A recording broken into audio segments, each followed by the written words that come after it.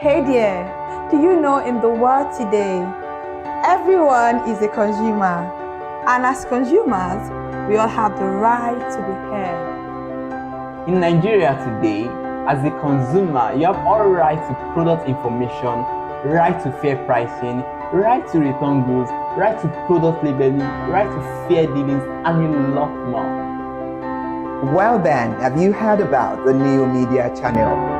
ConsumerHallaTV. ConsumerHallaTV. ConsumerHallaTV. At ConsumerHallaTV, our goal is to inform and educate consumers in Nigeria with insightful news alongside development within the fast-paced world of consumers through well-researched, specialized, and analytical content. Our vision at ConsumerHallaTV is to create an engaging platform that provides right connections for meaningful brands in Nigeria, thus creating a more caring world for consumers where business thrive. And guess what? Our ConsumerHalla brand is the first consumer complaint resolution portal in Nigeria, powered by a 72-hour feedback mechanism. We offer consumer advocacy, informative talk shows, branding promotions, advertising, and lots more. Connect with us via our YouTube channel at ConsumerHallaTV. Follow us on our Facebook page, ConsumerHallaTV, our Instagram page, ConsumerHallaTV, and do well to subscribe to our YouTube channel. Subscription is free. ConsumerHallaTV. At ConsumerHallaTV, you deserve to be heard. At ConsumerHallaTV, you deserve to be heard. It was a vision that started 10 years ago. Precept upon precept, line upon line, we have built on our aspiration to finally bring to birth a unique and exciting platform, ConsumerHallaTV. ConsumerHallaTV is Nigeria's first digital consumer-oriented telecast platform, an offshoot of our ConsumerHalla brand that aims to further connect consumers in Nigeria to brands with insightful news and development within the fast-paced world of consumers through specialized, analytical, and research-based content generation that informs, educates, and sensitizes the audience. Our ConsumerHalla brand is the first consumer complaint resolution portal in Nigeria, powered by a 72-hour feedback mechanism, currently reaching over 1 million Nigerians on a daily basis. We offer advocacy that aims to enhance relationships between consumers and brands. Our vision at ConsumerHallaTV is to create an engaging platform that constantly mirrors the minds of consumers and provide right connections for meaningful brands in Nigeria, encompassing the overall vision of the ConsumerHalla brand, creating a more caring world of consumers where businesses thrive. What you will get with us is audience-relevant consumer market information, market intelligence, issue resolution, public opinions, while setting the right agenda on a credible platform for development in the consumer world. Every Monday to Friday from 8 a.m. to 6 p.m., we are not just airing exciting content, but igniting conversations that hold brands accountable and empower every Nigerian consumer. From daily news broadcasts to news analysis, product reviews, perspective, market reports and reviews, our entertainment show Screen Time, and a host of other beautiful programs to ensure every consumer feels represented. With ConsumerHallaTV, you can hear the voice of your consumers and gauge the true undiluted perception of your brand. Because at ConsumerHallaTV, you deserve to be heard. At ConsumerHallaTV, you deserve to be heard. Hello consumers, you have the right to be heard, absolutely. So join us on the conversation, share your brand experience, where you tell us all your experiences about brands on the outer world via our YouTube channel every Wednesday from the hour of 4:20 to 5:20. You can watch us via our YouTube channel, ConsumerHallaTV, and subscription is free. Follow us on all our social media platforms, ConsumerHallaTV. Share your brand experience. It's about storytelling. It's about experiences. Hello consumers, you're welcome to another exciting exciting episode of Consumer Voice on ConsumerHallaTV. I am Matilda Omenai. As you already know, Consumer Voice is a show where we'll be visiting different places in Lagos to check out people's preferences, hear what the consumers have to say about different leading brands that they make use of. Hello, it's your boy here, Iremofe Koforola, and you know what? They call me the AWUF General Overseer. Every day is a blessing and it is meant to be enjoyed maximally with AWUF packages that put a smile on our faces. And guess what? That is why this show AWUF is for you. You can get to know about trendy market slashes, promos, offers and juicy deals that put a smile on your faces, and you can always enjoy them maximally. And you know one thing that is so interesting about this show? It is a blend of English and Pidgin. As I dey run you English, now I go dey marry am with Pidgin, make am spicy. So catch me every time on the show to enjoy more about trendy AWUF packages. Peace. Public service announcement. Hello consumers, I am Kikelomo Ajibola and welcome to the Scam Alert segment on ConsumerHallaTV. Scam Alert educates viewers about various scams affecting consumers. We learn tips on how to identify fraudulent activities and provide advice on protecting our personal information. We aim to raise awareness and empower viewers to avoid falling victim to scams. We cover various topics such as phishing, identity theft, fraudulent investment schemes, and many more. You want to catch up on how these scammers invade our lives? Join us every Tuesday by 12:30 p.m. for Scam Alert on our YouTube channel at ConsumerHallaTV. Subscription is absolutely free. And in case you're not following us across all our social media platforms, follow us on Instagram, Facebook, X, TikTok at ConsumerHallaTV. Don't say I didn't do anything for you this 2025. Bye. Welcome to In the Marketplace. We are taking you on a journey behind the scene of Nigeria's most vibrant market. From the sight and sound of the market to the stories of the people who makes it thrive. We will be sharing the untold stories that brings this market to life. Join us as we explore the history, challenges, and triumphs of the market vendors. We will dive into the daily lives of the people who call market home and uncover the secret that makes this market special. You will get to see the passion, energy, and dedication that goes into making this market success.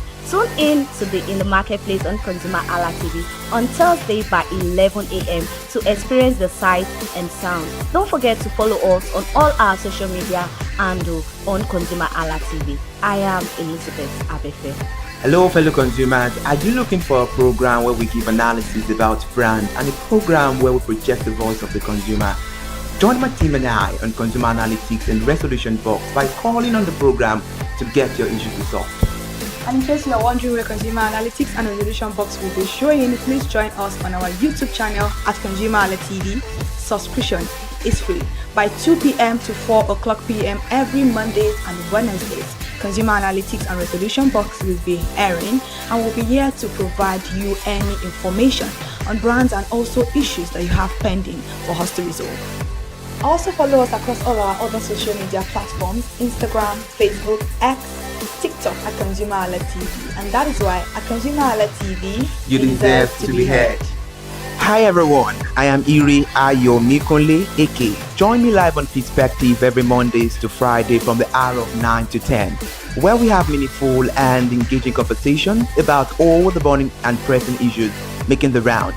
Issues related to our economy and consumers.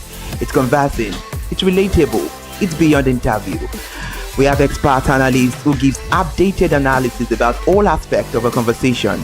Join the moving train by subscribing to our YouTube channel, ConsumerHallaTV, and do well to follow us on all our social media platforms, ConsumerHallaTV. Stay informed. Thank you. I am Matilda Omenai. As you already know, Market Today is the show where we visit different markets across Nigeria, Lagos, to check out the prices of different things, ranging from household items to foodstuffs to cosmetics, electronics, every other thing. In a world of hustle and bustle, entertainment keeps us alive, and that is why at ConsumerHallaTV we ensure you enjoy all around 360-degree entertainment program. Screen Time is the show for you, where you enjoy top 5 countdown, celebrity of the week, exclusive interview, and other segments. Don't mind him, he's just a jealous person. Oh, His new movie release, updates, and screen time. I'm going to enjoy myself because this is my favorite favorite time on the program. I get to recommend good movie for you, and I'm also waiting for you to recommend movies to me also in the comment section. Screen time is not just all about entertainment, it is relaxing and also educational. So that is why we are bringing to you Screen Time on ConsumerHalla TV. And in case you're wondering where to join us every Mondays by 5 o'clock p.m. at ConsumerHalla TV on our YouTube channel. Subscription is very, very free. And in case you have not followed us across all our social media platforms, please do so. We are begging you, on Instagram, Facebook, Twitter, and also TikTok at ConsumerHalla TV. What are you waiting for? Click on that follow and subscribe right now. And from the I to the R to the E to the M to the F to the E, my name is Iremofe Koforola, the man always clothed in wealth and strength. And I am Kikelomo Ajibola. Toodles!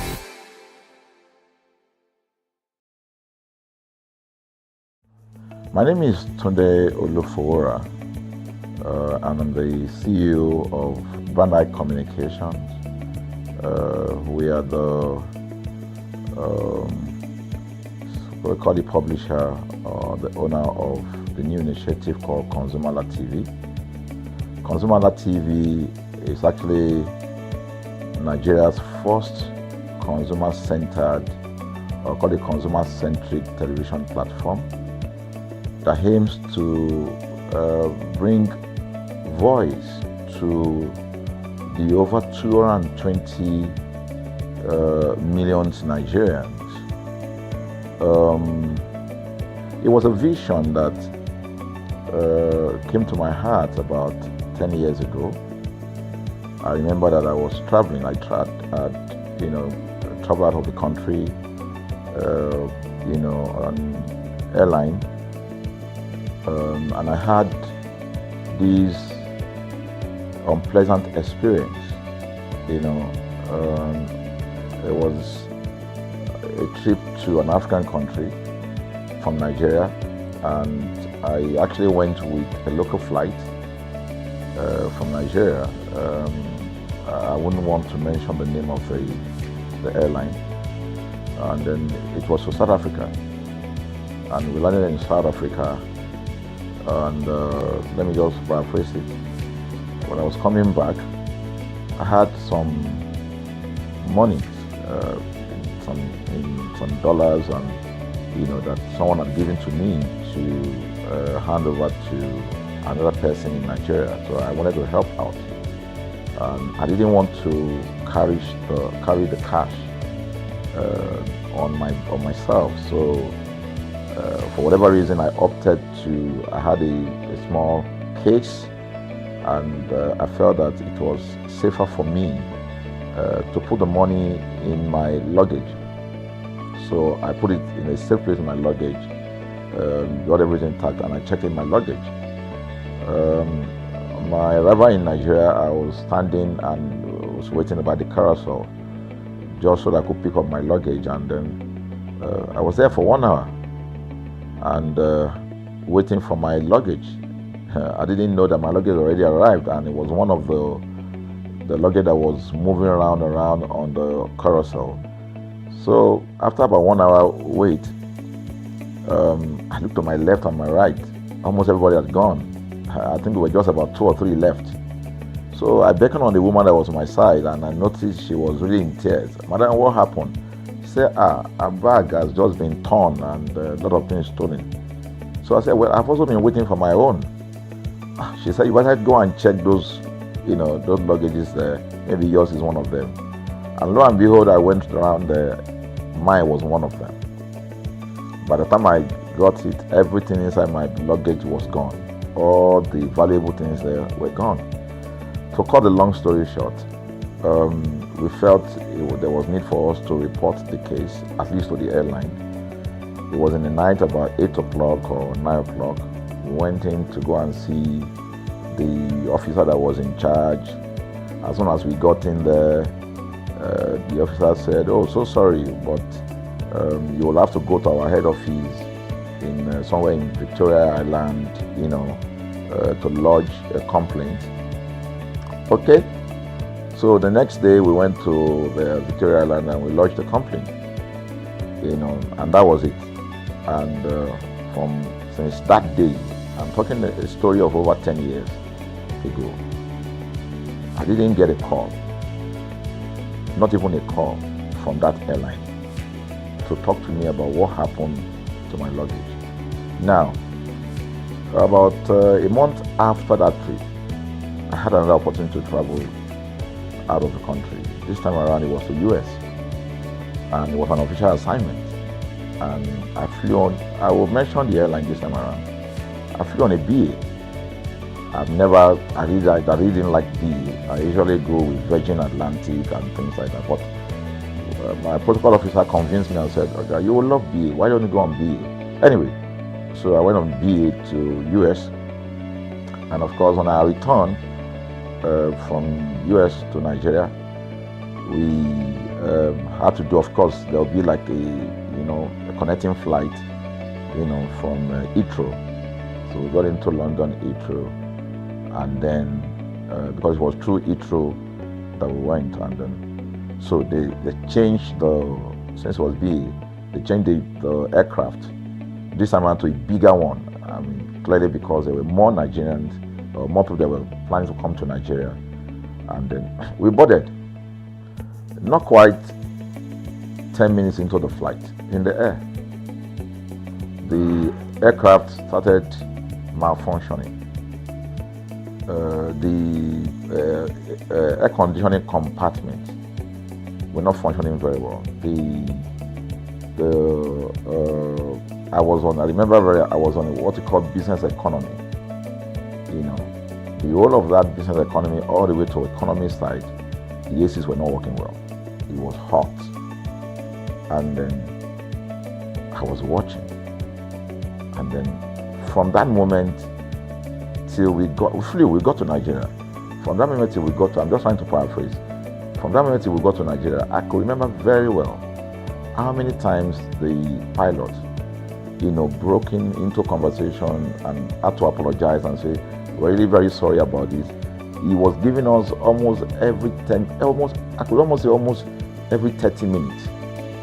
There's always a kind of update. So sorry, this is what we're doing now, this is what we're doing. While we were on that journey, I also remember an incident. So they came, the crew apparently couldn't resolve it. They couldn't manage the crisis or what was going on about it. They couldn't fix it.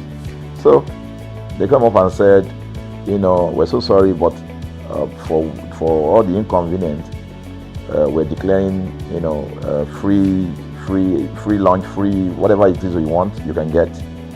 So trust Nigerians, you need to hear how everybody were jubilating, But something struck me. The experience I had just about a month before, and this experience, somehow I started comparing them. I was trying to see how this matter will be managed. Again, to cut the story short, we landed in Nigeria on a BA. Before we landed, the pilot announced and said that for the inconvenience, they will be giving a voucher of £50 to everyone that flew on that aircraft. I thought it was a joke. I mean, it was my first time with BA, but for what I knew or know of the British man would never even play with his 1 penny, talking of £1. So I felt that must be a joke of the year. So we left. I got back to my office. I think it was just about a week after. Our guys in our mail room came up and said, "Oh, you have a parcel." So I said, "Parcel? Yeah." So they bought this parcel wrapped. I opened it, and boom, I bought the document out. It was the £50 voucher from BA. So what's the tenor of this story? An experience with one airline was terrible, no apology. An experience with another one, even though it was a bad experience, but it was very well managed. So managed that even if we have suffered anything in that aircraft, you probably, for the sake of how they manage it, will have forgiven them. So that was how this journey started. So I started thinking in my mind, this is what we go through in this country. But are we different from other nations? So God put in my heart the idea of ConsumerHalla. That's why the Halla came with consumer. And we started that journey about 10 years ago. We started by creating a platform called ConsumerHalla, where consumers, so I discovered that Nigerian consumers don't have a voice. So things happen, and that's it. We live with everything. So we've started the journey from creating the platform. We have an app, we even have a magazine, and we thought we could move it from that to the next stage, which is the television. So the TV today, has come. So I would say precept by precept, line upon line, we have been able to build on our aspiration, to finally bring to birth this unique and exciting platform, So it's a digital telecast, and our goal is to further connect consumers in Nigeria to brands with insightful news, development within the fast-paced world of consumers. The world of consumers is growing at a very fast pace, So we want to inform Nigerians. We want to get them educated about their rights, So our role is that we're going to educate consumers in Nigeria, all right? So by bringing them specialized and what you call analytical, research-based content generation that will inform, educate, sensitize the audience, So that's ConsumerHallaTV. So I call it an offshoot of our ConsumerHalla brand. ConsumerHalla brand actually was the first we call it the first complaint or consumer complaint resolution portal. When we started it about 10 years ago, or about 7 years ago, it became the first complaint resolution portal.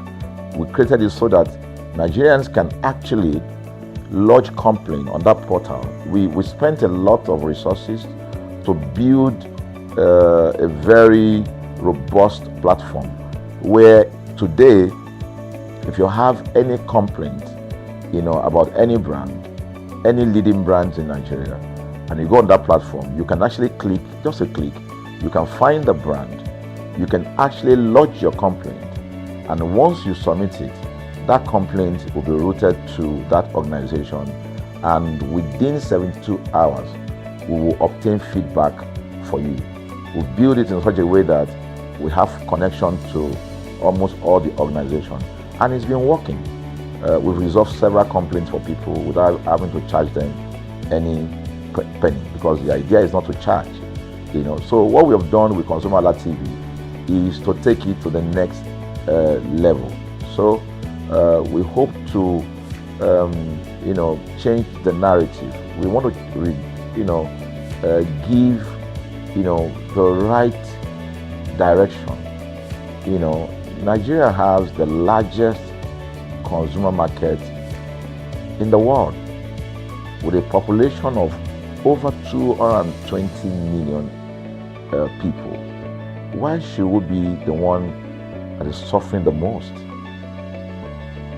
Everywhere you turn to, it's as though Nigerian consumers don't have a voice. You're traveling, you buy a ticket. For whatever reason, an airline will wake up middle of the night,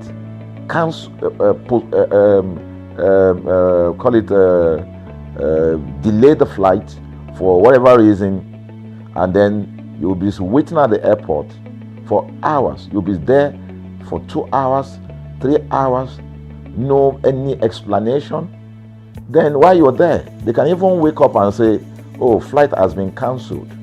So everybody carry their luggage and go home. Nothing happened. Of course, things are changing. We must commend government because government is beginning to wake up, but there's still a lot to be done. And we believe that we can help to make, bring about those right changes. So we offer deliberately, part of what we do is that we also offer advocacy, all right? we're not just an advocacy organization, but we offer advocacy. We have a legal team. We have lawyers that are registered on our platform, all right, that can also take up cases. Okay, so and we've taken up many cases like that, and won those cases. So ConsumerHalla is a platform to help consumers to. We're not fighting brands, but rather we say we're bringing about an amicable, resolution of conflict, such that it will be beneficial to the consumers and also be beneficial to the brand. I remember the word of Jeff Bezos. Bezos is the founder of Amazon. He said that the most important single thing, all right, for an organization is to focus obsessively, use the word obsessively, on the customer. We often say that customers is a king. They should sit at the top of the ladder. In our environment, customers are the ladder. A brand wakes up today, decide what product to produce. They wake up today, decide how much the consumer should pay. They wake up to decide everything for consumers. So consumers are just at the receiving end, and yet they are milking the consumers. There's no price regulation in this country, none. People just wake up and fix prices. Look at the power. Government wakes up, we change policy, we wake up and we get people to pay more. We think it's time for consumers to begin to speak out. In speaking out, in engaging, we can get the brand to begin to do what is right. And of course, I know that the consumers themselves need to be educated. So our role, our vision also is to ensure that we educate consumers, we bring awareness. A lot of Nigerian consumers don't even know about their rights. You buy a product from a supermarket. I've had this experience. You buy a product from a supermarket, all right? For whatever reason, you take that product back to your house, and maybe something went wrong somewhere.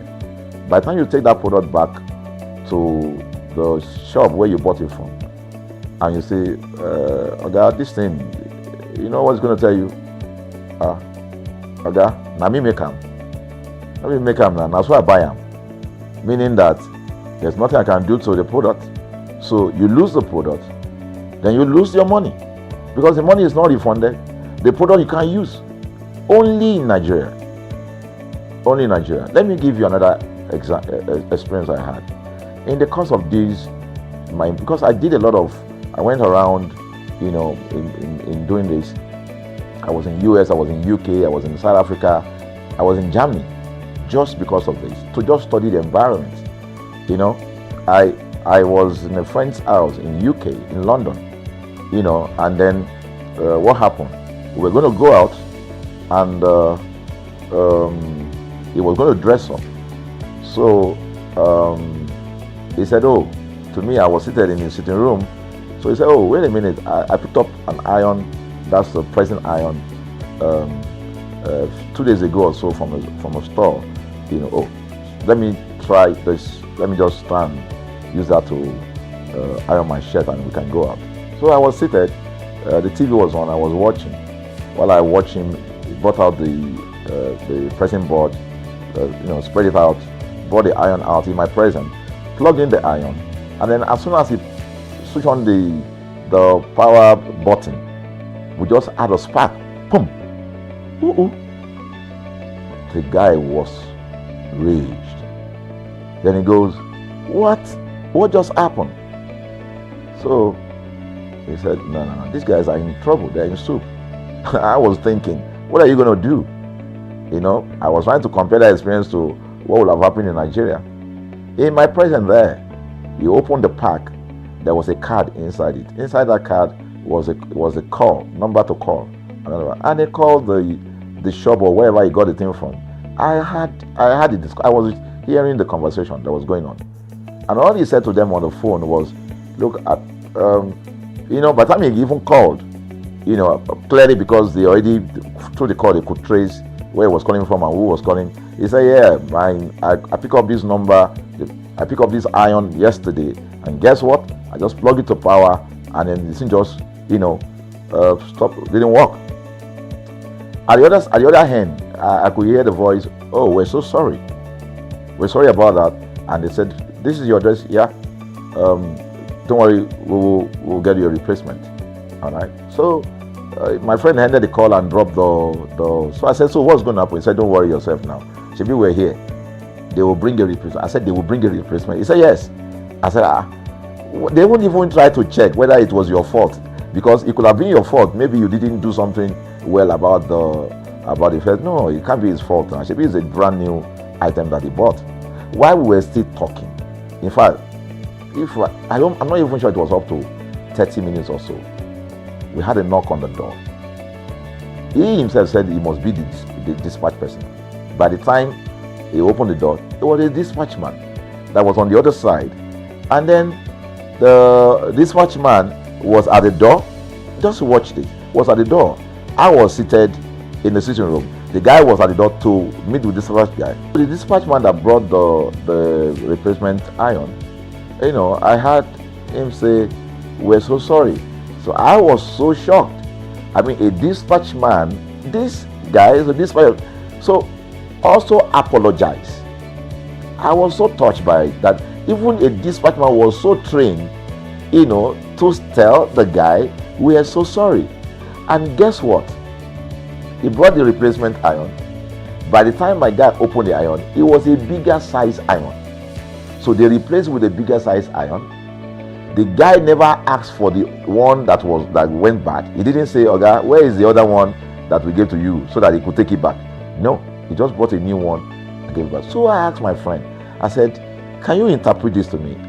He said, here in London, if they didn't do this, they know the next thing I would do. So I'm just going to grab a lawyer and I'm going to tell them they've destroyed something in my house. By the time I'm done, they will pay through their nose. Because the consumers are conscious of their rights. In Nigerian consumers, even those who are aware, won't even take the battle up. Everybody just go, what can we do now? Today they wake up and ban this. What can we do now? So we're going to change the narrative. We have to stand up. So the vision of ConsumerHallaTV is really to create an engagement platform that constantly mirrors the minds of consumers and provides right connections for meaningful brands in Nigeria. Thus, we believe, will form part of that our overall vision, of creating a more caring world of consumers where businesses thrive. So, I think that we'll make our impact. We ask you to join us on this journey. ConsumerHallaTV will drive engagement. It will also be there to help to promote brands that are doing what is right. So we're not out to criticize any brand. Rather, we have to complement what the brands are doing, because there is no organization that or a business that was set up to fail. Nobody set up a business to fail. So there are just gaps that need to be fixed. So together we can fix things, and together we believe that we will create the right story for consumers in Nigeria.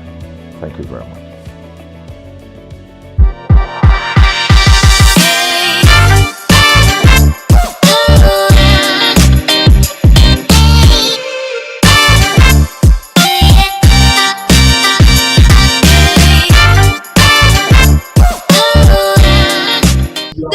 Nigeria, happy Independence Day birthday to you. As today, Nigeria marks 65 years, we are reminded of how strong we Nigerians are, and our unity is one of our biggest strengths. And as we become so united, we begin to win in other aspects of the country. And so, you're welcome to another beautiful episode of Market Today on ConsumerHalla TV. I am Matilda Omenai. As you already know, Market Today is the show where we visit different markets across Nigeria, Lagos, to check out the prices of different things, ranging from household items to foodstuff to cosmetics, electronics, every other thing, name it. And today is not different. We are at Idumota Market. So welcome to Idumota Market, located at Lagos Island. Idumota Market is one of the oldest, largest, and biggest markets in West Africa. Idumota Market is an international market. That means everybody knows about Idumota Market. They sell a variety of things, from bags to shoes to household items, in wholesale and also in retail. It is very, very easy to locate in Lagos Island. So if you want to buy anything and you want it to be very cheap, you should come to Idumota Market. But there's one thing everybody knows about Idumota Market. When you're coming to Idumota Market, you need to be very vigilant and know exactly what you're coming to do. You need to shine your eyes. So come with me as we explore Idumota Market.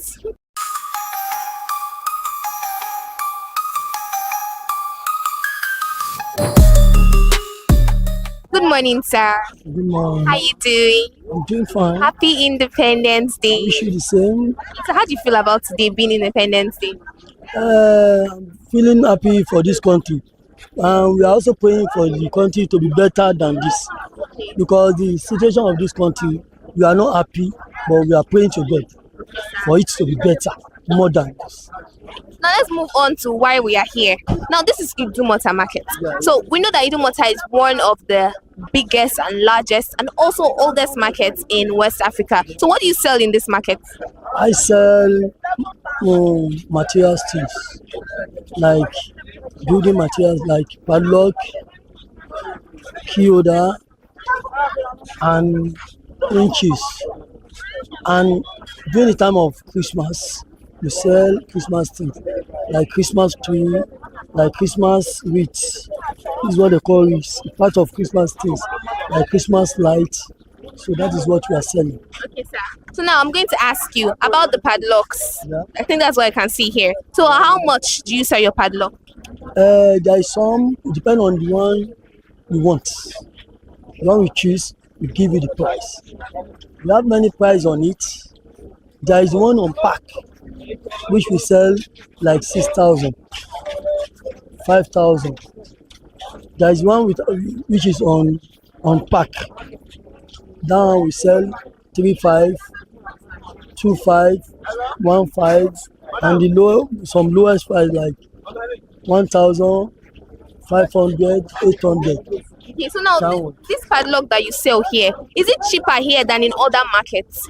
It's very, very cheaper here because this is the house of padlock. Oh. Yeah. Okay, so what's This the market in Dosumu Idumota is the house of padlock. This is where they come and carry it and go anywhere to go and sell. Oh, seriously? Yeah. That means you sell in wholesale? Yeah. Okay. So now what's the lowest amount that somebody can find padlock? The lowest amount is 300 naira. 300 naira? Yeah, padlock. What kind of padlock is that? That one, they use it for maybe traveling bag, something like that. Like your tap. You want to see your tap, that you don't want anybody to fetch water on your tap. They use it on anything bag or student school bag. So they use it for this. Okay, so you know that some people have this mentality that once something is cheap, once it's cheaper than normal, it means that it's not original. So those particular ones that are quite cheap, will you say that they are original? Let me tell you something. This country of nowadays, people have learned that not everything that is cheaper, that is not good. They have already sensed nowadays that something that you think that is cheaper, it means it will not be good.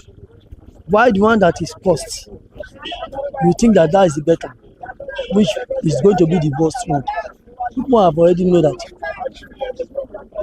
People are looking for customers. They are looking for people to patronize them. That is why they set the normal price, the low price of the market, for them to gain many customers.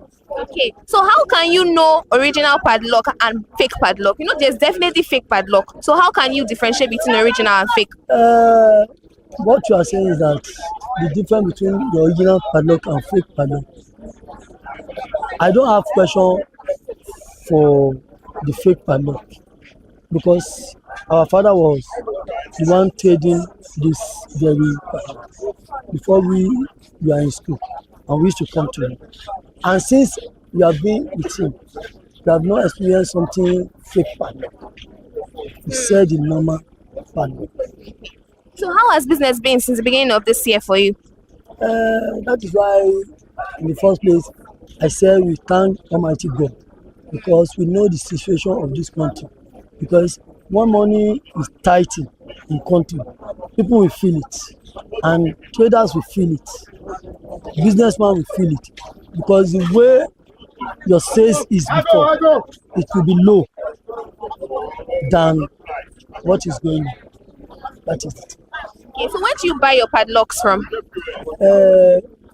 Who I used to buy padlock from is my chairman, Oluwani Shola Jukulayi. So as a last month, did you sell this padlock for the same price? As a last month, what is there is that it depends on. I used to sell the same price, and why sometimes I will sell the high price. It depends on cost of dollar. You know, we deal with dollar. Yes. Okay. So we deal on dollar rates. If the price is low, we bring the price of the market down. If the price is high, we bring the market to high. Alright. So for how long have you been selling padlock in Idumota market? What do you say? For how long have you been selling padlock in Idumota market? Over 20-something years, 28 years. Really? Yeah. So how has it been? Thank Almighty God for what I've been to do. So what's that one special thing about Idumota market that people don't really know? It's one special thing that you love about Idumota market.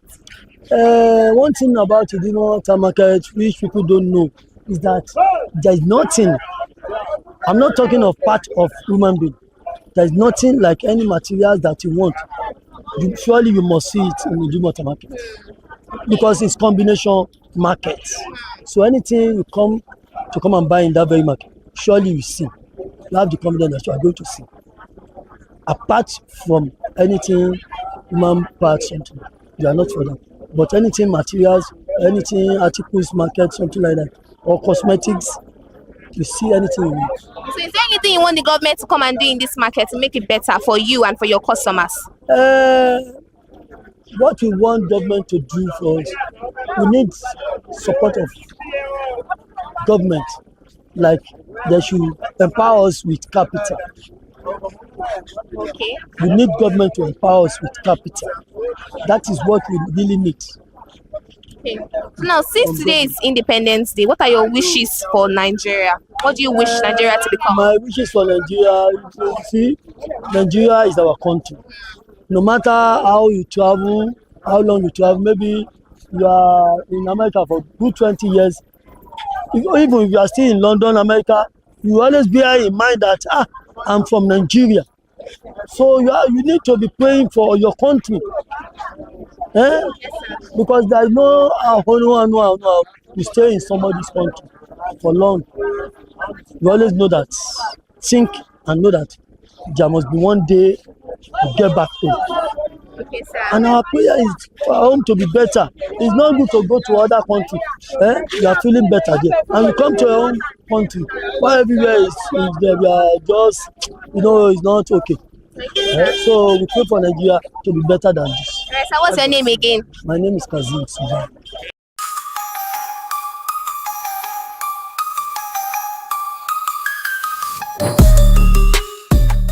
Good morning, sir. Good morning. Happy Independence Day. Same to you. How do you feel about today being Independence Day? Thank God we are in this country now.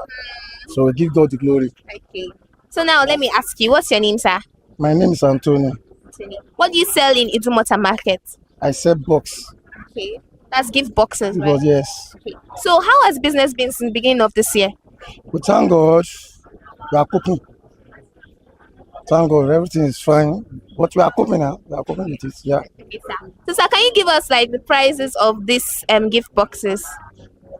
We have it in different sizes. Okay. We have sets and we have single. So it's different sizes and different design. So we are talking about sets. It's in different sizes and sets. Okay. So it depends on the actual one that you want. Okay, so how much is a set? I have the set of 15,000, 20,000, 18,000. Okay. So the one that is just singular, like just one, how much is that one? The size? It depends on the size. The smallest one is 2,000. And we have the one that is bigger than that. Depending on the size that you want. So do you sell wholesale or for only retail? Wholesale now. I'm selling wholesale. I distribute in many states in this country too. Wow. Yeah. So where do you buy from, or how do they make it? Because we've been seeing that these particular boxes have just been trending for a very long time now, especially on social media platforms, because most people are moving into the business of gift curating and other things. So where do you get them from? Where do you buy them from? You have imported and local one. Okay. The imported one is coming from China. Okay. So, and the local one, they made it here. They made it here. So it's one company that is producing it here. So that is it. We have the local and the imported of the boss. So out of those two now, is there one that has more quality over the other? Yes. Imported is more quality than local one. Really? Yeah. Why? Because of what they used to produce it. You know, we don't have all their materials there. Then this one that they do here, I say, we're moving on now. At least we are trying. Is there a way to tell the difference between the ones they make here and the ones that they make over there? The difference is not much. Difference is the thickness. Oh, I see. And the one they make there is also thick, but still okay, no? Still okay. So, for how long have you been selling in this market? I've been selling in this market past 20 years. Wow, 20 years. Yes. Where exactly did you pick to sell gift boxes in Idumota market? Yeah. Why did you pick to sell gift boxes? Why did you choose to sell gift boxes? Okay. It's what people are demanding now. When people come, they will demanding. How can they get such things? This product. So I decided to be selling blocks. So is there a particular time of the year that the prices of these gift boxes increase? No. It's always the same price. Okay. Yeah. You know, we are selling those things. We can't be increased price there, but if it is people that bought it from us, it can be increased. But here now, we give everything normal price. Okay, so that means most times when the prices go up, it's not really from the wholesalers, from the retailers. Yes, from the retailer, not from the wholesalers. Okay, sir. So what are the problems or challenges you face selling these gift boxes in this market? I don't have any problem or challenge. I have to say that I don't have any problem with that. So do they come to supply it to you, or you go to get it yourself? They come and supply it when I demand from the company. This is the quantity that I want to. Then they bring it for me. So does the cost of transportation affect the price of these gift boxes? No. None of it at all. Okay, sir. So tell me something special about this Idumota market. What's one thing special about this Idumota market? This is international market now. No. When you are coming from any country, you know, they recognize this market very well. So even in this country, I don't want to know where you want to be selling. Surely you must mention Lagos. So it's where people have known. That is it. So is there anything you would tell anybody that's coming to Idumota for the first time for them to be safe, or just an advice to give them on how to buy things in Idumota market? Advice is that if you are coming to Idumota market, try to know where you are going. Then you hold yourself. Shine your eyes. Now Lagos, they call you. That is it. So the last question: today being Independence Day, can you tell us one wish you have for Nigeria? Not one issue, plenty issues. No wish. What do you wish? Okay. What would you wish Nigeria to become? What are your wishes for Nigeria? My wish to this country is that God bless Nigeria, and Nigeria will better. Okay. Sure, that one sure. All right. Thank you very much, sir.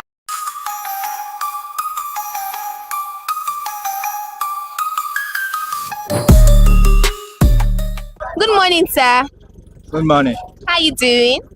I'm fine. Happy Independence Day to you. Same to you. Okay, all right, sir. So what's your name, sir? I'm Kenny. What do you sell in this market? I sell article products, article items, touchlight and batteries. So can you give us like some prices of this touchlight? Do you sell a wholesale or retail, first of all? I sell hoses, Wholesale. cartons, hoses. Okay, so how do you sell its price? In dozen or cartons. In dozen. I have like this one is battery and rechargeable also. So I have different prices, different items. Like this one, I sell dozens, 12,000, which is 1,000 per one.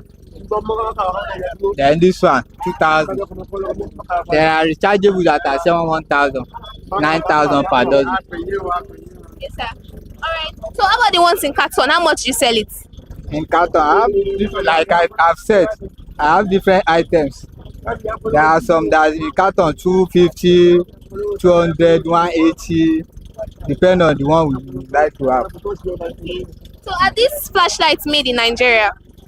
No, it's from China. Okay, so how do you get them? How do you buy them? I buy direct from importer now. Okay, sir. From importer. So as of last month, did you sell these flashlights for the same price? No, I don't have actual fixed price for now. Depend on how the dollar so we follow the dollar rates. Okay. So for how long have you been selling in this market? Like let me say 15 years now. 15 years? Yes. Why did you choose to sell flashlights in Idumota market? That's what I learned now from my master. Okay. So how has it been? And how is the business going? Yeah, it's good. It's fine. Okay. It's fine. No, either you sell, you don't sell. Any price you put, they will buy. Okay. So what are the challenges you face selling flashlights in this market? You said? What are the challenges you face selling flashlights in this market? I face some challenges like dollar. You know how dollar used to fluctuate sometimes. So I face some challenges in that. And customer also, they used to complain sometimes. Either higher prices and all this, Nigeria economic also, and transport. So that's the challenge.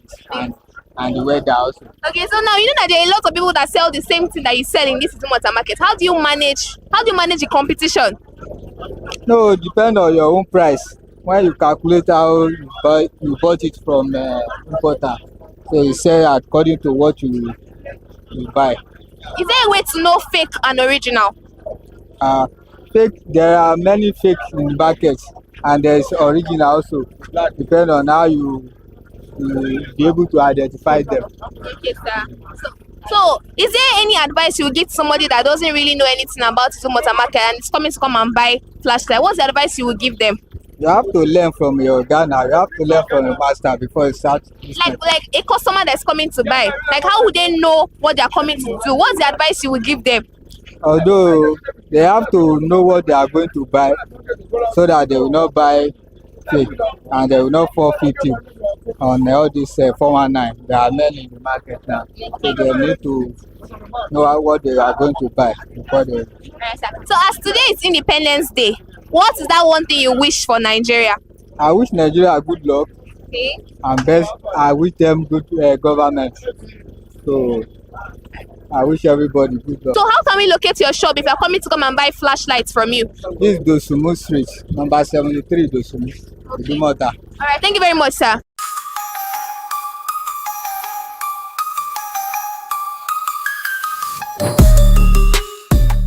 I know we said we're just only going to focus on household items in Idumota market, but something struck me. We saw that they sell car batteries here also. You know, if there's one thing we've learned and one thing we know in Nigeria is that we have a specific market for cars, and that is Ladipo market. But here they also sell car batteries. So come with me as we ask the traders here how much they sell their car batteries and if it's cheaper than that, than the one at Ladipo market. So come with me, let's go.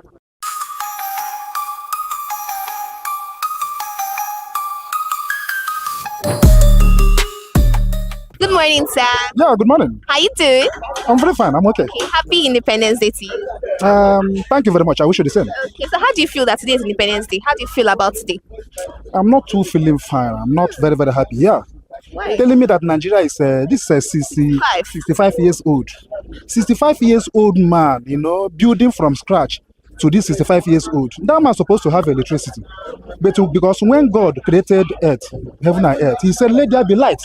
But I don't know why in Nigeria there's nothing like let there be light. That's a big issue for us. Let them focus on that one. Because if they give me the opportunity today to be president of Nigeria, the first thing I will do on that particular day is to say, what will I do to bring light to the Nigerians? Wow. Light first. Everything will take place. All right, sir. Okay, so sir, what do you sell in this market? I deal on motor batteries. Motor batteries? Yeah. Okay, so can you give us like a price range of this motor batteries yourself? I hate saying the price of my goods to the public. Unless you call me on phone directly, then I will tell you the prices. So most especially, but let me say the ranges, let me say from 55,000 to 100,000 naira per a particular arms. All the old arms, they don't have the same price. Okay. So for cars like this vehicle now is V6 engine. So it's using 75 amps. So since it's using 75 amps, from 55,000 naira to 100,000 naira. We have the one producing here in Nigeria, we have the one they are producing in China, we have the one they are producing in Malaysia, and we have the one they are producing in South Korea, then Germany. Okay. But that German ones, that one is rare. The price is almost 200,000 naira. But mostly Nigerian battery, China and South Korea batteries. Yeah. So now these ones that you've mentioned are from different countries. Are the prices based on the quality? Yes, sure. Which one has more quality? We have first class made in China battery. Very good. Price moderate. We have made in Korea. Price a bit higher. Yeah, that one, the price is a bit higher. But 80% of most of those ones, they are very good. But there are some China batteries, they are competing with that made in Korea. Yes, we have them. Okay. So how has the business been since the beginning of this year for you? Price varies due to the economy. Some customers, when they come, I will tell them I'm selling 20,000 today. When they come after 2 weeks, due to the importation dollar of 18, the price may even change. I may even tell them 25,000 again.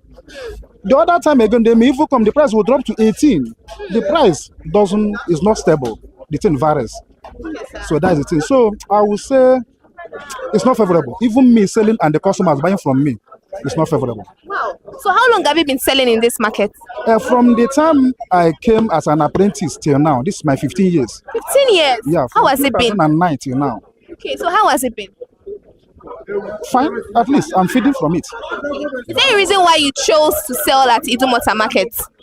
Yeah, you know why? Everybody out there wants to come to Idumota, that when they go there, they will see it cheaper.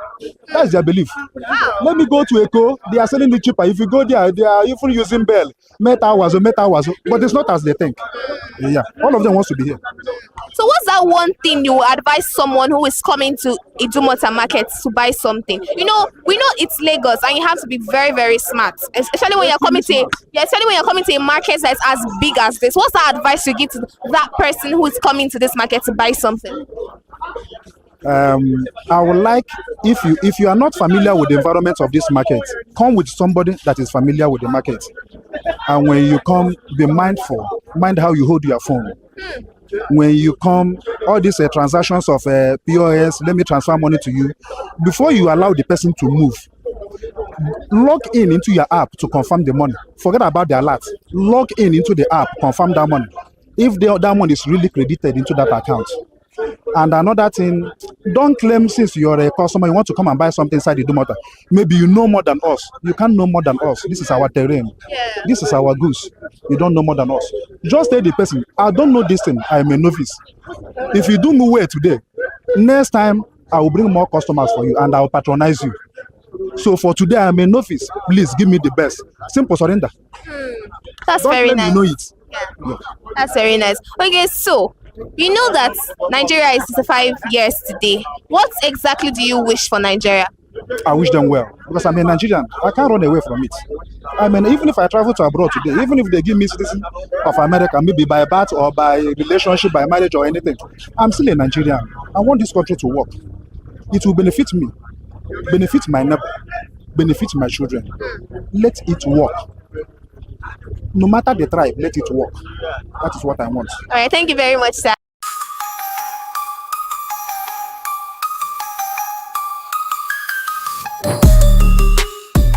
Good morning, ma. Good morning. How are you doing? Fine. Happy Independence Day to you. Yes, you too. Okay. So, how do you feel that today is Independence Day? Feel good. That's it. It's event face. All right, ma. So, what's your name, ma?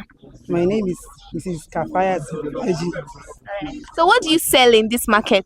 We are selling many things in this market. It was me. I'm selling hangers. Hangers. Okay. So, how has business been since beginning of this year for you? Wow, very interesting. Thank God. Okay, so can you give us like a price range of hangers that you sell? Yeah. We have many hangers. We have imported and we have local one. Okay. So that's important is how much? There is one we sell 9,000, 11,000, 4,000, 3,500, and so on and so forth. Okay, how about the local one? The local one 1,500, 1,800, 2,000, depending on what you like.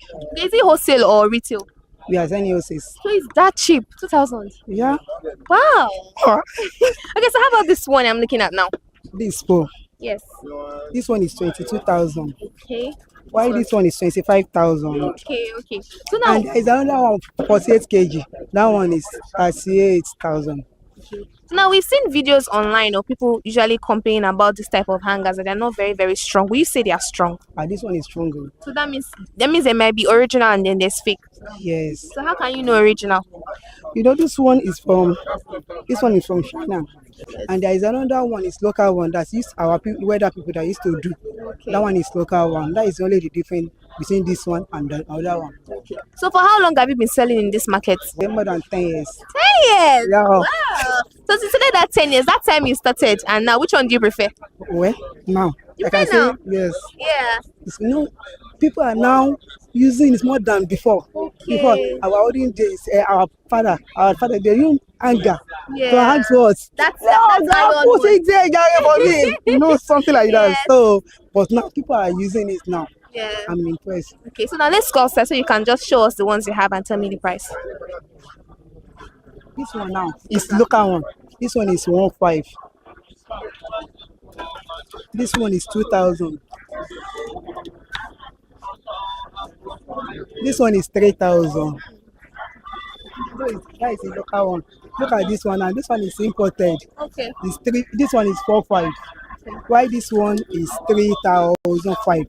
Okay. The difference between this one and this one just only the colors, because this one is good. So people like because it's flashing color, they like it more than this one, and that is only the difference. Wow. Why this one? Why this one is 9,000? Wow. Yes, this is wooden. Yes, it's imported. This one is plastic wooden. Why this one is ordinary wooden? This one is 9,000 as well. Okay, ma'am. So, are you the one also selling this? Yes. How much is it? This one is 2,000. This hook hanger. They used to place it on the wall.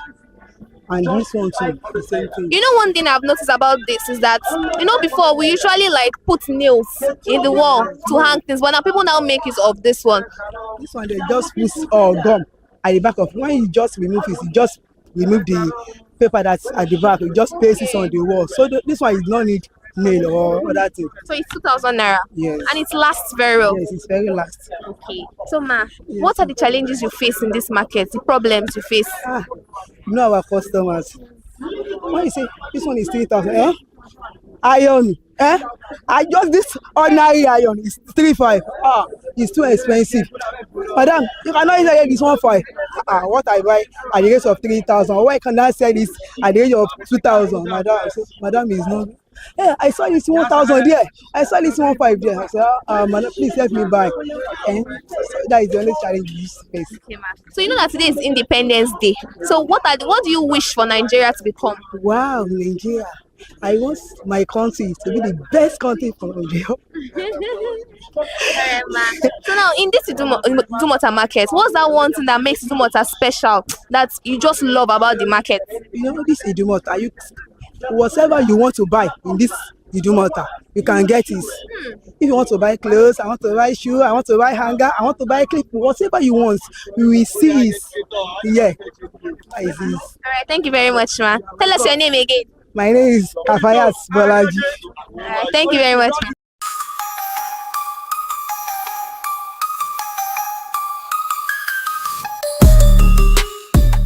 Our time at Idumota Market has revealed that you have to be very sharp if you are coming to buy anything at Idumota Market. Yes, there are options and there are very cheap things here, but then you have to be very smart and know exactly who you are buying from and what exactly you are buying from. There are a variety of options that you can buy from. And today we've talked to a lot of traders, like just like 5 or 4 traders here, and we've got to know different prices of these things. They sell mostly wholesale things here. We talked to those that sell flashlights, hangers, different household items, gift boxes, and we had a lovely time because it was very insightful. And we've come to know that Idumota is an international market. That means you can get anything you're looking for in this market, but always remember to shine your eyes. And that's all we can take on today's episode of Market Today on ConsumerHallaTV. Don't forget to like, follow, subscribe, and comment on all our social media platforms. ConsumerHallaTV on YouTube, ConsumerHallaTV on Facebook, ConsumerHallaTV on X. That's all for now. My name is Matilda Omenai. Bye for now, and God bless Nigeria.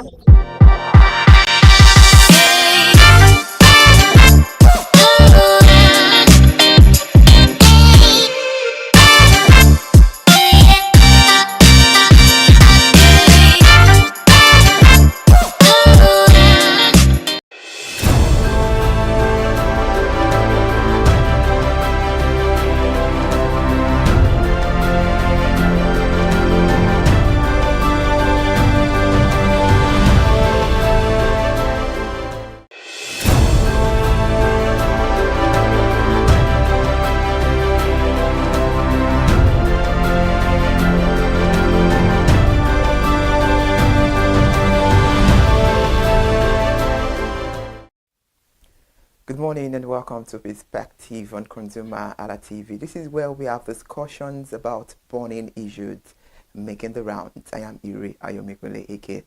On today's edition of Perspective, our discussion will be centered over the new tax reform bills signed by President Bola Ahmed Tinubu.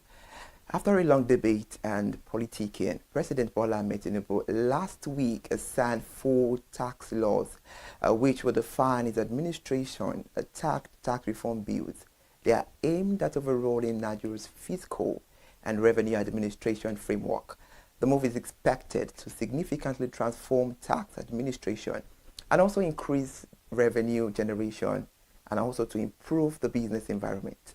The new tax regime will begin on January 4th, 2026, allowing for a 6-month transition period for planning, education, and alignment with the fiscal calendar. The bills are the Nigerian tax bill, which aim is to consolidate Nigeria's fragmented tax laws into a harmonized statute.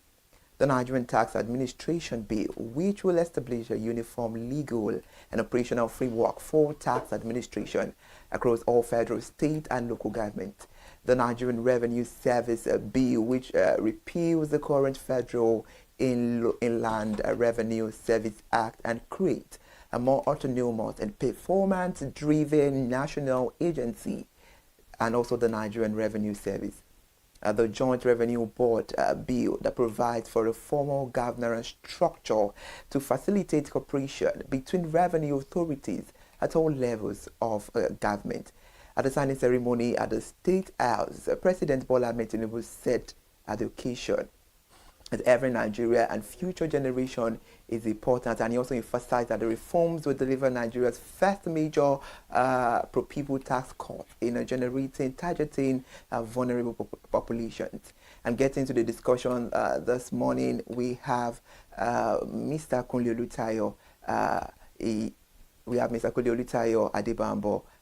He is the partner Adebambo Adelalu and co-chartered accountant. We have him on board this morning.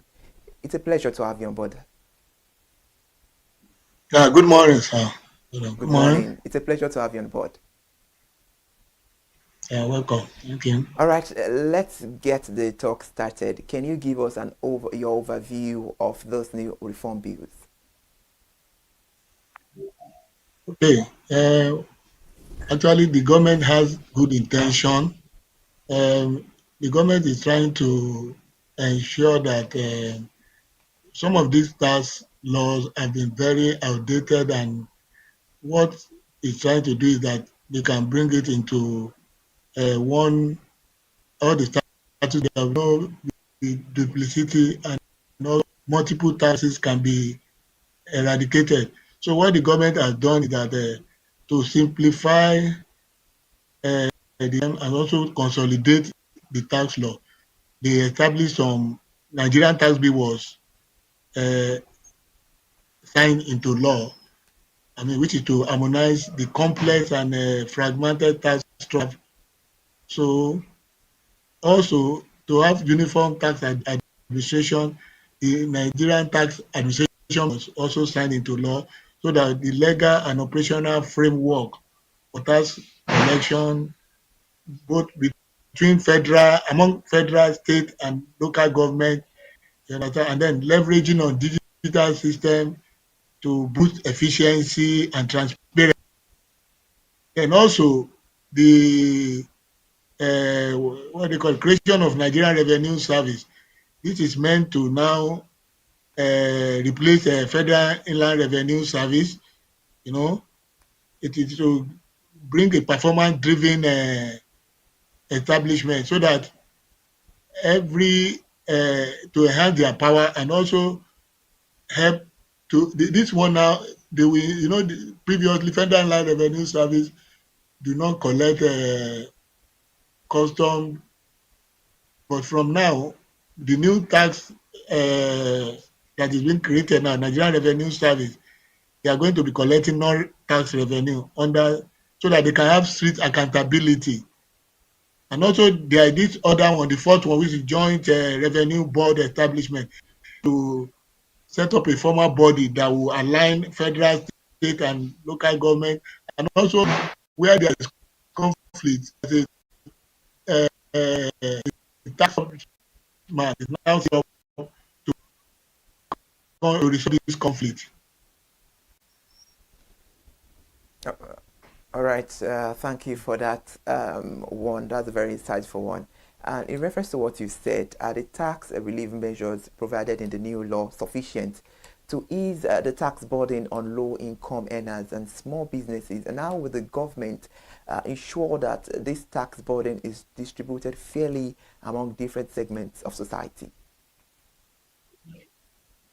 Yes, the intention of the government is to make the low-income earners, small businesses, to have more purchasing power and disposable income at their end. But the challenge is it is more than that. If you look at it, it's more complex than that. The challenge we only have in our country is implementation. The good intention is not even enough. It is the implementation of these policies that is a challenge. For what the government wants that so that people that are very, very low at the bottom line of the thing, they will have more money. They don't need to be taxed. They don't need to bring with tax. And then small businesses can grow to become, when you become large, you can then be paying taxes. So for now, what happened is that the intention is okay. They have that intention to make sure that at least they are not overburdened with taxes for now. That there's relief for them, but it's only the issue of implementation that may be a challenge. So the issue of doing business for small businesses is so that you are not taxed for your business, grow and expand your business, and as you grow, you now start paying taxes. So That's a very ease of insightful doing one. business is for small. That's a very insightful one, I must say. While answering the question, you made mention of implementation policy, that is one of the challenges we are facing. What can the government do to overcome the implementation policy that is serving as a challenge in reference to this reform bill's law? One of the things that government can do is, first of all, there is need training the staff of the more, that is capacity building now. Then also there is need for public enlightenment, not only in terms of campaign and everything. All should be this campaign should be in our native language, so that people all over the nation can have it. You know, the reality is that I think the intention of the government is to get more people into tax net, get more people and paying lower, not that the few that are paying. From the statistics that we have population, estimated population of Nigeria is supposed to be 200 million. Working, there are almost, let's say, about 80, 90 million. But people that are paying tax are just 10 to 15 million out of this working population. So you can see that it is still low. But when more people come into the tax net, but not at a higher rate, you will have more money. Government will have more revenue at their disposal. So there is need for public enlightenment, and then also digitalizing the simplifying the system in terms of how people can register, how they can also make their returns, will make it easier. It's not all the states that have this capacity. Some are still done manually. So, but when you do it, when there is a digital implementation, it will help. You can do it from the convenience of your house or office, anywhere you are. So it makes it more robust for government to get more revenue. So those are the things. I mean, capacity building of their staff, public enlightenment, not only in English, in other languages, so that people will understand. There must be public awareness. It's not only people that are working. A lot of people in the rural village may not be aware of these things. They need to enlighten them. And then I will also mention this: if the government show transparency, ensuring that the tax collected now, they can relate it to what they have used it to do, people will be more willing to pay tax when they can see what the tax have been used for. Right, that's a whole lot. But in accordance to your last statement, what can the federal government do to make sure transparency is well accountable for? Talking about this new reform bills. Yes, government must be truthful in the sense that there must be that public accountability to bring it. I mean, they are making sure that they are bringing to the public how much have been collected and what they have used it for. You understand? The reality, there is this trust that people should have. When people see that they can feel the impact of what the government is doing in terms of the revenue. One of the reasons why we went into this is because our oil, the mono economy, where we depended on oil, but the government is trying to diversify to make sure that, okay, we can have other sources of income at our disposal. So what it means is that government must be transparent and show trust, public trust. And when there is public trust, people will be willingly pay their taxes, and they can see what they have used it for. So people will be more willing to comply. All right, thank you for that one, Mr. Kunle Olutayo. In looking out for this reform bill law, I believe that the Nigerians, the consumers, the ordinary Nigerians have to be prioritizing this. What do this new tax law means to the ordinary Nigerians, and how will the new tax law affect the average Nigerian consumer, particularly in terms of disposable income and purchasing power? As I mentioned, there are some areas where the government have said people that have low income will not be taxed. And now, prior to this, in measure, what we have presently is that businesses with over 25 million taxes, but they have now increased 50 million. The government has increased it to 50 million. So what it means is that business can have more money, and then this will enhance even employment of people. And then the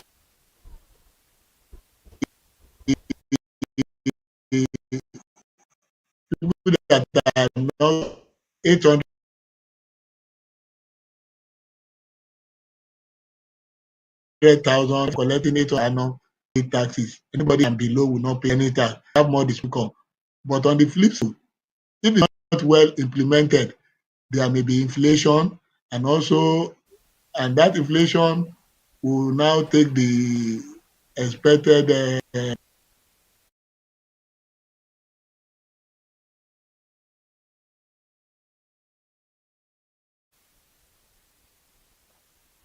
Hello? Mr. Olutayo, are you still there with us? Hello? Can you hear me? Because I can't hear you, Mr. Okay, I guess the network is thinking about some. It's still perspective on ConsumerHallaTV. We'll be right back on this conversation. Let's go on a short break. Hey there, do you know in the world today, everyone is a consumer, and as consumers, we all have the right to be heard.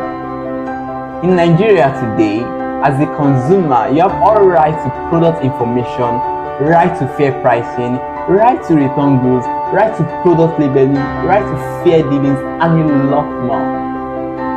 Well then, have you heard about the new media channel? ConsumerHallaTV. ConsumerHallaTV. ConsumerHallaTV. At ConsumerHallaTV, our goal is to inform and educate consumers in Nigeria with insightful news alongside development within the fast-paced world of consumers through well-researched, specialized, and analytical content.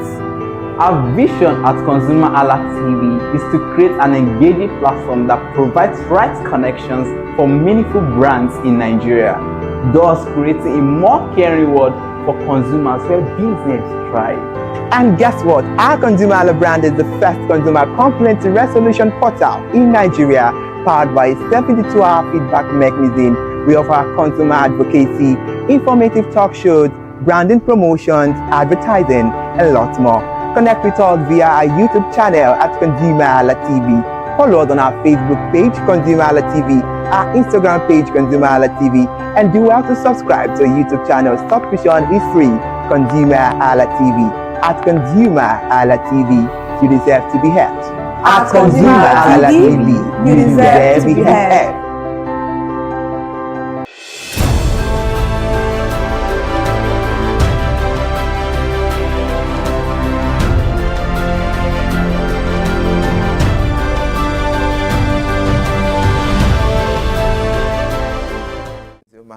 ConsumerHallaTV. This is where we have discussions about pending issues making rounds. And right now, this morning, we are still connected with our analyst, Mr. Olutayo. Now, Mr. Olutayo. Hello. Yes, sir.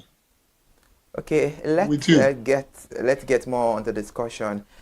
Do we have enough institutional support as it is now to ensure seamless implementation of the laws? As of now, we don't have that because it's only at the federal level. You know, some of the state internal revenue are still operating manual form of administration in terms of how they do their operation. It's only some few states that are that capacity for now.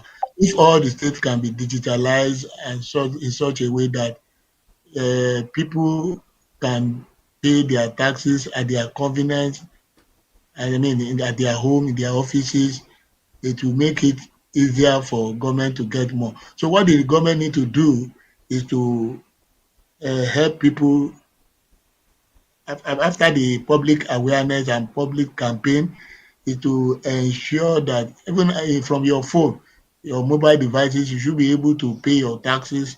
It should not be something difficult, so that when you make it easier, government will have more revenue at their disposal, and also something that can be shown. People can see the value I mean, for the payment of the tax, if they can get value for it. We don't have enough additional. I believe the government are giving 6 notice in terms of how do they will strategic in ensuring that this institutional framework should be in, so that they will be able to get more tax from citizens. All right, thank you very much for that beautiful insight. What mechanism can the federal government deploy to make sure there is proper placement of things to eradicate corruption? Okay. One of the things that should be done is to be transparent about this collection of taxes. As I mentioned earlier, when people see where the money has gone, infrastructure, hospitals, institution, and people are seeing it. I know the level of to build public trust to, I mean, with government and the citizen, and people will even try to ensure that nobody, and then the staff, the revenue staff, whether state or federal, which is Nigerian Revenue Service now, will be monitored closely to ensure when they bring out their what do you call it, let me say, their accounts, to show the public that public accountability, saying that this is how much we have collected and this is what the government have used it for. You understand? The level of corruption, there will be willingness on citizens to pay, and people will even be interested in monitoring what they are paying to, so they can see where it's going, to be sure that it doesn't go. One of the things that can help as the government is also to digitalize. You know, when you remove manual operation can be manipulated, but once it's automated and digitalized, it will ease those leakages and corrupt practices. You don't need to see anybody before you do your thing, and you have done it. You understand? So it will reduce all those practices and the corruption that we have in the system. For that one, while talking, you made mention of the Nigerian revenue staff. How can the Nigerian revenue staff deploy more contributions for the progression of those reform bills?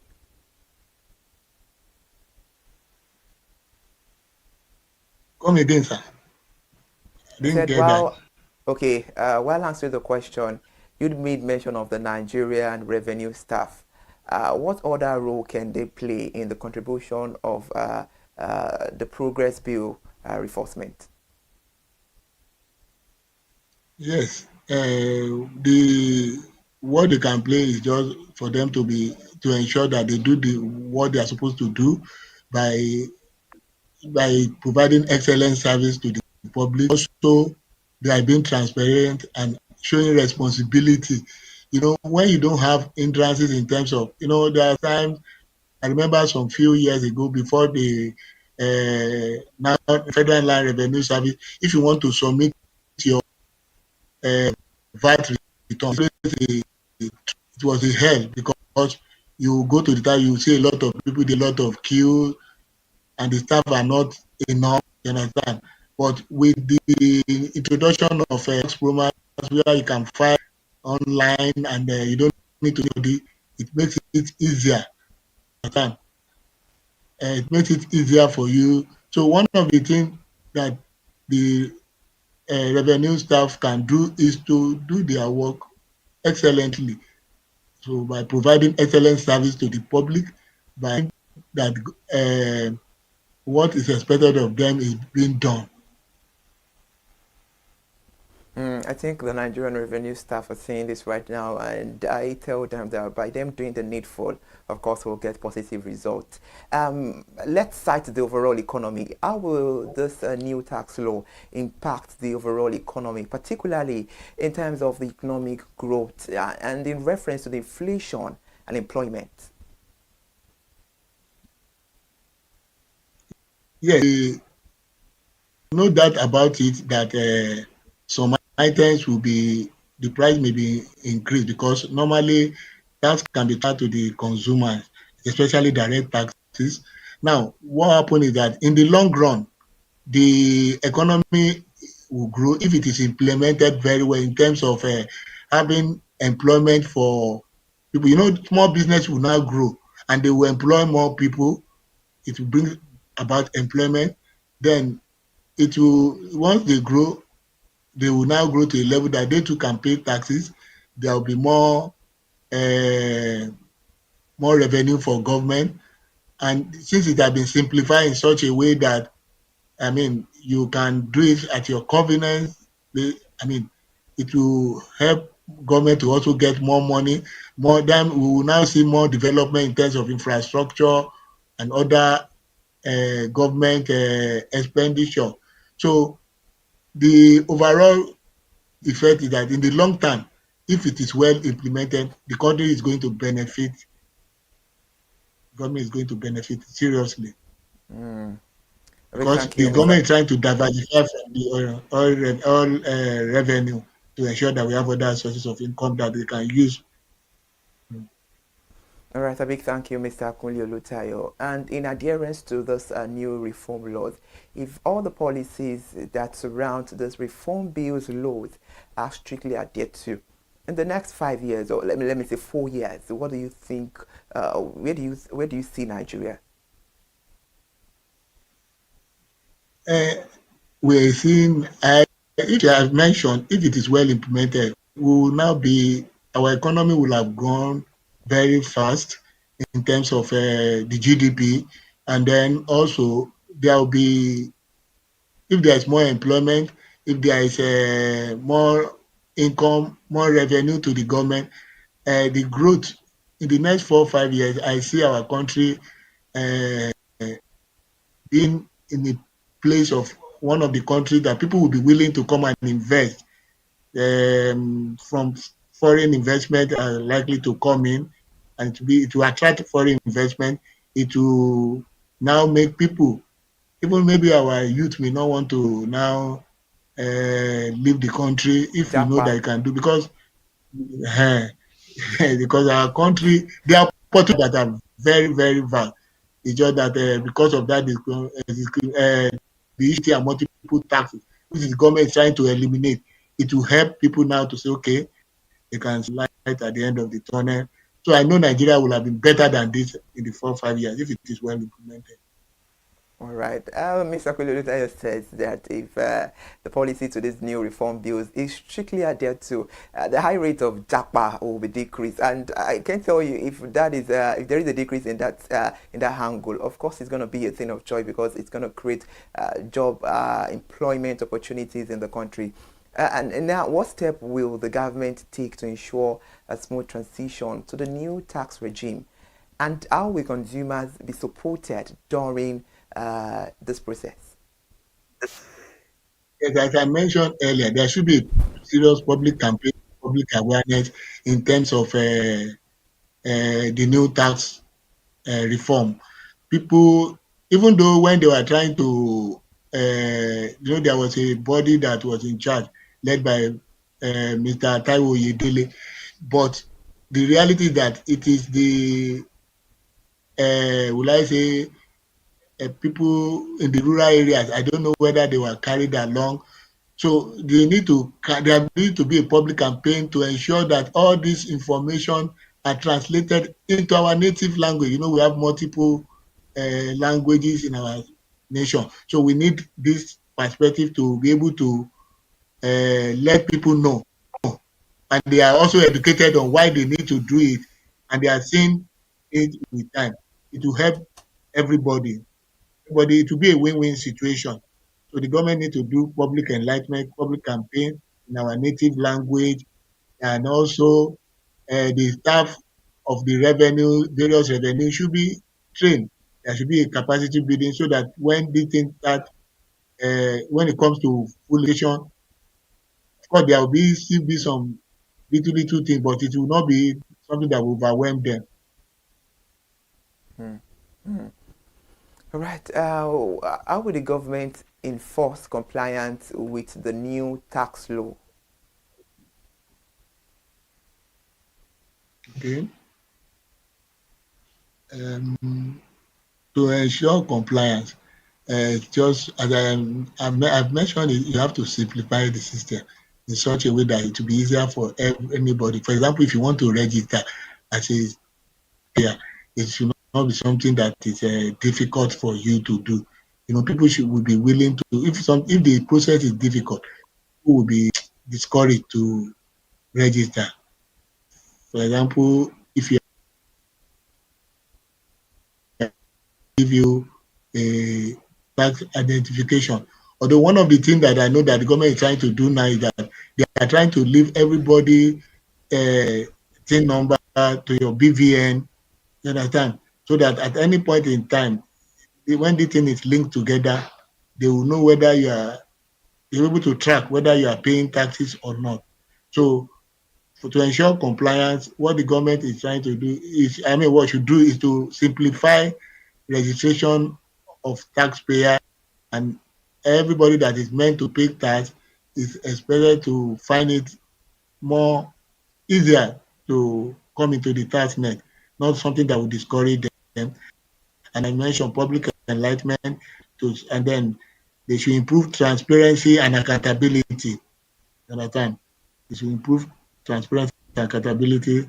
Then also harmonize tax structure across the tiers of government. The government is trying to prevent multiple taxation.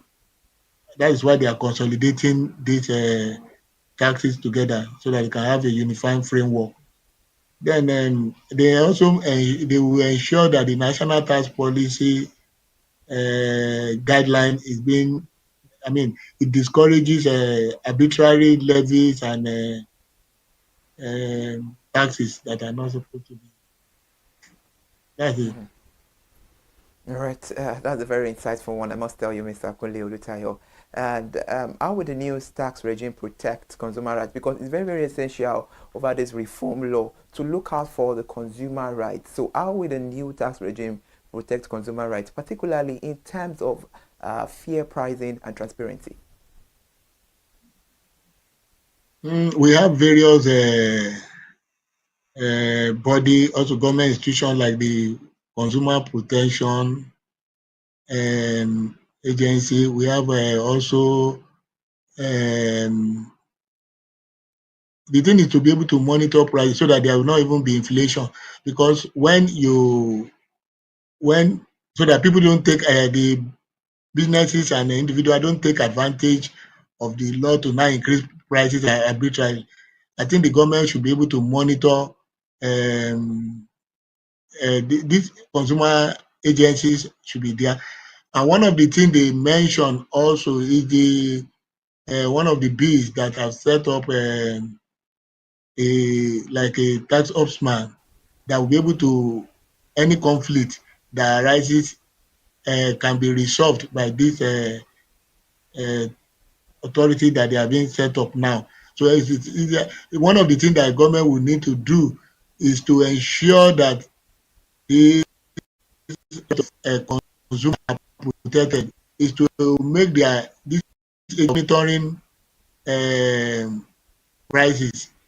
Though we are operating in a capitalist economy where demand and supply determines prices, but one of the things is that they should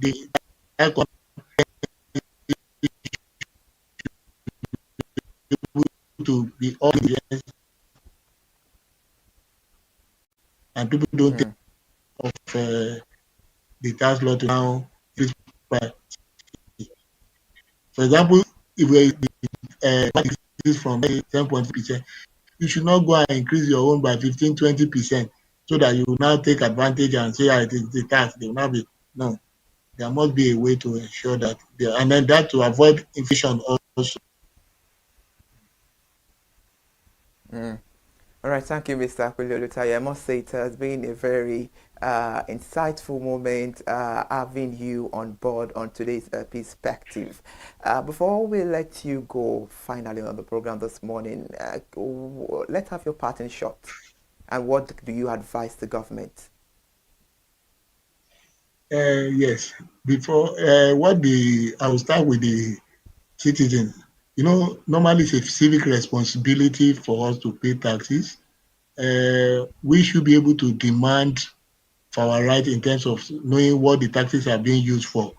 Then also the government should be transparent and bring public accountability to this reform so that people so that they can build trust.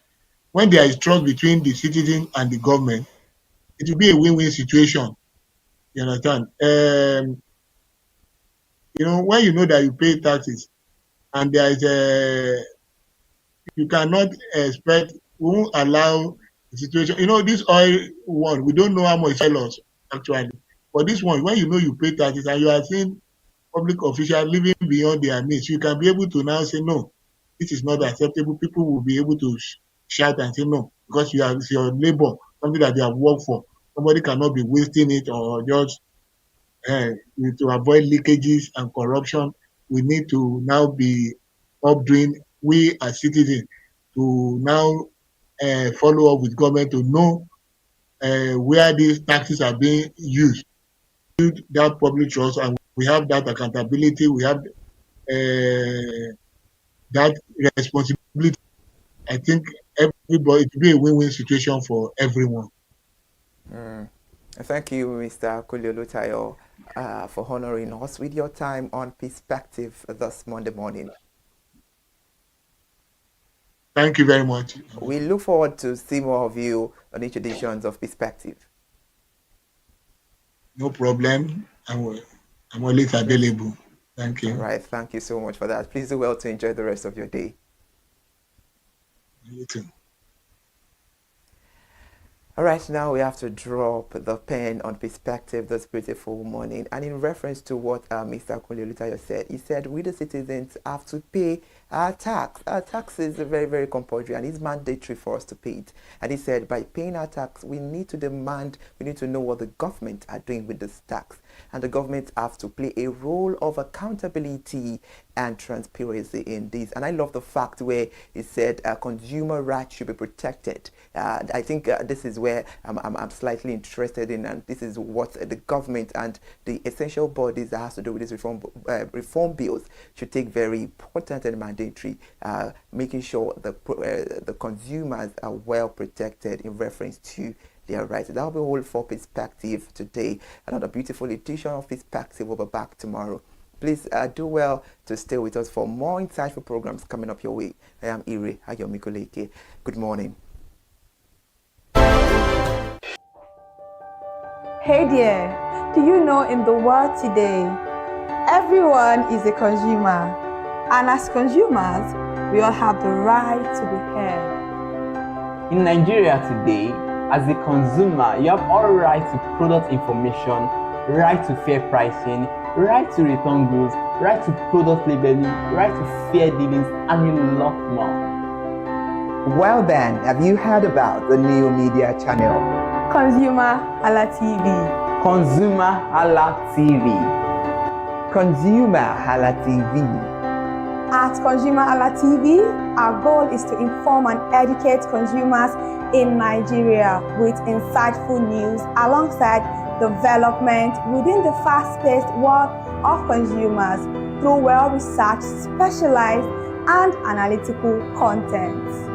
Our vision at ConsumerHallaTV is to create an engaging platform that provides right connections for meaningful brands in Nigeria, thus creating a more caring world for consumers where business thrives. And guess what? Our ConsumerHalla brand is the first consumer complaint resolution portal in Nigeria, powered by a 72-hour feedback mechanism. We offer consumer advocacy, informative talk shows, branding promotions, advertising, and lots more. Connect with us via our YouTube channel at ConsumerHallaTV. Follow us on our Facebook page, ConsumerHallaTV, our Instagram page, ConsumerHallaTV, and do well to subscribe to our YouTube channel. Subscription is free. ConsumerHallaTV. At ConsumerHallaTV, you deserve to be heard. At ConsumerHallaTV, you deserve to be heard.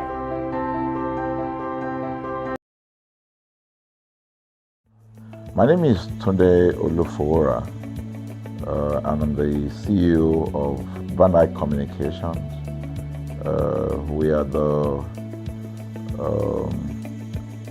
we call the publisher or the owner of the new initiative called ConsumerHallaTV. ConsumerHallaTV is actually Nigeria's first consumer-centered, or called a consumer-centric television platform that aims to bring voice to the over 220 million Nigerians. It was a vision that came to my heart about 10 years ago. I remember that I was traveling. I traveled out of the country, on airline, and I had this unpleasant experience. It was a trip to an African country from Nigeria, and I actually went with a local flight from Nigeria. I wouldn't want to mention the name of the airline, and then it was to South Africa, and we landed in South Africa, and let me just paraphrase it. When I was coming back, I had some money, some dollars, and that someone had given to me to hand over to another person in Nigeria. So I wanted to help out. I didn't want to carry the cash on myself. So for whatever reason, I opted to. I had a small case, and I felt that it was safer for me to put the money in my luggage. So I put it in a safe place in my luggage, got everything intact, and I checked in my luggage. My arrival in Nigeria, I was standing and was waiting about the carousel just so that I could pick up my luggage, and then I was there for 1 hour and waiting for my luggage. I didn't know that my luggage already arrived, and it was one of the luggage that was moving around on the carousel. So after about 1 hour wait, I looked to my left and my right. Almost everybody had gone. I think there were just about 2 or 3 left. So I beckoned on the woman that was on my side, and I noticed she was really in tears. Madam, what happened? She said, her bag has just been torn and a lot of things stolen. So I said, well, I've also been waiting for my own. She said, you better go and check those luggages there. Maybe yours is one of them. And lo and behold, I went around there. Mine was one of them. By the time I got it, everything inside my luggage was gone. All the valuable things there were gone. To cut the long story short, we felt there was need for us to report the case, at least to the airline. It was in the night, about 8 o'clock or 9 o'clock. We went in to go and see the officer that was in charge. As soon as we got in there, the officer said, "Oh, so sorry, but you will have to go to our head office in somewhere in Victoria Island, to lodge a complaint." Okay. So the next day we went to the Victoria Island and we lodged a complaint, and that was it. And since that day, I'm talking a story of over 10 years ago, I didn't get a call, not even a call from that airline to talk to me about what happened to my luggage. Now, about a month after that trip, I had another opportunity to travel out of the country. This time around it was to US, and it was an official assignment. and I flew on. I will mention the airline this time around. I flew on a BA. I really didn't like BA. I usually go with Virgin Atlantic and things like that. But my protocol officer convinced me and said, okay, you will love BA. Why don't you go on BA? Anyway, so I went on BA to US. And of course, when I returned from US to Nigeria, we had to do, of course, there'll be like a connecting flight, from Heathrow. So we got into London Heathrow, and then because it was through Heathrow that we went, and then so they changed since it was BA, they changed the aircraft this time around to a bigger one. I mean, clearly because there were more Nigerians, or more people that were planning to come to Nigeria, and then we boarded. Not quite 10 minutes into the flight, in the air, the aircraft started malfunctioning. The air conditioning compartment were not functioning very well. I was on what you call business economy. The whole of that business economy, all the way to economy side, the ACs were not working well. It was hot, and then I was watching, and then from that moment till we got to Nigeria. From that moment till we got to, I'm just trying to paraphrase. From that moment till we got to Nigeria, I could remember very well how many times the pilot, broke into conversation and had to apologize and say, "We're really very sorry about this." He was giving us almost every 30 minutes. There's always a kind of update. So sorry, this is what we're doing now, this is what we're doing. While we were on that journey, I also remember an incident. So they came, the crew apparently couldn't resolve it. They couldn't manage the crisis or what was going on about it. They couldn't fix it. So they come up and said, we're so sorry, but for all the inconvenience, we're declaring, free lunch, free whatever it is you want, you can get. So trust Nigerians, you need to hear how everybody was jubilating, But something struck me. The experience I had just about a month before, and this experience, somehow I started comparing them. I was trying to see how this matter will be managed. Again, to cut the story short, we landed in Nigeria on a BA. Before we landed, the pilot announced and said that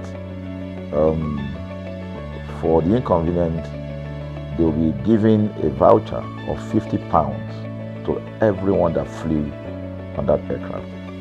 I thought it was a joke. I mean, it was my first time with BA, but for what I knew or know of the British man would never even play with his 1 penny, talking of £1. So I felt that must be a joke of the year. So we left. I got back to my office. I think it was just about a week after. Our guys in our mail room came up and said, "Oh, you have a parcel." So I said, "Parcel? Yeah." So they bought this parcel wrapped. I opened it, and boom, I bought the document out. It was the £50 voucher from BA. So what's the tenor of this story? An experience with one airline was terrible, no apology. An experience with another one, even though it was a bad experience, but it was very well managed. So managed that even if we have suffered anything in that aircraft, you probably, for the sake of how they manage it, will have forgiven them. So that was how this journey started. So I started thinking, my mind, this is what we go through in this country. But are we different from other nations? So God put in my heart the idea of ConsumerHalla. That's why the Hala came with consumer. And we started that journey about 10 years ago. We started by creating a platform called ConsumerHalla, where consumers, so I discovered that Nigerian consumers don't have a voice. So things happen, and that's it. We live with everything. So we've started the journey from creating the platform.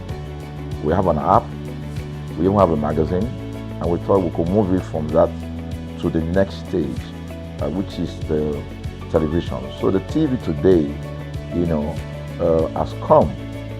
So I would say precept by precept, line upon line, we have been able to build on our aspiration, to finally bring to birth this unique and exciting platform, So it's a digital telecast, and our goal is to further connect consumers in Nigeria to brands with insightful news, development within the fast-paced world of consumers. The world of consumers is growing at a very fast pace, So we want to inform Nigerians. We want to get them educated about their rights, So our role is that we're going to educate consumers in Nigeria, all right?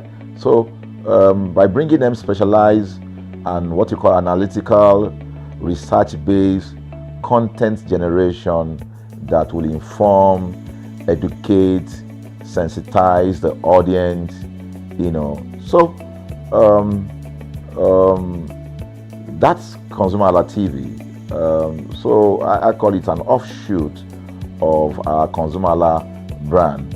ConsumerHalla brand actually was the first we call it the first complaint or consumer complaint resolution portal. When we started it about 10 years ago, or about 7 years ago, it became the first complaint resolution portal.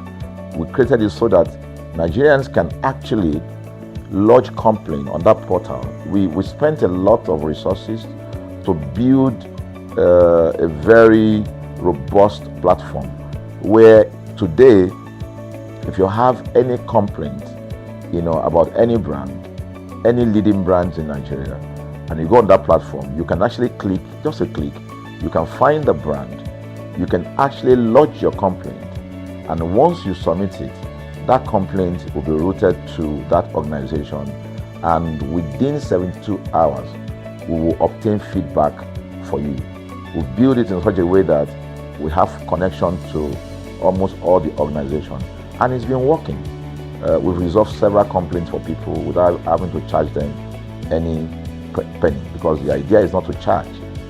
So what we have done with ConsumerHalla TV is to take it to the next level. So we hope to change the narrative. We want to give the right direction.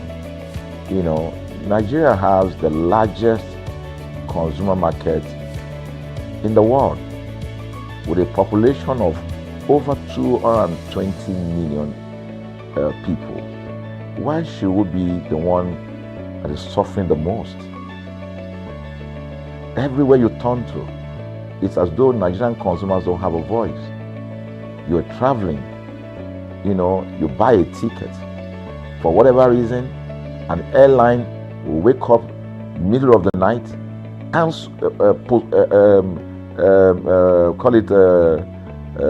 delay the flight for whatever reason, and then you'll be waiting at the airport for hours. You'll be there for 2 hours, 3 hours, no any explanation. Then while you're there, they can even wake up and say, oh, flight has been cancelled. So everybody carry their luggage and go home. Nothing happened. Of course, things are changing. We must commend government because government is beginning to wake up, but there's still a lot to be done.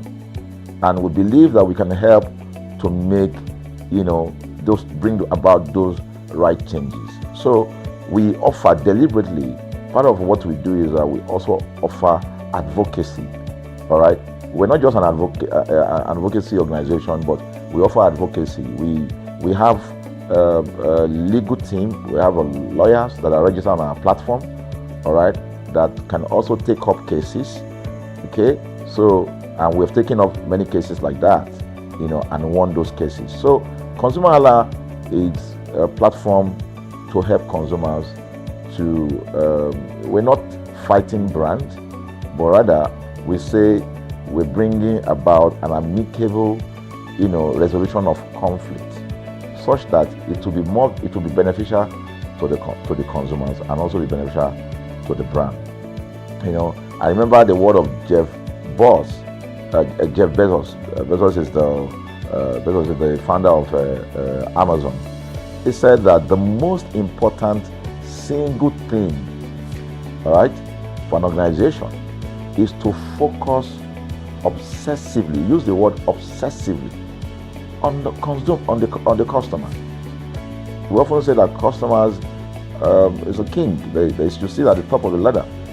In our environment, customers are the ladder. A brand wakes up today, decide what product to produce. They wake up today, decide how much the consumer should pay. They wake up to decide everything for consumers. So consumers are just at the receiving end. And yet, they are milking the consumers. There's no price regulation in this country. None. People just wake up and fix prices. Look at the power. Government wakes up, we change policy, we wake up and we get people to pay more. We think it's time for consumers to begin to speak out. In speaking out, in engaging, we can get the brand to begin to do what is right. And of course, I know that the consumers themselves need to be educated. So our role, our vision also is to ensure that we educate consumers, we bring awareness. A lot of Nigerian consumers don't even know about their rights. You buy a product from a supermarket. I've had this experience. You buy a product from a supermarket, all right? For whatever reason, you take that product back to your house, and maybe something went wrong somewhere. By the time you take that product back to the shop where you bought it from, and you say, Oga, this thing, you know what's going to tell you? Oga, na me make am. Na me make am now. That's why I buy am. Meaning that there's nothing I can do to the product. So you lose the product, then you lose your money, because the money is not refunded. The product you can't use. Only in Nigeria. Only in Nigeria. Let me give you another experience I had. In the course of this, because I did a lot of, I went around, in doing this. I was in US, I was in UK, I was in South Africa, I was in Germany, just because of this, to just study the environment. I was in a friend's house in UK, in London, and then what happened? We were going to go out, and he was going to dress up. So he said, oh, to me, I was seated in his sitting room. So he said, oh, wait a minute, I picked up an iron, that's the pressing iron, 2 days ago or so from a store. Oh, let me try this, let me just try and use that to iron my shirt and we can go out. So I was seated, the TV was on, I was watching. While I watched him, he brought out the pressing board, spread it out, brought the iron out in my presence, plugged in the iron, and then as soon as he switched on the power button, we just had a spark. Boom! Ooh. The guy was raged. Then he goes, what? What just happened? So he said, no, these guys are in trouble, they're in soup. I was thinking, what are you going to do? I was trying to compare that experience to what would have happened in Nigeria. In my presence there, he opened the pack. There was a card inside it. Inside that card was a call, number to call. And he called the shop or wherever he got the thing from. I was hearing the conversation that was going on. And all he said to them on the phone was, look at, by the time he even called, clearly because they already, through the call, they could trace where he was calling from and who was calling. He said, yeah, I picked up this number, I picked up this iron yesterday, and guess what? I just plugged it to power, and then this thing just, stopped, didn't work. At the other hand, I could hear the voice, oh, we're so sorry. We're sorry about that. And they said, this is your address, yeah? Don't worry, we'll get you a replacement. And All right. So my friend ended the call and dropped the. So I said, so what's going to happen? He said, don't worry yourself now. Shebi, we're here. They will bring a replacement. I said, they will bring a replacement. He said, yes. I said, they won't even try to check whether it was your fault, because it could have been your fault. Maybe you didn't do something well about the first. No, it can't be his fault. Now, Shebi is a brand new item that he bought. While we were still talking, in fact, I'm not even sure it was up to 30 minutes or so, we had a knock on the door. He himself said he must be the dispatch person. By the time he opened the door, it was a dispatch man that was on the other side. And then the dispatch man was at the door. Just watch this. Was at the door. I was seated in the sitting room. The guy was at the door to meet with the dispatch guy. The dispatch man that brought the replacement iron, I heard him say, we're so sorry. So I was so shocked. I mean, a dispatch man, this guy is a dispatch, so also apologize. I was so touched by that. Even a dispatch man was so trained, to tell the guy, we are so sorry. And guess what? He brought the replacement iron. By the time my guy opened the iron, it was a bigger size iron. So they replaced with a bigger size iron. The guy never asked for the one that went back. He didn't say, Oga, where is the other one that we gave to you, so that he could take it back? No, he just bought a new one and gave it back. So I asked my friend, I said, can you interpret this to me? He said, here in London, if they didn't do this, they know the next thing I would do. So I'm just going to grab a lawyer and I'm going to tell them they've destroyed something in my house. By the time I'm done, they will pay through their nose. Because the consumers are conscious of their rights. In Nigerian consumers, even those who are aware, won't even take the battle up. Everybody just go, what can we do now? Today they wake up and ban this. What can we do now? So we're going to change the narrative. We have to stand up. So the vision of ConsumerHallaTV is really to create an engagement platform that constantly mirrors the minds of consumers and provides right connections for meaningful brands in Nigeria. Thus, we believe, will be forming part of that our overall vision, of creating a more caring world of consumers where businesses thrive. So, I think that we'll make our impact. We ask you to join us on this journey. ConsumerHallaTV will drive engagement. It will also be there to help to promote brands that are doing what is right. So we're not out to criticize any brand. Rather, we have to complement what the brands are doing, because there is no organization that or a business that was set up to fail. Nobody set up a business to fail. So there are just gaps that need to be fixed. So together we can fix things, and together we believe that we will create the right story for consumers in Nigeria. Thank you very much.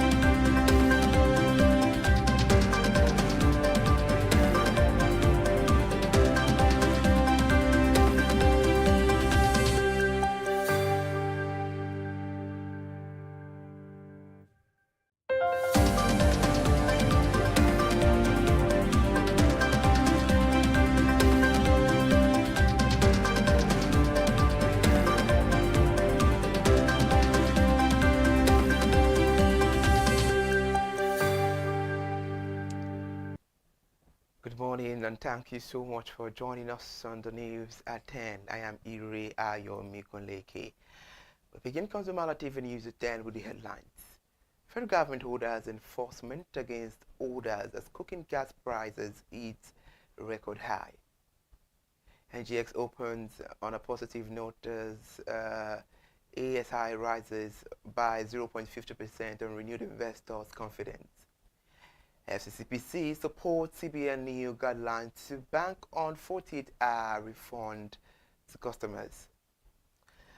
Thank you so much for joining us on ConsumerHallaTV News at 10. We begin the news at 10 with a consumer-related report which shows the prices of liquefied petroleum gas, otherwise known as cooking gas, have surged to record high across Lagos State, forcing households and small businesses to scale back consumption. This is even as the federal government authorities launch a crackdown on hoarding and price manipulation. The Minister of State for Petroleum Resources, Ekperikpe Hekpo, in a statement issued by spokesperson Louis Eba, described the situation as unacceptable, warning operators against exploiting consumers. Mr. Ekpo said the government will not allow or few operators to exploit citizens, and regulatory agencies have been directed to take immediate action against marketers hoarding or inflation prices, assuring that normalcy supply will resume within a week. Meanwhile, the Federal Competition and Consumer Protection Commission, FCCPC, and the Nigerian Midstream and Downstream Petroleum Regulatory Authority and other agencies are expected to begin joint market surveillance and enforcement operations this week to combat artificial scarcity, the statement said. A market survey carried out by newsmen in Lagos State over the weekend indicated that a kilogram of liquefied petroleum gas was sold for between 2,500 and 3,000 naira, from about 8,000 naira in the month of August. Moving on to business news now, the stock market yesterday recorded a gain of 465 billion naira, or 0.50%, boosting investor portfolios. The Nigerian Exchange Limited market capitalization increased from 93.295 trillion naira at the opening to 93.760 trillion naira at the close of trading yesterday. Similarly, the all-share index advanced by 0.50% or 729.19 points, closing at 707.23 compared to 988.04 recorded on Friday over the weekend.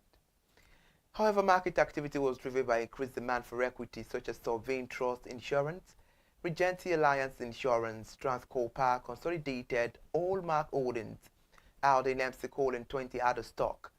The market breadth closed flat with 25 gainers and 25 losers. Sovereign Trust Insurance led by 9.97% on the gainers chart, closing at 3.53 in naira.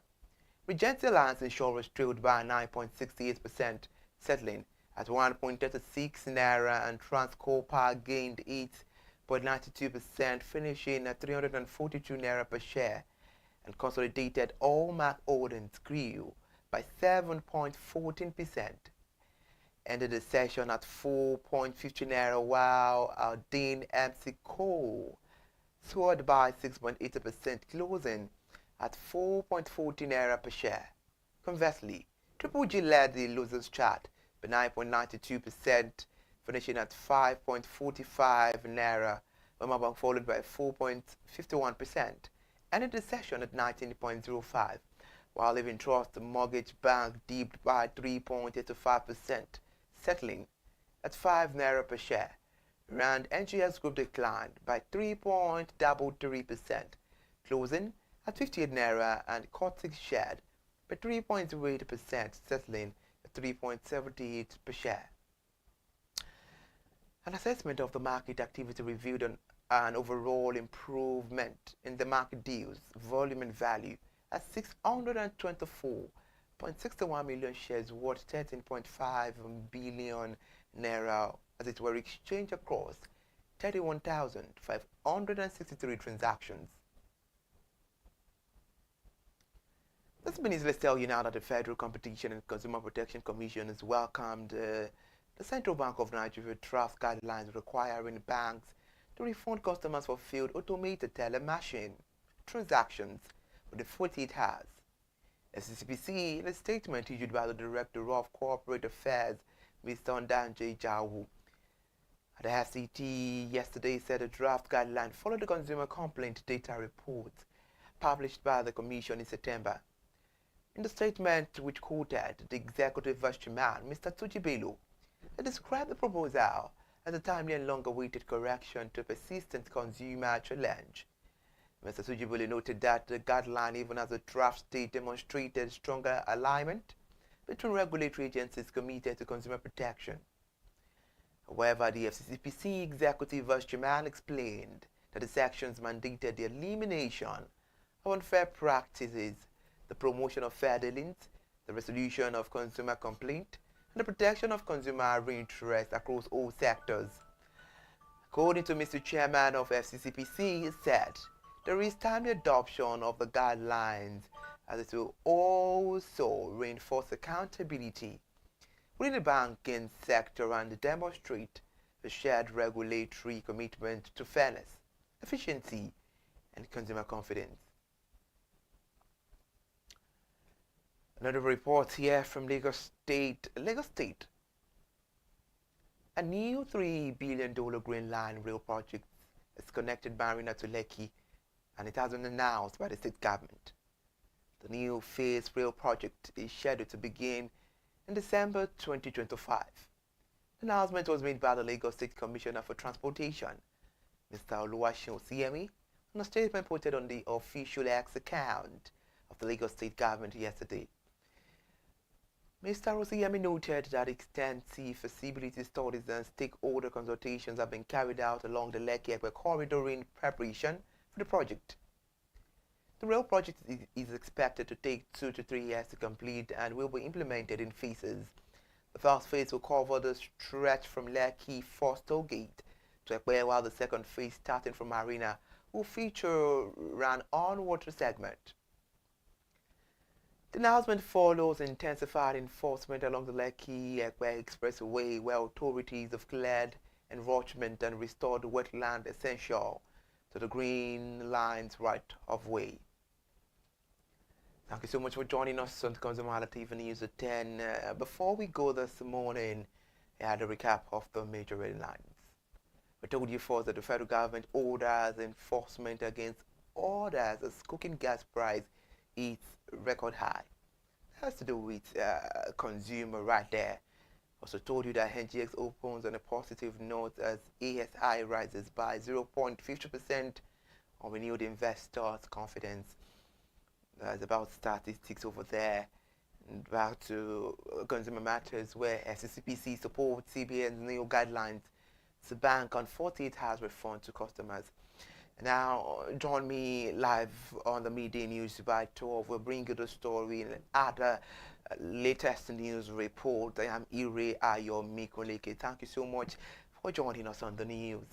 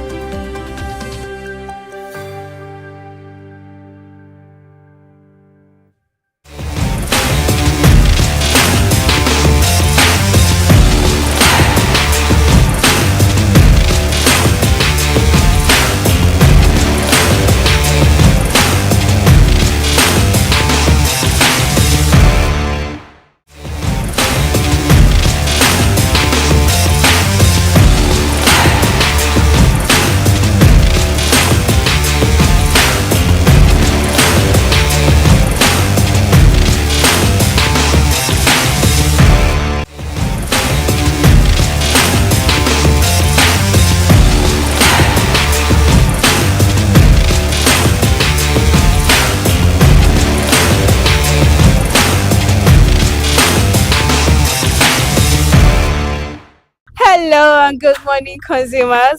I am Jadesola Abalaji. Welcome to another exciting and beautiful episode of Consumer Voice on ConsumerHallaTV. Today, we are talking about something that has become a big part of modern relationships, dating apps and websites. From finding love online to just making new connections, many people have used them, but not everybody has the same experience. So come with me to the streets of Lagos. Let's find out what people hear, what people think about dating apps, the good, the bad, and everything in between. Come with it, let's find out.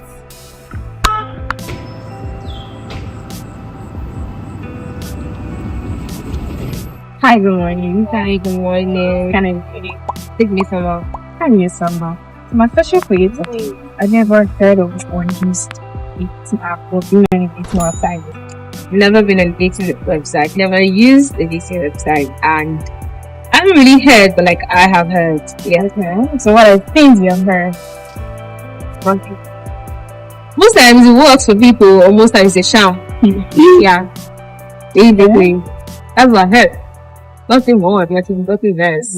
Do you think these apps are safe for the users?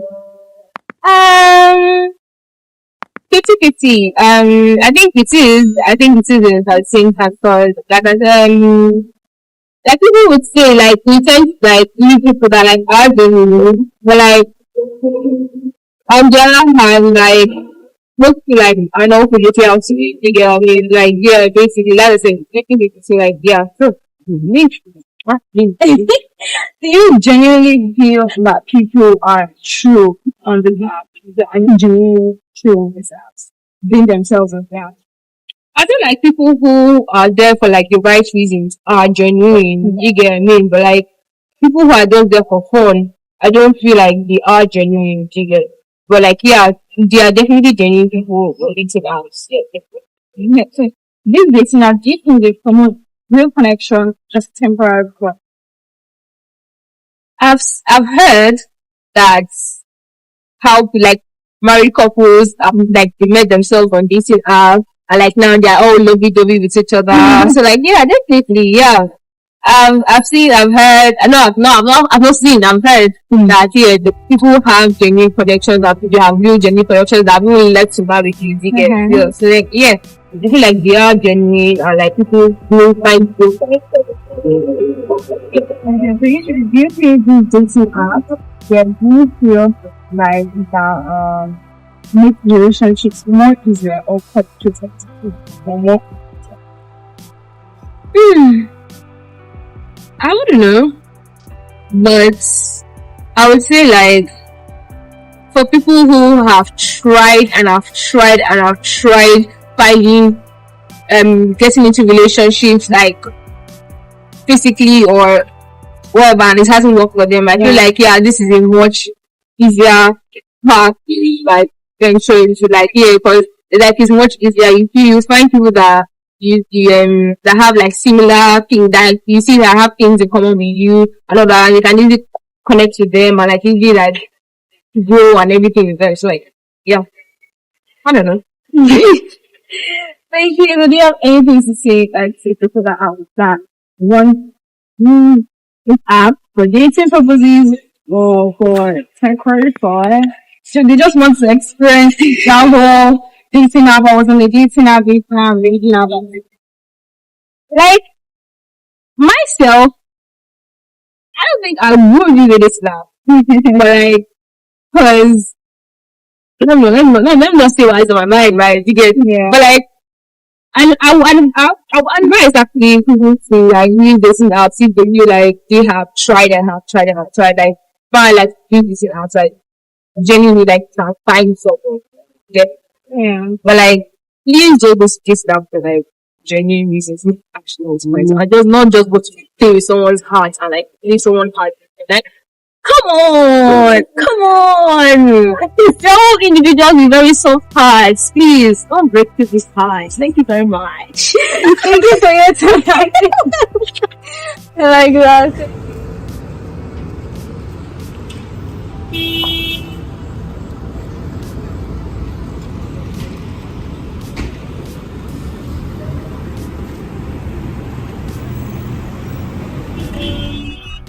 Hi, good morning. Good morning. Thank you. Okay, sorry. Hi, good morning. Good morning. Can I know your name? Sumishi. Hi, Timishi. So I'd like to ask you a question. Basically, have you ever heard or used a dating app? Yeah, I've heard, but I've not used dating app before. So what dating apps have you heard about? I don't know, like Tinder. I don't know, that's all. Yeah, I miss Snapchat is dating app. Snapchat is dating app. I mean, Snapchat. meet people online, so yeah. So do you think Tinder is a safe place for users? Not really. I mean, which app is safe? All apps are like the same. Okay. Like you can get your information stolen, those kind of stuff, and then you can get catfish too. So, I don't know. So what other challenges do you think people face on this type of apps, meeting people? I think the catfishing part is the main issue, and then most of them are not genuine. I mean, you cannot be genuine if it's online now. No face, nothing. Just if I decide to lie to you online, what's the Guarantee. Yeah, what's the guarantee or the evidence that I'm saying the truth? So yeah, that's just all.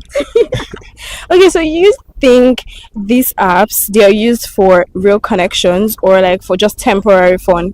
Yeah. So if you tell me someone found love on Tinder, it's possible. You know, maybe someone probably even got married too from Tinder. That's possible too. I mean, who knows? Do you think it's possible for you? Yeah, for me no.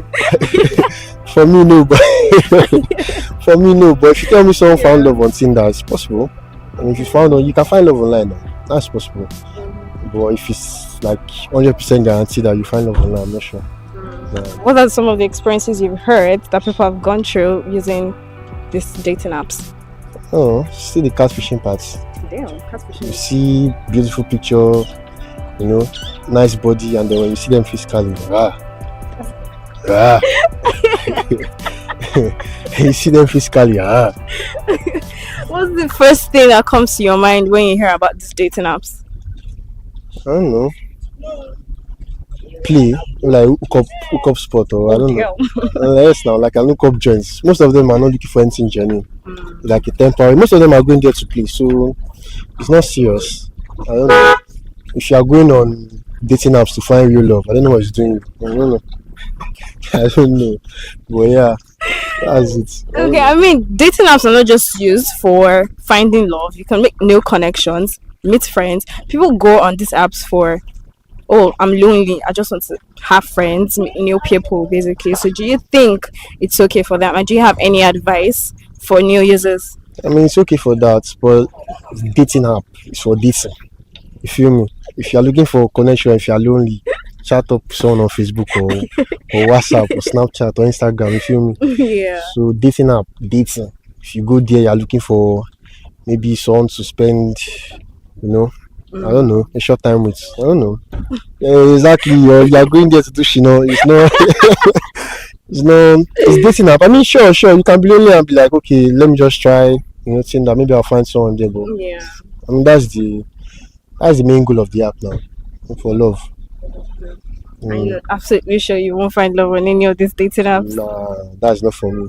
Even on any social media platform? Nah. You're so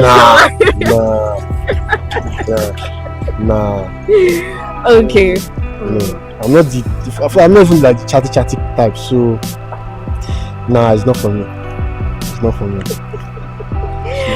Okay, thank you so much for your time. Yes. Yeah.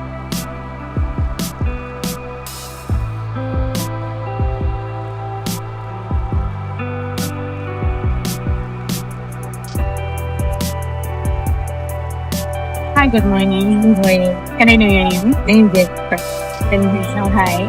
I'd like to ask you, have you ever heard or used a dating app or been on a website? Okay, go over the person that comes to your mind when you hear of dating application. That was direct. Okay, so these dating apps that you heard about, do you think they are safe for the users? It's two ways though. So I feel like everyone on the app are like responsible for their action. You're dead, you're nearly dead, it's good. You're dead to like scam anybody, you receive it back. You receive it back. But like I feel like you should just get to the person. If you feel like person is about scamming, then I think you do what's best, leave the app, yeah. But at the end of finding love, Do you think you can find love? If you do eventually find yourself on this dating app, if I find yourself on this dating app, do you think you'll find it? I like to TikTok. Okay. So, what are some of the common challenges you have heard from people that use these dating apps? Number one is you end up promising them the whole world and don't give them anything. Okay. You get it's just waste of time sometimes. I feel like you want to actually get to know someone. Think you have to sit down physically. But if you get to like end up understanding each other from online, then it's no problem. It's cool. Okay, so do you think these apps are used to find real connection or just temporary fun? Yeah. It feels like most times it's so temporary fun, but like there's some people do gain good connections. And sometimes might not even be love related. Because Yeah. you can just build friendship from there and then things go far. Okay, so what advice would you give to people that use app that want to? Right. So so like my advice to you guys is just be you. Like if you actually stay on the app to have relationship or love, it's fine love, sorry. Then yeah, do it. Then if you're there to like maybe have fun, then do it courtesy. Like don't be disrespectful or don't do it to hurt the other person. And then if you're there for scam, I would throw out the bottom. It's good. Okay. So in your opinion, do you think these apps are good for making connections and for finding friends? Because most of the time people are like, oh, I'm lonely, I just want to find friends, I just want to connect with new people. Do you think these type of apps are good to find people? Before love is friendship. Yeah. Before you get to love someone, get to know the person you know. So if you guys are actually liking each other by and that's where friendship starts from, because when I get to love each other. Yeah. But my previous interviews, I've been hearing people like they get catfished more on online. Yeah, catfish. Like what the pictures they post, not who they are in real life. Now I cannot defend you. I can't defend you guys. I'm sorry. So you've not heard of anything like that? I cannot defend them. So I feel like if you want to do someone online,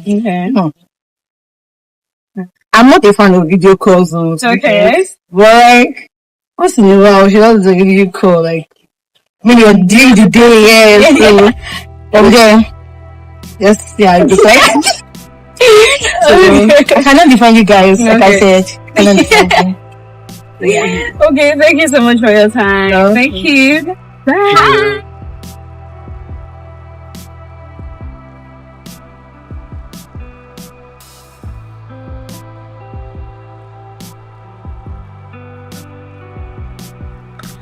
Hi, good morning. Good morning. Can I know your name? Ellen. Hi, Ellen. So I'd like to ask you a question. My question for you is, have you ever heard or used a dating app or been on a dating website? No, I've heard about it, but I've not used it. Okay, so what dating apps have you heard about? I don't know. It's just scroll. I don't know. Okay, you don't know the name, but you've heard of dating apps. Okay, so what experiences do you think have you heard about these dating apps? I don't know. You talk to, I don't know. I don't really know, but I don't really go deep into it, so I don't know. Okay. So, do you think these dating apps are safe for users? It depends. Depends on. I don't know. Some might be lucky, so I don't know. Okay. Okay. So, do you think these apps are good for finding love online, or just for real connections, or just temporary fun? I think for temporary fun. Temporary fun. Okay, what advice do you want to give people that are just new to the app? They should just do them. I don't know. It might work for them, but not work for somebody else. So that's it.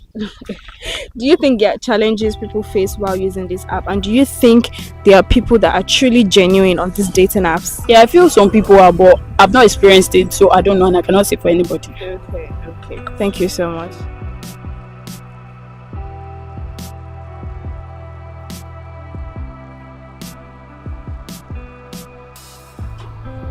Hi, good morning. Good morning. Can I know your name? Ife. Hi, Ife. So my question for you today is, have you ever heard or used a dating app or been on any dating website? I've heard, but I've not used before. What have you? And what have you heard about these dating apps? Who go there to like recent times? Shall we go there to hook up? Even dating, I don't think they're actually dating on that app. So Yeah, experiences. Excuse you. But why haven't you used the dating app? well, because like as I said, people go there to do like actual hookup, not like dating. And me, that's not crossed my mind to use it before. So I prefer to like maybe text or like Snap or like Instagram than going to dating apps. So Okay. yeah. So do you think these apps are safe for users? Say what them? Is it like trust or Trust. Like when you eventually get to meet them, how is it like? Did it lie to you? Are they truly genuine people on these apps? well? Most times, I mean, people lie. People will use the scam too. So, but it's not only dating apps. It's everywhere, even other apps too. So, but like me, I feel it's not safe mostly. It's not safe. People go there to like scam, but like I don't know, Sha. You know, we're in Nigeria. In this Nigeria, so they scam everywhere. So people they scam everywhere. So I don't know, Sha. That's even why I've not gone there because I feel it's not really real. Okay. Yeah, so that's why I feel the people that they are scam, and maybe most might even talking to your fellow guy, that are thinking he's a girl. So that's why, Sha. Okay, so my second question for you is, do you think these apps, they're a great way to connect with people? Not only dating, not only for dating. Well, in my own opinion, no, because like even the what is used for, like the dating. If you are going there to date, sure, but like for friends, you can meet like people on other platform, not dating platform. Like why does it have to be dating? The dating app. I mean, I don't know, Sha, but like me, I can't, Sha. I prefer to like text you or maybe Snap or on Instagram, but dating app now. So have you ever heard of any experience that people have gone through? Because I mean, there are disadvantages and advantages to a dating app. So have you heard of any of these advantages or The disadvantages? advantage is just that like both of you know what you are looking for there. Not like you're having to like pretend. Maybe you want to be friends, then later you like I'm after your body and all that. So both of you know what you're doing there, and so that's the advantage. But the disadvantage, like I said, might be fake and or like you get so that's it. Okay, so what advice would you give to people using these apps, like first users? Just say that. Yeah, people that are just new to these dating apps. What's your advice? You can't find love there. Oh. You can't. You can't find love. No. Only temporary shit, Sha, but like you cannot find love there. Don't go there only if you want to fornicate. Just one time something you can go there, hook up. But if you're looking for love, don't go there. Oh. I beg, don't go there. Why are you so sure? I mean, there are stories of people saying, "Oh, they met online and they are married. They have kids." Not dating app. You can meet online like normal social media. Okay, what's your take about meeting people online? And sure, like my ex was online. I met her, so yeah, you can find love there. But dating apps, what I've read, what I've seen too. So, What have you heard? Things. So Things like, I mean, it's also a disadvantage. So I would like to hear about the disadvantage. that's what I'm saying now. Like you cannot find actual love there. That's just the truth. That's Everybody's there for the like short period. Even the dating they're calling it is not dating they're going to do there. I'm sure of that one. It's not dating. In this Nigeria, it's not dating. I'm not going there to date. No, I'm not going there to date. So me, if I'm to go there to find who I want to like you get now, just like enjoy for the meantime. Yes. I cannot get it to find So love. it's just for temporary fun. Yeah. Okay. That's fine. Okay, thank you so much for your time, by the way.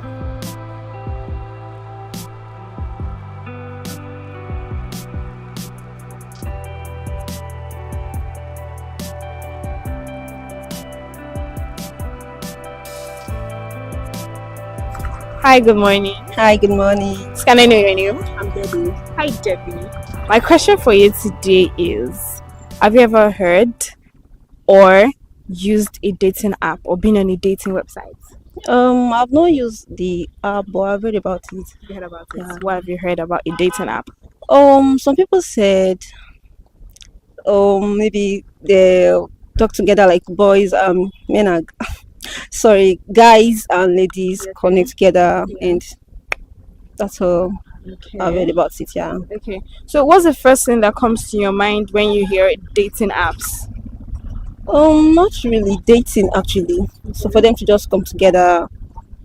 Do you think people on these apps they find real connections, like they find love, or it's just for temporary fun?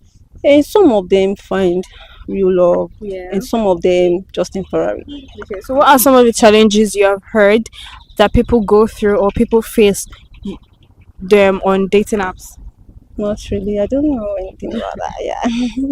Do you think they are safe for users?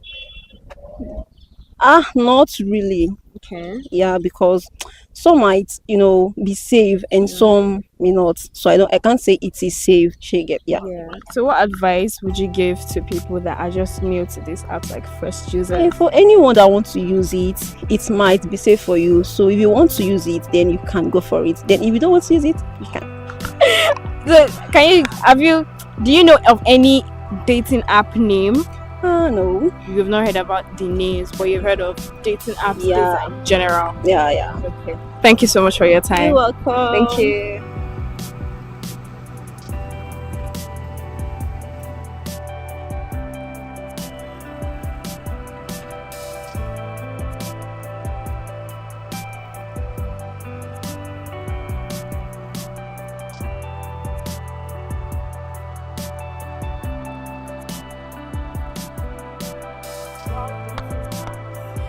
And there you have it, my fellow consumers. It's clear that dating apps offer convenience and connection. At the end of the day, being careful, being honest and intentional can make all the difference. This has been Consumer Voice on ConsumerHallaTV. I am Jadisola Abolaji. Stay safe and stay smart online. Bye for now.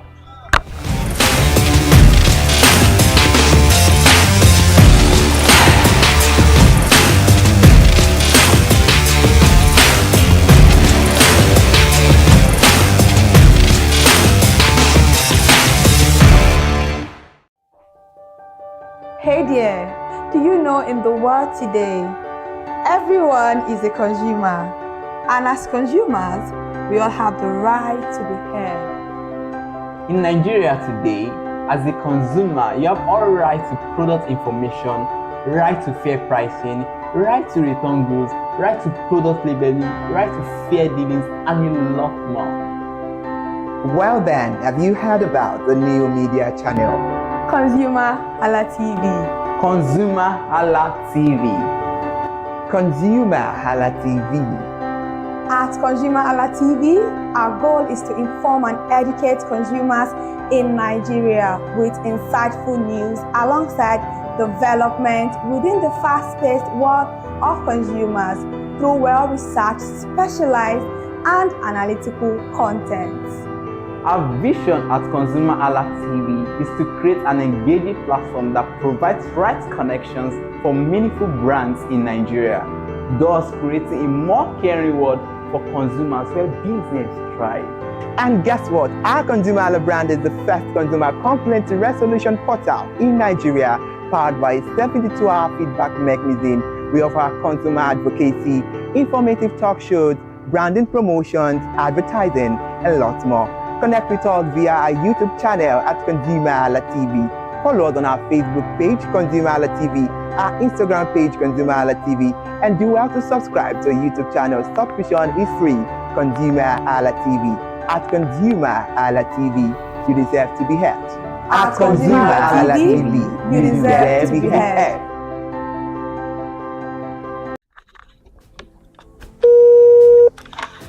Hello consumers, you have the right to be heard, absolutely. So join us on the conversation, share your brand experience, where you tell us all your experiences about brand on the outer world via our YouTube channel every Wednesday from the hour of 4:20 to 5:20. You can watch us via our YouTube channel, ConsumerHallaTV, and subscription is free. Follow us on all our social media platforms, ConsumerHallaTV. Share your brand experience. It's about storytelling. It's about experiences.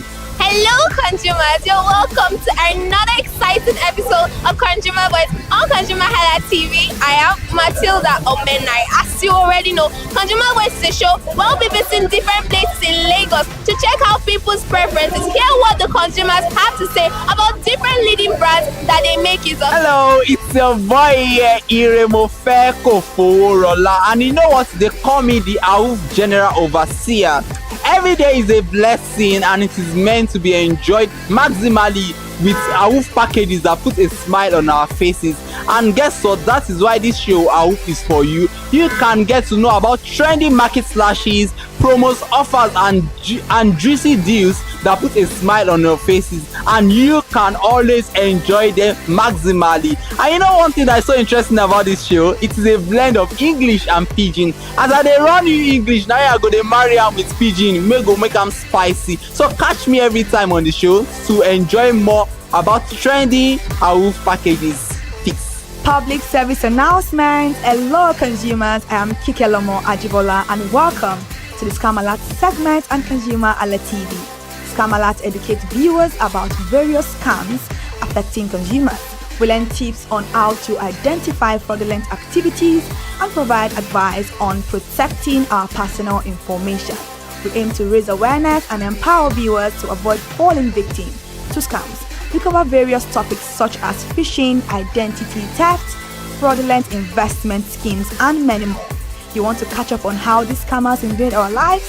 Join us every Tuesday by 12:30 p.m. for Scam Alert on our YouTube channel at ConsumerHallaTV. Subscription is absolutely free. And in case you're not following us across all our social media platforms, follow us on Instagram, Facebook, X, TikTok at ConsumerHallaTV. Don't say I didn't do anything for you this 2025. Bye. Welcome to In the Marketplace. We are taking you on a journey behind the scene of Nigeria's most vibrant market, from the sight and sound of the market to the stories of the people who makes it thrive. We will be sharing the untold stories that brings this market to life. Join us as we explore the history, challenges, and triumphs of the market vendors. We will dive into the daily lives of the people who call markets home and uncover the secret that makes this market special. You will get to see the passion, energy, and dedication that goes into making this market success. Tune in to the In the Marketplace on ConsumerHallaTV on Thursday by 11 a.m. to experience the sight and sound. Don't forget to follow us on all our social media handle on ConsumerHallaTV. I am Elizabeth Abefe. Hello fellow consumers, are you looking for a program where we give analysis about brand and a program where we project the voice of the consumer? Join my team and I on Consumer Analytics and Resolution Box by calling on the program to get your issues resolved. And in case you are wondering where Consumer Analytics and Resolution Box will be showing, please join us on our YouTube channel at ConsumerHallaTV. Subscription is free by 2 p.m. to 4 o'clock p.m. every Mondays and Wednesdays. Consumer Analytics and Resolution Box will be airing and will be here to provide you any information on brands and also issues that you have pending for us to resolve. Also follow us across all our other social media platforms, Instagram, Facebook, X, TikTok at ConsumerHallaTV. And that is why at ConsumerHallaTV, you deserve to be heard. Hi everyone, I am Iri Ayomikunle Eke. Join me live on Perspective every Mondays to Friday from the hour of 9 to 10, where we have meaningful and engaging conversations about all the burning and pressing issues making the round. Issues related to our economy and consumers. It's conversing, it's relatable, it's beyond interview. We have expert analysts who gives updated analysis about all aspects of a conversation. Join the moving train by subscribing to our YouTube channel, ConsumerHallaTV, and do well to follow us on all our social media platforms, ConsumerHallaTV.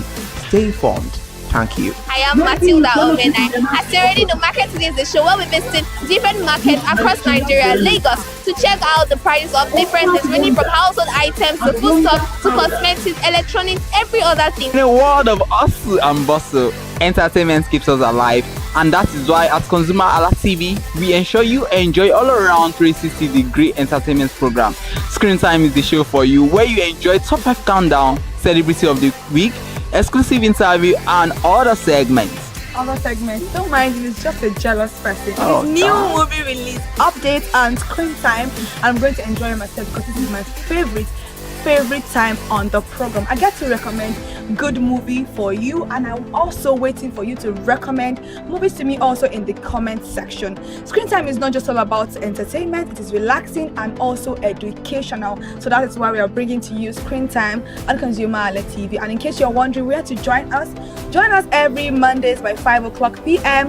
at ConsumerHalla TV on our YouTube channel. Subscription is very, very free. And in case you have not followed us across all our social media platforms, please do so. We are begging you, on Instagram, Facebook, Twitter, and also TikTok at ConsumerHalla TV. What are you waiting for? Click on that follow and subscribe right now. And from the I to the R to the E to the M to the F to the E, my name is Iremofe Koforola, the man always clothed in wealth and strength. And I am Kikelomo Ajibola. Ta-da!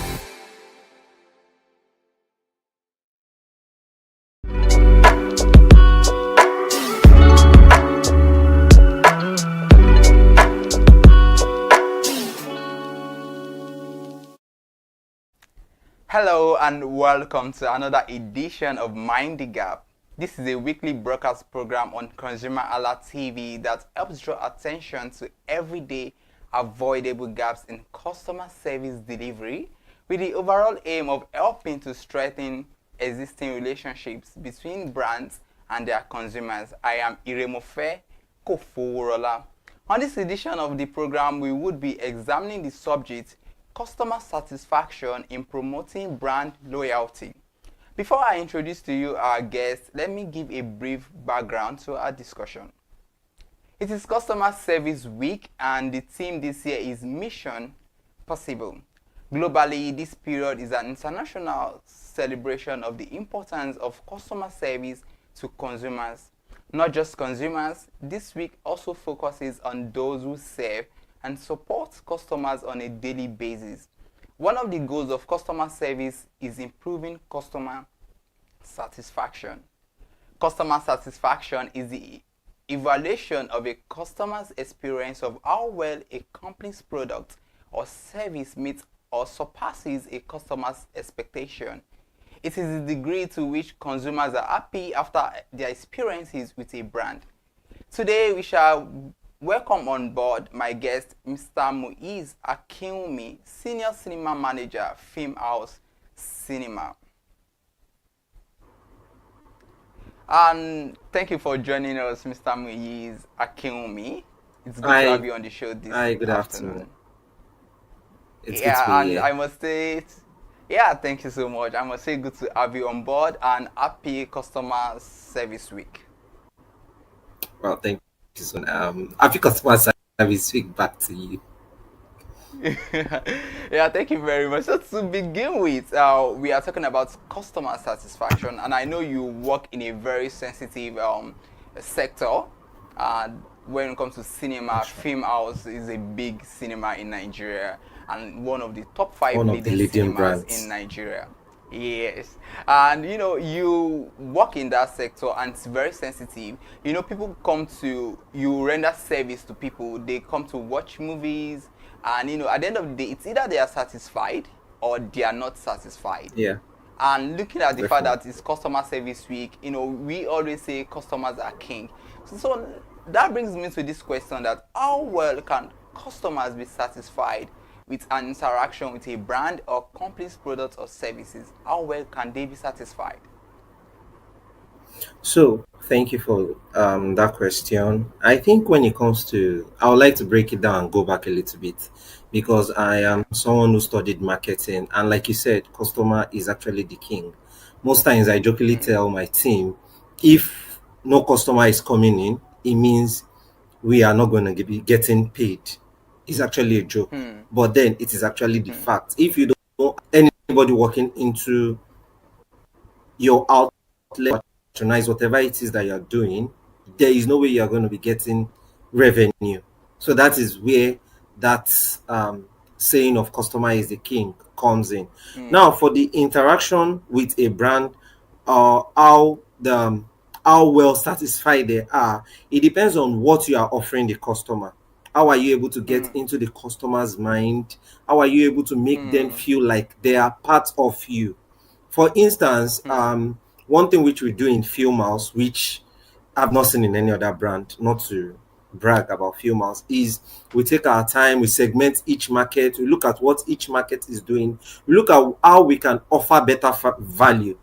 Recently, we showed for cinemas, we've only been showing Nollywood, Hollywood, Hollywood. We started with Nollywood, then we diverged into Hollywood, and recently we started showing Bollywood, that's Indian movie, and we got that we have the communities in Nigeria that want their content brought to the cinema.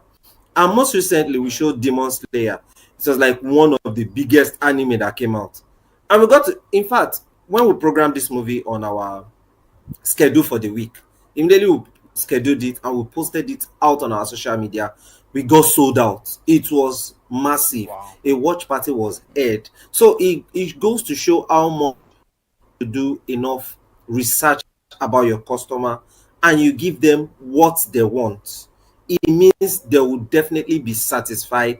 And another, taking feedback, you should always ask for feedback on how well you are doing and what you think you should do better. Even though you try to get into the mind of the customer through so many activities and all, if you don't ask the customer, sometimes you are not able to get what they want. You just keep playing around and guessing around. That's so powerful. Thank you for that illustration. And one key thing I got from that is you trying to understand the needs of your customers, and you have to be very big on feedback, because without feedback there's no way you can actually get to know what their needs are. And over time, with the kind of demographics we have, the needs of, because of the evolving market dynamics, the needs of customers or consumers, it changes over time. So this brings me Yes, to the definitely. next question. What factors primarily determine customer satisfaction? Okay, so for me, most times, we have different things that people like to put together. But for me, quality of the service that you give, the value that guests are getting. Sorry, I will not be calling customers. And few must like to call customers guests, because we feel when we are calling you customer, you just feel like it's a normal thing. But when we call you our guest, we make you feel welcome. We make you feel more at home. Because when you're expecting a guest in your house, you're like, oh, I'm expecting the guest. I'm going to clean everywhere. Everywhere will be top notch. Everywhere will be clean. So if I switch to guests just now, I'm still referring back to the customer. So the factors that That determine is customer allowed. satisfaction. Thank you. So the factor that determines customer satisfaction, even for me as a person, is the value I am getting for my money, the quality of service I am getting, the reliability of that service, and the empathy. Because I can tell you that most brands in Nigeria, they are not empathetic. Mm. Even though I studied marketing, even though I'm in the customer service world, I'll tell you that most times you forget the fact that we are all humans. Things happen. A paying customer is easy to get angry, because one thing which I am paying for, I don't want to do this thing. I don't.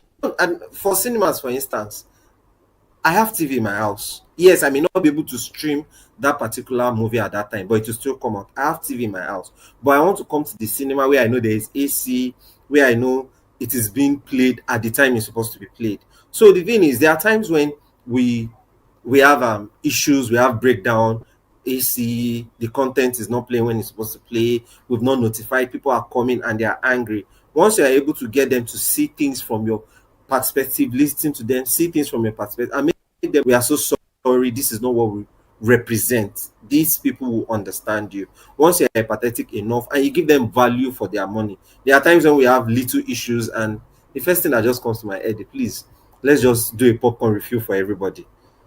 It's not like popcorn is a big deal to the guests. Yeah. But for you getting that popcorn, it's like, okay, this person is thinking and they want me truly satisfied. So once I get value for my money, once I see the quality of your service, and I see how empathetic you are good to go with me. Interesting one out there, and I must say that you are really doing justice to this, because most companies are just saying customer service week, and at the end of the day, when you try to check out the quality of customer service they give their customers, I mean, or let me use your word, guest. So most of the times when you see the quality of service they give their guests, you're like, oh, it's not really encouraging and welcoming at all. So, like you said, I love the fact that you at Film House you see your customers as your guests because, like you rightly said, and I'll use your analogy.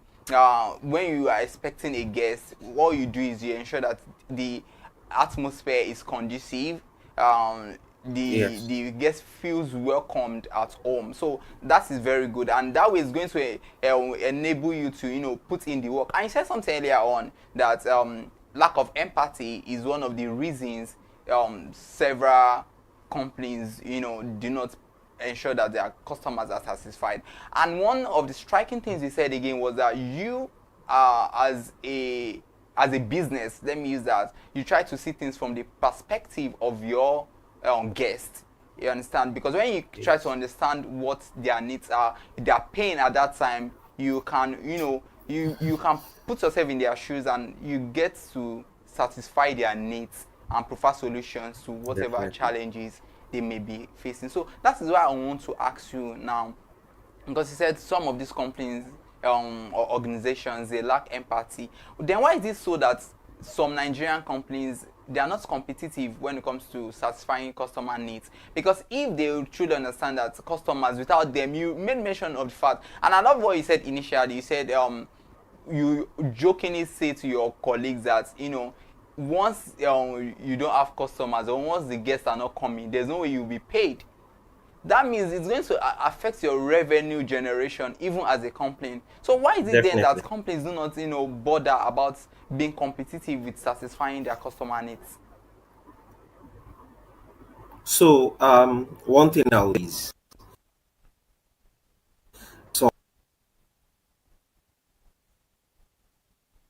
some companies are customer centric. So when you are profit centric, all you care about is the transaction and the money that is coming in. But when you are customer centric, it means you are focusing on your customer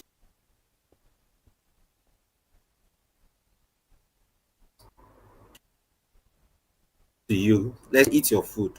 Your food is fantastic. I'll tell one or two persons. But if I come to your place and your food is terrible, I'll tell 1 million people. I'll keep telling people to not come back. So one problem which I think most Nigerian companies are facing is they are looking at the picture of the profits without thinking about the customer. Because now at the end of the day, they'll tell you, oh, I spent so much, the economy is so terrible on me, I'm being charged in dollars, I have to pay government regulation, I have to do this, I have to do that. The customer don't care. I'm sorry, that's what I tell people most times. When I go to where I receive service and it's not there, I'll tell you, it's not my problem. It's you that decide that you want to open this thing. So if you are going to be opening, you should give me the best of it. And then another thing which I think most people don't put into play that is making them not to be able to close that gap is they don't take feedbacks. There is no feedback. Most companies don't.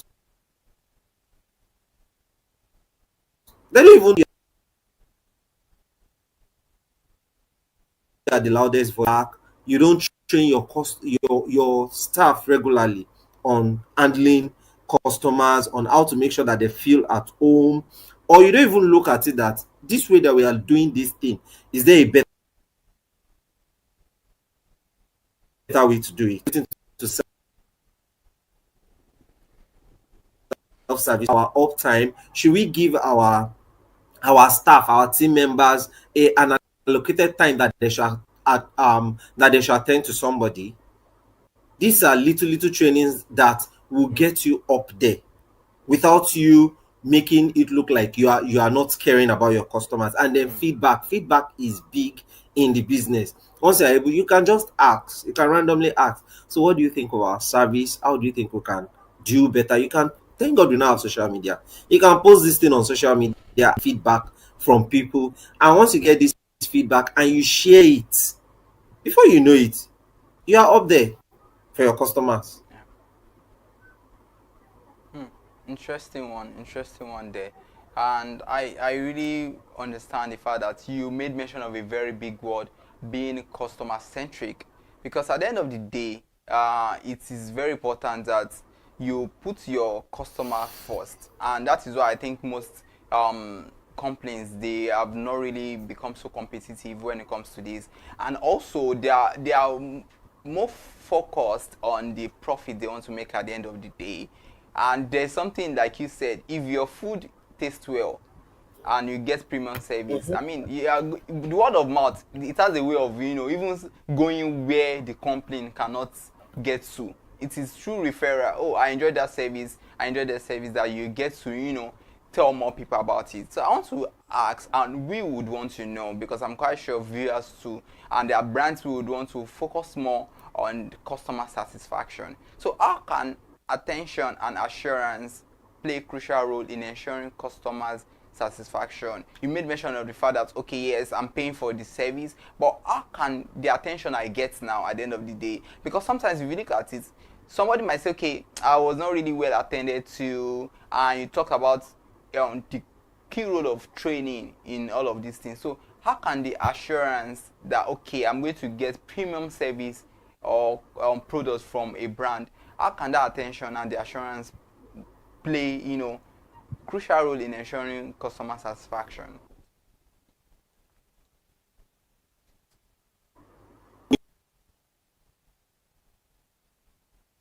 Myself as to be attended to. One thing which we do is to ensure that each of our team members focus fully on the guest in front of them. Because imagine you go out to a service place, a place where they offer service, you are standing there and like, I'm going to be using the booker for this point of to prove this point. Most times when you go to a local booker to get food, you have to be the one to go and get the plate yourself. You have to be the one to start hustling the food. You have to be the one to shout over. You have to stretch the plate. One thing which we moved, why you see most places where they do fine dining, once you sit down, someone is already coming. They are bringing a tab. They are showing you what they have. They are telling you to take your time to make your choice. While you are making up your mind, they are bringing a cocktail or water or just something to make you calm. So this attention helps the customer to feel valued, because once you get to a place where you feel valued, forget it, you are at rest. And one thing which most of these organizations do is they want you to spend, it's not like they don't know what they are to feel. One thing is when you focus, they feel at home and they even spend more. They go out of their way. That is why you see them that sometimes when they're like, oh, I love the way this team member attend to me. I need to tip this team member. I need to write a feedback. We've seen instances where people go online, on Twitter, on X, on Instagram, on Facebook, or even on their WhatsApp status, and they just write beautiful things about the company. I've had people reach cinemas, just go, now that guy did this cinema, they go there, because they'll know that the attention I'll make sure that we give them is different. We will definitely always go the extra mile. I love that. I mean, going the extra mile, and that is very powerful. And at the end of the day, what matters is your customer satisfaction. Because if I, as a consumer of a product or service, if I am 100% satisfied, definitely I'm going to refer other people to your brand or to your product. And we will be going on a short break now. But when we come back, I'll try to look at a tweet that you actually tweeted, and that was very insightful, because when I saw it, I was like, wow, this is brilliant, this is deep, and it encompasses a lot of elements in that tweet. So this is getting very insightful, and I'm quite sure, personally, I am learning a lot, and viewers also are learning a lot. But don't go anywhere. We will be right back after this break.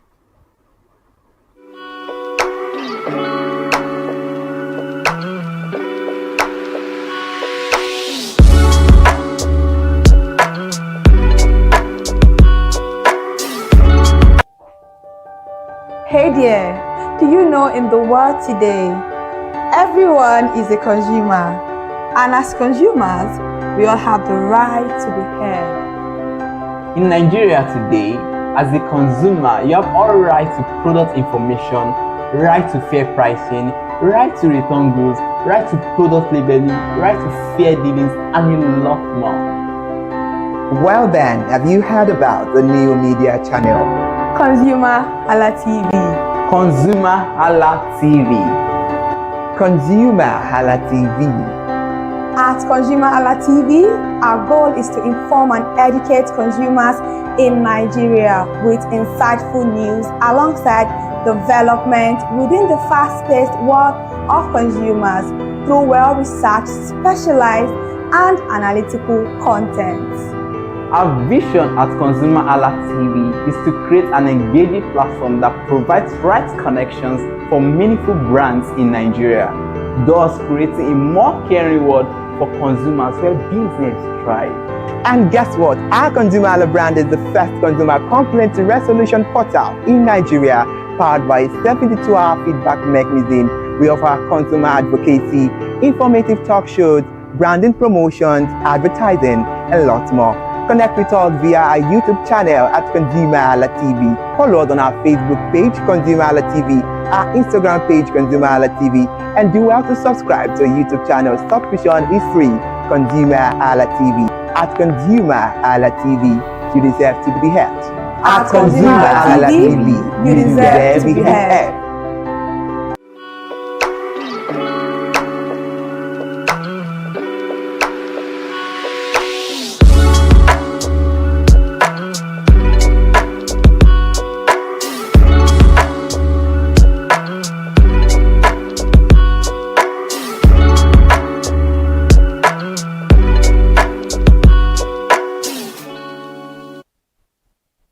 And welcome back. If you are just joining us, you are watching Mind the Gap, and we are discussing customer satisfaction. Who is the senior cinema manager at Film House Cinema? And I mean, this has been an insightful discussion as we are looking at how we can promote customer satisfaction basically. And Mr. Muiz, thank you for being with us, and it has been an insightful moment. And you know, you made mention of so many things before the break, and I would want to know how you personally you've ensured that whenever they matter what you do, no matter how you've gone out of your way, no matter how customer centric, result of one error or the other that occurs in the course of service. So how do you personally ensure that you handle complaints of customers who aren't satisfied with your services? I mean your guests now. Thank you for using our trade word. I will need to charge you for that. So anyway, one thing is there is something which we use in Film House. It is called the last approach. That is, you listen, you apologize, you solve, and you time to like I believe you to handle every issue that comes. And most times when this thing is becoming loud and noisy, we quickly they reach out to either the team lead or the manager or me. But you know, once I see things like that going out of and one is trying to escalate, I walk up to them, I pull them aside, and then I listen. I make sure I listen, because one thing is you have to listen well, hear from the point of view of the guests, even whether the guest is right or not. Hear from their point of view. Never throw your guest under the bus, and do not throw your team member under the bus. But make sure you listen well to what is happening. Once you listen, you apologize. First things first, apologize. You know, like most times they'll tell you to never tell an angry person to calm down. Tell the person to calm down. Let them pour out their chest. And while you are listening, make sure you are listening attentively. Like, don't just your arms. You know, we have their body language. I don't want to go into all that. It's training which we give our team members. Their body language is someone that is angry. You don't look impatient, you're not your time, you're not folding your arms over your chest like, okay, I'm waiting for you to finish. You calm down to listen. You don't pocket, you don't put your hand in your pocket because you know I'm complaining to you. Why is your hand in your pocket? I'm not paying your salary. Why is your hand in your pocket? You don't put your hand in your pocket. You have to be in a proper relaxed position. You are listening, you are nodding your head at intervals. Okay, I get, you know, so that the person will know that you are following what it is that they are saying. After that, you apologize on behalf of your team. You apologize on behalf of your brand. Okay, this is not who we represent. This is not what we are. These are, then you give solutions. These are what I think we will do. This is how we will get back to you. The way I go the extra mile is I always give them my number. I take their number. I We had issues. The lights went off in the screen, in a full screen, and we had to go in to apologize to the entire people. We offered them to watch another movie as a complimentary movie, and then we told them to come back another time to come and see that same movie. So that means you are getting double value. We've had instances where something will just happen. Just tell me, okay, refill everybody's popcorn. Yes, the company is running at a loss, but at the same time, we want to keep these people coming. We want that when they go out to say, okay, I visited Film House Lere and it just happened, but the way the manager handled it, it made me feel okay, it's where I want to keep coming to.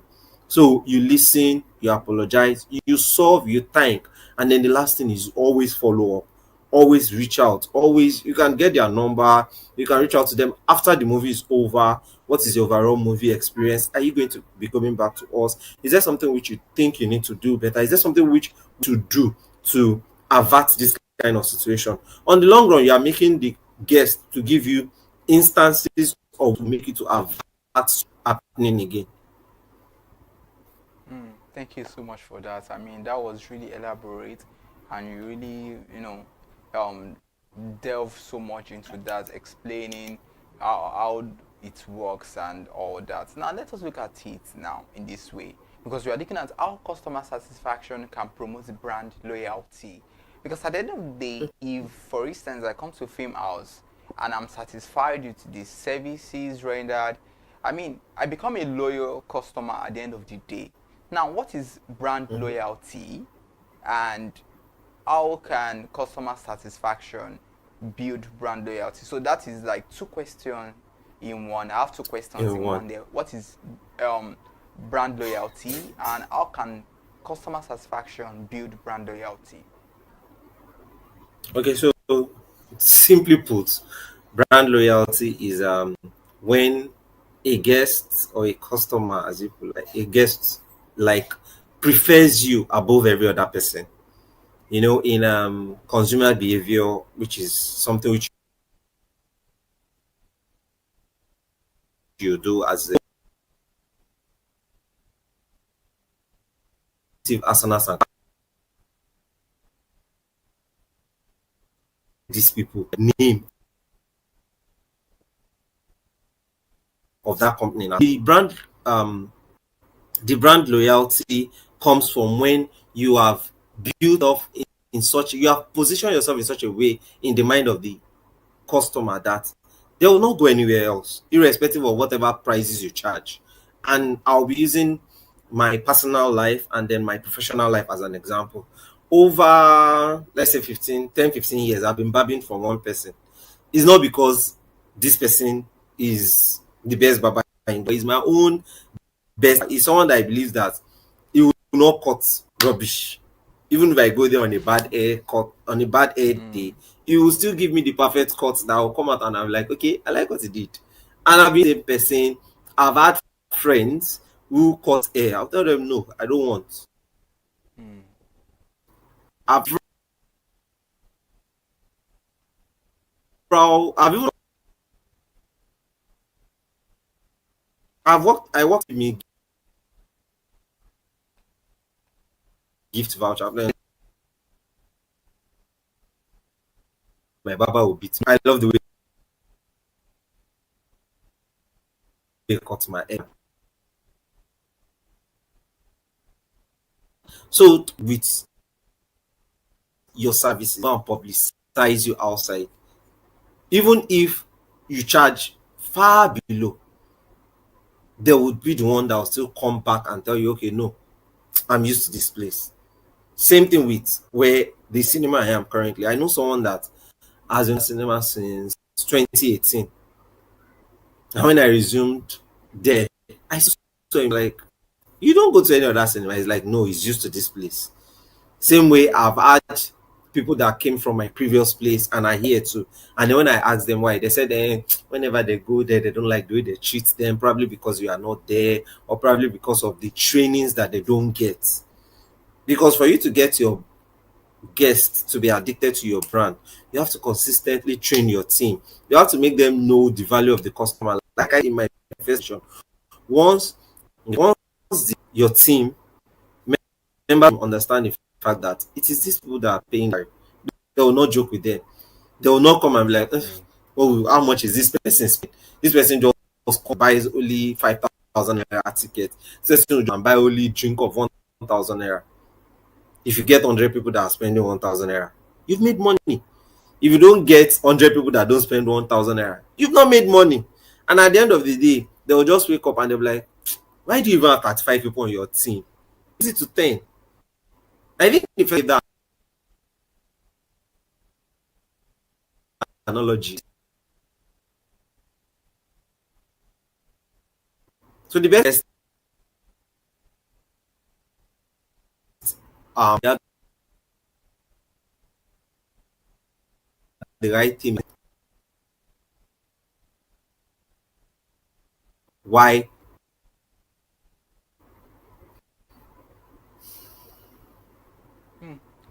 Thank you so much for that. And I just know that having the right team is very important. So I'm going to really cite your tweet now, and because I made mention of the fact earlier that it was very insightful. Reading it, I had to take everything word for word, and I'm like, this is really coming from a professional perspective, a professional point of view. So I would want to say, why we look at the tweet now that is being displayed here, you talk about customer service week and the team which is mission possible, and you look at it from the world of cinema, and you talk about the fact that it is not just about the customers, also it is about everyone involved, everyone who serves, even from the cleaners to all your team members and everyone. And I could see this picture also involving everyone that has rendered one service or the other at the cinema.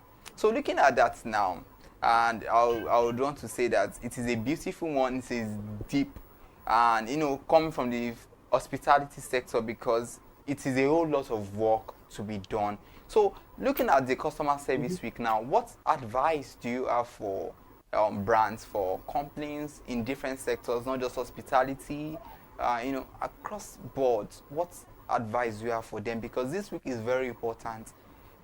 People will shout customer service, customer service. At the end of the day, nothing is seen, no progression with their customer service. So what advice or what message do you have for companies in general? Okay, so the I would have for companies is, yes, it's customer week, but we keep making the mistake of how it should be celebrated. Customer service week ought to be celebrating we not. I saw a tweet about that an HR posted. I would still post and elaborate on later. It's talking about customer service week, talks about the people behind the scene. Yes, every day we wake up, we attend to customers. That's why if you look at what I tweeted, I was basically celebrating my team. I was celebrating the hospitality people, the people that wake up in the morning. When I tell you that it is not easy, there are days that this is when every point of sales is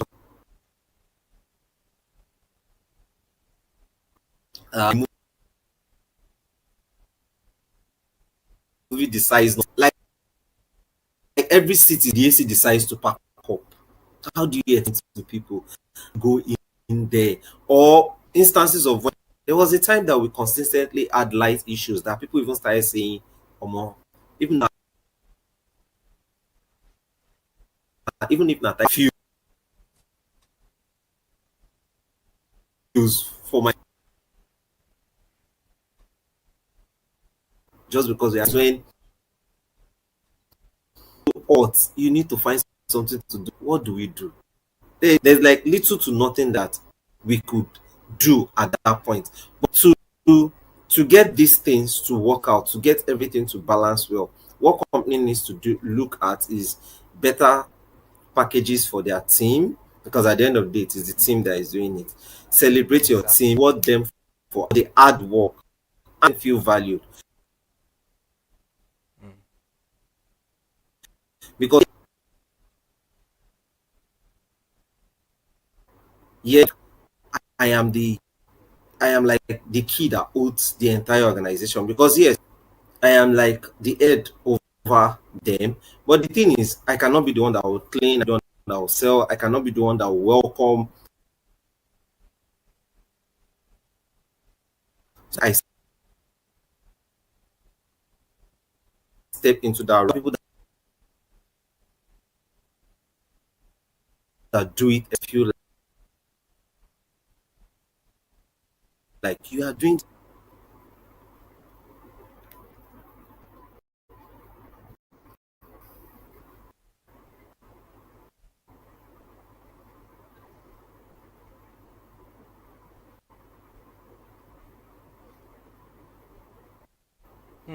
So thank you for that. Can you hear me?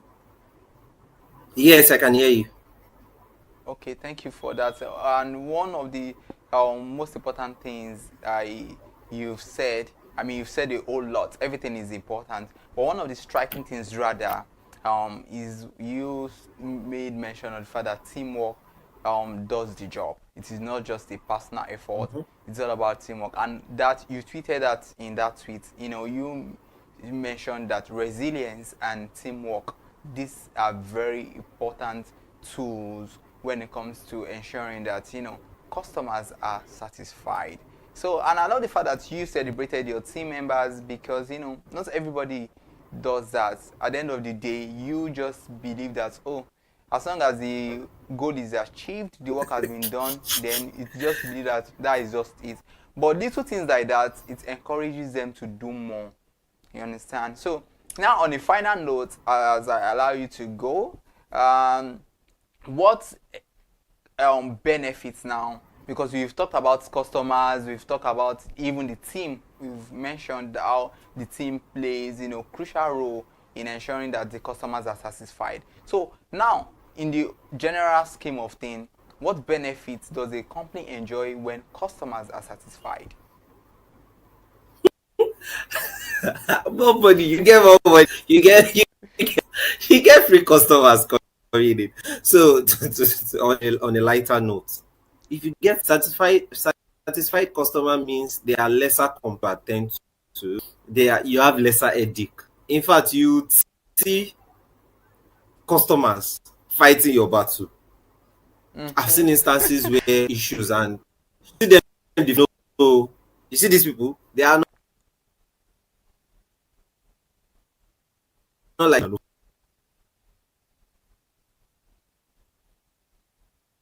for my hand.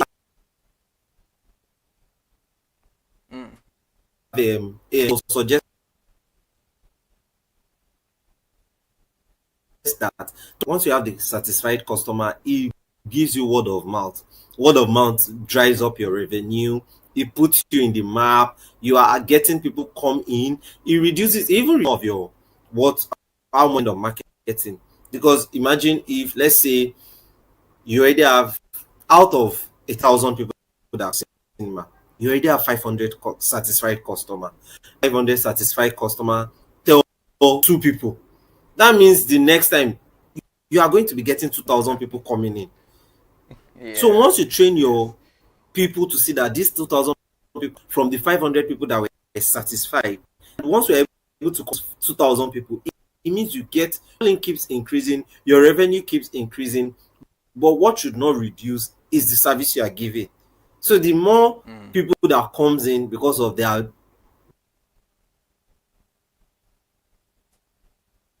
brand loyalty, the buyer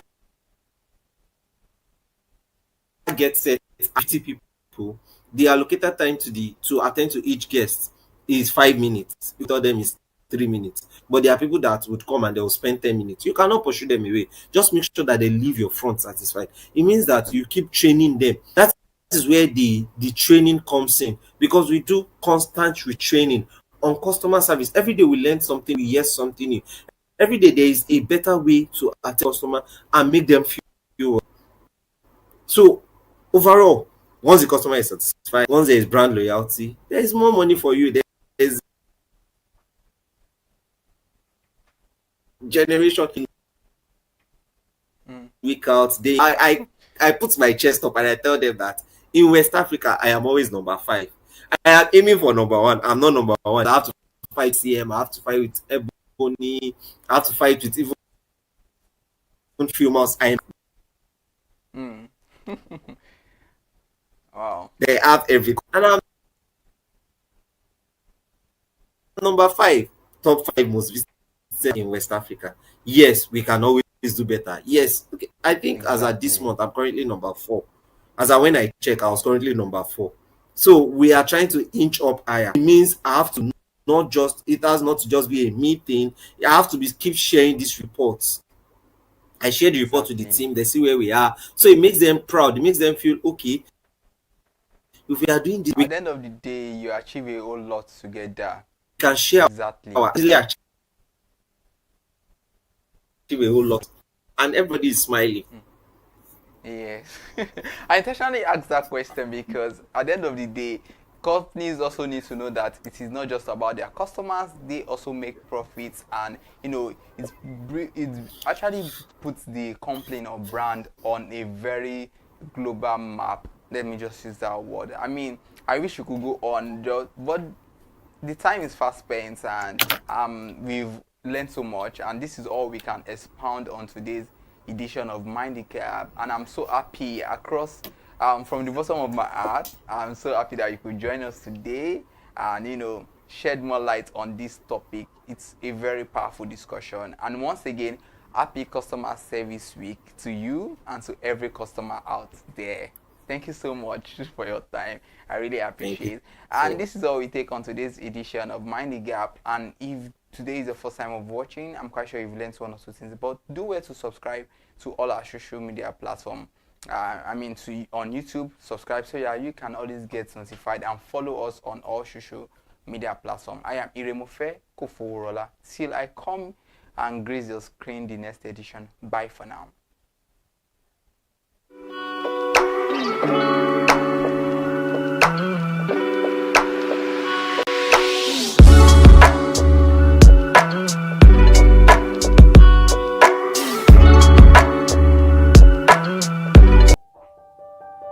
Hey there, do you know in the world today, everyone is a consumer, and as consumers, we all have the right to be heard. In Nigeria today, as a consumer, you have all right to product information, right to fair pricing, right to return goods, right to product labeling, right to fair dealings, and a lot more. Well then, have you heard about the new media channel? ConsumerHallaTV. ConsumerHallaTV. ConsumerHallaTV. At ConsumerHallaTV, our goal is to inform and educate consumers in Nigeria with insightful news alongside development within the fast-paced world of consumers through well-researched, specialized, and analytical content. Our vision at ConsumerHallaTV is to create an engaging platform that provides right connections for meaningful brands in Nigeria, thus creating a more caring world for consumers where business thrives. And guess what? Our ConsumerHalla brand is the first consumer complaint resolution portal in Nigeria, powered by a 72-hour feedback mechanism. We offer consumer advocacy, informative talk shows, branding promotions, advertising, and lots more. Connect with us via our YouTube channel at ConsumerHallaTV. Follow us on our Facebook page, ConsumerHallaTV, our Instagram page, ConsumerHallaTV, and do well to subscribe to our YouTube channel. Subscription is free. ConsumerHallaTV. At ConsumerHallaTV, you deserve to be heard. At ConsumerHallaTV, you deserve to be heard.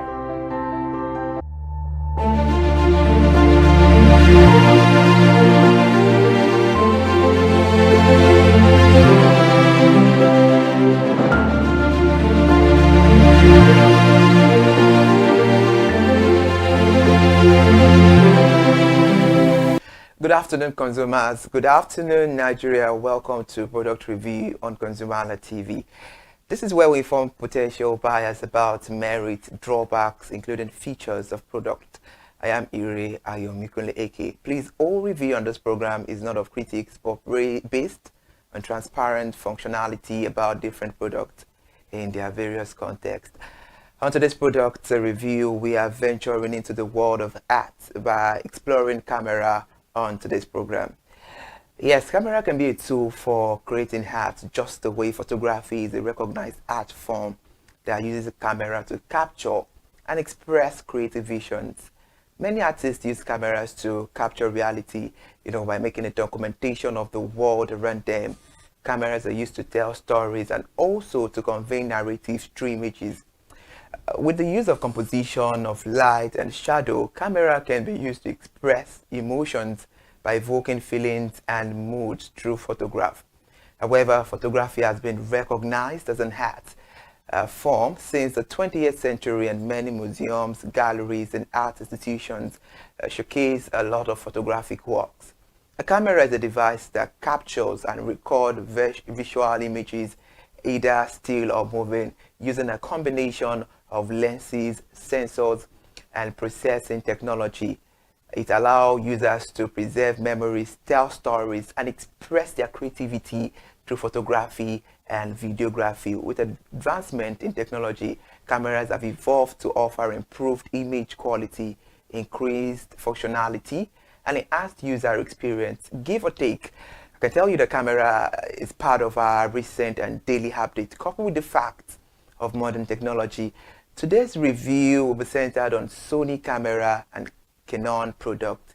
And joining us on this conversation, for more enlightenment, I have Oluwabusayo Shodobi, a seasoned photographer who knows his onions, the CEO of Business Media. He joins us virtually on the program. All right, Mr. Busayo, good afternoon, and thank you so much for joining us on the program this hour. Good afternoon, Mr. Kunle. Thank you for having me here. Good afternoon. I love that. That's quite sharp. Now let's get on the conversation proper. What are the key features and benefits of each camera model? So, looking about Canon and Sony camera. Okay, I'm an entrepreneur and I'm also a photographer, right? So I use Canon, but there is difference between Canon and what's it called, Sony. I use Canon. Most people use Sony. Most people use Canon because they are more of affordable camera. They can be this very expensive, but Canon is it's generally regarded as one of the best you can use in terms of your portrait shooting of pictures, for wedding, for different activities, video and all. It also gives a color tone scheme to be perfect when you are taking a portrait picture or wedding picture. Are you getting me? And that is for Canon. Are you with me? Can you hear me, please? I can hear you. Please go on, Mr. Busayo. Okay. Why Sony is very advanced in terms of autofocus? Sony is very advanced in terms of autofocus. It is more used in terms of for video, for portrait, as well for wedding, for events. But me personally, I make use of Canon. I'm used to Canon, but there's no camera I can make use of, but I make use of Canon because Canon is very light when you carry it around, and to give you the example when you are shooting your pictures, probably outdoor, indoor, whatsoever. So I will always recommend Canon. Thank you. All right, that's a very beautiful insight there. How do both cameras, Canon and Sony, compare in terms of image quality You just made mention of autofocus earlier on, and the low light performance. Comparing the two together, the two brands, Canon and Sony camera, how do they operate in terms of quality and low light performance, including autofocus? Okay, I would say for Sony is more best for low light. Are you getting? Sony is more best for low light and also autofocus, but Canon is not something that can really work for you in terms of low light. Sony, you can use it when there's no light, when you're having more of indoor shoots without you using much of your light. You can use Sony, JK. While Canon, you must always use light, because when you use Canon without your light, there will be a much noise when you take a picture, and when you have noise in your picture, it will bring out the quality or the exact focus or goals you want to achieve from it. But just like Sony, when you use a low light while using your Sony, you will always get a quality picture compared to Canon, it's either you use your eye light in terms of setting out your light, your snow, all like that, increasing your ISO and all like that. Thank you. All right, you stating that. I think that will lead us to this aspect. What are the target audience for each camera brand, looking in the view of Canon and Sony?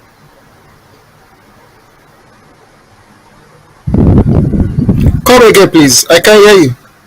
All right. Having you state the earlier answers, the feedback, I think that would lead us to this point. What are the target audiences for each camera brand, the Canon and Sony brands? Oh, that's nice. I would say both of them are very good targets in the market. Sony is very expensive. Canon too is very expensive. There are new products of Sony that is coming out now, and there are new products of Canon that is coming out now. But both are very valuable in the market, because when you get them, they are going to give you what you want in terms of your images, wildlife, lifestyle, portrait, wedding, whatsoever. Canon and Sony are very good value for the market. When you have them, you are good to go. They will definitely give you whatsoever you want in terms of your shoot, in terms of video content, whatsoever, and it. Both are very good value to the market. But to be honest, both cameras are very expensive. So having them is just like you having a baby. So you have to be very careful. Thank you. Hello, Mr. Busayo. Can you hear me well? Hello? Hello, can you hear Hello? me? Yeah, Hello, I can hear you now. I can hear you now. I think the network was causing a bridge between you at your end there and me here in the studio as well. So we couldn't get what you were trying to narrate to us better. So if you can hear me, if you wouldn't mind, what are the target audiences for each camera brand? Let's review that question again. Let's review that again. Okay, hold on, please. Give me some minutes, please. Okay, all right. Thank you so much, Mr. Busayo. All right. If you're just joining. Okay. Now I can get you. Okay. Can you hear me now? I can hear you well, perfectly fine, Mr. Busayo. I just asked earlier that what are the target audiences for each camera brand? Okay, like I would say, the target for each camera brands are very essential, are very general to the market. Reason because Canon EOS M50 has new Canon provide new camera, new how will I put it, new just like you having an iPhone, new product. Canon has its new product. Canon Sony too has its new product.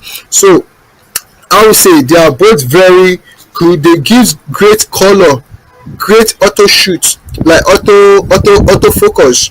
They are both very good in the market. they are both very they have their own value that they give.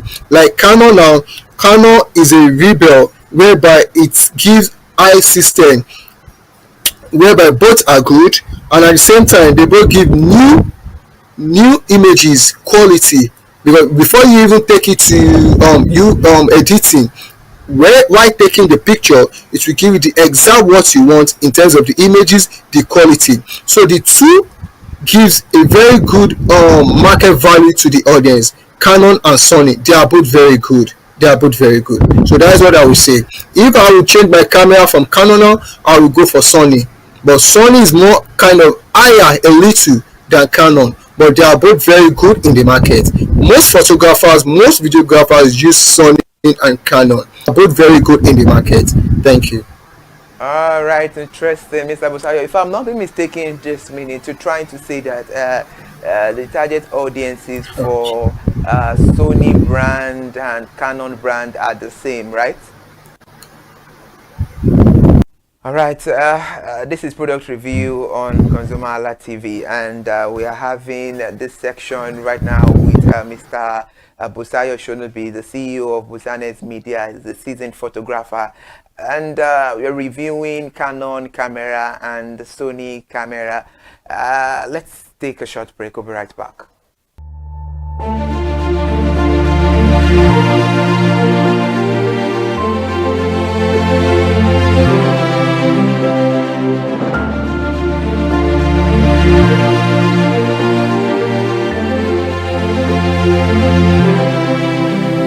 Thank you so much for still joining us, and we still have Mr. Busayo Shonubi, the CEO of Busanes Media. Busanes Media.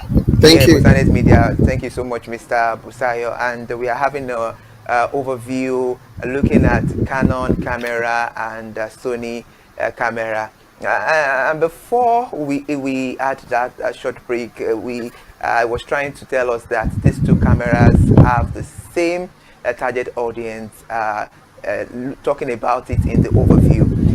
Mr. Busayo, what are sensors in cameras, and what are the differences in sensor technology between Sony and Canon cameras? Can you come again, please? All right, Mr. Busayo, what are sensor ring cameras, and what are the differences in sensor technology between Sony and Canon cameras? Okay, I would say Sony has a stacked. Are you getting me? And it has this global shutter speed. It's a global shutter speed, and it has its own stack. That is for Sony. You can use Sony to take wildlife animals from a far distance, from a close shot, from a close distance. Are you getting? Why Sony is of dual pixel, and it has its own standard as well in terms of most especially using of EOS RX Canon camera, and it has its own standard CMOS. Thank you. All right, interesting, Mr. Busayo. You spoke about autofocus earlier on. How do camera autofocus system compares in terms of speed and accuracy, and what are the video compatibilities of each camera, including the resolution, the frame rate, and the stabilization? Okay, thank you. So I would say in that aspect, they both have a high resolution. Are you getting it? They both have a high resolution, and just like Canon has its own pixel in terms of there is prime lens, there is zoom lens for Canon. Likewise as Sony. So because I make use of Canon than Sony, so I would say I know more of Canon. Canon has prime lens which is of 50 mm, and we have zoom lens of 24 to 105. So these are very good for autofocus in terms of video capturing moments, creating memories, art with it. So I would say Canon has the good aspect of that. Likewise as Sony is mostly used in terms of video. Most people use Sony for video, unlike Canon, trust me, every photographer will use Canon for pictures.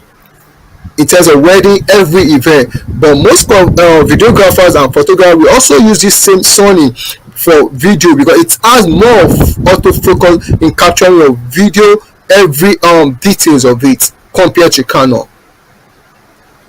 If I hear you well, Mr. Busayo, because while answering the other minutes, the first line you made mention of is about high resolution. Yes, high please. resolution, we are talking about, is it in autofocus or about what context exactly?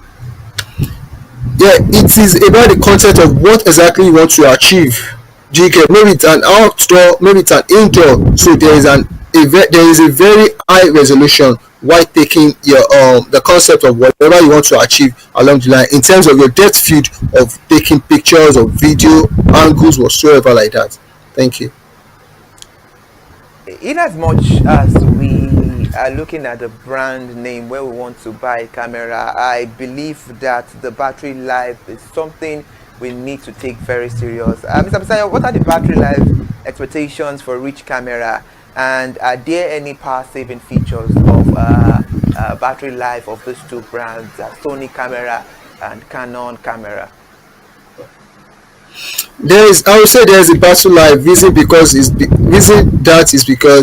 are both very valuable in the market. You see different professionals that make use of Canon and Sony, so they are both like a competitor to each other. Are you getting me? They are both like competitor to each other, so they both have a battle life. Yeah.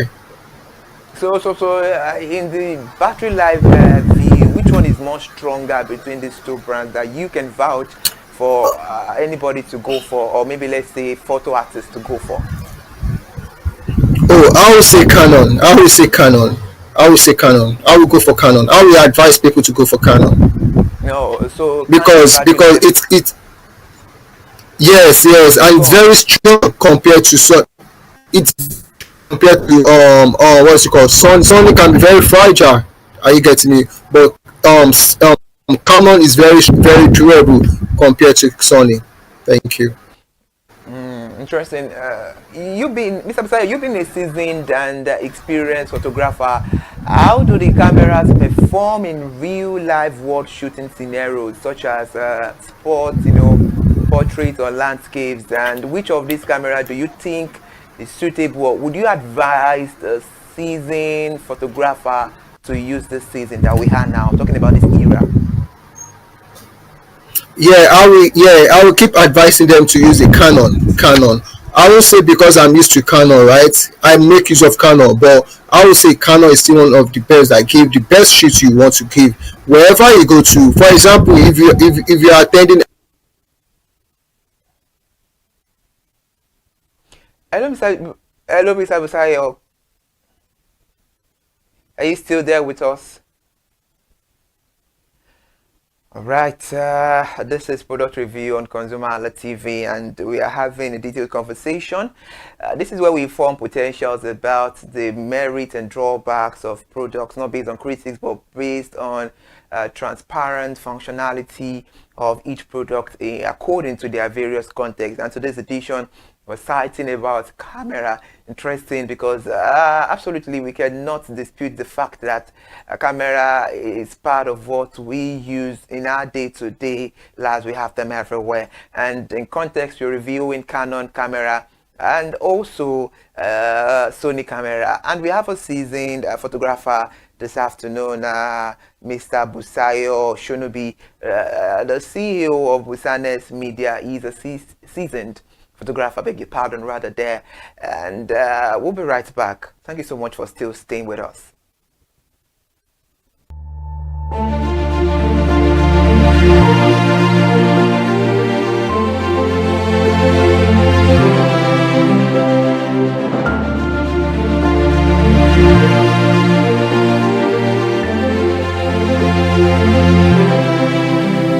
Thank you so much for still being there with us, for watching Product Review on ConsumerHallaTV. Please know that you can follow us on all our social media platforms, and you can do well to subscribe to YouTube channel ConsumerHallaTV. This is Product Review, where we inform potential buyers about the drawbacks, merit of products based on their transparent functionality.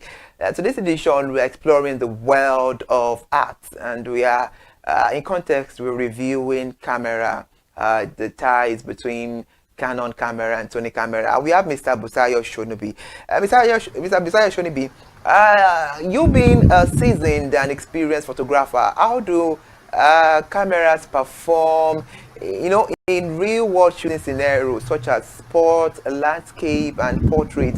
And which of the camera do you think is suitable, or would you advise a seasoned photographer to use this season?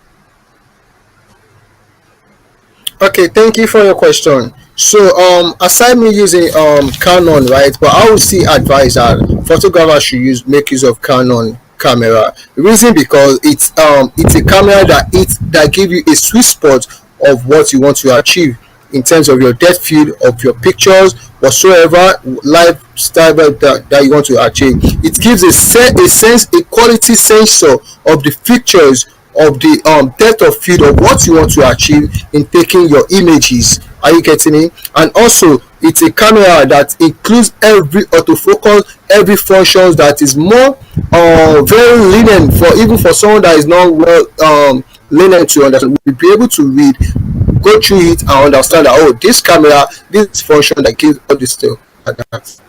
Thank you. Right, interesting. Mr. Busayo, you're Yoruba man, and there is a Yoruba adage that says the soup that is sweet, it all depends on money. So people even say better soup na money killer or better don't look. Let's look at the price and value for money. How do the cameras compare each other in terms of price and value for money? Which one is on the high side and which one is affordable? We never can say. Someone might be there that wants to buy a camera and is actually planning to go for each of this brand we're reviewing on the program. So how do the camera compare in terms of price and value? Which one is on the high side and which one is affordable? Okay, I would say are very on the high side. Both are very affordable. Are you getting me? But depends on what you think you can get at that moment. I use Canon, like I've said. Canon has new different products now. We have Canon Mark 3D, we have Canon 60, we have Canon EXR, we have Sony. So I would say Sony is more expensive than Canon, but this new product of Canon expensive than old Sony. But it's just that you bringing it will be getting more expensive due to the images, the quality of what you are bringing out to the market. So at this moment, I will advise that someone can go for Canon because it's still kind of less expensive compared to Sony. Sony is very more expensive than Canon. For at this moment, I will advise that someone should go for Canon than Sony. Thank you. Interesting. Let's explore into the world of photography better now. What are the key differences in lens selection, and how do this camera build quality and durability? Comparing these two brands together. Like I've said, it's very fragile. So if we're talking about durability, I would say Canon is very durability, very durable, very reliable because it's still very strong while using it compared to Sony. Most people don't really use Sony, reason because it's very expensive. I get me, and very fragile. If anything should happen to Sony, like I don't know what to say, but compared to Canon, there's no way you go to forget Sony, and someone you wanted to make use of someone else, so you can still always use the person Canon, maybe charger, battery, or whatever. Compared to Sony, if you are not using Sony, you are not using Sony. But you can go to different events and you see people using thousands of Canon camera because it's very affordable, it's very durable compared to Sony. Thank you. Interesting. I know so well. Now let's be more factual here. Let's place it on reality resolution this minute. I know we have photography schools where people go in and know how to, learn about photography. But aside from photography school, Mr. Busayo, how many months or how many years does it take for someone to learn about photography? Oh wow, this is a very interesting question. Photography is very deep. To be honest, photography is very deep. Even me, as I'm still a seasoned professional, I'm still learning because there are some people who have been in the game that you see as role model that you want to learn from. Do you get? There are some concepts you believe you know. There are some new product that is coming out in terms of your you snapping, editing, all those kind of things. So I would say if you want to learn photography, it will take you maybe like I would say 6 months, 3 months, or a year because it depends on how vast the person might be. Are you getting me? I did mine for like 6 months. To be honest, I'm still learning more. I'm still very learning. Even professionals that I believe they've gone ahead of me because photography is very broad. It's very broad in terms of everything, the concepts, the creativity, your editing, all of that. So I would say it takes Absolutely. time. It takes time. Absolutely, Mr. Oluwabusai. I cannot agree less that photography is wide because anybody is a mass comm student can testify. Because I remember vividly well, we did a whole lot of courses related to photography. But I think it was just an credit from my end just to pass, and I knew that my area of specialization would not be on photography, but related to what I'm doing here, broadcasting. So, what can you say about your industry in decades to come, and what does it feel like to be a successful photographer? Yeah, to be a successful photographer, right? I would say firstly, it's God. God is a gift of crafts. First, put God first. Are you getting me? Put God first, and also to be a successful photography, be kind, show hospitality, show love to your clients, to your clients. Are you getting me? Because these are the people that pay your bills. So show hospitality, show kindness, show love, and at the same time, to be able to grow harmonious relationship with your clients, with your staffs also. For you to be successful, it's not about your work on the social media because for example you now I've known you for a year now. It's a thing you can refer me when you see a good job that I've done. Are you getting me? So I would say referral goes a long way. So for you to get a referral depends on the harmonious relationship you built with that person. So I would say for you to be a successful professional photographer, you put God first, be prayerful, be good at your work. All right, this is a product review on ConsumerHalla TV. Thank you so much for still being there. We've been having a thoughtful conversation with Mr. Busayo Shonipi, the CEO of Busanes Media, giving us some deep insight about Canon camera products and Sony camera products. It has been a very exciting and insightful review over there. Let's take a short break. It's the product review on ConsumerHalla TV.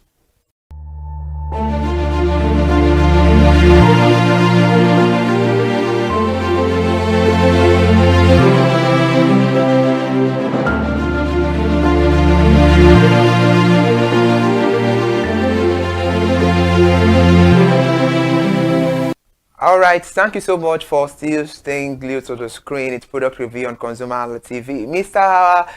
Busayo, in the next 5 years, what can you say about photography industry? What can you say about your industry in the next 5 years? What do you see of it?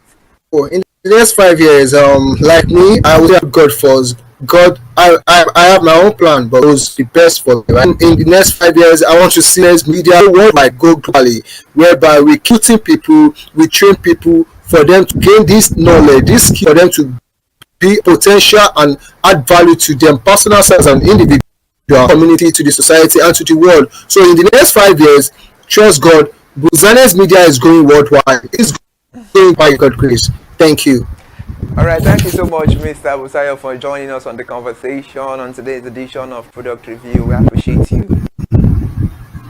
All right, thank you so much for joining us on the conversation. That was such a insightful one, having is the seasoned photographer to tell us a whole lot, of view in reference to Sony camera and Canon camera. I got a whole lot, and I can tell it to you that from what he said, I have a take home saying Canon with lights, Canon, I beg your pardon, rather, a neat eye light, unlike Sony Sony can operate under low lights, and both operate under high resolution in the context of autofocus. That's quite a beautiful and an insightful one there. Another beautiful edition of Product Review. We're back again. Same time, same station next week. Please stay with us for the next program. I am Ire Ayomikoleki, and do well to follow us on all our social media platforms. Please note that all review and content of this program is not based on critics, but based on transparent functionality in context of the product we are reviewing on the program. Please do well to enjoy the rest of your day.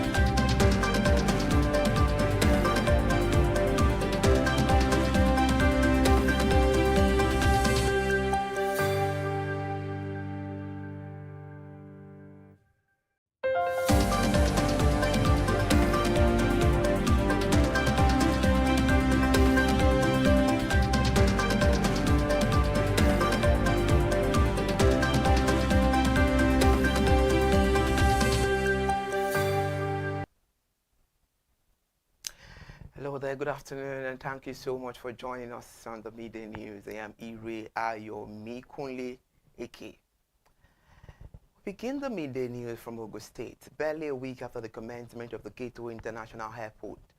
Operations in Ogun State led government. Prince Dapo Abiodun has handed over 130 acres of land to the Federal Ministry of Marine and Blue Economy of the construction of the Ijebu-Ode Inland Dry Port. The initiative is part of the federal government effort to expand trade infrastructure and decongest the nation's seaport. The handover marks a major milestone in the federal government trade facilitation agenda and paves the way for developing a logistics and cargo hub in Ijebu-Ode to boost intermodal transport connectivity and ease pressure on the Lagos port. Speaking during the signing of the transfer of rights, control and possession on behalf of the federal government, the permanent secretary of the ministry, Mr. Olufemi Oloruntola, reaffirmed the government commitment to complete the project within a short period. The federal government said they remain committed to completing the Ijebu-Ode Inlet Dry Port swiftly, and the development is part of their broader effort to enhance port efficiency, strengthen the regional trade logistics, and promote seamless cargo movement across the country. A significant milestone, ConsumerHallaTV, Nigeria's premier consumer advocacy television station that was launched in Lagos State with a commitment to promoting consumer empowerment in Nigeria at a formal launch over the weekend. The Chief Executive Officer of Brand Intelligence, the owner of ConsumerHallaTV, a consumer-centered digital television platform, Mr. Tunde Olufowora, said that the new station will give a voice to over 200 million Nigerian consumers through insightful programming that focuses on the consumer right protection, product review, market trends, camelot, and expert advice, among others. All is meant to empower consumers in making decisions and in the enforcement of their right. The launch had in attendance corporate executive, top government functionaries, and consumer advocacy group, which include the Lagos State Commissioner for Information and Strategy, Lagos State, Mr. Gbenga Omotosho, President of the Nigeria Guild of Editors, Mr. Eze Anaba, and the human rights activist president, founder of Consumer Advocacy Foundation, and also a member of the Federal Government Consumer Protection Tribunal, Ms. Shola Salako. Still spotlighting on the event, Mr. Tudiolufo emphasized education that the time has come for the Nigerian consumers to take their power back through exposure to consumer education and taking advantage of the medium to enforce their right. The CEO said the station is a platform that will fill the gap that presently exists between the Nigerian brands and consumers and guarantee mutual benefit. At ConsumerHallaTV, our vision is to create an engagement platform that constantly mirrors demand of consumers and provide the right connections for meaningful brands in Nigeria, thus forming part of the overall visions of our ConsumerHalla brand, creating a more caring world of consumers where business thrives. The mission of ConsumerHallaTV is to educate, inform, and empower Nigerian consumers, promote fairness, transparency, and accountability in the marketplace. Mr. Agbengo Motosho described ConsumerHallaTV as an innovative channel that is needed by the government and the citizens in promoting fairness in business relationship and accountability, and he thanked the management of the station for coming up with a platform that will fill a huge education gap in the market and help build awareness for good business ethics. At our ConsumerHallaTV here, a key program here highlights consumer watchdog, investigative reports on consumer issues and market prices, a product review, comparison of product and services, consumer rights, the guidance on consumer rights and redress mechanism, market insight. This is about analysis of trends impacting consumer, daily news and news analysis, customer advocacy, issues and complete resolutions, talk shows and discussions, market report and reviews, best weekend deals, surveys and consumer analytics, expert views and opinions, brand promotion and advertising. And on that note, please, you can use our medium to follow us on our YouTube page, ConsumerHallaTV, and do subscribe there. And follow us on all our social media platforms, on Facebook, on Instagram, on X, and on TikTok, ConsumerHallaTV. Away from that, now, over to consumer-related report, which shows that prices of liquefied petroleum gas, otherwise known as cooking gas, have surged to record high across Lagos State, forcing households and small businesses to scale back consumption. This is even as the federal government authorities launch a crackdown on hoarding and price manipulation. The Minister of State for Petroleum Resources, Ekperikwe Heppo, in a statement issued by spokesperson Louis Iba, described the situation as unacceptable, warning operators against exploiting consumers. Mr. Heppo said the government will not allow few operators to exploit citizens. Regulatory agencies have been directed to take immediate action against marketers hoarding or inflating prices, assuring that normalcy supply would resume within a week. Meanwhile, the Federal Competition and Consumer Protection Commission, FCCPC, Nigerian Midstream and Downstream Petroleum Regulatory Authority, and other agencies are expected to begin joint market surveillance and enforcement operations this week to curb artificial scarcity, the statement said. A market survey carried out by the newsman in Lagos State over the weekend indicated that a kilogram of liquefied petroleum gas was sold for between 2,500 naira and 3,000 naira, up from about 1,000 naira at August. Let's talk about business news now. The stock market yesterday recorded a gain of 465 billion naira, or 0.50%, boosting investor portfolios. The Nigerian Exchange Limited market capitalization increased from 93.295 trillion naira at the opening of 93.760 trillion naira at the close of trading yesterday. Similarly, the all-share index advanced by 0.50%, or 729.19 points, closing about 147,717.23 compared to 146,988.04 recorded on Friday over the weekend. However, market activity was driven by increased demand for equities such as Sovereign Trust Insurance, Regency Alliance Insurance, Transcorp Power, consolidated Allmark Holdings, Aldane, MC Carl, and 20 other stocks. The market bread closed flat with 25 gainers and 25 losers. Surveying Trust Insurance led by 9.97% on the gainers chart, closing about 3.53 naira, and Regency Alliance Insurance trailed by 9.68%, settling at 1.36 naira, and Transcorp Power gained about 8.92%, finishing at 342 naira per share, and consolidated Allmark Holdings grew by 7.14%, ended the session at 4.50 naira, while All Van MC Co soared by 6.80%, closing at 4.40 naira per share. Conversely, Triple J led the losers chart by 9.92%, finishing at 5.45 naira, and Wema Bank followed by 4.51%. Ended the session at 19.05 naira, while Living Trust Mortgage Bank dipped by 3.85%, settling at 5 naira per share. Rand NGX Group declined by 3.33%, closing at 58 naira, and Cortex shared by 3.08%, settling 3.78 naira per share. An assessment of the market activity revealed an overall improvement in the market deals, volumes, and values at 624.61 million shares, worth about 13.5 billion naira, as it were exchanged across 31,563 transactions. Thank you so much for joining us on the Midday News. We'll be right back.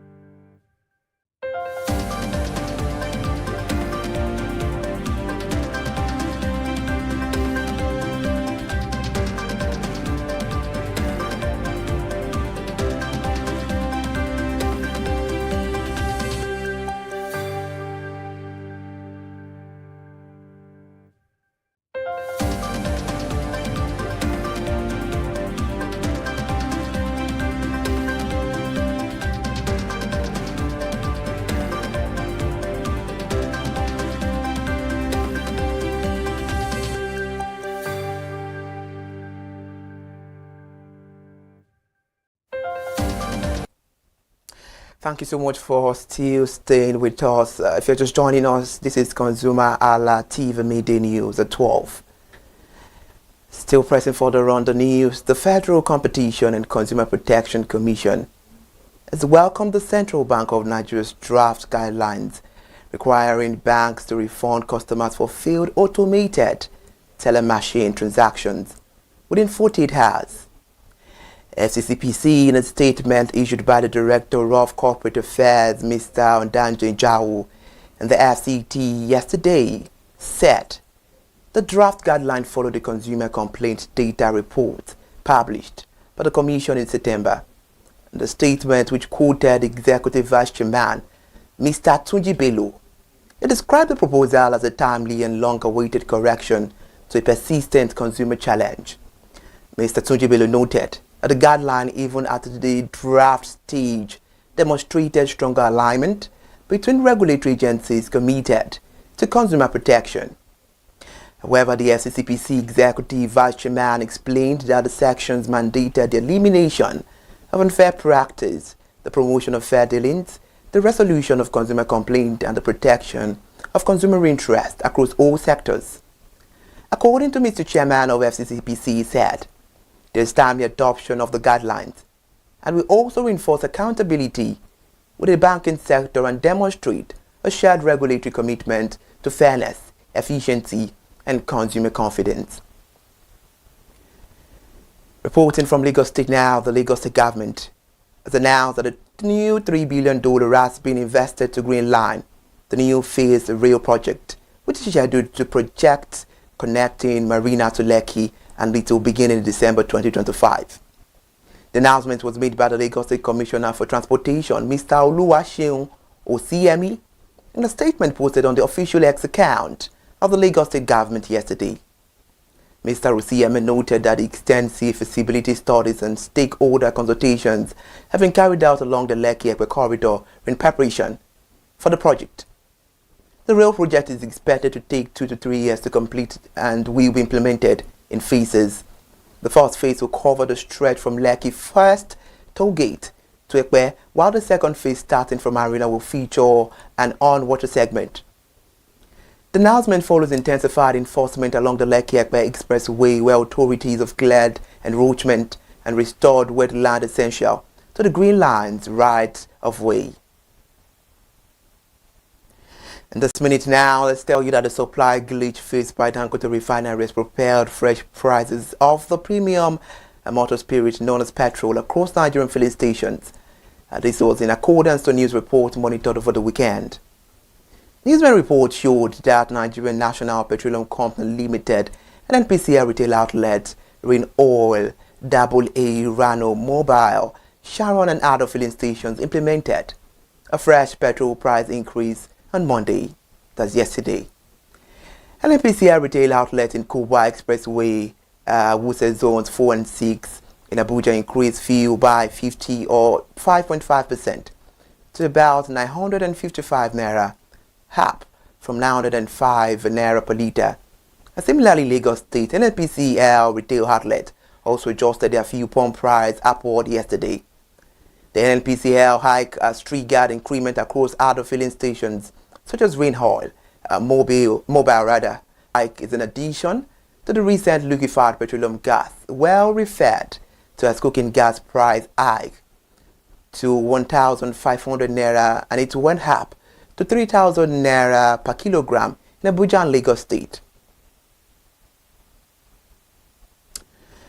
The talking business is now as Dangote Cement, a subsidiary of the Nigerian conglomerate, founded by Aliko Dangote, officially launched operations at its new cement plant in Côte d'Ivoire, about 30 kilometers from Abidjan. This announcement was made by the managing director of Dangote Cement Côte d'Ivoire, Mr. Seg Bouta, during a press briefing held at Novotel Abidjan, Macoris Pane, 3 million metric tons, making it one of the largest Dangote cement plants outside Nigeria.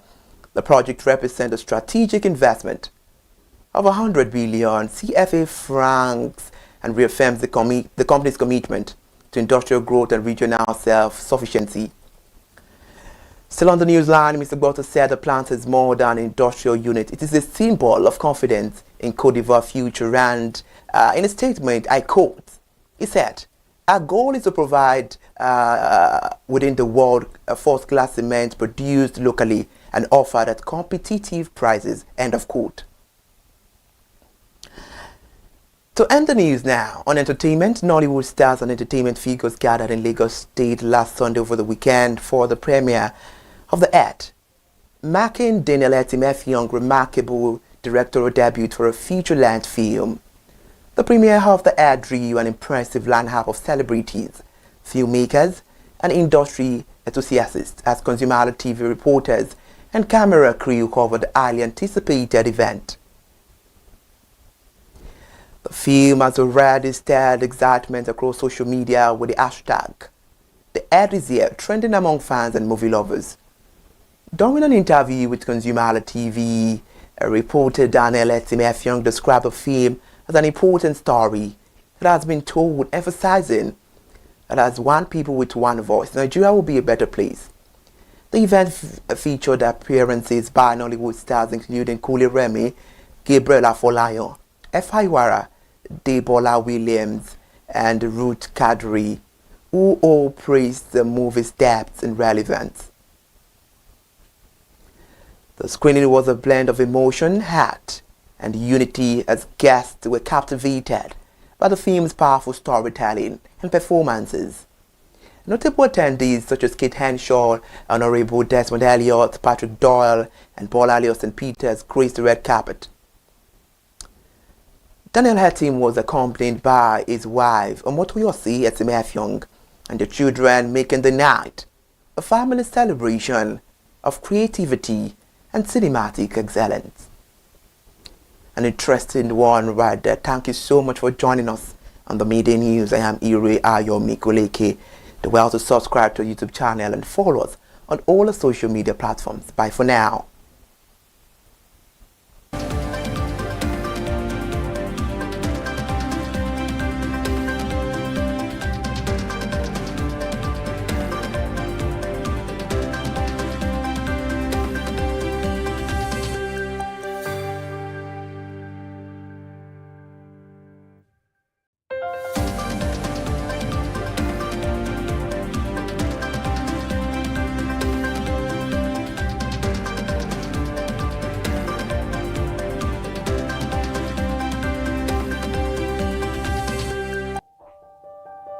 Hey there, do you know in the world today, everyone is a consumer, and as consumers, we all have the right to be heard. In Nigeria today, as a consumer, you have all right to product information, right to fair pricing, right to return goods, right to product labeling, right to fair dealings, and a lot more. Well then, have you heard about the new media channel? ConsumerHallaTV. ConsumerHallaTV. ConsumerHallaTV. At ConsumerHallaTV, our goal is to inform and educate consumers in Nigeria with insightful news alongside development within the fast-paced world of consumers through well-researched, specialized, and analytical content. Our vision at ConsumerHallaTV is to create an engaging platform that provides right connections for meaningful brands in Nigeria, thus creating a more caring world for consumers where business thrive. And guess what? Our ConsumerHalla brand is the first consumer complaint resolution portal in Nigeria, powered by a 72-hour feedback mechanism. We offer consumer advocacy, informative talk shows, branding promotions, advertising, and lots more. Connect with us via our YouTube channel at ConsumerHallaTV. Follow us on our Facebook page, ConsumerHallaTV, our Instagram page, ConsumerHallaTV, and do well to subscribe to our YouTube channel. Subscription is free. ConsumerHallaTV. At ConsumerHallaTV, you deserve to be heard. At ConsumerHallaTV, you deserve to be heard. My name is Tunde Olufowora, and I'm the CEO of Brand Eye Communications. We are the what we call the publisher or the owner of the new initiative called ConsumerHallaTV. ConsumerHallaTV is actually Nigeria's first consumer-centered, or call it consumer-centric television platform that aims to bring voice to the over 220 million Nigerians. It was a vision that came to my heart about 10 years ago. I remember that I was traveling. I traveled out of the country, on airline, and I had this unpleasant experience. It was a trip to an African country from Nigeria, and I actually went with a local flight from Nigeria. I wouldn't want to mention the name of the airline. And then it was to South Africa. And we landed in South Africa. And let me just paraphrase it. When I was coming back, I had some money, some dollars, and that someone had given to me to hand over to another person in Nigeria. So I wanted to help out. I didn't want to carry the cash on myself. So for whatever reason, I opted to. I had a small case, and I felt that it was safer for me to put the money in my luggage. So I put it in a safe place in my luggage, got everything intact, and I checked in my luggage.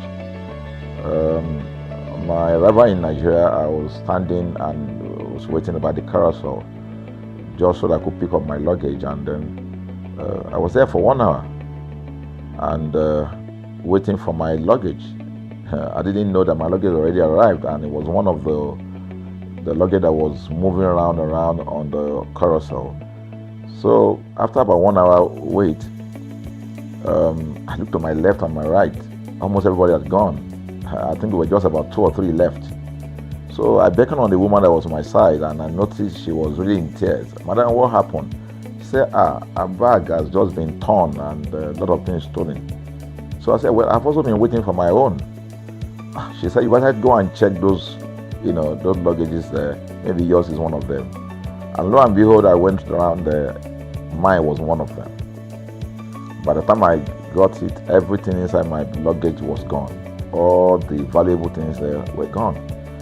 To cut the long story short, we felt there was need for us to report the case, at least to the airline. It was in the night, about 8 o'clock or 9 o'clock. We went in to go and see the officer that was in charge.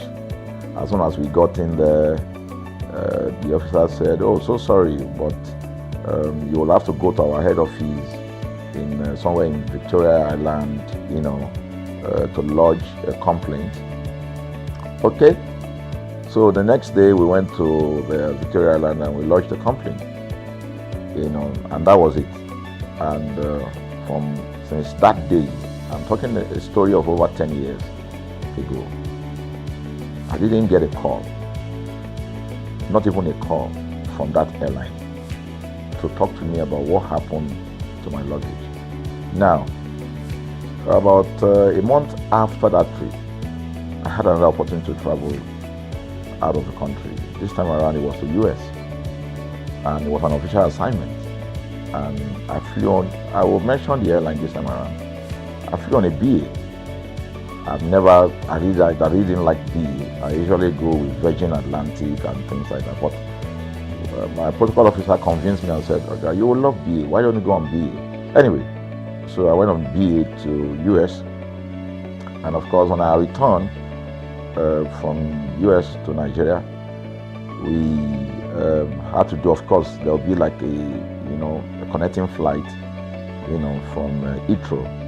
So we got into London Heathrow, and then because it was through Heathrow that we went, and then so they changed since it was BA, they changed the aircraft this time around to a bigger one. I mean, clearly because there were more Nigerians more people that were planning to come to Nigeria.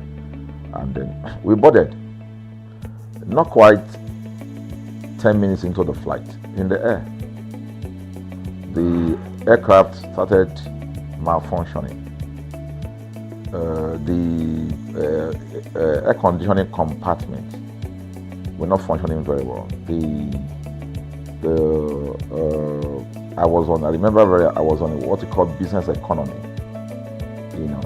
The whole of that business economy all the way to economy side, the ACs were not working well. It was hot. And then I was watching. And then from that moment till we got to Nigeria. From that moment till we got to, I'm just trying to paraphrase. From that moment till we got to Nigeria, I could remember very well how many times the pilot, broke into conversation and had to apologize and say, we're really very sorry about this. He was giving us almost every 30 minutes. There's always a kind of update. So sorry, this is what we're doing now, this is what we're doing. While we were on that journey, I also remember an incident. So they came, the crew apparently couldn't resolve it. They couldn't manage the crisis or what was going on about it. They couldn't fix it. So they come up and said, we're so sorry, but for all the inconvenience, we're declaring, free lunch, free whatever it is you want, you can get. So trust Nigerians, you need to hear how everybody was jubilating, But something struck me. The experience I had just about a month before, and this experience, somehow I started comparing them. I was trying to see how this matter will be managed. Again, to cut the story short, we landed in Nigeria on B. Before we landed, the pilot announced and said that for the inconvenience, they will be giving a voucher of 50 pounds to everyone that flew on that aircraft. I thought it was a joke. I mean, it was my first time with BA, but for what I knew or know of the British man would never even play with his 1 penny, talking of £1. So I felt that must be a joke of the year. So we left. I got back to my office. I think it was just about a week after. Our guys in our mail room came up and said, "Oh, you have a parcel." So I said, "Parcel? Yeah." So they bought this parcel, wrapped. I opened it, and boom, I bought the document out. It was the £50 voucher from BA. So what's the tenor of this story? An experience with one airline was terrible, no apology. An experience with another one, even though it was a bad experience, but it was very well managed. So managed that even if we have suffered anything in that aircraft, you probably, for the sake of how they manage it, will have forgiven them. So that was how this journey started. So I started thinking in my mind, this is what we go through in this country. But are we different from other nations? So God put in my heart the idea of ConsumerHalla. That's why the Hala came with consumer. And we started that journey about 10 years ago. We started by creating a platform called ConsumerHalla, where consumers, so I discovered that Nigerian consumers don't have a voice. So things happen, and that's it. We live with everything. So we've started the journey from creating the platform. We have an app, we even have a magazine, and we thought we could move it from that to the next stage, which is the television. So the TV today, has come. So I would say precept by precept, line upon line, we have been able to build on our aspiration, to finally bring to birth this unique and exciting platform, So it's a digital telecast, and our goal is to further connect consumers in Nigeria to brands with insightful news, development within the fast-paced world of consumers. The world of consumers is growing at a very fast pace, So we want to inform Nigerians. We want to get them educated about their rights, So our role is that we're going to educate consumers in Nigeria, all right? So by bringing them specialized and what you call analytical, research-based content generation that will inform, educate, sensitize the audience, So that's ConsumerHalla TV. So I call it an offshoot of our ConsumerHalla brand. ConsumerHalla brand actually was the first we call it the first complaint or consumer complaint resolution portal. When we started it about 10 years ago or about 7 years ago, it became the first complaint resolution portal.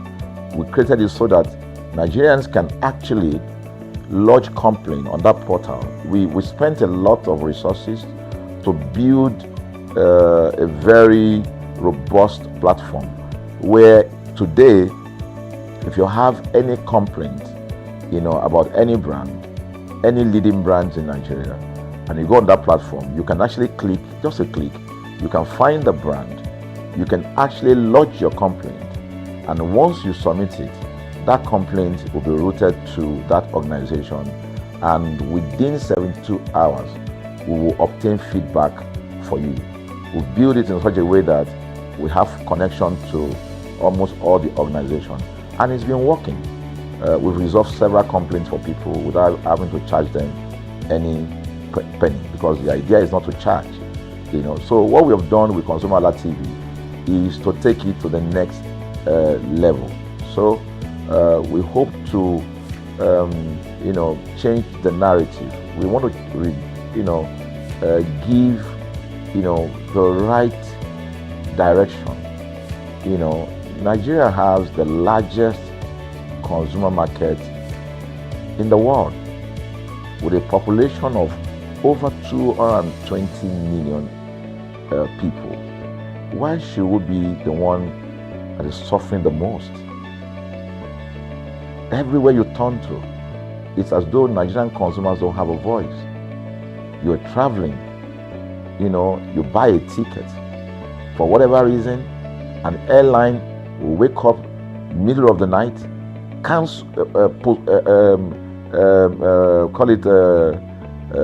delay the flight for whatever reason, and then you'll be waiting at the airport for hours. You'll be there for 2 hours, 3 hours, no any explanation.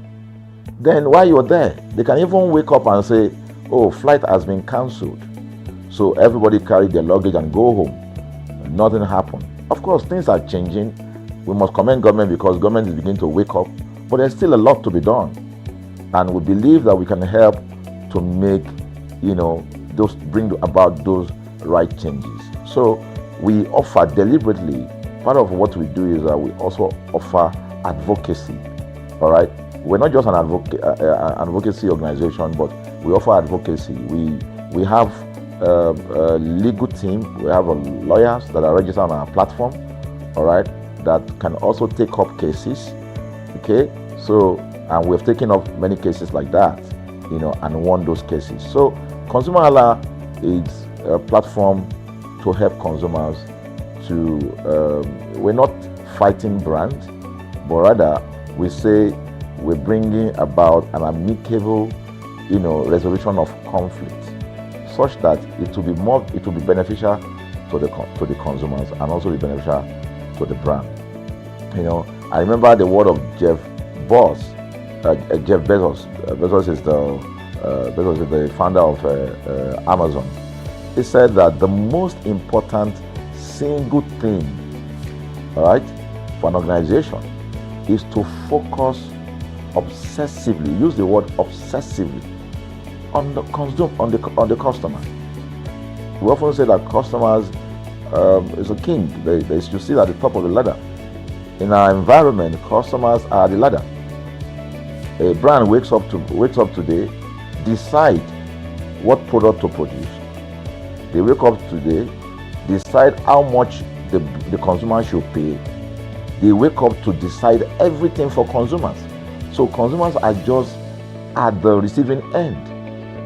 And yet, they are milking the consumers. There's no price regulation in this country. None. People just wake up and fix prices. Look at the power.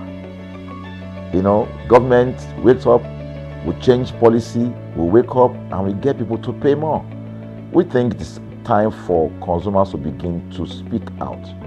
In speaking out, in engaging, we can get the brand to begin to do what is right. And of course, I know that the consumers themselves need to be educated. So our role, our vision also is to ensure that we educate consumers, we bring awareness. A lot of Nigerian consumers don't even know about their rights. You buy a product from a supermarket. I've had this experience. You buy a product from a supermarket, all right? For whatever reason, you take that product back to your house, and maybe something went wrong somewhere. By the time you take that product back to the shop where you bought it from, and you say, "Oga, this thing," you know what's going to tell you? "Oga, na me make am. Na me make am, that's why I buy am." Meaning that there's nothing I can do to the product. So you lose the product, then you lose your money, because the money is not refunded. The product you can't use. Only in Nigeria. Only in Nigeria. Let me give you another experience I had. In the course of this, because I went around, in doing this. I was in US, I was in UK, I was in South Africa, I was in Germany, just because of this, to just study the environment. I was in a friend's house in UK, in London, and then what happened? We were going to go out, and he was going to dress up. So he said, "Oh," to me, I was seated in his sitting room. So he said, "Oh, wait a minute, I picked up an iron, that's the pressing iron, 2 days ago or so from a store. Oh, let me try this, let me just try and use that to iron my shirt and we can go out." So I was seated, the TV was on, I was watching. While I watched him, he brought out the pressing board, spread it out, brought the iron out in my presence, plugged in the iron, and then as soon as he switched on the power button, we just had a spark. Boom! The guy was raged. Then he goes, What just happened?" So he said, No, these guys are in trouble, they're in soup. I was thinking, what are you going to do? I was trying to compare that experience to what would have happened in Nigeria. In my presence there, he opened the pack. There was a card inside it. Inside that card was a call, number to call. And they called the shop or wherever he got the thing from. I was hearing the conversation that was going on.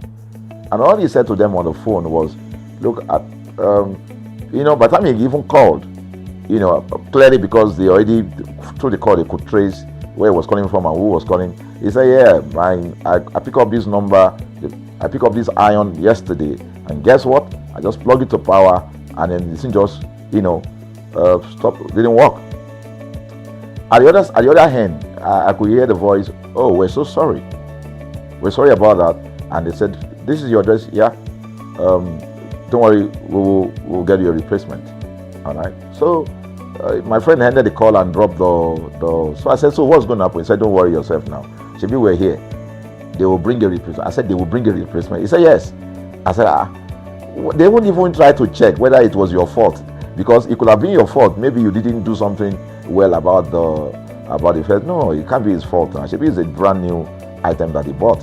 While we were still talking, in fact, I'm not even sure it was up to 30 minutes or so, we had a knock on the door.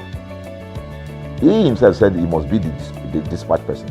By the time he opened the door, it was a dispatch man that was on the other side. And then the dispatch man was at the door. Just watch this. Was at the door.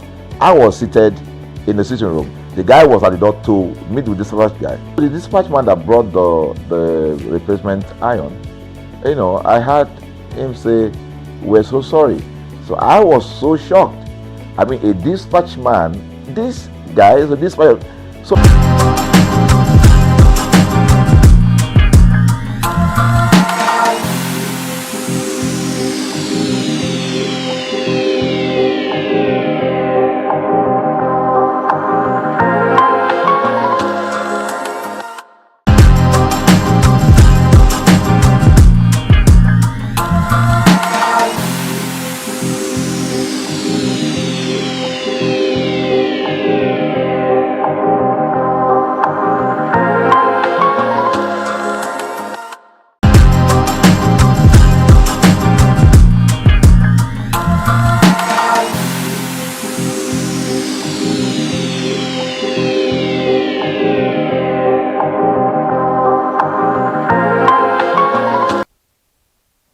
Alright guys, welcome to another beautiful episode of ConsumerHalla on ConsumerHalla TV.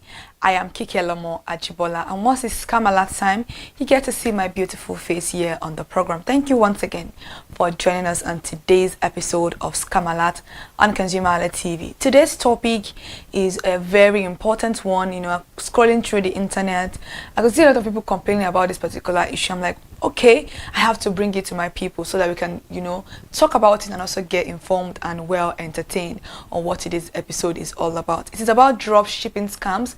Don't get me wrong, drop shipping is a form of generating income sort of for some people, while this particular issue has become a scam oriented business for many people. People are falling into victim of being a drop shipping scam, you know, a victim. And today we're going to be talking about how to, you know what drop shipping is, what we're going to look out for, the red flags and also the green flags about drop shipping. Drop shipping simply means, you know, when you have a retailer doing business, but they are not the owner of the product, but they are just taking pictures of the product and selling it to people that comes to their own store online, most especially.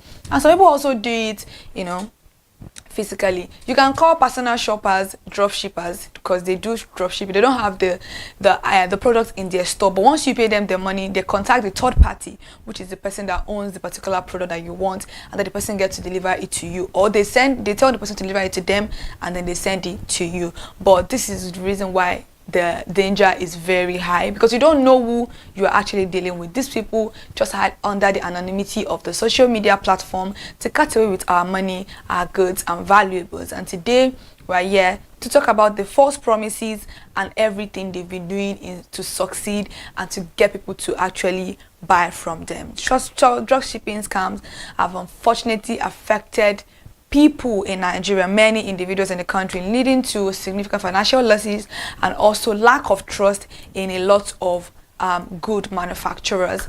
And today, if you don't talk about it on ConsumerHalla, I don't know where else you want to listen to it. That is why you have to follow us across all our social media platforms: Instagram, Facebook, X, TikTok at ConsumerHalla TV. Yes, you heard me right. TikTok is now, we are now on TikTok. So you want to watch beautiful content, go there on TikTok.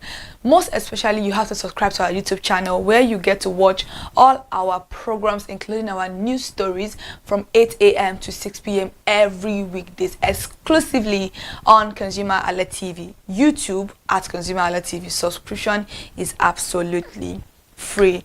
Dropshipping happens most especially on the net, on the internet. It can happen physically also, because there's nowhere nobody cannot get scammed. You can get scammed anywhere.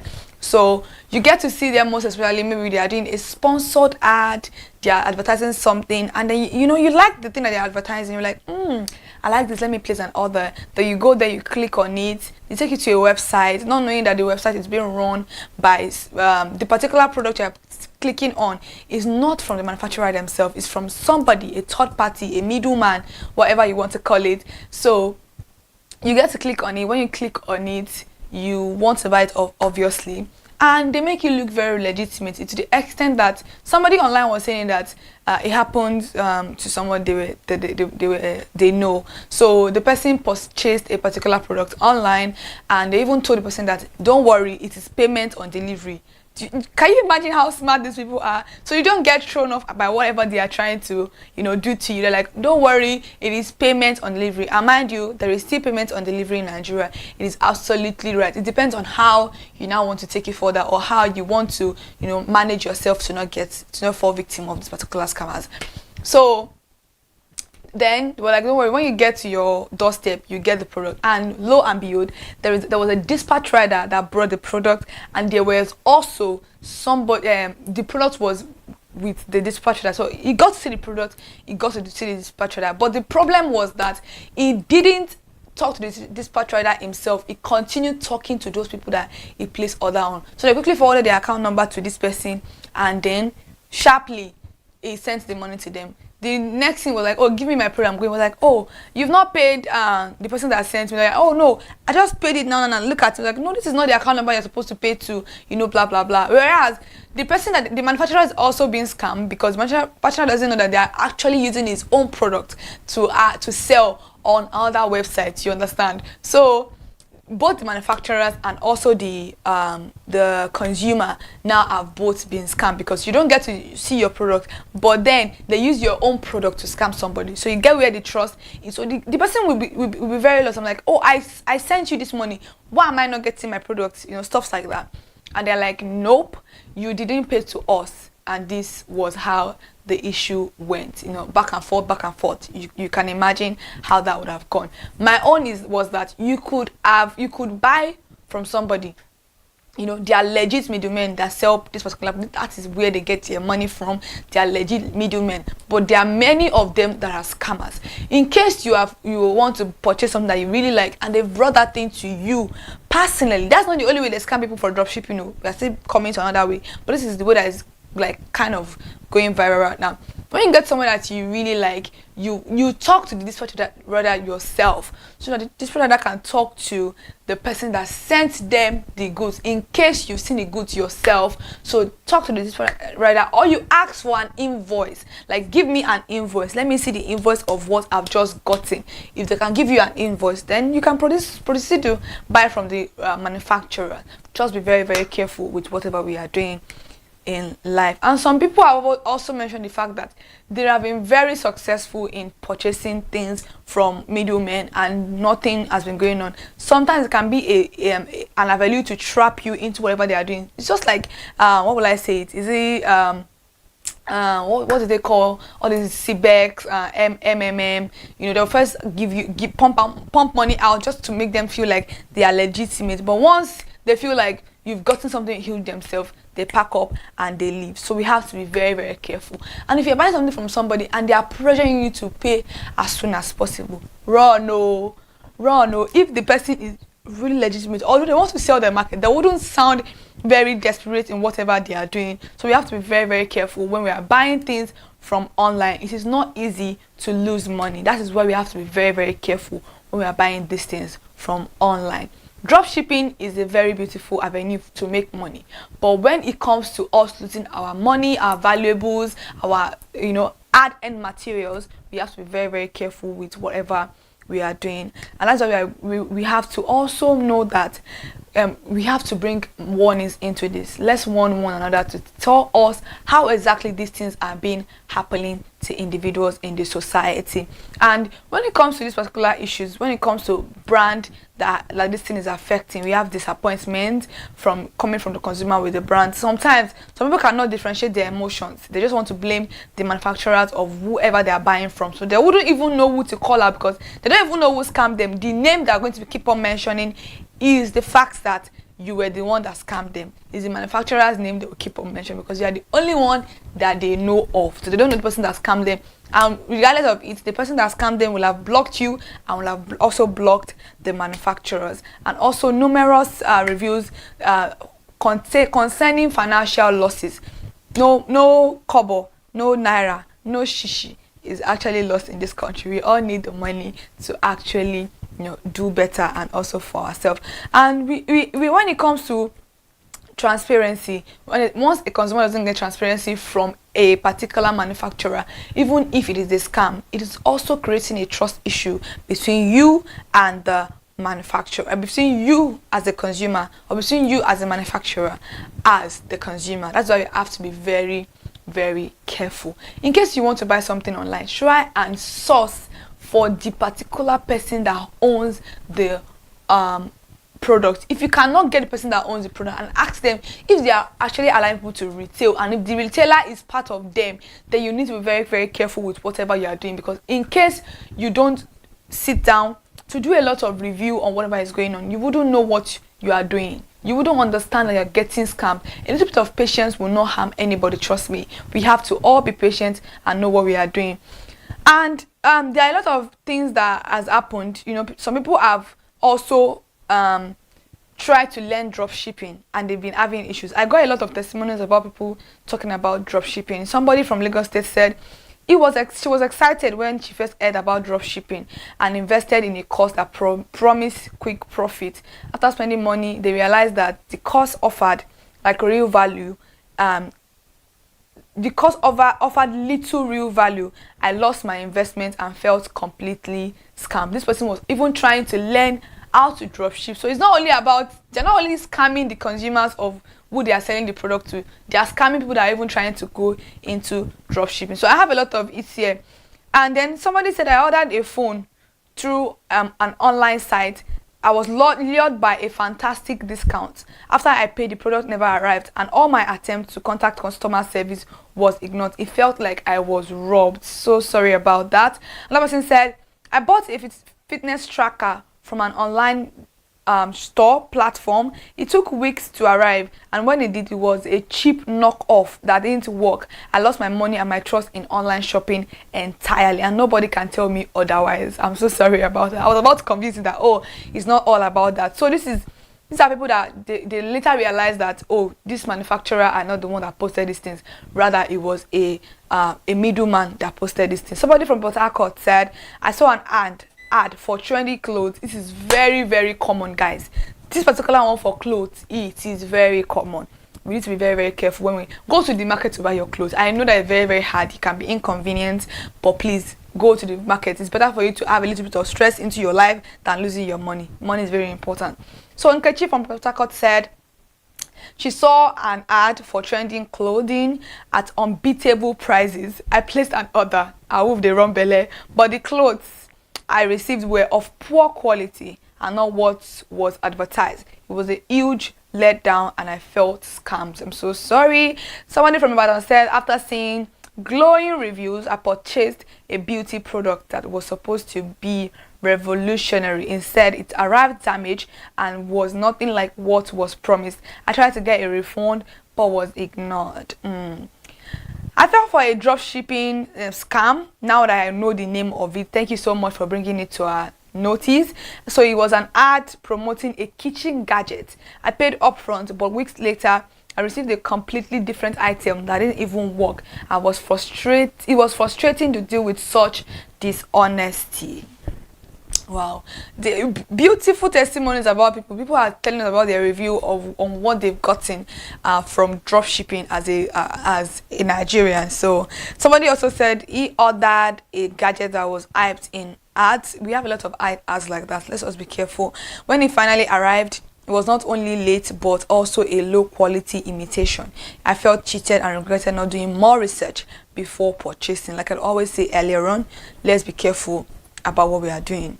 I was excited when I got to find out that there was a dispatch rider delivering my package from me about electronics. I ordered it, but I made payment in front of the dispatch rider. What makes it more funny was that the dispatch rider refused to give me my products, and I almost called everybody in my area. Now I didn't get my money from the people that I sent my money to. I didn't get the electronics I ordered for, and I looked like a complete fool. You are not a fool, my dear. It is so sad, actually. Somebody else said they saw an ad about a popular skincare product for a discounted price. We've seen a lot of it, girls, ladies, even men that do skincare, we know. She ordered it, but what she received was a completely different items that was expired. I felt so disappointed and angry. So I had to do a little bit of digging, and I found out that the manufacturer was not the one that actually posted the product. I reached out to them via email, and they told me that people have been complaining about this particular issue. So I was so angry, and I I intentionally let loose on them because I needed somebody to put my frustration on. Blessing, oh my God. So I just wanted to put my frustration on, but they actually was not even trying to hear me out, because to them they were not the one that actually did this to me. But I felt like if people have already been complaining to you, then you should have done something about it. Maybe put out something on your site or whatever to tell them that you are not the one that is selling this particular product. Anyways, I've forgiven them, but I did not forgive my scammers. To hell with you. Okay, I ordered a gaming console. That was advertised as a brand new one. After waiting for weeks, I received a used version that barely worked. It was a scam that cost me a lot of money. Now, if you are a gamer or someone that does gaming, you know that anything that has to do with gaming can be quite pricey. So I can imagine this Femi. I'm so sorry about that. Another person from Port Harcourt said, I bought a laptop through a site. When it finally arrived, it was a fake with no brand name. Woo! I tried to contact customer support but got no response. It was a total waste. It was a hard pill to swallow that me, a Port Harcourt boy, was actually scammed. Anybody can be scammed. Somebody said she was drawn by a flashy ad for home decor items. After paying, the items that arrived were poorly made and nothing like what was shown online. I felt embarrassed for being tricked, and I did a little bit of research. Now I understand that I was a drop shipping scam victim. A lot of them, yeah. So let's go to another person here. She said, I thought I was getting a great deal on a fitness gear bundle. Let's be careful when it comes to what would I say? When it comes to discount, there's some discount that are just ridiculous, even to the hearing.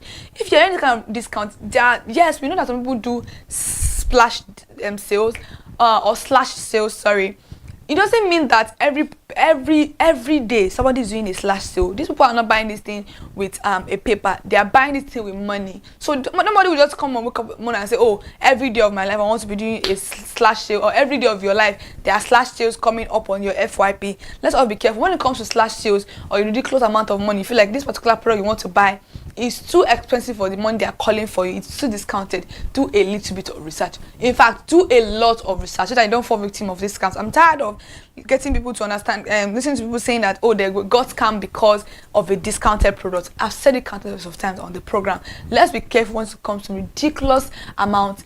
People selling products for ridiculous amounts. And also, I always approach these things with the highest level of skepticism. It is very, very important.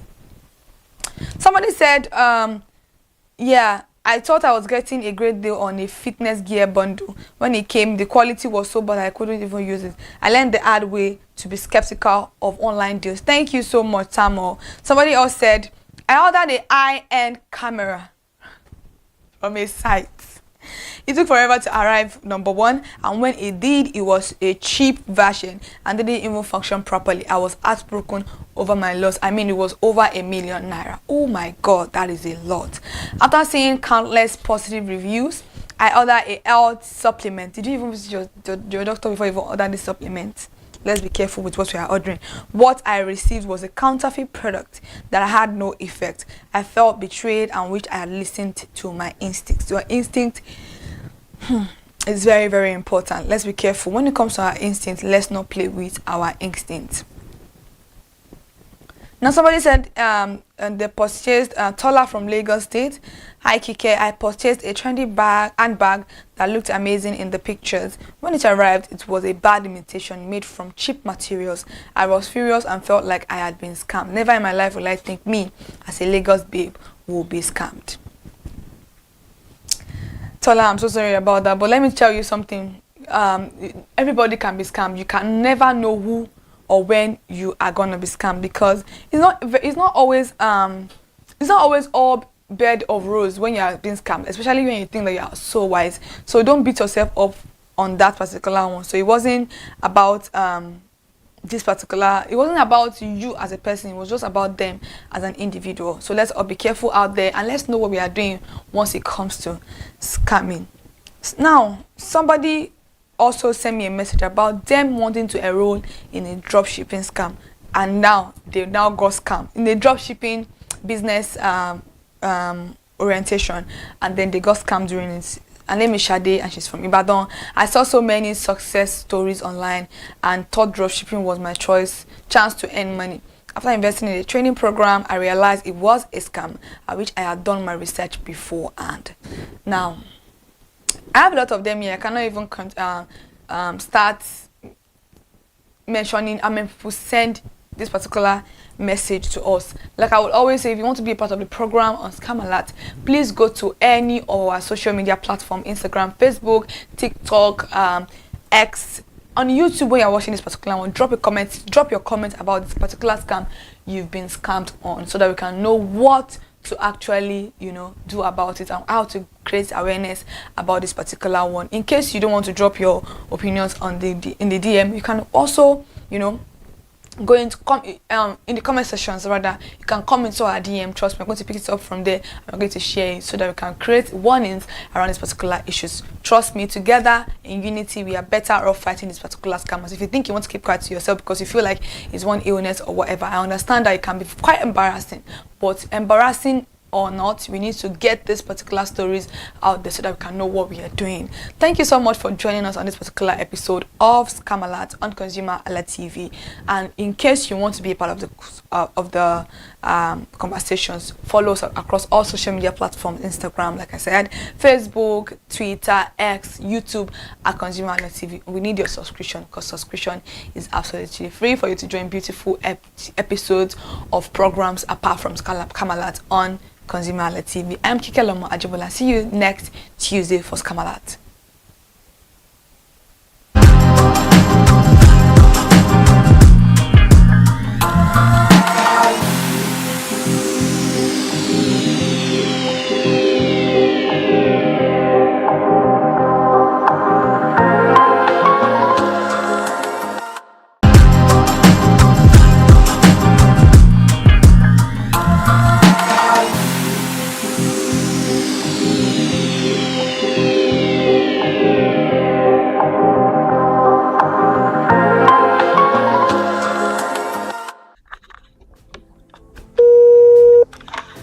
Hello consumers, you have the right to be heard, absolutely. So join us on the conversation, share your brand experience, where you tell us all your experiences about brand on the outer world via our YouTube channel every Wednesday from the hour of 4:20 to 5:20.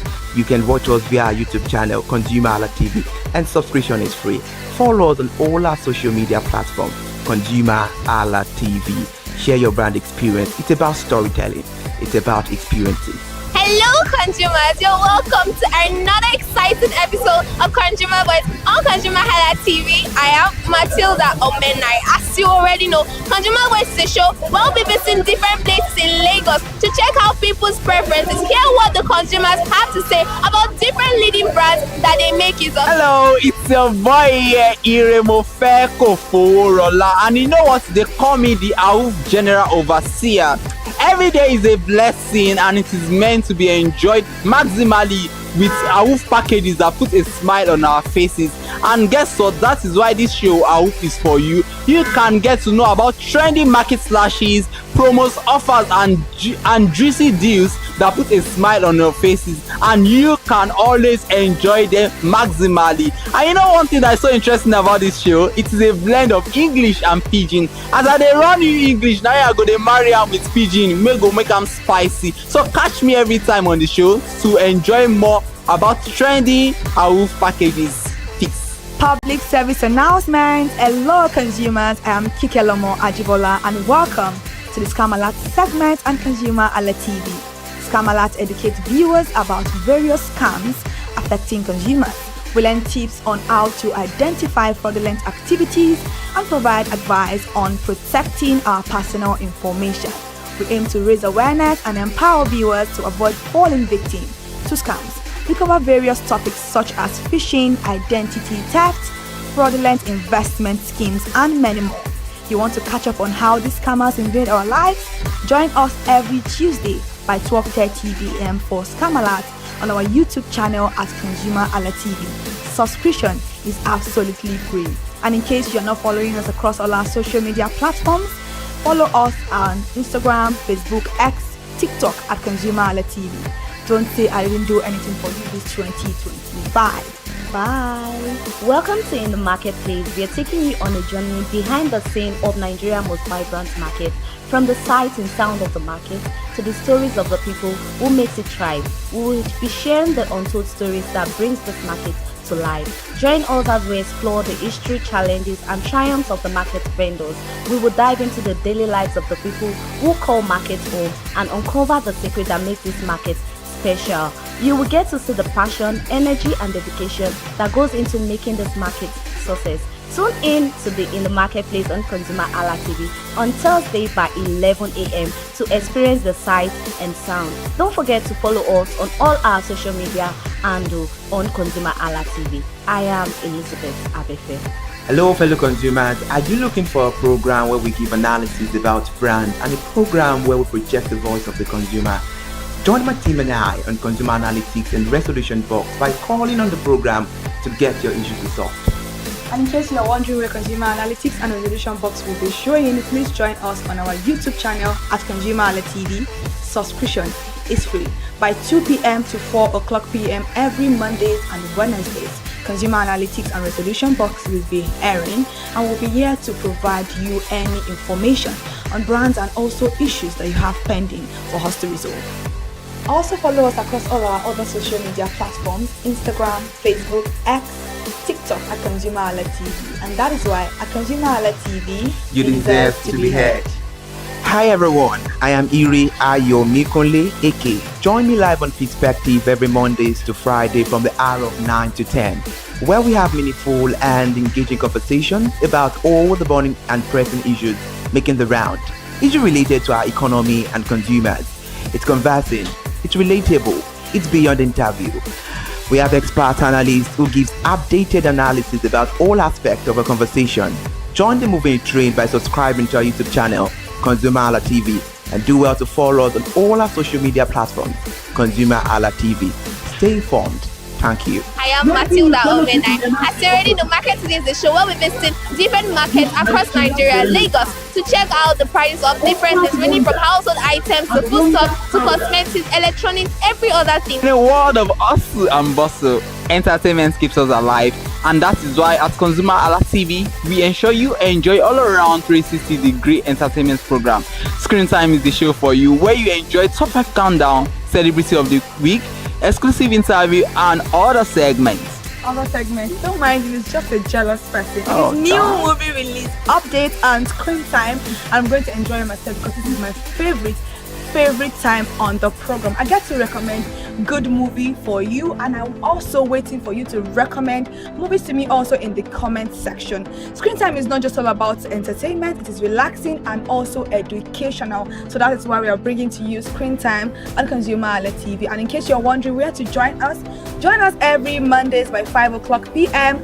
at ConsumerHallaTV on our YouTube channel. Subscription is very, very free. And in case you have not followed us across all our social media platforms, please do so. We are begging you, on Instagram, Facebook, Twitter, and also TikTok at ConsumerHallaTV. What are you waiting for? Click on that follow and subscribe right now. And from the I to the R to the E to the M to the F to the E, my name is Iremofe Koforola, the man always clothed in wealth and strength. And I am Kikelomo Ajibola. Toodles!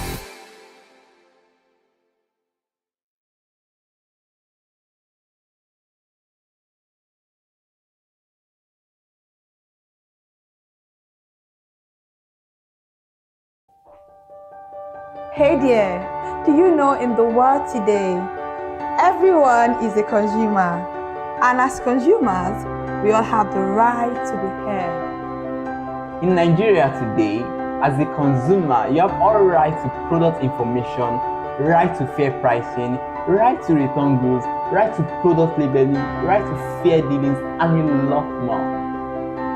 Well then, have you heard about the new media channel? ConsumerHallaTV. ConsumerHallaTV. ConsumerHallaTV. At ConsumerHallaTV, our goal is to inform and educate consumers in Nigeria with insightful news alongside development within the fast-paced world of consumers through well-researched, specialized, and analytical content. Our vision at ConsumerHallaTV is to create an engaging platform that provides right connections for meaningful brands in Nigeria, thus creating a more caring world for consumers where business thrive. And guess what? Our ConsumerHalla brand is the first consumer complaint resolution portal in Nigeria, powered by a 72-hour feedback mechanism. We offer consumer advocacy, informative talk shows, branding promotions, advertising, and lots more. Connect with us via our YouTube channel at ConsumerHallaTV. Follow us on our Facebook page, ConsumerHallaTV, our Instagram page, ConsumerHallaTV, and do well to subscribe to our YouTube channel. Subscription is free. ConsumerHallaTV. At ConsumerHallaTV, you deserve to be heard. At ConsumerHallaTV, you deserve to be heard.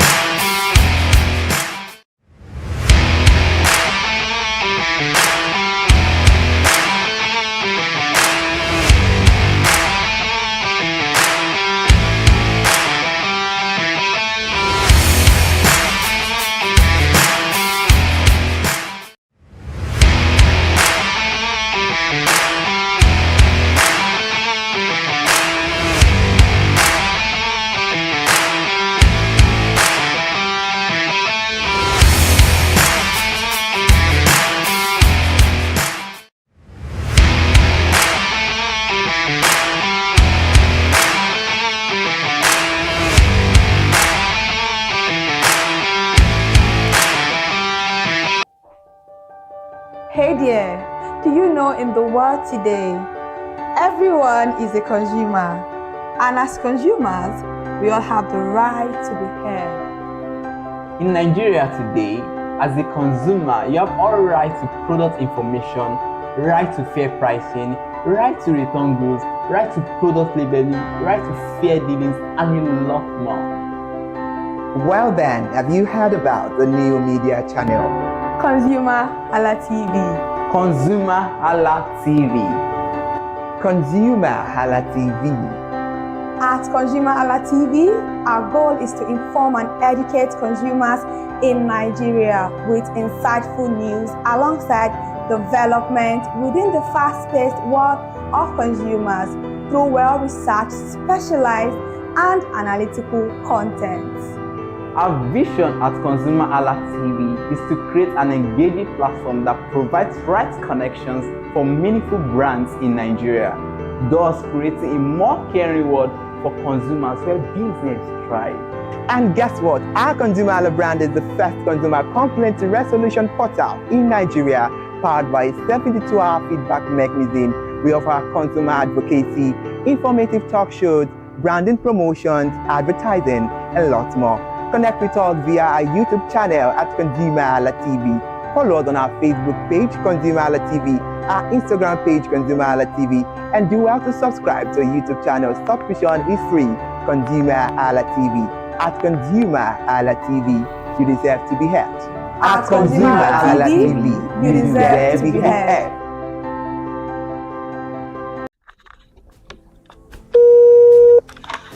Hello consumers, you have the right to be heard, absolutely. So join us on the conversation, share your brand experience, where you tell us all your experiences about brand on the outer world via our YouTube channel every Wednesday from the hour of 4:20 to 5:20. You can watch us via our YouTube channel, ConsumerHallaTV, and subscription is free. Follow us on all our social media platforms, ConsumerHallaTV. Share your brand experience. It's about storytelling. It's about experiences. Hello consumers, you're welcome to another exciting episode of Consumer Voice on ConsumerHallaTV. I am Matilda Omenai. As you already know, Consumer Voice is a show where we'll be visiting different places in Lagos to check out people's preferences, hear what the consumers have to say about different leading brands that they make use of. Hello, it's your boy here, Iremofeko Foworola, and you know what? They call me the AUF General Overseer. Every day is a blessing and it is meant to be enjoyed maximally with AUF packages that put a smile on our faces. And guess what? That is why this show AUF is for you. You can get to know about trending market slashes, promos, offers, and juicy deals that put a smile on your faces, and you can always enjoy them maximally. And you know one thing that is so interesting about this show? It is a blend of English and Pidgin. As I dey run you English, now I go dey marry am with Pidgin, make am spicy. So catch me every time on the show to enjoy more about trendy AUF packages. Public service announcement. Hello consumers, I am Kikelomo Ajibola and welcome to the Scam Alert segment on ConsumerHallaTV. Scam Alert educates viewers about various scams affecting consumers. We learn tips on how to identify fraudulent activities and provide advice on protecting our personal information. We aim to raise awareness and empower viewers to avoid falling victim to scams. We cover various topics such as phishing, identity theft, fraudulent investment schemes, and many more. You want to catch up on how these scammers invade our lives? Join us every Tuesday by 12:30 p.m. for Scam Alert on our YouTube channel at ConsumerHallaTV. Subscription is absolutely free. And in case you're not following us across all our social media platforms, follow us on Instagram, Facebook, X, TikTok at ConsumerHallaTV. Don't say I didn't do anything for you this 2025. Bye. Welcome to In the Marketplace. We are taking you on a journey behind the scene of Nigeria's most vibrant market, from the sight and sound of the market to the stories of the people who makes it thrive. We will be sharing the untold stories that brings this market to life. Join us as we explore the history, challenges, and triumphs of the market vendors. We will dive into the daily lives of the people who call markets home and uncover the secret that makes this market special. You will get to see the passion, energy, and dedication that goes into making this market success. Tune in to the In the Marketplace on ConsumerHallaTV on Thursday by 11 a.m. to experience the sight and sound. Don't forget to follow us on all our social media and on ConsumerHallaTV. I am Elizabeth Abefe. Hello fellow consumers, are you looking for a program where we give analysis about brand and a program where we project the voice of the consumer? Join my team and I on Consumer Analytics and Resolution Box by calling on the program to get your issues resolved. And in case you are wondering where Consumer Analytics and Resolution Box will be showing, please join us on our YouTube channel at ConsumerHallaTV. Subscription is free by 2 p.m. to 4 o'clock p.m. every Mondays and Wednesdays. Consumer Analytics and Resolution Box will be airing and will be here to provide you any information on brands and also issues that you have pending for us to resolve. Also follow us across all our other social media platforms, Instagram, Facebook, X, TikTok at ConsumerHallaTV. And that is why at ConsumerHallaTV, You deserve to be heard. Hi everyone, I am Iri Ayomikunle Eke. Join me live on Perspective every Mondays to Friday from the hour of 9 to 10, where we have meaningful and engaging conversations about all the burning and pressing issues making the round. Issues related to our economy and consumers. It's conversing, it's relatable, it's beyond interview. We have expert analysts who gives updated analysis about all aspects of a conversation. Join the moving train by subscribing to our YouTube channel, ConsumerHallaTV, and do well to follow us on all our social media platforms, ConsumerHallaTV. Stay informed. Thank you. I am Matilda Omenai. As you already know, Market Today is the show where we visit different markets across Nigeria, Lagos, to check out the prices of different things, ranging from household items to foodstuffs to cosmetics, electronics, every other thing. In a world of hustle and bustle, entertainment keeps us alive, and that is why at ConsumerHallaTV, we ensure you enjoy all around 360-degree entertainment program. Screen Time is the show for you, where you enjoy top 5 countdown, celebrity of the week, exclusive interview, and other segments. Don't mind if it's just a jealous person. Oh, It's new damn. movie release, update, and screen time. I'm going to enjoy myself because this is my favorite time on the program. I get to recommend good movie for you, and I'm also waiting for you to recommend movies to me also in the comment section. Screen time is not just all about entertainment, it is relaxing and also educational. So that is why we are bringing to you Screen Time on ConsumerHallaTV. And in case you're wondering where to join us every Mondays by 5 o'clock p.m. at ConsumerHallaTV on our YouTube channel. Subscription is very, very free. And in case you have not followed us across all our social media platforms, please do so. We are begging you, on Instagram, Facebook, Twitter, and also TikTok at ConsumerHallaTV. What are you waiting for? Click on that follow and subscribe right now. And from the I to the R to the E to the M to the F to the E, my name is Iremofe Koforola, the man always clothed in wealth and strength. And I am Kikelomo Ajibola. Ta-da!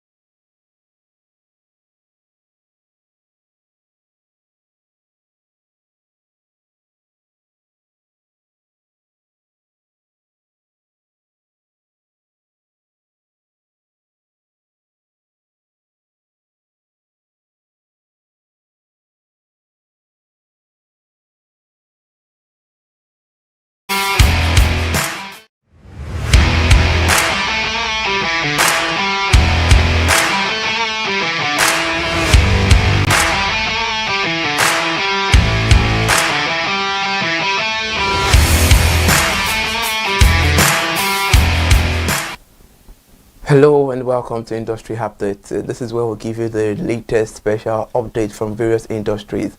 I am Ire Ayomi Kole Eke. Here are the industry updates for this week. Let's start our update from banking and finance industry.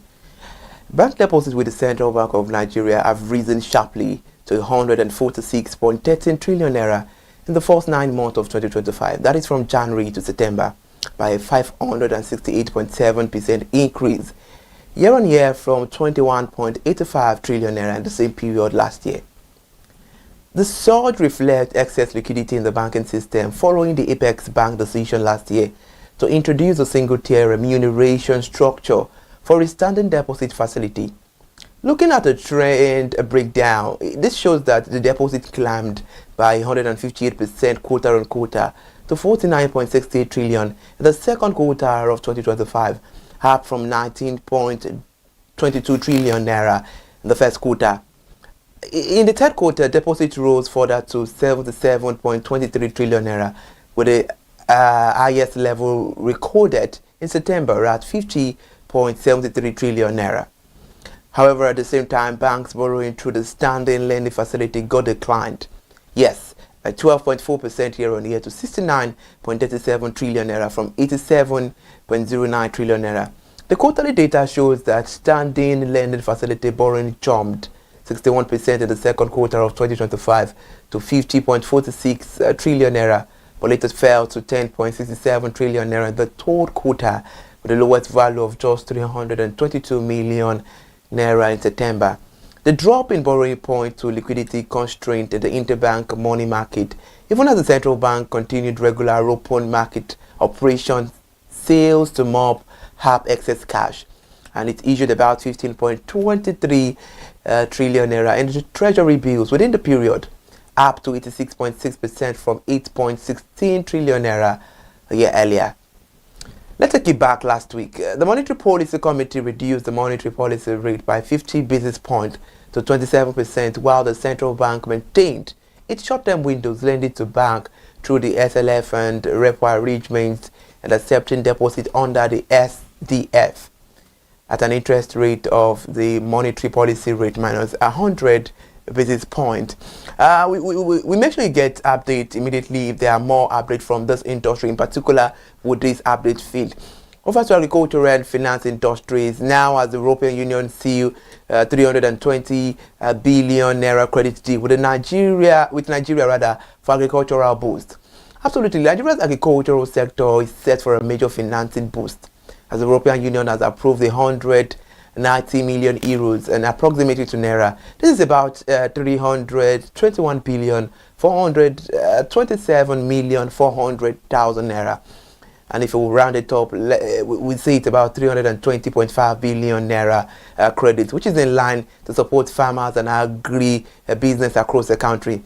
The funding was provided through the European Investment Bank, and it will be channeled to Nigerian commercial banks and development finance institutions to expand lending within the sector.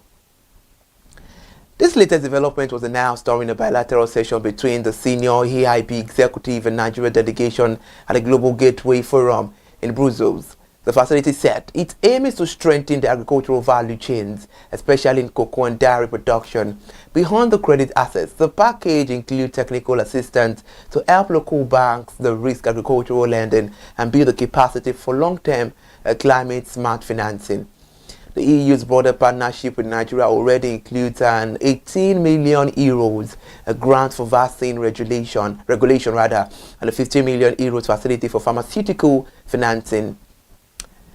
Officials from Nigeria's Ministry of Budget and Economic Planning reaffirmed the government commitment to reform actual sustainable investment, citing the upcoming National Development Plan between 2026 and 2030 and the World-Based Development Program as key drivers for grassroots economic growth.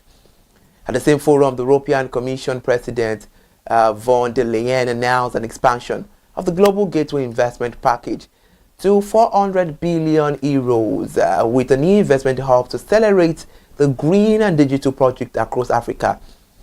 The latest European Union and Nigeria deal is expected to enhance the food security and also to modernize the farming system and improve the export competitiveness of Nigerian agricultural products. I know a lot of people will ask, what does this update simplify, and is it a good update? I can tell you yes.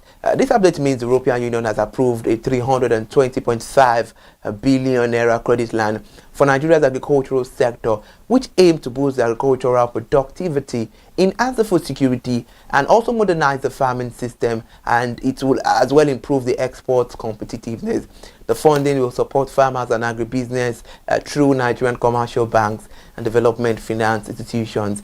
If we have to look about the key benefit of this new development, it will strengthen the agricultural value chains where we're talking about cocoa and dairy, and the technical assistance for climate smart financing, which will be part of the EU's broader partnership with Nigeria. To cite the overall impact about this update, it is well expected to drive the economic growth, the food security, and the sustainable development in Nigeria's agricultural sector. Now let's explore the world of other industries. If you're just joining us, hello and welcome to Industry Updates, where we give you the latest special update from various industries. Now over to electricity industry. As well know that any update from that industry is really important. Let's cite the latest development over that industry now. The Nigerian Electricity Regulatory Commission (NEC) has opened an investigation into the deaths of 38 electricity workers recorded in the second quarter of 2025, all linked to operations under the distribution companies. Quite a sad one there, and this is in accordance to NEC latest quarterly report. If you ask me, it's important to know what the Nigerian Electricity Regulatory Commission is saying. And NEC says safety performance within the Nigerian electricity supply industry deteriorated sharply, with accidents rising from 31 to 60 and also from 12 to 38, and injuries from 14 to 19 between the first and second quarter of this year. The Commission said further that no casualties were recorded by generating companies or the transmission company of Nigeria, as all incidents occurred at the distribution level. But the most affected operators, if we start citing their names, is within Ibadan, Kano State in the north, Edo State, and to be particular in Benin, and also Lagos State and Justice Coast, which together accounted for 63% of all casualties reported in the quarter. We are still citing the electricity industry. NEC expressed concern over the persistent safety lapses across the scope, noting that they have consistently accounted for nearly all industry-related fatalities over the past 4 quarters. The Commission reaffirmed that under Section 34(1)(e) of the Electricity Act 2023, it is well mandated to ensure safe and reliable power delivery. It added that about 105 licenses were required to submit monthly health and safety reports, and 102 submissions were received during the review period, while no deaths were reported by the Transmission Company of Nigeria. The agency also recorded about 11 cases of infrastructure damage caused by explosions, fires, and vandalism. And also NEC says investigations into all reported accidents have commenced, and sanctions will be applied where necessary. The regulator also disclosed its plans to strengthen the industry safety culture through ongoing accident reduction programs and capacity building sessions for operators. But before we move to another update, briefly, the latest update from the electricity industry means the Nigerian Electricity Regulatory Commission (NEC) is investigating 38 electricity worker deaths in the second quarter of 2025, which is linked to the distribution companies. Now, according to NEC reports, safety performance in the industry deteriorated with increased accidents by 60, fatalities by 38, and injuries by 19. The most affected distribution companies, to be brief, I said earlier, were Ibadan, Kano in the north, Edo State, but most in particular Benin, the state capital, Eko, and Jos. And now NEC is strengthening its safety culture through accident reduction programs and capacity building sessions. I will be glad to look at what the culture to reduce the accident reduction programs and the capacity building sessions will look like, because it's going to help to save the life of those at the front line in regard to that industry. And it's so pathetic we have to lose those lives. Quite a sad one there. We'll make sure you get updated immediately if there are more updates move from the electricity industry, in particular with this feed. Now over to the manufacturing industry. As Nigeria marked the 65th independence anniversary, manufacturers across the country have voiced deep concern over the state of the industrial sector, citing persistent challenges that continue to shrink productivity and profitability. Data from the NBS, the National Bureau of Statistics, shows that the manufacturing sector contribution to the gross domestic product (GDP) has steadily declined from 8.99% in 2020 to about 8.41% in 2024, with an average annual growth rate of 0.76%. Over the past 5 years, signaling sustained contraction, industry leaders attribute this decline to a combination of high interest rate, rising energy costs, unstable power supply, infrastructure deficit, and policy inconsistencies. The Director General of the Manufacturers Association of Nigeria, Mr. Segun Ajayi Kadir, gave his remark as he said the current lending environment has placed local producers at a disadvantage. Well, he added that the rate above 5% severely undermined the competitiveness. In his remark, he welcomed the central bank recent 50 basis point reduction in the monetary policy rate, the MPR, and he expressed hope that it would pave the way for deeper cuts and better credit access. I hope that too. And the manufacturers also called for a special financing window for the sector and with a collaboration between the CBN and all the commercial banks to unlock growth potential. Meanwhile, the Apapa branch of the Manufacturers Association of Nigeria raised their concerns over persistent customs system failures, mounting demurrage and multiple taxation, while the export group of MAN highlighted declining global competitiveness due to high exchange rate, port congestion, and energy inefficiencies. Economics Dr. Muda Yusuf, the Chief Executive Officer of the Center for the Promotion of Private Enterprise, urged the government to reduce energy and logistic costs, expand affordable credits, and promote the local content to strengthen the domestic capacity and attract long-term investment. Overall, the manufacturing sector remains under the intense pressure, with stakeholders calling for urgent fiscal and infrastructure reforms to restore industrial confidence and competitiveness. I can't wait for the industrial confidence and to see what the competition ground will be like pertaining to the manufacturers industry. The brief of this update is that Nigerian manufacturers are struggling. This has to do with a whole lot of things and coupled with the fact of the high interest rates, the energy costs, the unstable power supply, and also the policy inconsistency leading to the decline in productivity and profitability. And now, as a stand, MAN are calling for reforms, special financing and infrastructure improvement, so that this development will boost the sector. Interesting one day. This is the update from our industry desk this afternoon. Join me next week for another exciting moment of industry update. I am Ire Ayomikunleke. Stay industrious and enjoy the rest of your week.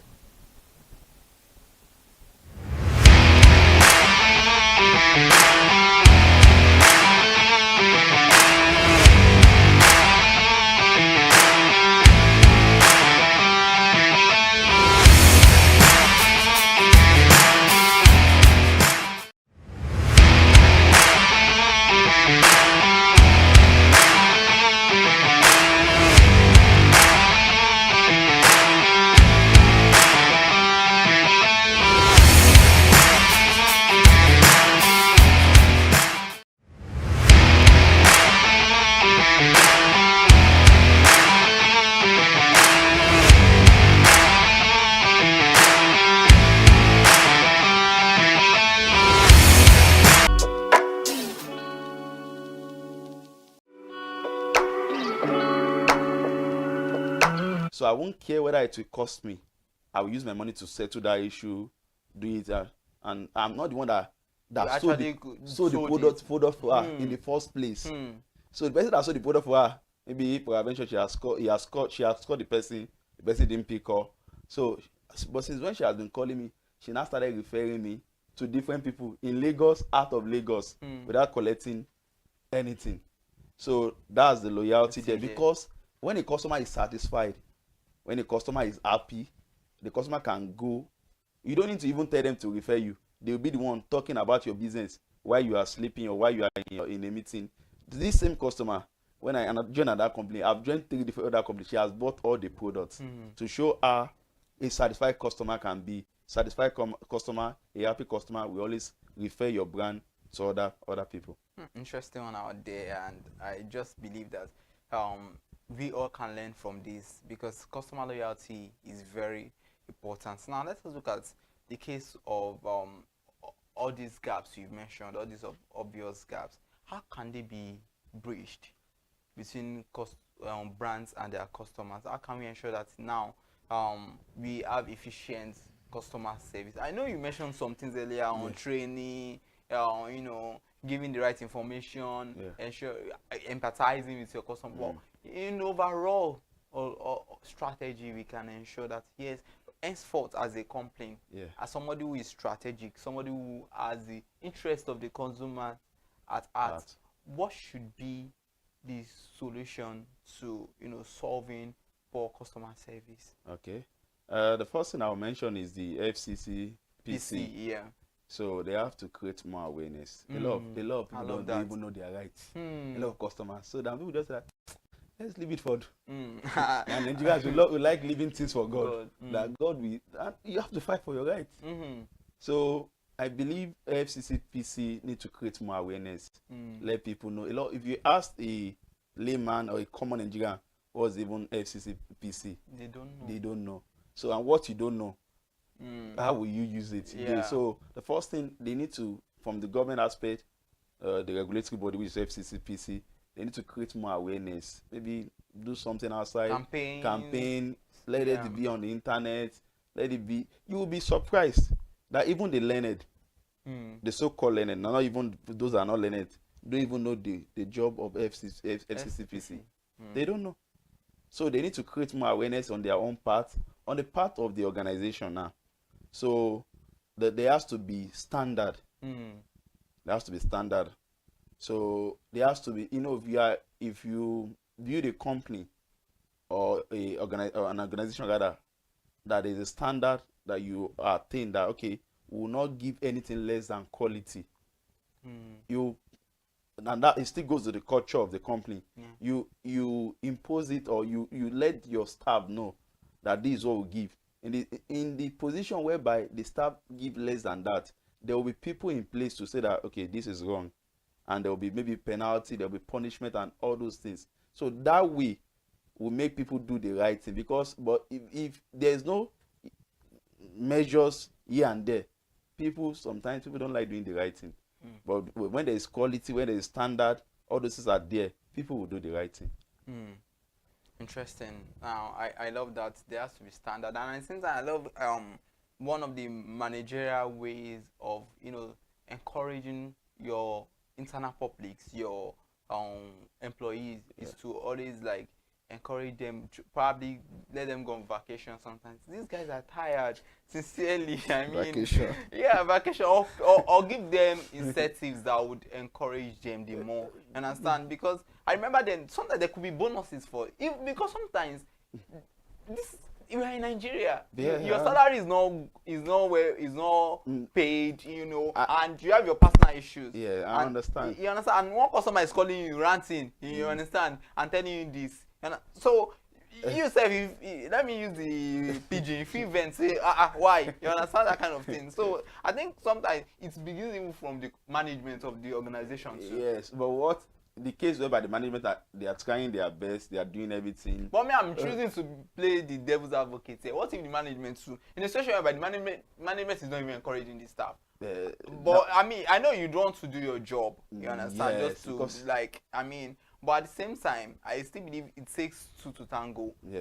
The management and the staff, they just have to work. Yeah, And I believe there are practices in customer service agent. They have their way of doing things. Like for example, if you make 100 calls, you will get a particular bonus. There are things like that. Even not even only in renewable energy, they have a target that is set for them. They have their basic salary, their standard salary, and they have a target that if you make 100 calls, whether inbound call, outbound calls, you get a particular amount of something. You get this, you get all those things in place.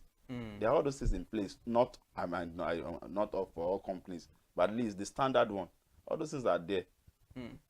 So that is beautiful. So now let's just look at this question I want to ask you. What is the future of Nigeria when it comes to customer service? Because in 2023, the report was not so nice. So what do you think is the future for us when it comes to customer service? I'm optimistic. Things can get better if we do the right thing. If we don't do the right thing, it will not get better. That's the truth. Because we like being over religious over here. We will pray. But if we don't do the right thing, it will not get better. So the future is if we like the government regulatory body that is in charge of the customer of customers, consumers, and all. If they do the right thing, it will get better. If the company do the right things too, it will get better. So I just believe that we can all of us, whether the internal customer, The internal public, the external public, public. outside there too. So if you can do the right thing, if even the external publics too, some lies they do tell lies too. And that's why we put my own place. We actually put a lot of measures whereby before you go, that's why I said that customer service start from the position of inquiry, doing the something, and after. Before you even go, make sure you sign a customer confirmation form. So that in the future, because I've seen cases whereby the issue has taken some people to prison. That because you sold a fake product for me. Meanwhile, the product is not a fake product. You are the one using it wrongly. So there should be measures whereby the customer, whether they have to sign something, they have to sign something. So if all those things are put in place, all those measures, it will get better. And our rating, hopefully, we go high. Interesting one out there. And so lastly, what would you say to people that have been doing well in this customer service? Okay. What would you say to them? The first thing I would say is that they should keep it up. And there's always a reward for doing well, actually. I believe they have been seeing their reward. Because if you do well, when your customer is not happy with a particular, and you give them a lasting solution, which is effective and efficient, they will surely come back. If they don't come back, they will refer people to you. And in that way, your revenue is growing. You're having a huge, and everybody is smiling to the bank. So they should keep it up, continue to do the right thing, put all those things they are doing that is working for them. They should keep it up on that. So that's it. Interesting one out there, and I'm quite sure we cannot overemphasize the role of customer service in different brands, in different companies, and all that. So it is very important that we take this we take it with everything in us. So thank you so much for coming on this show today, and wow, it has really been an insightful discussion. And as a brand, I believe you now understand that customers have the basic knowledge they might need to know. You understand? They might not really know much, but they just understand that their rights needs to be protected. And customers are kings, and the survival of your business lies on how well you treat your customers to quality service. And as a customer, it is imperative you know that you matter in the grand scheme of customer service. Very important. So thank you so much for joining us on the program today, and we can expound on Mind the Gap. Please do well to follow us on all social media platforms, Facebook, Instagram, and YouTube at ConsumerHallaTV. Till I grace your screen next week, I am Iremofe Koforola. Bye for now.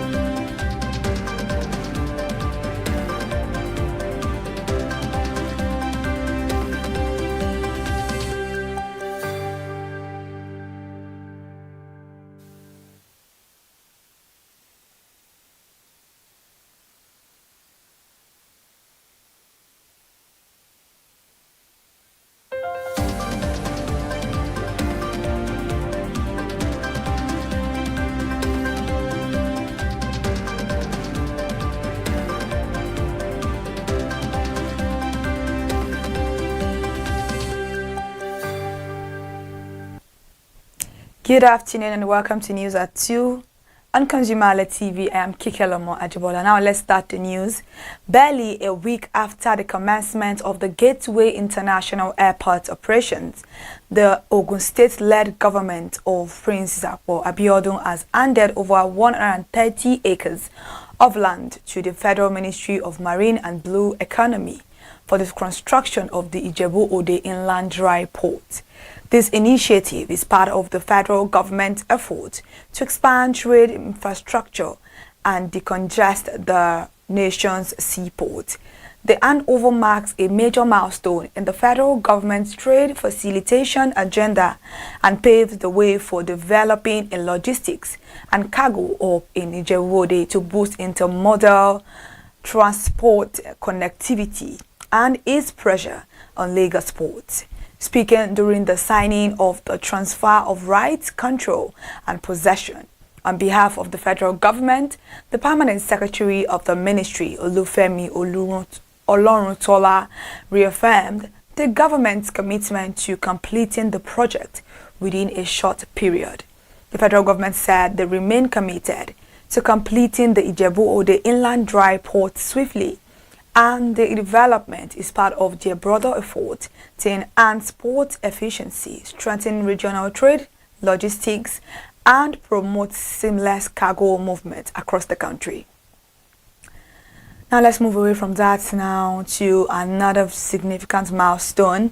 ConsumerHallaTV, Nigeria's premier consumer advocacy television station, has launched its TV station in Lagos with a commitment to promoting consumer empowerment in Nigeria. At the formal launch over the weekend, the Chief Executive Officer of Brand Intelligence, the owner of ConsumerHallaTV, a consumer-centered digital television platform, Tunde Olufowora, said that the new station will give a voice to over 200 million Nigerian consumers through insightful programming that focuses on consumer rights, protections, product reviews, market trends, camelot, and expert advice, among others.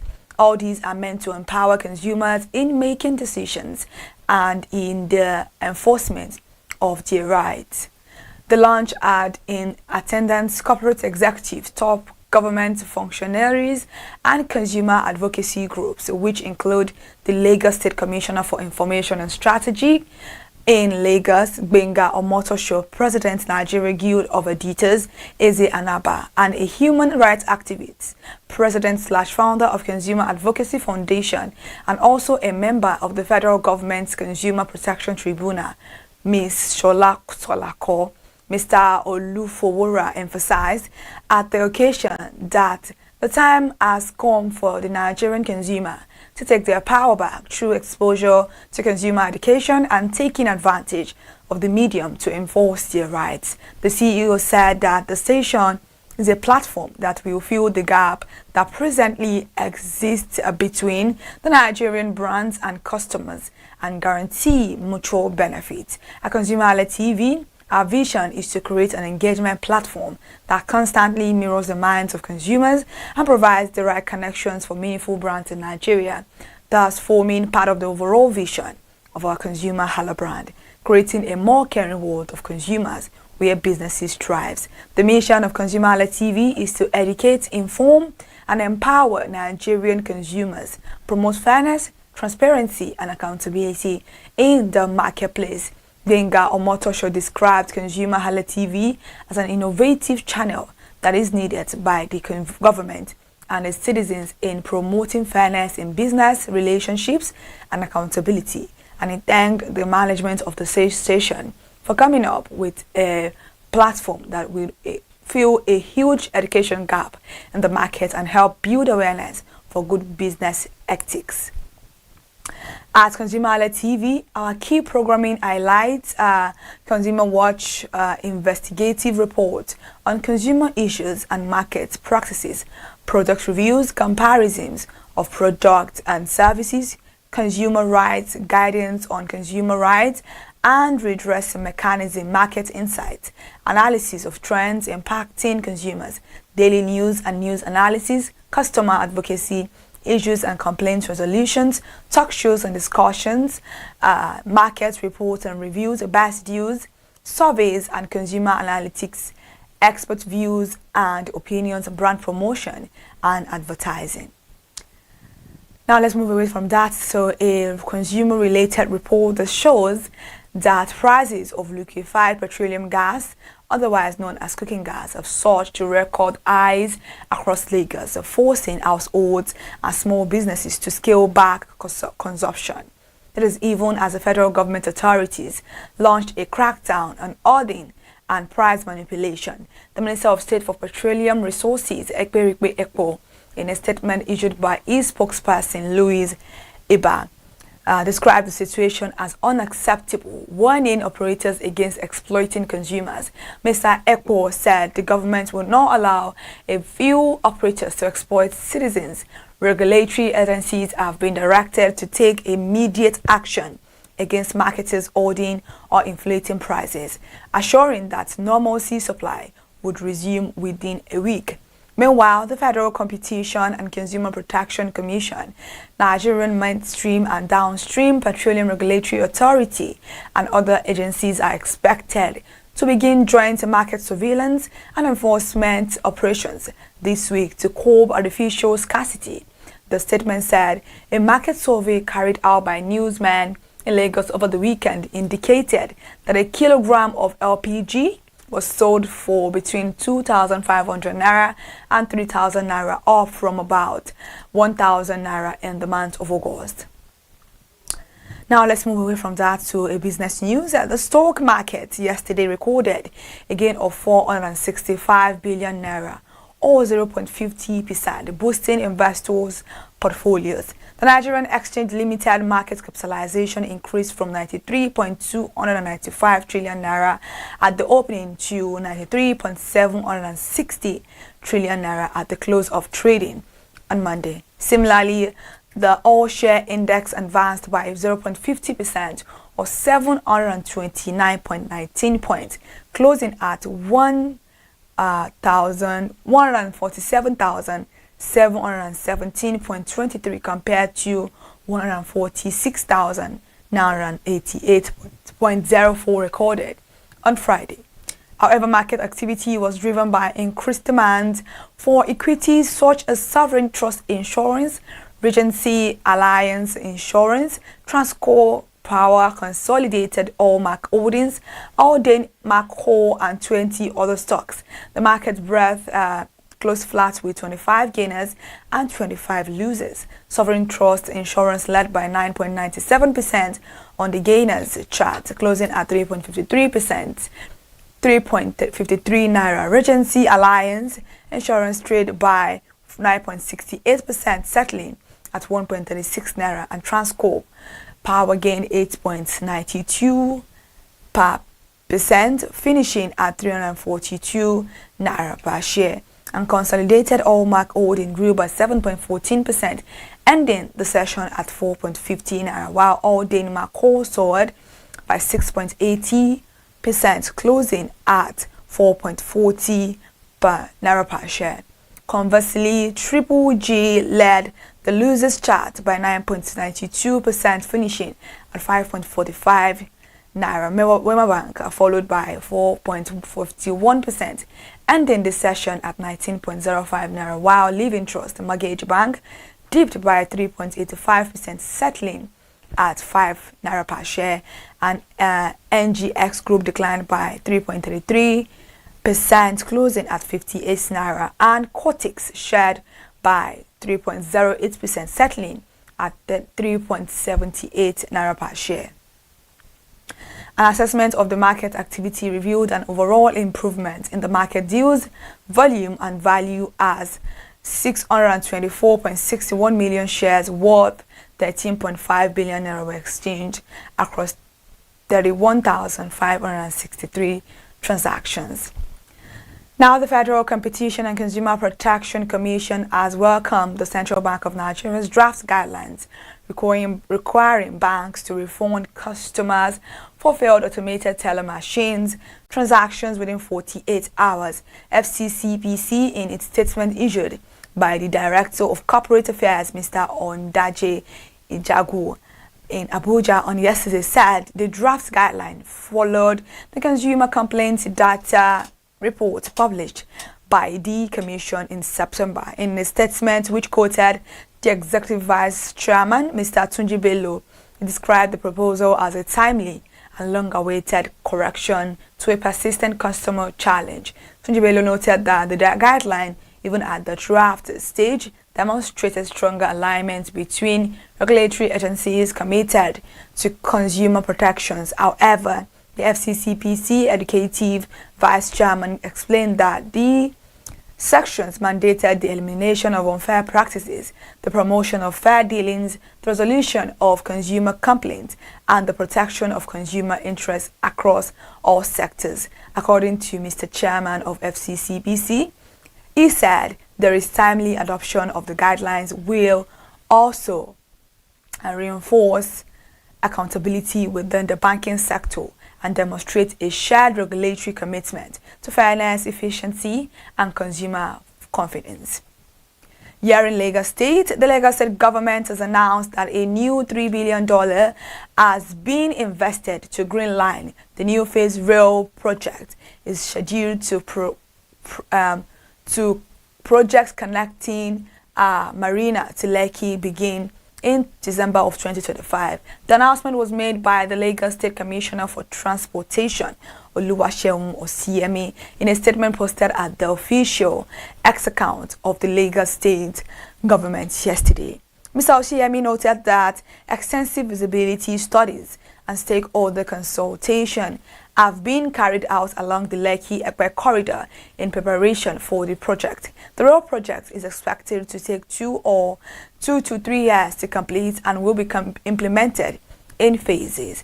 The first phase will cover the stretch from Lekki First Toll Gate to Epe, while the second phase starting from Marina will feature an on-water segment. Moreover, the announcement follows intensified enforcement along the Lekki-Epe Expressway, where authorities have cleared encroachment and restored wetlands essential to the Green Line's right of way.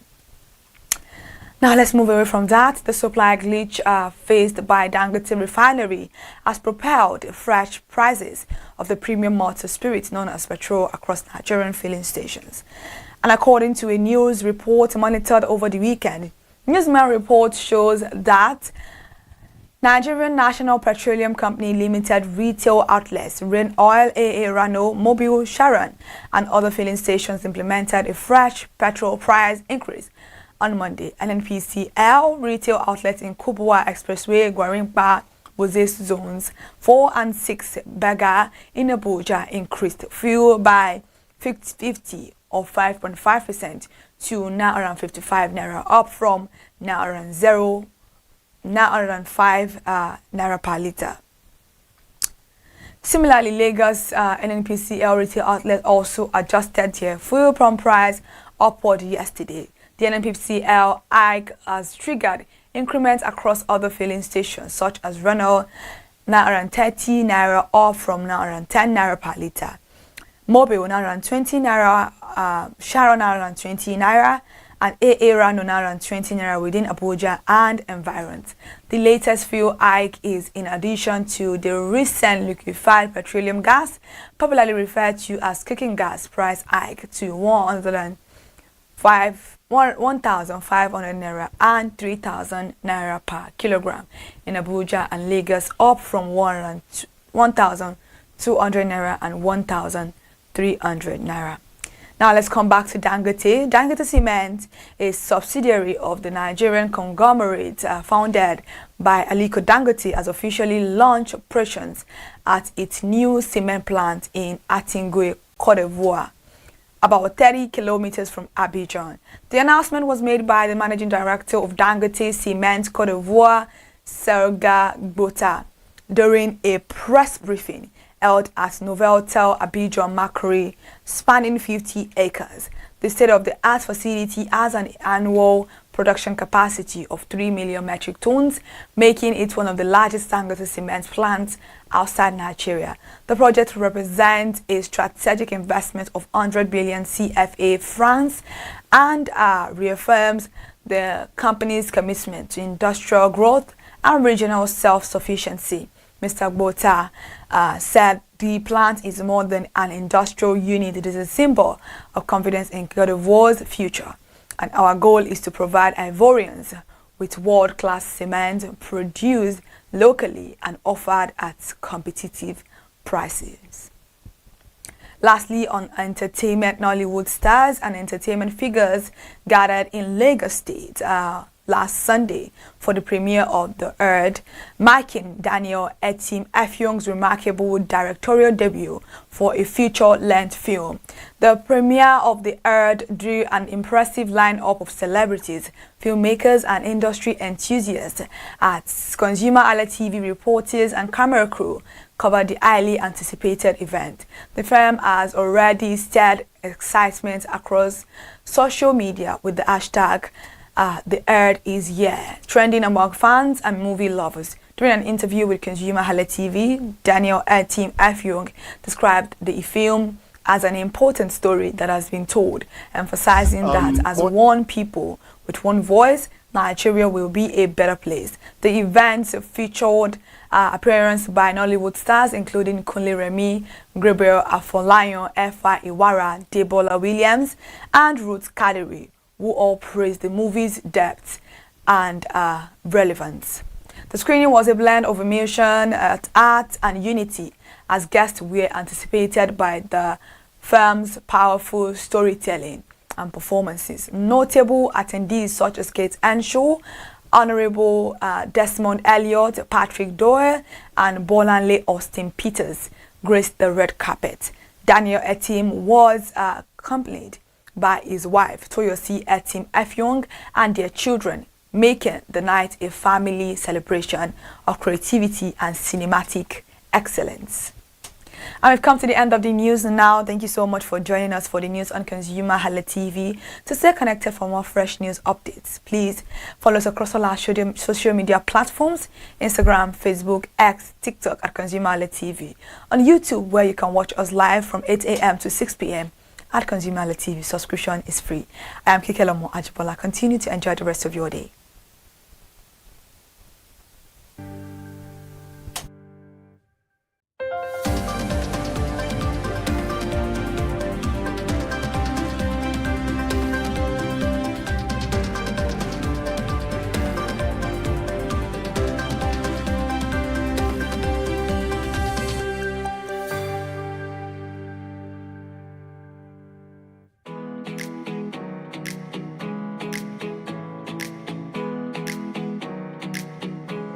You're welcome to ConsumerHallaTV, and this segment is called In the Marketplace.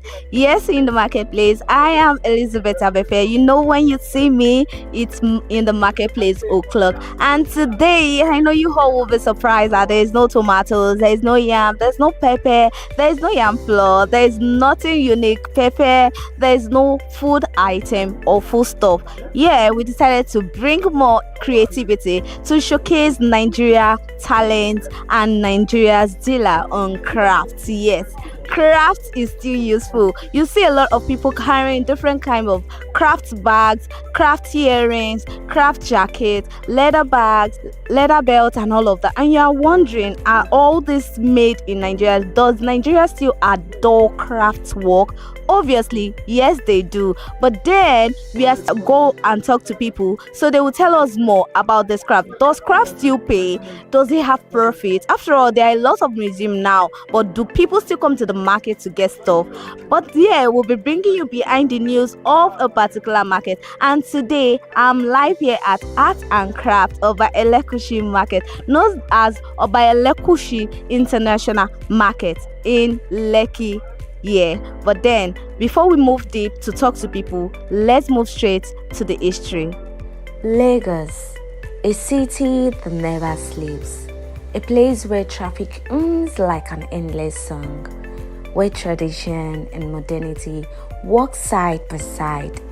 But hidden just off the busy Lekki-Epe Expressway lies a world unlike any other, a world of color, texture, and rhythm, where every carving, every bead, and every painting tells a story. This is the Lekki Arts and Crafts Market, also known as Jakande Market, a creative sanctuary under the Elegoshi Kingdom. The Lekki Arts and Crafts Market began humbling in the late 1990s. At that time, Lekki was still growing, sanding roads, scattered houses, and a few wooden stores built by the local artisans. These early craftsmen came from across Nigeria: wood carvers from Benin, bead makers from Abeokuta, leather workers from Kano, and painters from Osogbo. They came here drawn by opportunity and by the dream of keeping culture alive. Over the years, the little stores grew into a community, one defined by creativity, collaboration, and resilience. From just a few stands, the market expanded into a network of hundreds of shops, each filled with art and reflects the soul of Africa. An older artisan speaking about how the market began. Let's hear from him. Good morning, sir. Morning. Yeah, what is your name, sir? My name is Abdul Karim Mama. So for how long have you been selling in this market? This place, we came here in 1990. That is where we come from, the bar beach to here. And the governor, when he brings us, we call him Abdul Rasak. That is the former governor of Lagos State. He's the one who brings us here in 1990. And when we base here under the local government of Otiosa, that is Morphin from Ikate, now he allocated this land for us. And we did now from 1990 to 2025. It's almost 35 years. So what is that little story you know concerning this Obakochi market, international market? This international market, we come from far away. You know, from there, this market started from the British town from Marine Beach, Ajigule. From Ajigule, when independence want to start, they bring them for Leventis. Leventis, that is near CMS, that car park over there. That is where the market. From there, when developments come to, from the civilian and Shagari bring us for a person. That is near Ecotel, the land over there. That is where they bring us. When they bring us over there, now from there, when the sea start to float, now from there they bring us here in 1990. So how do you come across that market before the development and all of that? How did you come across that market, this craft market, this craft business? What inspired you to be doing crafts? Oh, you know, it's one of international trading business. It's different between tomatoes, Maggi, everything. It's artwork. Artwork, you meet first class people. I met Clinton 1999 in Abuja. Yes, they invite 21 of us inside this market. And I went to Abuja. I stayed in Akanoga for 3 days. Before we came here, she said, we meet people. We used to go to exhibition, international exhibition, sometimes outside country. Yeah, we don't only... Now you say, you know, I don't know what to say, Seth. You see, when you have a good level, you go to the high level. And when you are low, you know something, and you are still low. That is it. So why do you like making crafts? Artwork. I love it. I love it. I started this business since 1980. I love it. You know, it give you good association. You meet people, you advance by yourself too.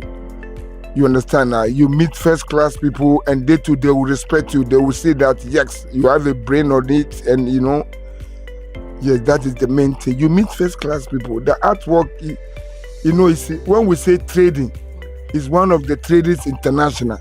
Person can say pure water, can say all of that. That one is the trading. And when they say trader, so this is the artwork is a trader. So now you're trying to tell me there's a difference between trading and a trader. Yes, thank you.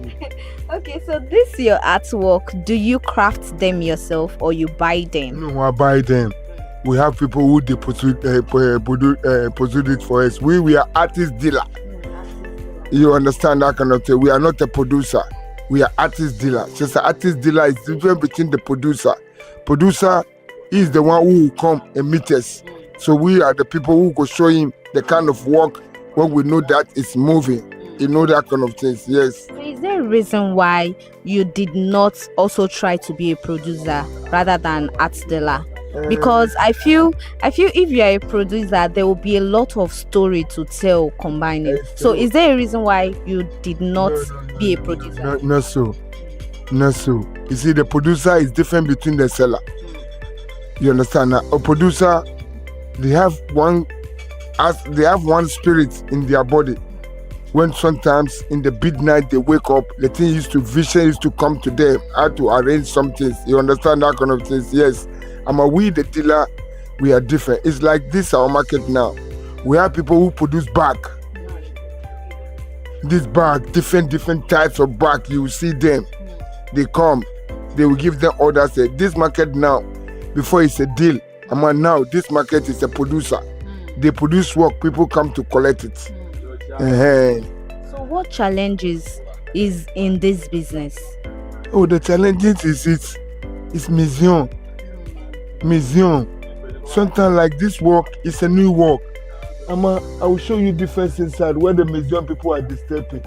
You see, when they say this one, you can't compare this and this is not the same thing.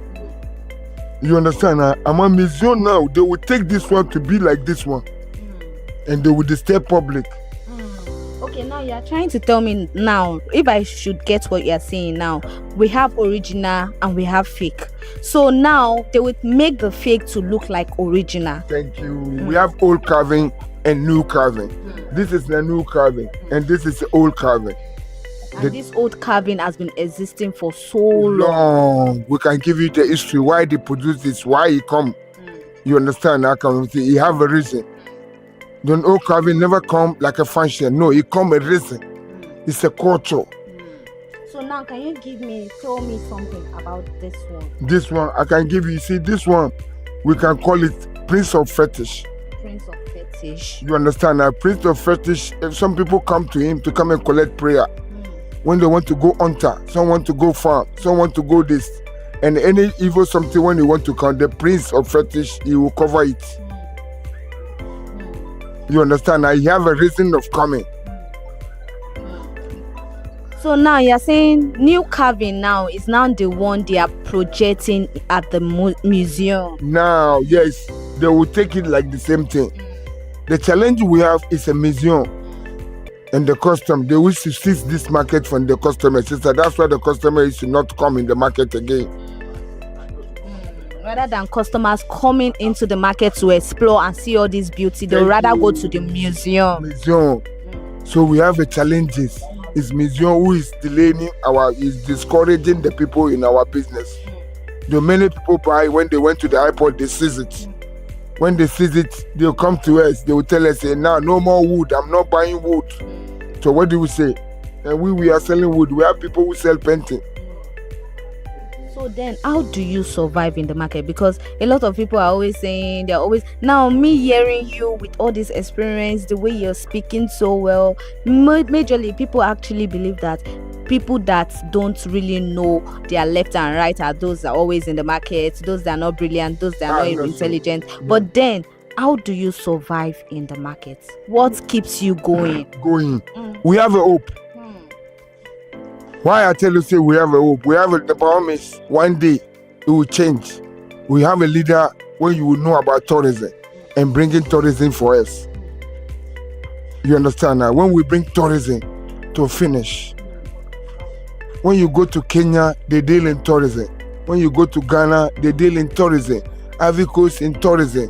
I mean, we here, we don't have tourism. That is the thing when it's disturbing us. We don't have strangers. When they used to come alone, they will, we don't have it.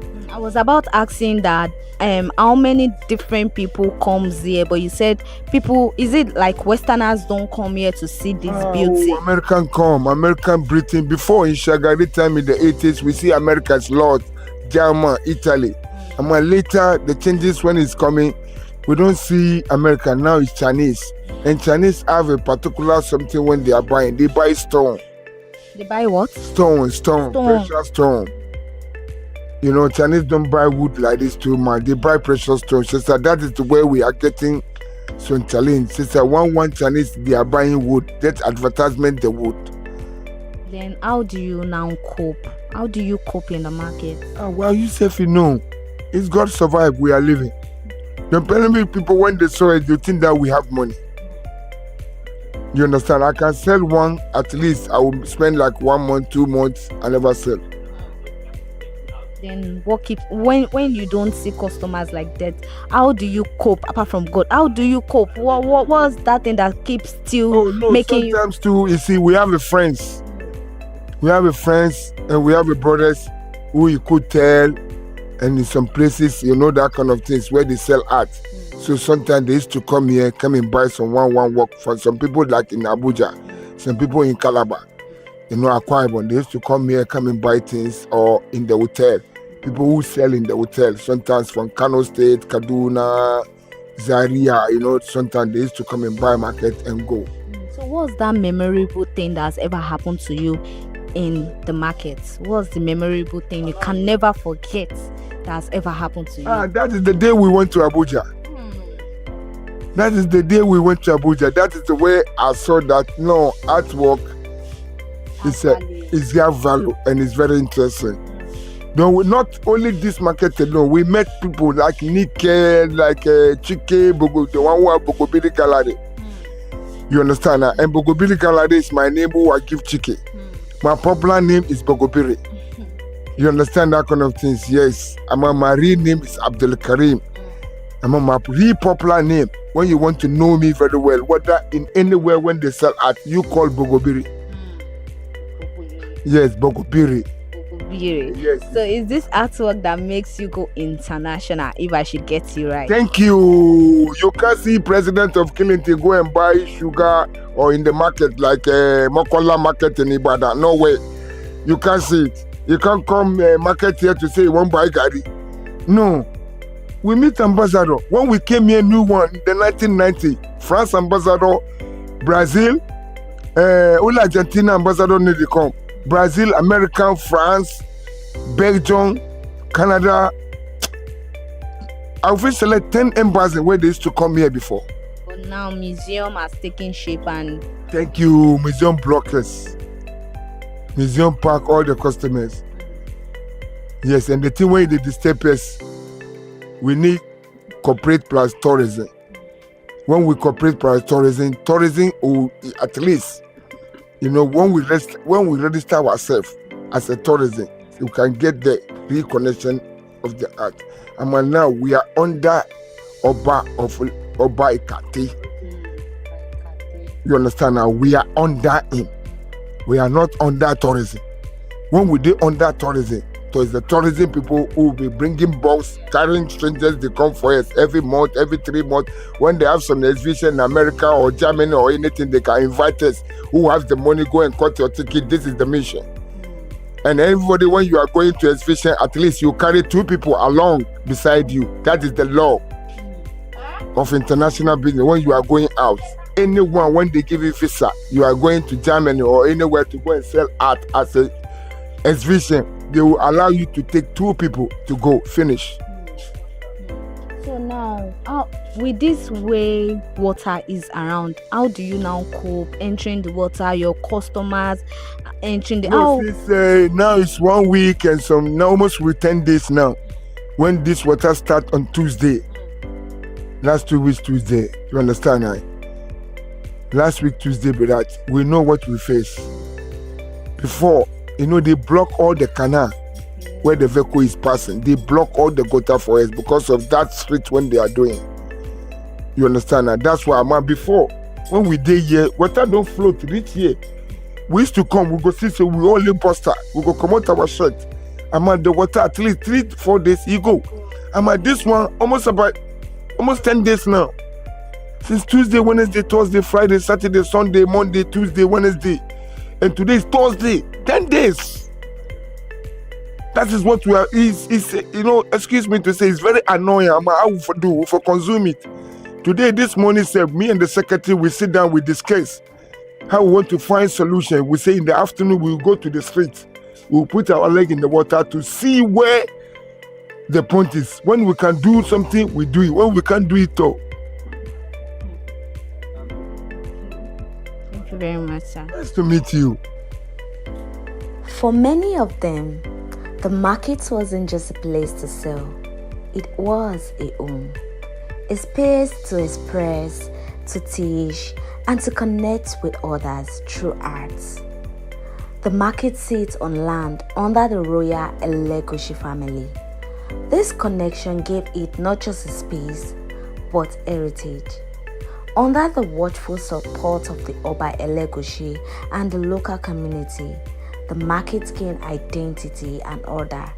It became a recognized landmark, one that celebrates Nigerian craftsmanship and welcome visitors from around the world. An older man also gave insights about sports that have been used for so long. Let's hear from him. This little one now is come from Kwara State. This little one. So in olden days, all this clay, just like a bowl. So they eat inside, and we have this side by side, the big one and the small one. Some are for the food, some are for the soup. Put it inside. But all this little one is for frying some little things. That is on the fire, and those are the big ones. So those big ones is normally used to cook the soup inside. It's side by side. Depends upon how the family is. So all this little one is the one they used to cook traditional medicine in the olden days. And the same thing with all these things now. But in this modern time now, some people are using it in different occasions, different things. You understand what I mean? So like all this, like this particular one, it's come from north, from Kano. We call it camel seed. Camel seed. This is the double one. This is the single one. It's used to sit inside. This is the double one. This is the single one. So we call it camel saddle because the sample of the camel saddle how it look like. For this time. So these are the big one. That black one, the same size of this. You can use it in the parlor. You can use it in the bedroom to make it put rest. Because some people are keeping it in the bedroom to make it put rest inside. So that is how they use it. So where it come from, they have to take care about it, proper care, proper packing to reach Lagos from where it is exporting to. So where do you export? Kano, Kwara, so centrals of Nigeria like Bida, Benue, so all that particular place. It's exporting from there to Lagos here. When it is broken, it's your risk. So that's how it is. You have to take it. You are a businessman, you have to take the risk. That's how it is. Some made by the old men, which are, some of them have passed away. So, and their children now, they would rather to stay in the office, not to doing the job. They are on the work. That is how it is now. So we have some in the modern time, we have some in this ancient time. I thank God. I thank God. I thank God for it. What about this big one? Yeah, this big one is the Asian one. Asian one is. What do they use it? They use it to keep water inside. It's for keeping water. In the olden days, we don't have the refrigerator, so we don't have it. So they make it keeping water. They will get the sharp sand and put it inside. So the water will cool until it will clean. That's why they put the sharp sand inside. That is how they use it. And in the olden days, the woman was going to the husband's house. She used to get the set of the pot for using, domestic using. That is how it is. So does people still come here to get this? Exactly. No, for history. For history. For history, exactly. For history. Just put it out. Like you now, you can't use this one for history. Yeah. You see now, you are a modern guy. You can't use this one for history. That's how it is. Thank you, Baba. Today, that connection remains strong. Each year, the market draws hundreds of tourists, students, and artists all searching for something real. something handmade, something Nigerian. Walk through the narrow sandy lanes and you will find more than just objects. You will find stories, wooden marks with fears, expression, tell tales of ancestral power. Beanie Brown says, recall the glory of ancient kingdom. Painting burst with scenes of Lagos life. Women balancing trees, drummers in street corners, children playing under the sun. Let's hear from a man explaining the meaning behind their work. Karosa. Karoma. Kí lorúkọ yín sá? Orúkọ mi ni Olúgbénga Jẹ́gẹ́dẹ́. Báwo lẹ ṣe jẹ́ nínú ọjà? Èmi náà jẹ́ kan nínú ọjà yìí torí a ti bẹ̀rẹ̀ ọjà yìí láti Babish Market ní 1990. Náà lé wa kúrò ní Babish Market. Náà kó wá sí Jákàndé. So wọ́n wá ń pe ọjà ilé ìsìn ní Ọba Elékùṣù International Market. Ọba Elékùṣù International Market. So kí ni ìtàn ráńpẹ́ tẹ́ lè sọ fún wa nípa ọjà Ọba Elékùṣù yìí? Ìtàn ráńpẹ́ tí mo lè sọ fún yín ní ọjà yìí ó ti exist tipẹ́tipẹ́ during the Shagari time. Àtàpẹ̀sẹ̀ náà ti bẹ̀rẹ̀. Àwọn tí bá ń bẹ̀rẹ̀ ń gbà yẹn àwa wà ní school. Ìgbà tá a wá jáde school là á wá join wọn. Ní ìgbà Shagari time during the Ìdí Àgbọ̀n, wọ́n move wọn kúrò ní Àpẹ̀sẹ̀, wọ́n lé wọn wá sí Babish ní a police station. So ìgbà tó wá di during the Babangida regime, Babangida tó wá lé wọn kúrò ní Babish 1990 August, wọ́n wá move wọn wá sí Ìlàsùn bíbáyìí estate yìí ni wọ́n ń pè ní Ìlàsùn ní Jákàndé. Ṣùgbọ́n bẹ̀ẹ̀ tí ọjà ti wá gangan ó ń jẹ́ Ọba Elékùṣù International Market, man and woman. Ọkùnrin pẹ̀lú obìnrin la máa ń ná. So àwọn ní vegetable náà wà láàrin méjì wa. Àwọn ló ń jẹ. Ṣùgbọ́n bẹ̀ẹ̀ particular jù tó publish jù ní art and craft tó ń tà. So aago mélòó ni ọjà yìí máa ń ṣí? Aago mélòó lẹ máa ń close, lẹ máa ń ti ọjà? A máa ń open ní 8 o'clock and a máa ń close ní 6 o'clock. So báwo ni ẹ ṣe mọ̀ ọjà yìí àti pé a ti tọ́dún mélòó tẹ́ ti ń tajà ní bíbáyìí? Ṣé ní bíbáyìí ń gangan sí láti 1990 láti wà ní bíbáyìí. Ní ẹ̀yin tí ń tajà ní bíbáyìí? Láti 1990 láti wà ní bíbáyìí. Ṣùgbọ́n bẹ́ẹ̀ tí mo ti bẹ̀rẹ̀ ọjà yẹn sìn láti 1988 ní Àpẹ̀sẹ̀ ní Babish Market. So ní Babish Market náà ti mú fún àkúrò ní 1990 wá sí bíbáyìí. So ẹ wà pẹ̀lú àwọn tí wọ́n bẹ̀rẹ̀ sí ń tajà bí láti 1990? Yes, àwa ni first set ló pa ń tajà bí ní 1990. Kí ni wá ní ìrírí tẹ́ ti rí nínú ọjà yìí ní business tẹ́ ń ṣe yìí? Mo ti rí a lot of things torí mo ti ṣe many things. So bí kí lẹ ti ṣe? A lot of things la ti ṣe. Well, mo dúpẹ́ lọ́jọ́ tèmi pé Ọlọ́run dá mi sí. So àdàtì fowó yẹn ṣe nǹkan tó dáa. So many people náà ti fowó ṣe nǹkan tó dáa.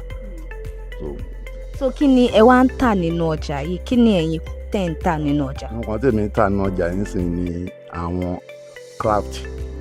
Eléyìí ní sìn ayò game. Eléyìí sì bronze ni. This bronze yìí Benin náà ti ń cast yẹ the whole Nigeria. Àwọn Benin kan ló ń cast. So eléyìí sì Africa ni wọ́n kà fún ẹ ní Òyìnbó tàbí Òṣogbo tàbí Ìbàdàn. So gbogbo àwọn kinní tí wọ́n carve yìí ń sìn ẹ máa ń rà wá ni, kì í ṣe pé ẹ̀yin fúnra yín lẹ̀ ń ṣe? Máa ń rà ni, àmì dealer máa ń rà máa ń tà. So throughout of West Africa, ọjà West Africa wọ́n máa ń kó wa. Orí ilé ìsìn àti Ghana ló ti wá. Kí lorúkọ ilé ìbáyìí? Mass ni. Eléyìí náà ń sìn àti Africa Coast ló ti wá. Ṣé òwò wá wà nínú craft work yìí? Yes, òwò wà nínú ẹ̀gbọ́n. Kò sẹ́ńbọ̀dì tó máa débẹ̀ tó ò ní ṣe nǹkan tó dáa.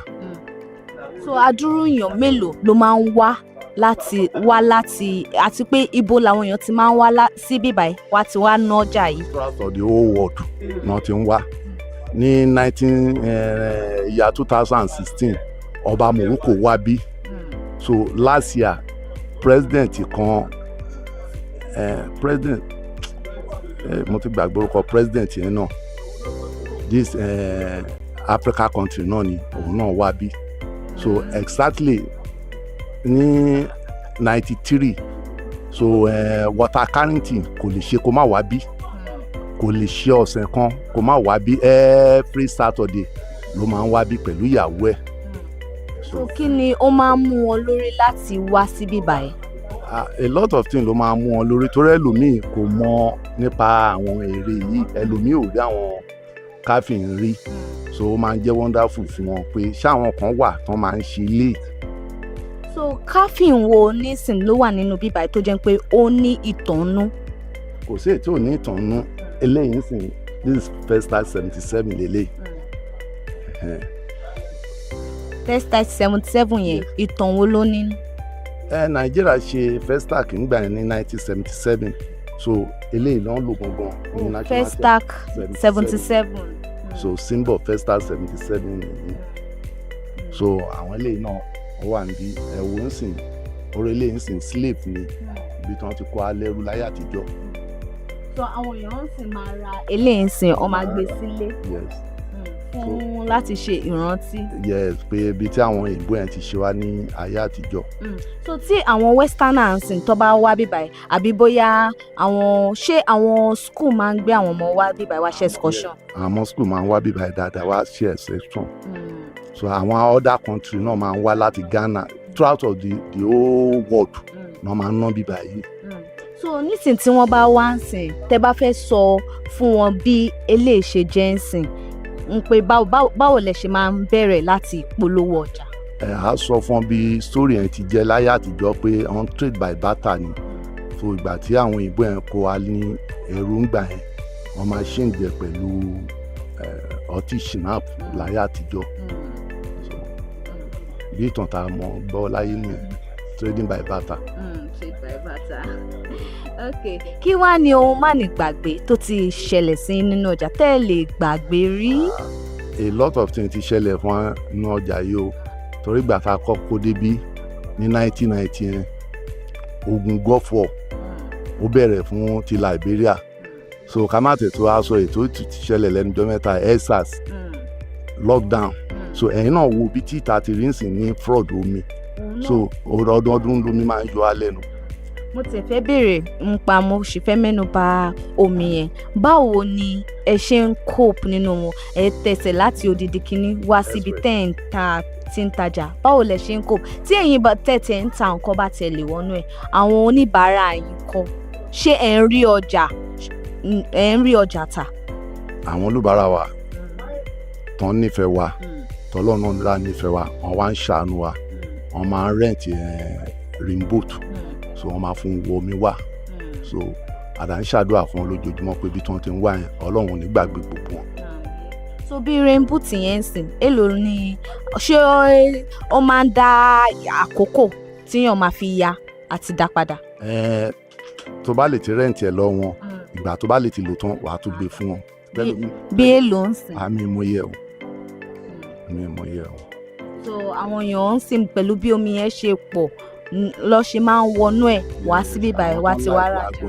torí ẹlòmíì á lóun fẹ́ travel á lóun fẹ́ mú nǹkan lọlé á wá rajà so tẹ bá rìn káàkiri ńsìn ẹ rí bíìtì ẹ rí nǹkan oríṣiríṣi. ok kí ni ìdí tí pàtó tí ẹ fi fẹ́ràn ọjà art and craft yìí. ìgbà tí mo wà ní school art ni mo learn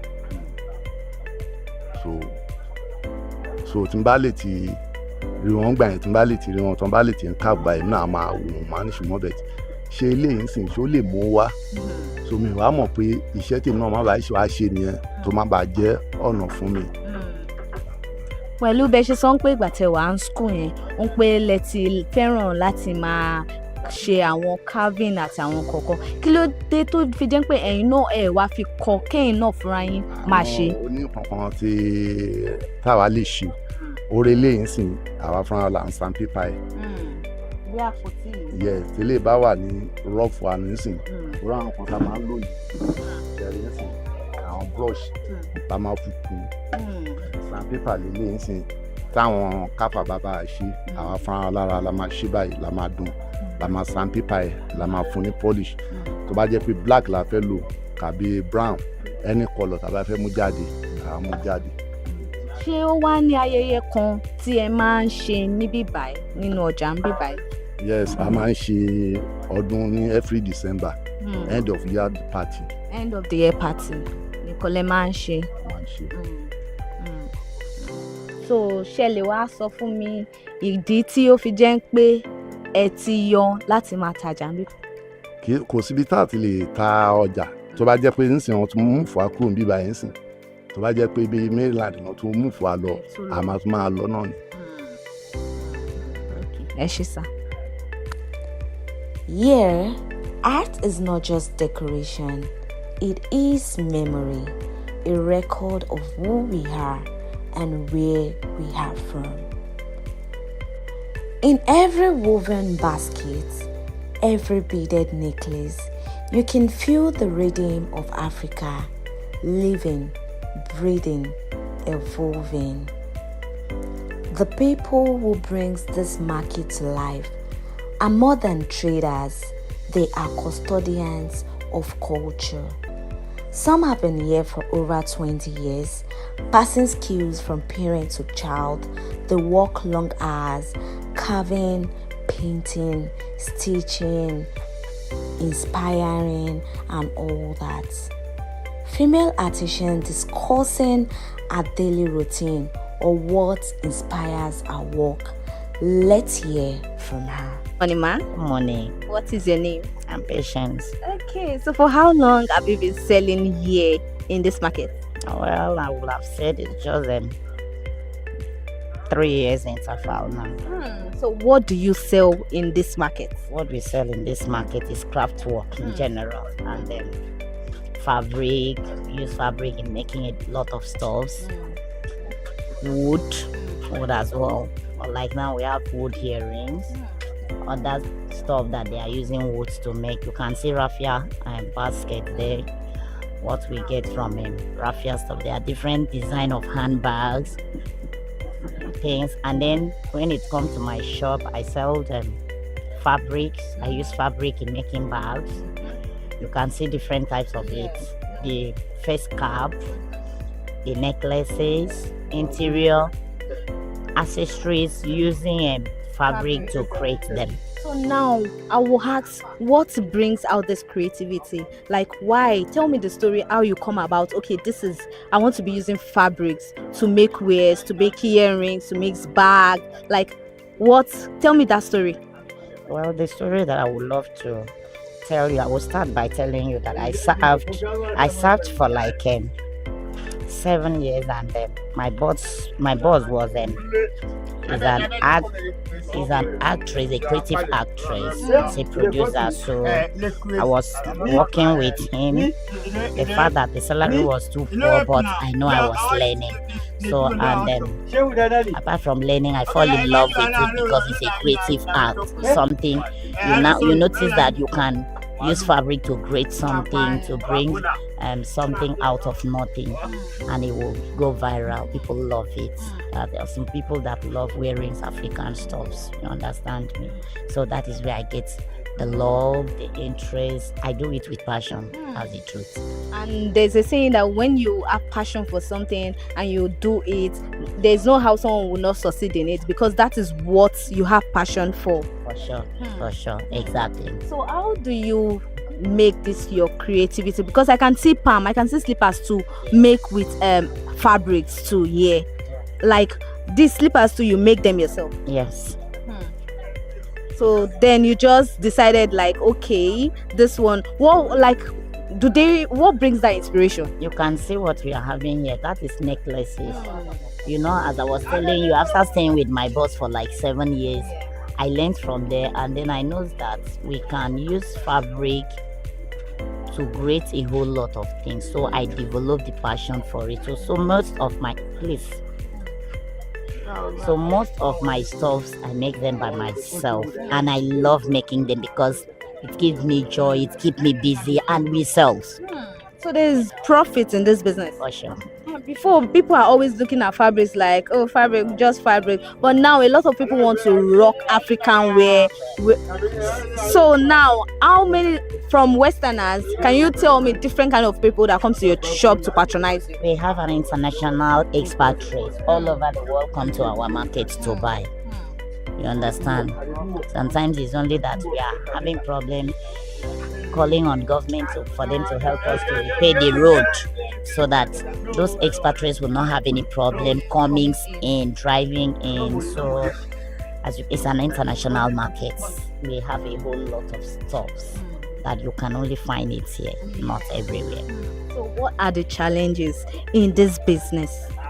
One of the challenges for now that I'm having, we have some flood in the market, which is not supposed to be like that, you understand. But if the government can come in to assist us by, maybe repairing the road, doing something about the flood, because it affects our clients in this season of rainy season that we are having. You understand? So those are the challenges. So do you transport? Do you do retail? Like, do you sell your loads in bulk to other people to sell, or just? We do wholesale because I'm a producer as well. I created a lot. I'm a designer. I can create. So we do wholesale. We do supply outside and inside the country. Okay, now in the market, is there always lights? NEPA lights?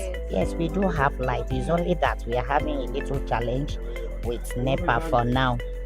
That's why you did not see light in my shop, but definitely we do have light. But then, does the light not affect your business because it won't make this beautiful thing I'm saying to pop out the more they are supposed to be? The most important thing that we even need is the lights. Yes.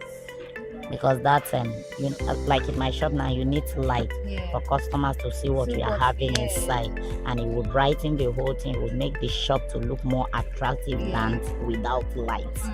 You understand? How do you survive in the market in case of toilets, in case of water? How do you survive? I think we have all those things. We have water. We have good water to drink. We have toilets. There's a toilet in the market. So we are okay. So what's that memorable thing that you can never forget that has ever happened to you in the market? Is being a creative artist in the market. It's I know in my secondary school days, I know I was an art student, but I didn't know I'm going to. So when I now started working with my boss, and then I noticed that it's a line of creative art. So I really fall in love with it. So it motivates me, and I love what I'm doing. So what keeps you going? Even though you've already said you are a lover of art, you love creativity, but what keeps you going? What keeps me going is that I know it's an international business that it can, apart from we selling it here, we send it outside the country, and expatriates that comes here falls in love in buying them. We get profit. It improves our lives because so many people that started from the scratch, they are on top now. So what are the things you've achieved in this your business now? What are the things that yes, I've achieved this, I've achieved that in this business? What are the things? Okay, this is what I will tell you. I was serving when I started in this market, but now I am running my own personal business. Serious? That's it. That's the good thing that I'm achieving. And if you can't pay my son's school fee, so what am I talking about? So I'm fine. Okay. Yeah. So can you tell me one reason why you love this market? Love this market. I have already told, as I was saying before, it's a creative market. It's an art market. So what I love most, you don't get yourself lazy. We're busy by doing one thing or the other, creating something with our hand. Many of the shop, you can see the rest of my name, but they create most of that things with their hand. So it's a passion. It gives us joy. You get us to be busy. So this one that you are making now, what are you making right now? Making necklaces with fabric. Oh, you're making necklaces with fabric? Yes. You are. Yes. You're so creative, man. Opakuchi International Market, also known as Lekki Art and Craft Market, is more than just a marketplace. It is for artisans and artists. Nigerians are so creative and so innovative. Like, check this out. Made with hands, like bare hands, made to make a lot of different items used at home. This is art, and we have a lot of stuff like raffia bags, like raffia baskets, raffia lot of handmade, made from Nigerians. Let's go check out more that exists in this beautiful art place.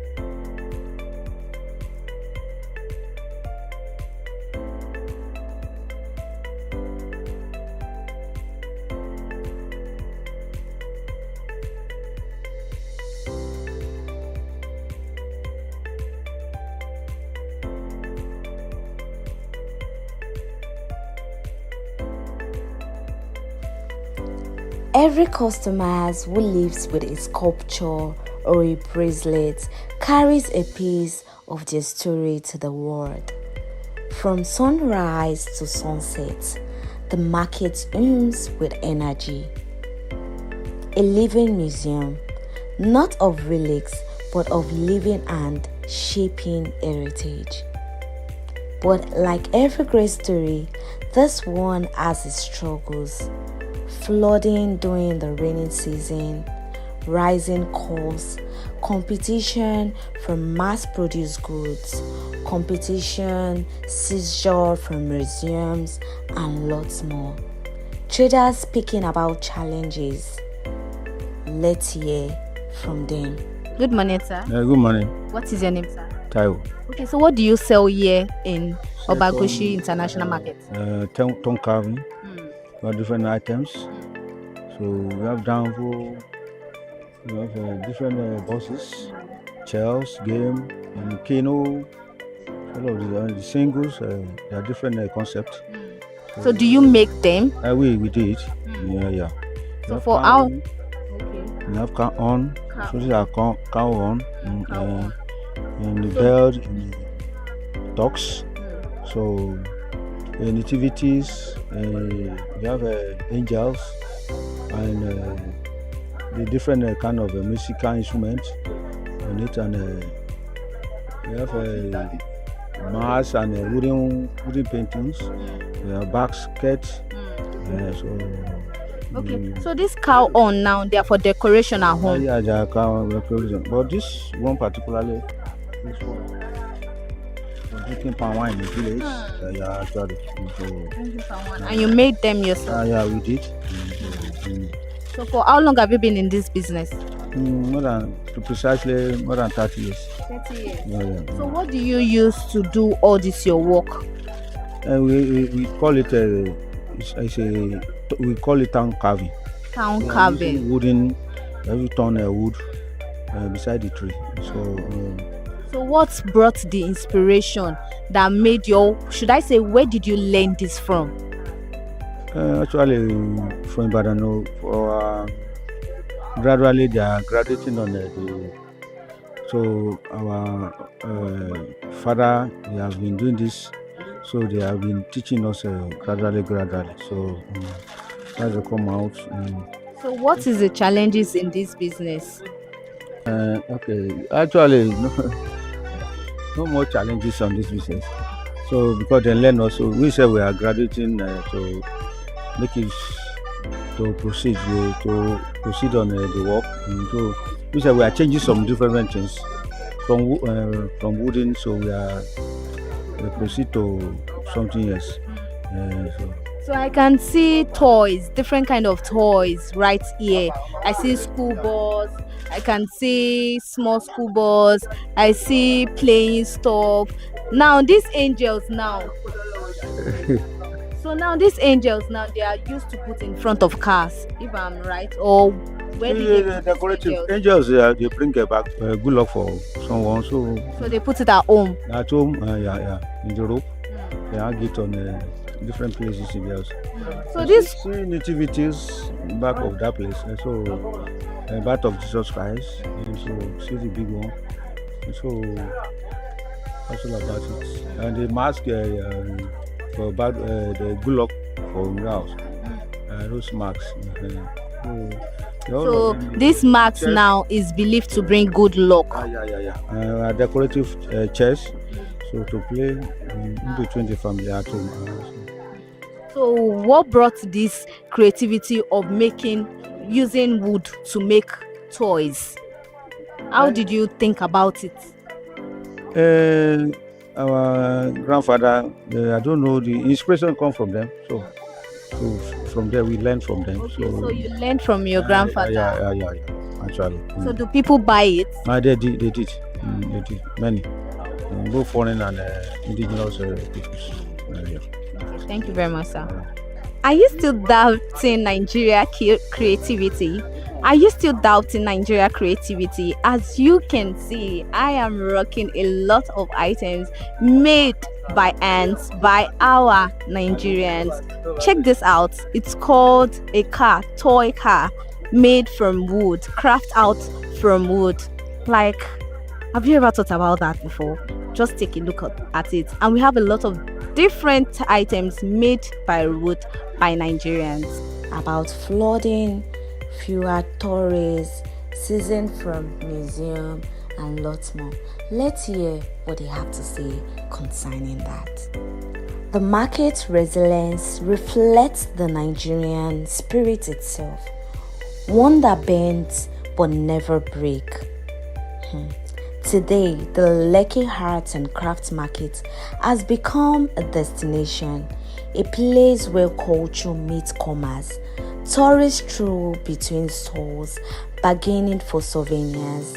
Photographers capture the explosion of colors. Students study the arts that textbook cannot describe. Tourists expressing admiration for markets. Each visit is a discovery. Each purchase is a connection between the world and the artist's arts. In the city, racing toward modernity, the Lekki Art and Craft Market remains a reminder of the past and a promise for the future. If preserved and supported, it can continue to inspire generations, teaching that art is more than business. It is heritage, it is history, it is us.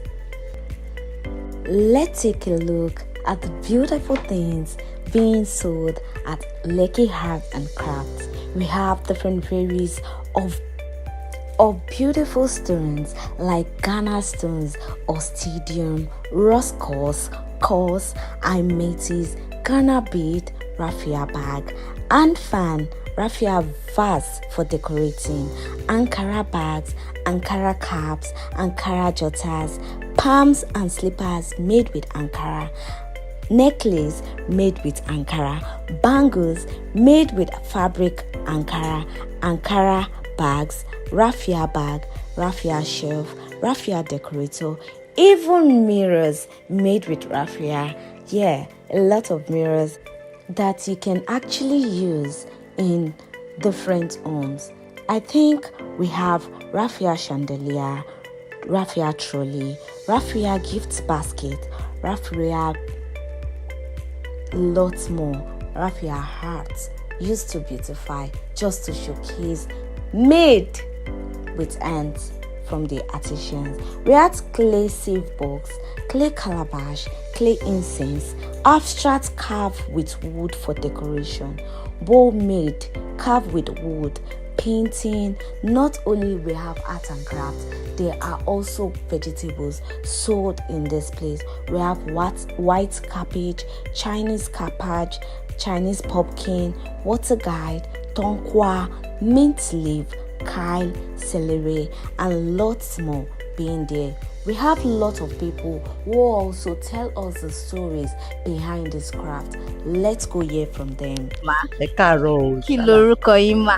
Èmi ni ìyálọ́jà Elegushi International Market, Ajarat Ọláòfin. A ti tó ọdún mélòó tẹ́ ti jẹ́ ìyá ọlọ́jà of Elegushi International Market? Ó ti tó like 5 years.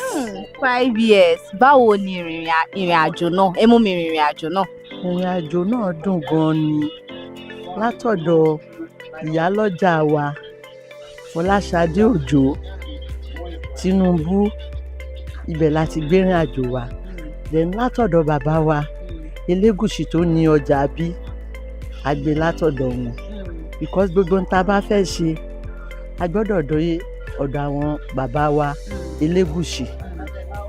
Then after wọn, a lọ sọ́dọ̀ Fọláṣadé Òjó ọmọ Tinubu.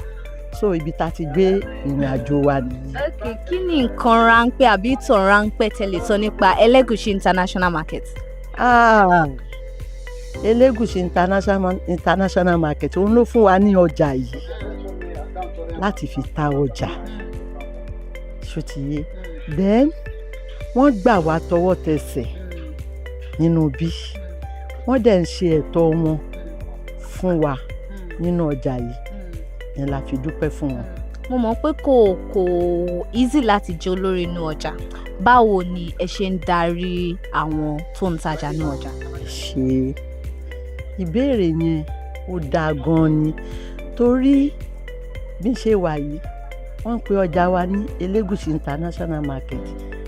Èmi lọ sí program oríṣiríṣi tán máa invite mi pẹ̀lú ọjà, because a tún máa ń lọ fún program ọjà láti fi tajà, because tẹ́ bá ń tajà ẹ need láti bú customer. Tẹ́ bá ń tajà ẹ máa sọ̀rọ̀ ajé fún customer ni. Tí customer bá lóun ò fẹ́, ẹ jẹ́ kó máa lọ, kì í ṣe pé kẹ́ ẹ bú. Wọ́n ń pè yẹn ní olórí ọjà. Nígbà tí mo dé bíbáyìí, mo rò pé bí àwọn kíní art wa nìkan ni wọ́n ń tà. Àfìgbà tí mo wá dé bíbáyìí tí mo rí pé wọ́n ń ta oríṣiríṣi èso náà ní bíbáyìí. Ọjà wa oríṣiríṣi tẹ́ bá fẹ́ nínú ọjà wa lẹ máa rí. Even àwọn báàgì tí wọ́n ń rà lóríṣiríṣi, wọ́n ń rà lọ lóyìnbó. Ibi lẹ máa ti rí nǹkan oríṣiríṣi yàtọ̀ fún art and craft. Ewé oríṣiríṣi, àwọn nǹkan bíi vegetable lóríṣiríṣi, ibi lẹ ti lè rí. Because ọjà wa ó ti wà nísìn more than 40 something years lọ́jà yìí ti wà. Ìyọjà kan ló kú kóyìn tó jẹ ìyọjà. Kí wá ní ìpèníjà tó wà nínú ọjà yìí? Kí ni ìpèníjà tó wà nínú ọjà yìí? Ta nídìí nínú ọjà yìí? Omi ni, ẹ̀yin náà wò. Tabarẹ́ ní bá wa ṣomi ta nídìí gangan nìyẹn. Kò sí kọ́tà tómi lè lọ. Then ọjà yìí wà tipẹ́tipẹ́. Ẹ wo àwọn ẹlẹ́ran tó wà níbí, wọ́n ti lọ síta. So many people wọ́n ti jáde lọ síta. Torí kíni? Torí omi. Because gbogbo èèyàn kan ló lè wọ omi yìí wọnú ọjà wa. Kí ni ohun má ní gbàgbé tó ti ṣẹlẹ̀ sí nínú ọjà tó jẹ́ pé ẹ lè gbàgbé ẹ̀? Kí ni ohun má ní gbàgbé? Má lè gbàgbé nínú ọjà wa. Má lè gbàgbé nínú ọjà wa pọ̀. Because a dúpẹ́ lọ́wọ́ àwọn olórí wa náà. Bó ṣe lè wù kó mọ, wọ́n ń gbìyànjú pẹ̀lú wa. Báwo ni ìrẹ́pọ̀ láàrin ẹ̀yin àti àwọn tó ń tajà? A ọpẹ́ f'Ọlọ́run. Gbogbo àwọn tó tajà ní gbogbo àwa nífẹ̀ẹ́ ara wa, because ọjà wa ọjà olóyìnbó ni, kì í ṣe local ọjà. Ẹ ṣé grandma. Lekki Art and Craft Market, located at Obala Elegushi. It is a significant for cultural hub for diverse range of craft products and a whole lot for shoppers and lovers of art. And we've come to the end of today's edition of In the Marketplace on ConsumerHallaTV. I hope you've learnt one or two and know that Nigerians are so creative, known for being so innovative. Don't forget to like, subscribe, share, and follow us on all our social media handle, and of course comment. Tell me under the comment section which market you love me to explore to. For now, bye.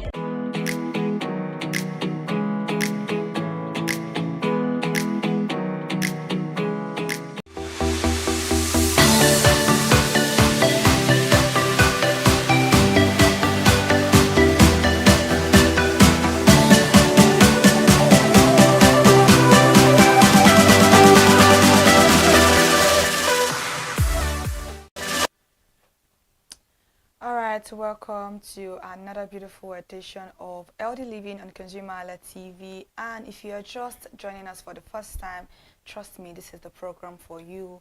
We talk about everything health and we talk about everything education to make ourselves more important, to put ourselves first, prioritize our health and how well we can structure ourselves for the future. This is Healthy Living on ConsumerHallaTV. I'm Kike Lomo Ajibola. If you are just joining us for the first time, welcome and welcome to this beautiful program. This is ConsumerHallaTV.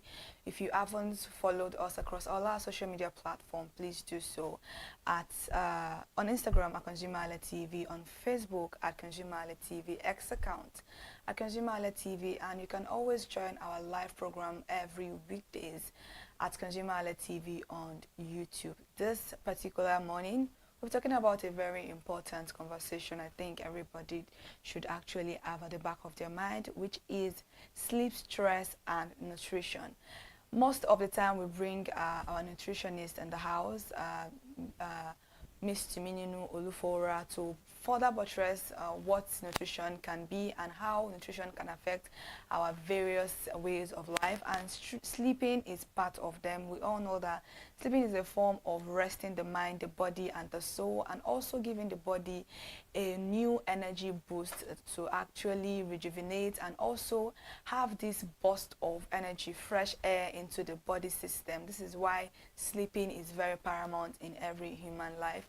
People that don't sleep know that it is not easy to live life. I'm very sure there's an illness people call insomnia, and it's not an easy one to deal with, and we pray none of us go through that particular stress. So sleep stress is very important, and it actually happens to people. You see a lot of people that would say, even if I close my eyes, if it is not 2 o'clock, if it's not 3 o'clock a.m. in the middle of the night, I cannot sleep. What causes this particular issue? So we want to put it side by side with nutrition, how nutrition can affect our sleeping pattern. That's exactly what we are going to be discussing this morning. And I won't be the one discussing this particular issue, because I am not a nutritionist. I'm not certified in the particular topic, but I would definitely be needing the help of Ms. Timininu Olufora to actually help us with this. Good morning, Ms. Timininu. Good morning.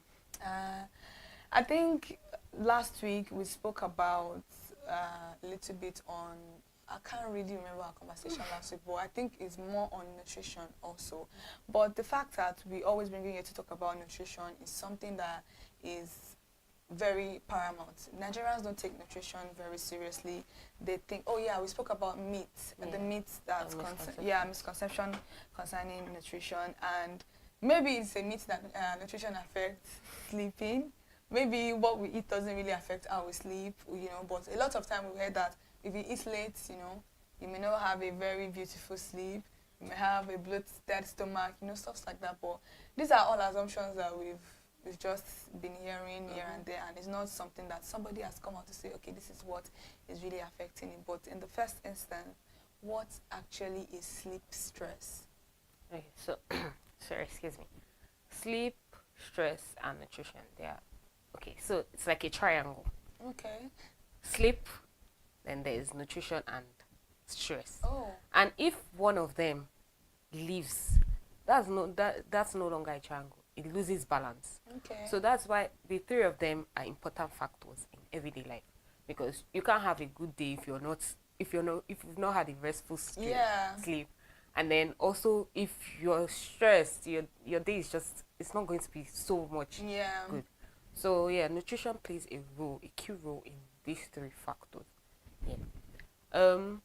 When it comes to sleep and nutrition, like you said, you hear that nutrition plays a key role in sleep. Yeah. If you eat late, you won't be able to rest well. Yeah. And it's not wrong, because if you eat late, your system can't digest everything before you sleep. So that's why they say if you eat late, you won't be able to sleep well.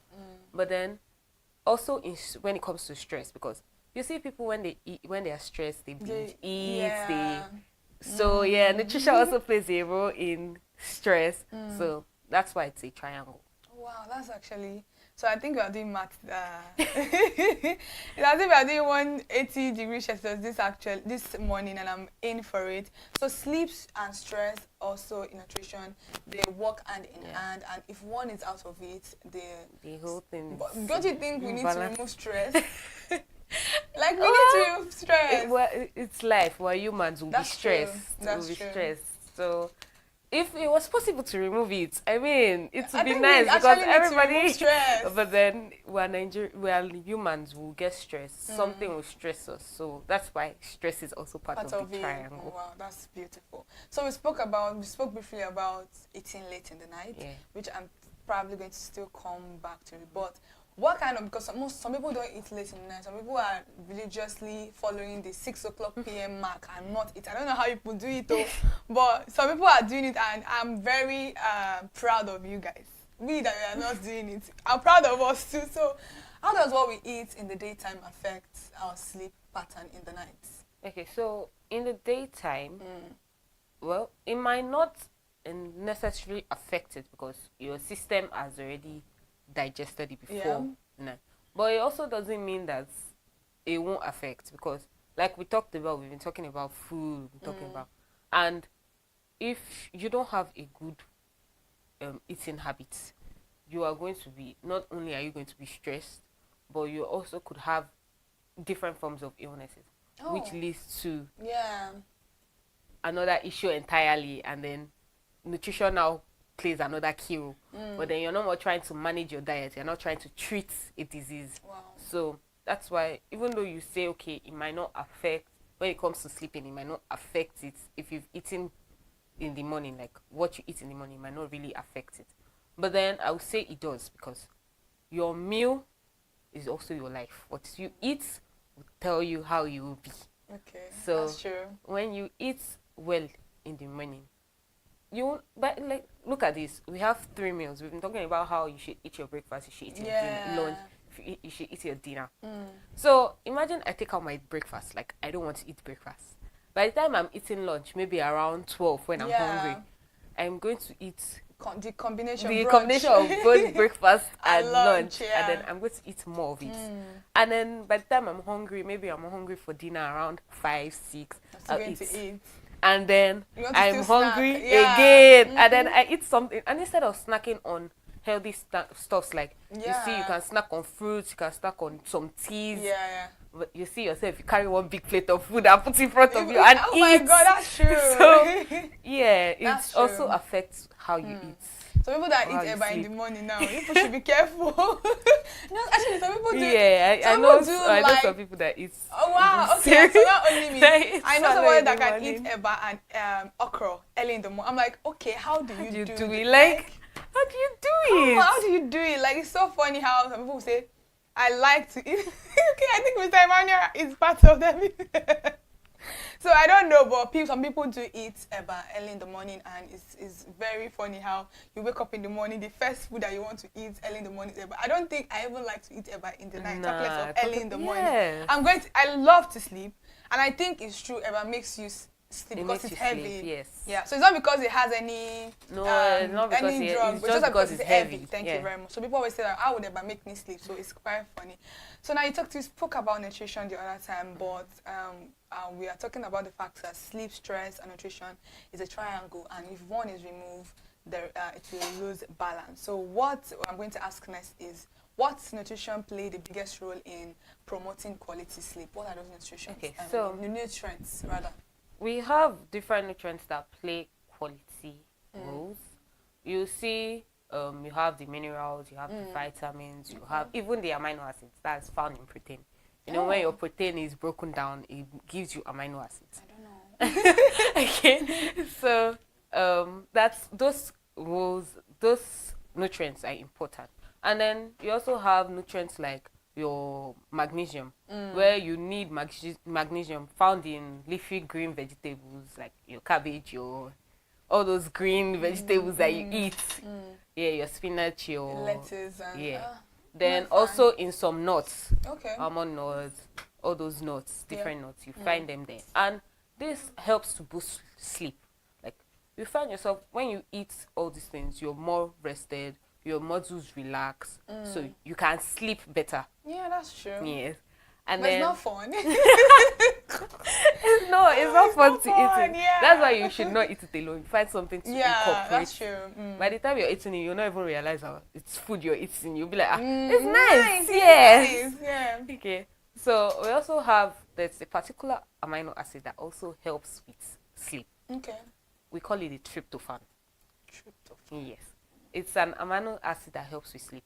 It produces when you eat this meals that have this tryptophan, your turkey, your dairy products like your milk, they have this amino acid is present in it. So when you eat it, right, the tryptophan is released, and then it produces hormones. Two hormones are very important in the body. We have the melatonin. Melatonin. Yes. I think about that. And the serotonin. Yeah, that one is for sleeping. Yes, and the serotonin. So these two hormones are the wake sleep hormone. That's what we call them. Yes. One must not be off. Now wake up. Okay, so that's what we call them. And from the name, you should already know what it does. One wakes you up, one makes you sleep. The one that wake me up, please, wake me up. So when you eat these meals, they help boost this melatonin and the serotonin, and it helps you sleep and also helps you wake up. Okay. And not just wake up, but you also wake up and you feel like, okay, I'm rejuvenated, I'm healthy, I'm okay. You don't wake up and you're so tired, you're so drained. That's me. I'm always tired. I don't know. Yeah, so there are a lot of nutrients like that, but these are the two main that I should talk about. Biology, science, oh my God, we don't understand what's going on. But I think it's always very nice to have somebody to buttress this particular point for us. And you mentioned food. We've mentioned foods that are good, and I think I'll recommend like chicken salad if you want to eat something healthy. If you want to do salad, you can dice your chicken into so that you don't feel it's boring. So yeah, I think I recommend that. So let's talk about some particular things that make us crave sweet things. And I think this one particularly is most likely women related. Women crave sweet things when probably they are like stressed, when they are annoyed, maybe you are like on your menstrual cycle, you just want to eat something sweet. So why does stress make you crave sweet things instead of healthier things? Well, when it comes to menstrual cycle, I can't really talk on that because I feel like that's mainly a doctor's perspective. They are the ones that will explain to you why your cycle makes you crave. But then it doesn't mean that you should not take it just because you are craving it. But then you watch the amount you take. Like we've been talking about portion. We've been saying. I think that's the thing people don't know how to moderate. Like you should not just remove something from your diet. Like now, I've been taking something forever, and because I heard, oh, this is not good, I cannot just carry it and throw it out of my diet. It doesn't work like that. You have to do it, yes, in consistency. You realize that by the time days have gone, months have gone, it's no longer in your diet. But you didn't just carry it and remove it. It took time. It took process. So when it comes to stress and eating, you see that when people are stressed, there is a hormone that is released, the cortisol. Cortisol. Yes. It is the stress hormone. And that cortisol makes you hungry. It makes you want to eat anything. And at that moment, you're not thinking, oh, let me go and cook food. Oh wow. So, Yes. So now let me quickly throw this in. I don't know if you see TLC. My 600 LB yes. life. Most of them will say, because I lost somebody, I'm mourning. That's why I'm eating, and you are eating, and you are eating, and you are that big. So I now understand that it is actually an illness. Yes, it is. Wow. So it doesn't make you, because at that moment you're not thinking, oh, I'm going to the kitchen to go and cook. You're hungry, you're irritated, you're tired, you're stressed.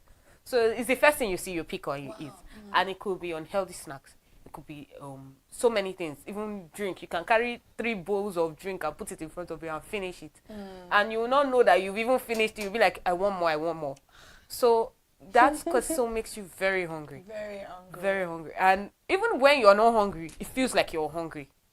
At that moment. Because of the hormone. So you eat and you eat and you eat. Even when you're like, I should stop, you're still eating. Because of the stress. Yes, because of this. Oh wow. So you're I've never been that stressed. Stress find me now. No, don't let stress find you. Just one day, let me eat now. Don't let stress find you. So you eat and you eat, and then you tend to grow bigger. That's when you realize that you're becoming obese, you're becoming overweight, and then different illnesses are setting in, and you need to go and be visiting the doctor almost every day. Yeah, that's true. So it's because of this hormone, or So craving something sugary is not it's not exaggerated. a bad thing. I won't say it's a bad thing too, because there are times you crave, but then you should watch the amount you eat. Because I'm craving a sugary substance today does not mean I'll carry one whole bottle and finish it. I can take small and then leave the rest for later. Like I think I was discussed about craving before on the program, where we say most people don't believe that craving do exist.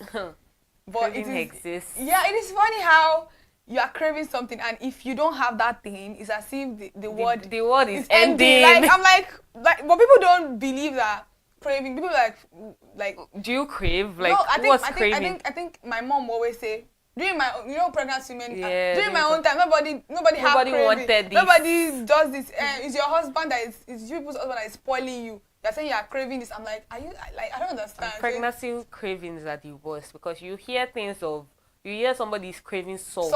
Somebody's craving clay. I don't understand. Sand. I'm craving sand. Chalk. I'm craving chalk. Like I just want to eat. Is it duster? Yeah, I don't understand. Oh my god. Pregnancy craving is the worst. So it's actually very funny how I think we do need to have a separate program for cravings. Because it's so annoying when people say cravings are realistic. They are just you being You can stop it. Yeah, you can stop it. You can just. Are you saying I can just pause my brain and then play pause something else? No, it's not possible. And so let's quickly move away from craving now to how poor sleep affects our hunger and appetite hormones the next day. Is it true that if you don't sleep well, you tend to is actually going to probably affect your appetite and hormone? Okay, so poor sleep.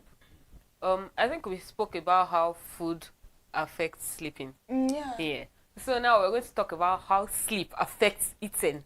Okay, so if I sleep, let's say I sleep by 2 a.m. Okay. And I'm to wake up for work by 5. I only had maybe 3 hard. hours of sleep. I had 3 hours of sleep. By the time I wake up, I'm very angry.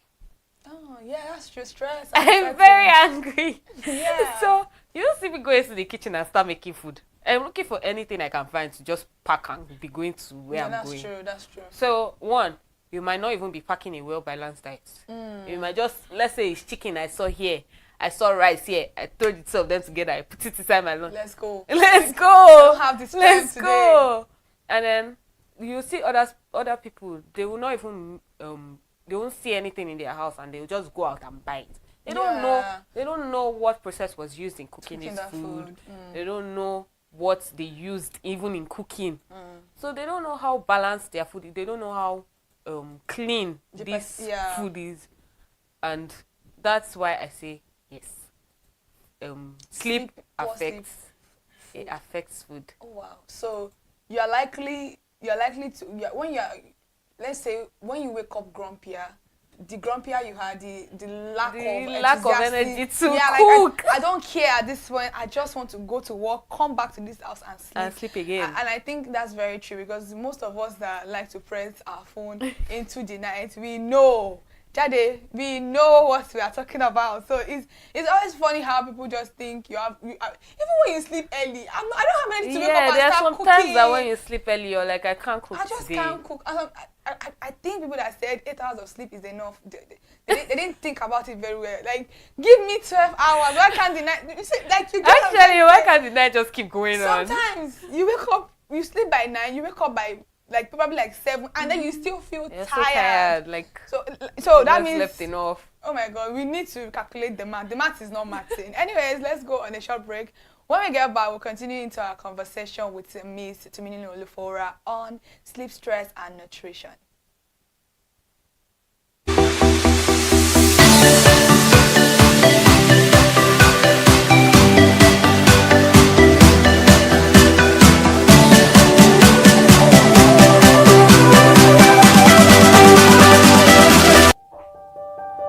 Hey there, do you know in the world today, everyone is a consumer, and as consumers, we all have the right to be heard. In Nigeria today, as a consumer, you have all right to product information, right to fair pricing, right to return goods, right to product labeling, right to fair dealings, and a lot more. Well then, have you heard about the new media channel? ConsumerHallaTV. ConsumerHallaTV. ConsumerHallaTV. At ConsumerHallaTV, our goal is to inform and educate consumers in Nigeria with insightful news alongside development within the fast-paced world of consumers through well-researched, specialized, and analytical content. Our vision at ConsumerHallaTV is to create an engaging platform that provides right connections for meaningful brands in Nigeria, thus creating a more caring world for consumers where business thrive. And guess what? Our ConsumerHalla brand is the first consumer complaint resolution portal in Nigeria, powered by a 72-hour feedback mechanism. We offer consumer advocacy, informative talk shows, branding promotions, advertising, and lots more. Connect with us via our YouTube channel at ConsumerHallaTV. Follow us on our Facebook page, ConsumerHallaTV, our Instagram page, ConsumerHallaTV, and do well to subscribe to our YouTube channel. Subscription is free. ConsumerHallaTV. At ConsumerHallaTV, you deserve to be heard. At ConsumerHallaTV, you deserve to be heard.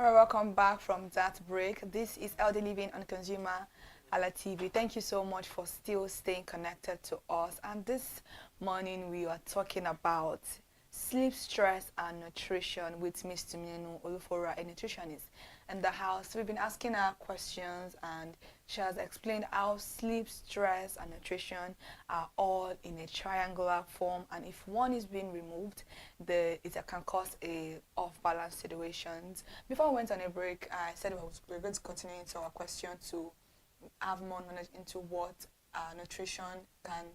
what role nutrition plays in sleep and stress. Yeah.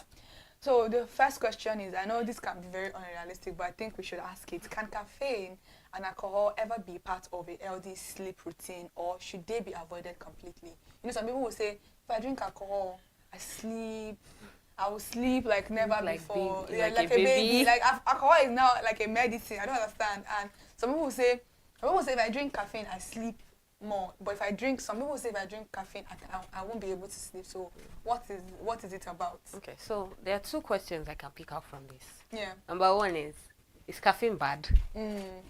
Is alcohol bad? I will answer that. And then the second question, is it a healthy diet? Yeah. Okay, so when it comes to a healthy diet, there's a level of alcohol and a level of caffeine your body needs. Really? Yes. It's a thing. It's a thing, yes. Wow. So there's a particular level that your body needs. But wait, let me ask. Okay, continue. I'll ask it later.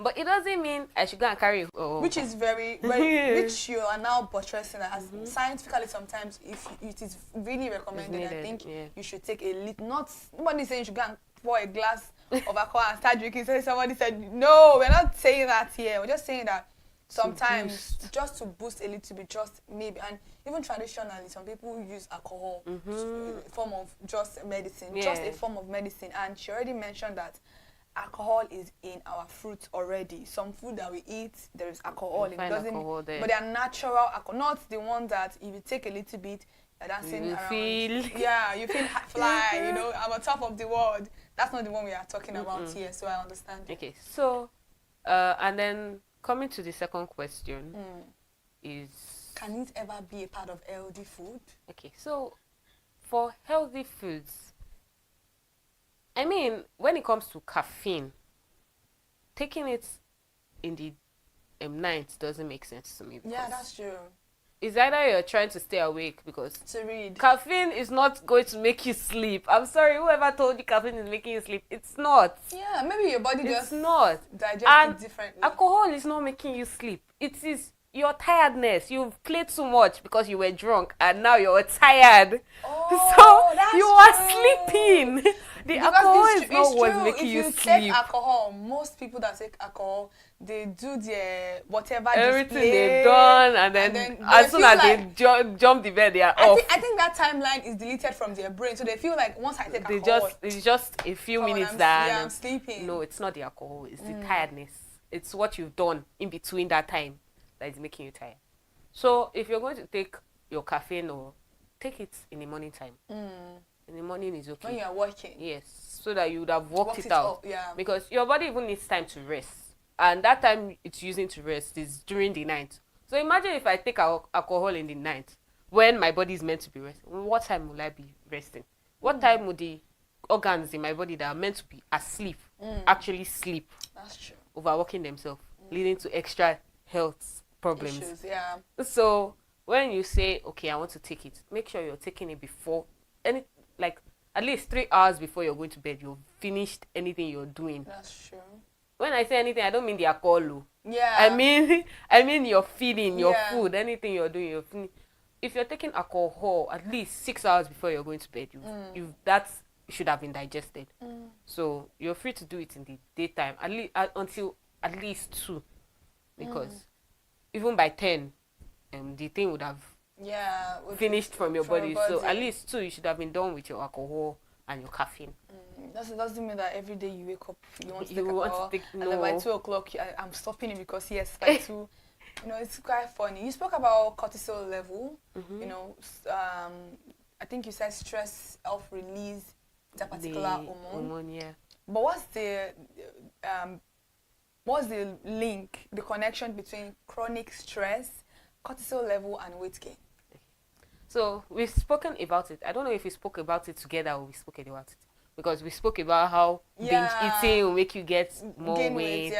Okay, so the hormone cortisol is a stress hormone. It's released when you're stressed. Yeah. So that hormone makes you hungry. You eat. I'm still hungry. I eat. I binge it. I eat this one. I eat that one. I bring everything together. I put it on a plate. I eat everything. I'm still hungry. I go and take juice from my fridge. I drink it. I'm still hungry. I go and take a snack from here. I eat it. This is what makes you gain weight. And it's not just one day weight, because I'm telling you, stress is not going to stop today. Just because you have been stressed today, I'll not be stressed tomorrow. Yeah, that's true. It's not. It doesn't work like that. I think God give human being everything apart from rest. So because God deprived us of rest, you can never ever be void of stress, which is very funny. That's true. Okay, so, but wait, let me ask you a question. When we talk about stress, because I think I mentioned chronic stress now. It's funny how normally you eat, you get filled up. Is it because of this cortisol releasing in our body? That's why you don't feel full, or you're actually full, but your brain is playing a trick on you?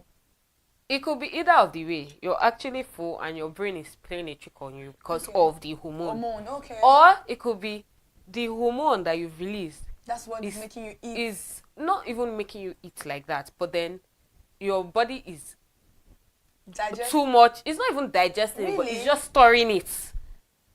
It's not digesting it. So it's storing it, and then it has like the capacity that it's meant to take. It's expanding. And by the time it expands, it gets to a point that you feel full. And then you stop. And then it has reached the expansion level. But it's an open space because of that cortisol. And then you eat again. That's more stress. Yeah. So you eat until you are now no more hungry or you are tired of eating. Because I hear people say, oh, they are tired of eating, that they've eaten. You hear cases like you hear someone say, oh, I am so fat, I'm tired of eating. Like, but I can't stop. Yeah. But I can't stop eating. Yeah. It's because of that. And I think that's why people opt for gastric bypass. If that's the name of the surgery or that something. Makes them they'll stop say you eating. should half your stomach or half it by 1/4, which I find very... You know, people always say, I don't want to eat, but people don't believe them. People say, it's a lie, you like food. But people don't know that it's an illness. It's funny how we can quickly judge people without being in their shoe, without knowing them. But is it only stress that releases these cortisol hormones, or other things can actually release it? Well, it's a stress hormone, so I don't know if other things could release it, but then I know stress releases it. But there are other things that make you eat apart from you. Yeah, definitely. There are other things that make you eat apart from stress. That's excellent. But then we're talking about the cortisol, so it's stress. It's stress related.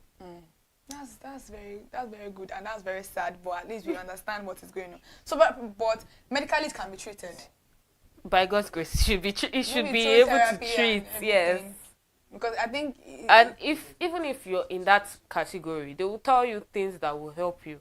Like some people will tell you, oh, when you're feeling like eating, just take a fruit, eat the fruit. By the time you finish eating, because fruits make you feel full, you will not even realize that I am actually filled up right now. Not all fruits though, because some fruits are hungry fruits. I would say I agree, because it's not nice to just keep on eating food. Yeah, I'm tired of eating, so your brain will like, I'm full already, you know. It's just like when I say I eat food and sweet. Like people will say I don't have appetite, but if you see a food that you really like, you will have the appetite. But then because you don't like it, you don't like fruits, obviously your brain will be like, I'm full already. So I get let's leave it. It's so funny, but let's move away from that particular question. Are there specific foods or drinks that can naturally calm the body and reduce stress before bedtime? Okay, so there are things that you can use to calm yourself if you're feeling stressed. Like now, you know when you want to go to bed and you see yourself taking tea. When I mean tea, I don't mean your caffeinated tea like your coffee and your. I mean tea milk? As in, yeah, you could take milk a warm glass of milk. Because you see about people, we don't people like outside, milk. that's what I was about to say. You hear people outside saying, "Oh, I'm drinking a warm glass of milk," and then Nigerians are like, "Why? No, like, it's even warm. Why is milk warm?" So, but then it actually helps to calm your body. But then if you don't, do you like warm milk? Of course not. That's why I would not drink it. I'd rather go for my Milo or my Bonvita. Thank you. It's doing the same thing the milk is meant to do for me. I can understand you could do your Milo. It's even the fact that the milk is not cold. It is warm. Why is the milk warm? Oh, no, that's disgusting. I mean, babies take milk, so... That's baby. That's my baby. diets. Nigerian dietary way is actually completely different. You can't tell in Nigeria you wake up in the night, oh yeah, take one meal. Take one meal. You know, let me bring a glass of before milk. you go to school as a like maybe like a teenager or maybe like your very young age, come and carry a cup of milk. And how would I carry a cup of milk and be drinking it? I don't understand what's going on.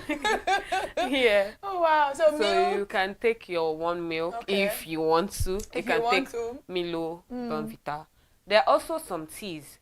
Like, you know, your chamomile tea, your hibiscus tea. Your hibiscus? Yes, zobo. the one you make zobo. I don't mean go and take the zobo and drink. I mean it leaf. Okay, put it inside hot water and boil it as tea. People also put lemon. I think You can do all those ones. You also have moringa.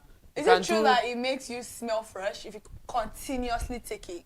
You know, everything is too much things are bad for the because health. just like I think the logic is right, because just like fish or other food, you probably smell like that. I mean, because it's a mineral and so yeah, it should be good for your health. Yeah, it's good. But then overdoing it is what causes the harm. So you could take your chamomile, your hibiscus. You see other leaves, your moringa, other teas that also help with it. Green tea, is it good? Green tea is okay. Okay. That's very beautiful. I don't know. But every other thing I love. Warm milk, I don't know about it. But let me ask you a question real quick.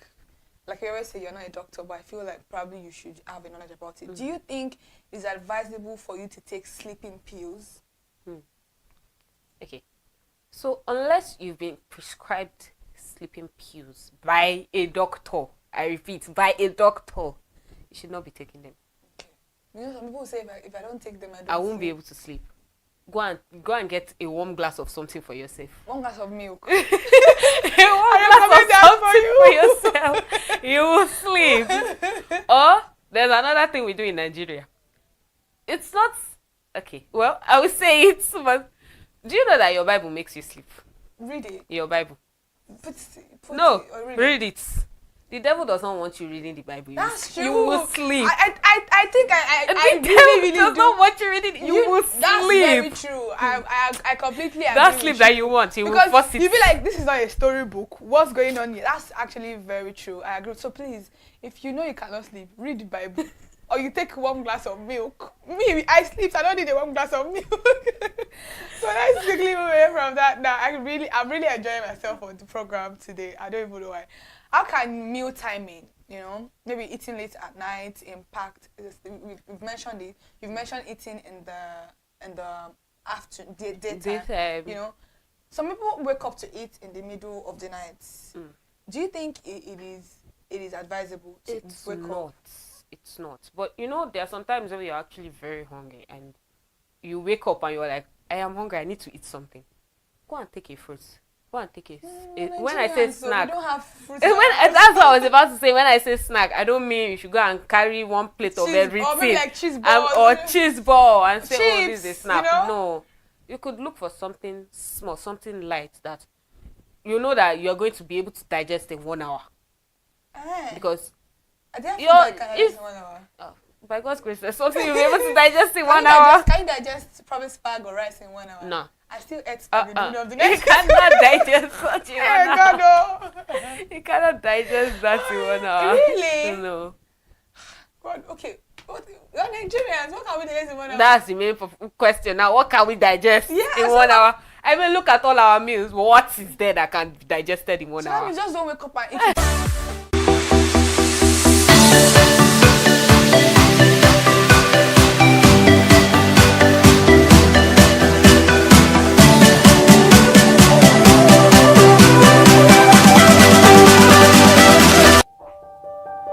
Hey there, do you know in the world today, everyone is a consumer, and as consumers, we all have the right to be heard. In Nigeria today, as a consumer, you have all right to product information, right to fair pricing, right to return goods, right to product labeling, right to fair dealings, and a lot more. Well then, have you heard about the new media channel? ConsumerHallaTV. ConsumerHallaTV. ConsumerHallaTV. At ConsumerHallaTV, our goal is to inform and educate consumers in Nigeria with insightful news alongside development within the fast-paced world of consumers through well-researched, specialized, and analytical content. Our vision at ConsumerHallaTV is to create an engaging platform that provides right connections for meaningful brands in Nigeria, thus creating a more caring world for consumers where business thrive. And guess what? Our ConsumerHalla brand is the first consumer complaint resolution portal in Nigeria, powered by a 72-hour feedback mechanism. We offer consumer advocacy, informative talk shows, branding promotions, advertising, and lots more. Connect with us via our YouTube channel at ConsumerHallaTV. Follow us on our Facebook page, ConsumerHallaTV, our Instagram page, ConsumerHallaTV, and do well to subscribe to our YouTube channel. Subscription is free. ConsumerHallaTV. At ConsumerHallaTV, you deserve to be heard. At ConsumerHallaTV, you deserve to be heard.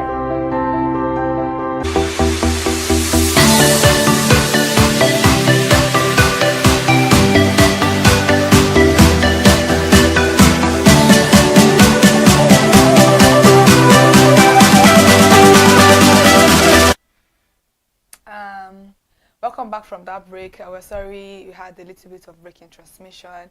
Mr. Minino, before we go this morning, I think we have to leave right now.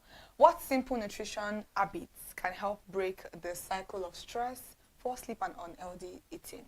Okay, so when it comes to nutrition habits, I'll be taking also it's also in nighttime because you can do this not only in the day but also in the night. Yeah. The meals you eat as a meal, not a snack, should be balanced.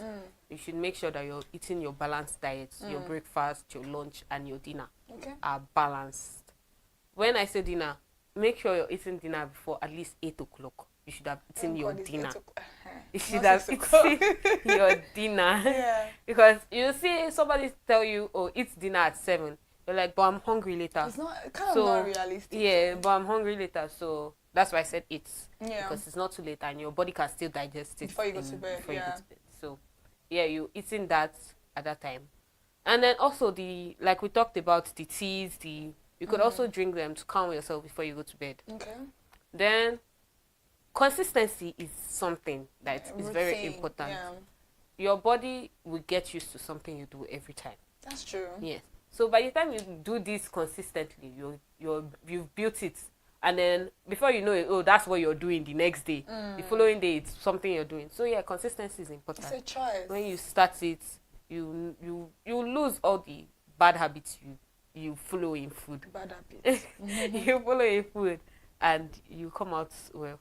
You know, we always talk about the fact that during the daytime the body is working, during the nighttime the body is resting. What do you think about naps during the daytime? Do you think they are important? Do you think they are necessary? Do you think you can do away with them?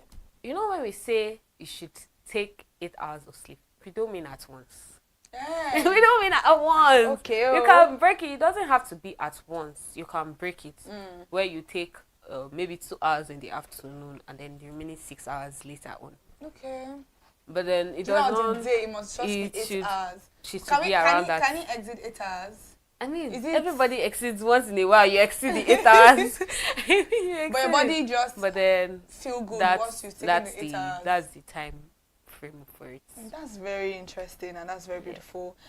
Sleep, stress, and nutrition is something that I really do enjoy on the. I don't think I've ever laughed this much because of the amount of new information that we get to find out every time we have Mr. Minino Olufora in the house, and I'm very excited for our next program. It might be it may not be you know, sometimes she'll come for like 3 programs straight and maybe like we have to give her a break, you know. Trust me, it's not easy to always have someone sitting here and every time they're addressing us, but we are always grateful for her.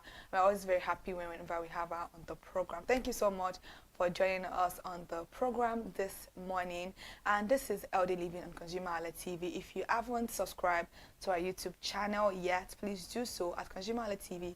Subscription is absolutely free. Follow us across all our social media platform, Instagram, Facebook, X account at ConsumerHallaTV, where you can drop opinions on what conversation you would like us to talk about. And if you have other questions regarding you having a sleeping pattern that you don't like, or you want to be able to, talk about your nutrition habit a little bit, how you can build a beautiful routine for yourself to have a better future when it comes to your health, please let us know in the comment section, or you go to our DM on Instagram, Facebook, wherever, to actually ask us this question, and we'll be here to answer it for you next week, Monday by 11 a.m. when Healthy Living comes to air. Thank you so much for joining us once again. I'm Kikelomo Ajipola. Bye.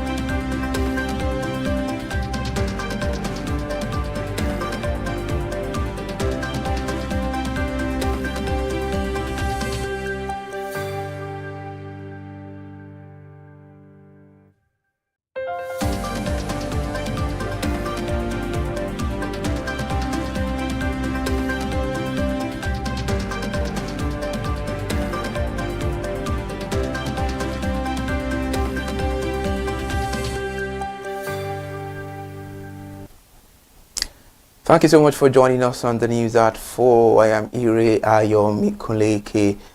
This is ConsumerHallaTV News at 4. We're starting the news barely a week after the commencement of the Gateway International Airport operations. The Ogun State-led government of Prince Dapo Abiodun has handed over 130 acres of land to the Federal Ministry of Marine and Blue Economy for the construction of the Ijebu-Ode Inland Dry Port. This initiative is a part of the federal government effort to expand trade infrastructure and decongest the nation's seaport. The handover marks a major milestone in the federal government trade facilitation agenda and paves the way for developing a logistics and cargo hub in Ijebu-Ode to boost the intermodal transport connectivity and its pressure on Lagos port. However, speaking during the signing of the transfer of rights, control and possession on behalf of the federal government, The Permanent Secretary of the Ministry, Mr. Olufemi Oloruntola, affirmed the government's commitment to completing the project within a short period. The federal government said they remain committed to completing the Djibouti Inland Dry Port swiftly, and the development is part of their broader efforts to enhance port efficiency, strengthen the regional trade logistics, and promote seamless cargo movement across the country. Let's tell you about our story now. In a significant milestone, our ConsumerHallaTV, Nigeria's premier consumer advocacy television station, has been launched in Lagos State with a commitment to promoting consumer empowerment in Nigeria.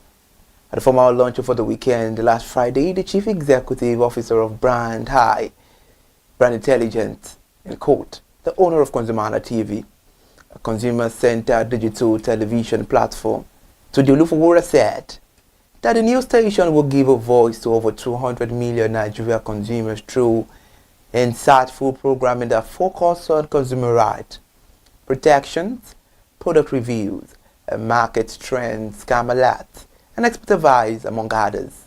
All this are meant to empower consumers and make decisions and in the enforcement of their rights.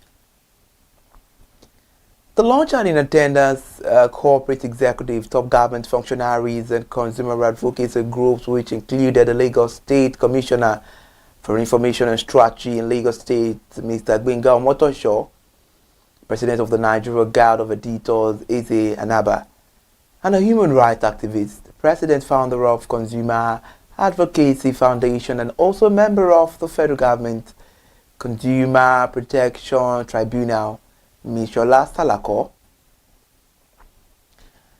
So on the newsline, Mr. Olufowora emphasized at the occasion that the times has come for the Nigerian consumers to take their power back through exposure to consumer education and taking advantage of the medium to enforce your right. The CEO said the station is a platform that will fill the gap that presently exists between the Nigerian brand and customers and guarantee mutual benefit.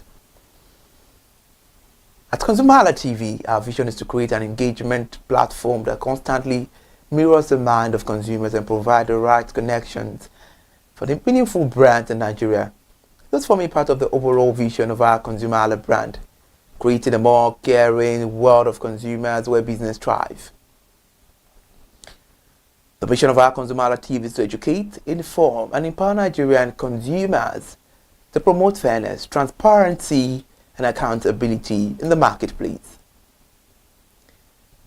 Mr. Gbenga described ConsumerHallaTV as an innovative channel that is needed by the government and the citizens in promoting fairness in business, relationships, and accountability, and it thanked the management of the station of coming up with a platform that will fill a huge education gap in the market and help build awareness for good business ethics. As a ConsumerHallaTV key program highlights Consumer Watchdog, which has to do with investigating reports on consumer issues and market practices. We also have product review, which has to do with comparison of products and services. Consumer rights, which has to do with guidance of consumer rights and redress mechanism. The market insights about market analysis of trends impacting consumers. Daily news and news analysis, customer advocacy, issues and conflict resolutions, talk shows and discussions, market reports and review, best weekend deals, survey and consumer analytics, expert views and opinions, branding, promotion, and advertising. Those are the major programs. Away from there now to a consumer-related report which shows that prices of liquefied petroleum gas, otherwise known as cooking gas, have surged to a record high across Lagos State, focusing households and small businesses to scale back consumption. This is even as the federal government authorities launch a crackdown on hoarding and also to have a price manipulation. The Minister of State for Petroleum Resources, in a statement issued by his spokesperson Louis Iba, described the situation as unacceptable, warning operators against exploiting consumers. Mr. Repo said the federal government will not allow or fear operators to exploit citizens. Regulatory agencies have been directed to take immediate action against marketers hoarding or inflation prices, assuring that normalcy supply will resume within a week. Meanwhile, the Federal Competition and Consumer Protection Commission, Nigerian Midstream and Downstream Petroleum Regulatory Authority, and other agencies are expected to begin joint market surveillance and enforcement operations this week to curb artificial scarcity. A market survey carried out by Newsman in Lagos State over the weekend indicated that a kilogram of liquefied petroleum gas was sold for between 2,500 naira and 3,000 naira, up from about 1,000 naira in the month of August. Taking the news further now, the stock market yesterday recorded a gain of 465 billion naira or 0.50%, which has to do with the boosting investor portfolios.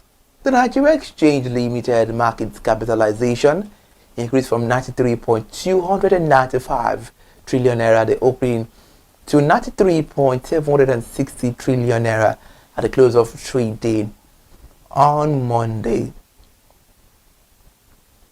Similarly, the all-share index advanced by 0.50% or 729.19 points, closing at 147,717.23 compared to 146,988.04 recorded on Friday. However, market activity was driven by increased demand for equities such as Sovereign Trust Insurance, Regency, Alliance Insurance, Transcorp Power, Consolidated Womack Holdings, Haldane, MC Coal, and 20 other stock. The market spread closed flat, with 25 gainers and 25 losers. Sovereign Trust Insurance led by 9.97% on the gainers chart, closing at 3.53 naira.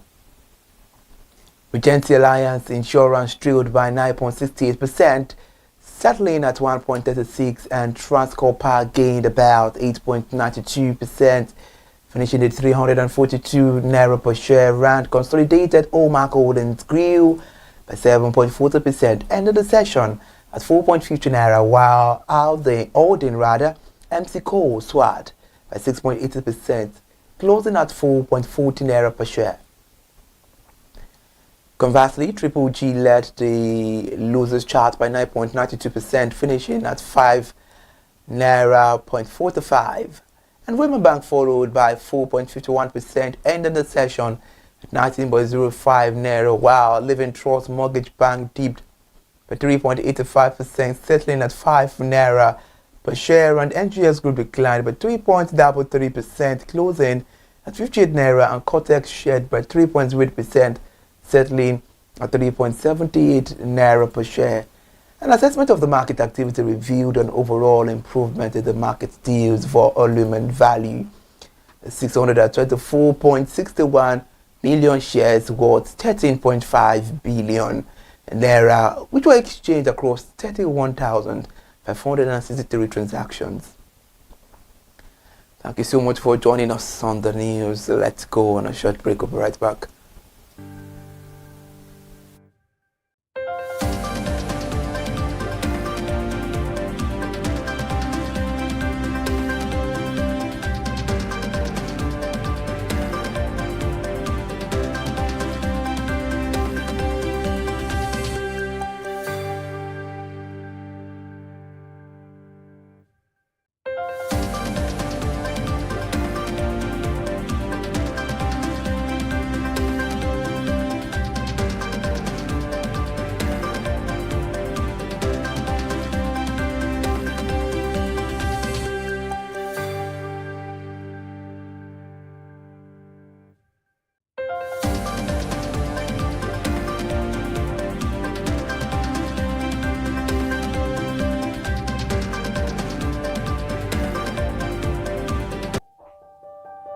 Hey there, do you know in the world today, everyone is a consumer, and as consumers, we all have the right to be heard. In Nigeria today, as a consumer, you have all right to product information, right to fair pricing, right to return goods, right to product labeling, right to fair dealings, and a lot more.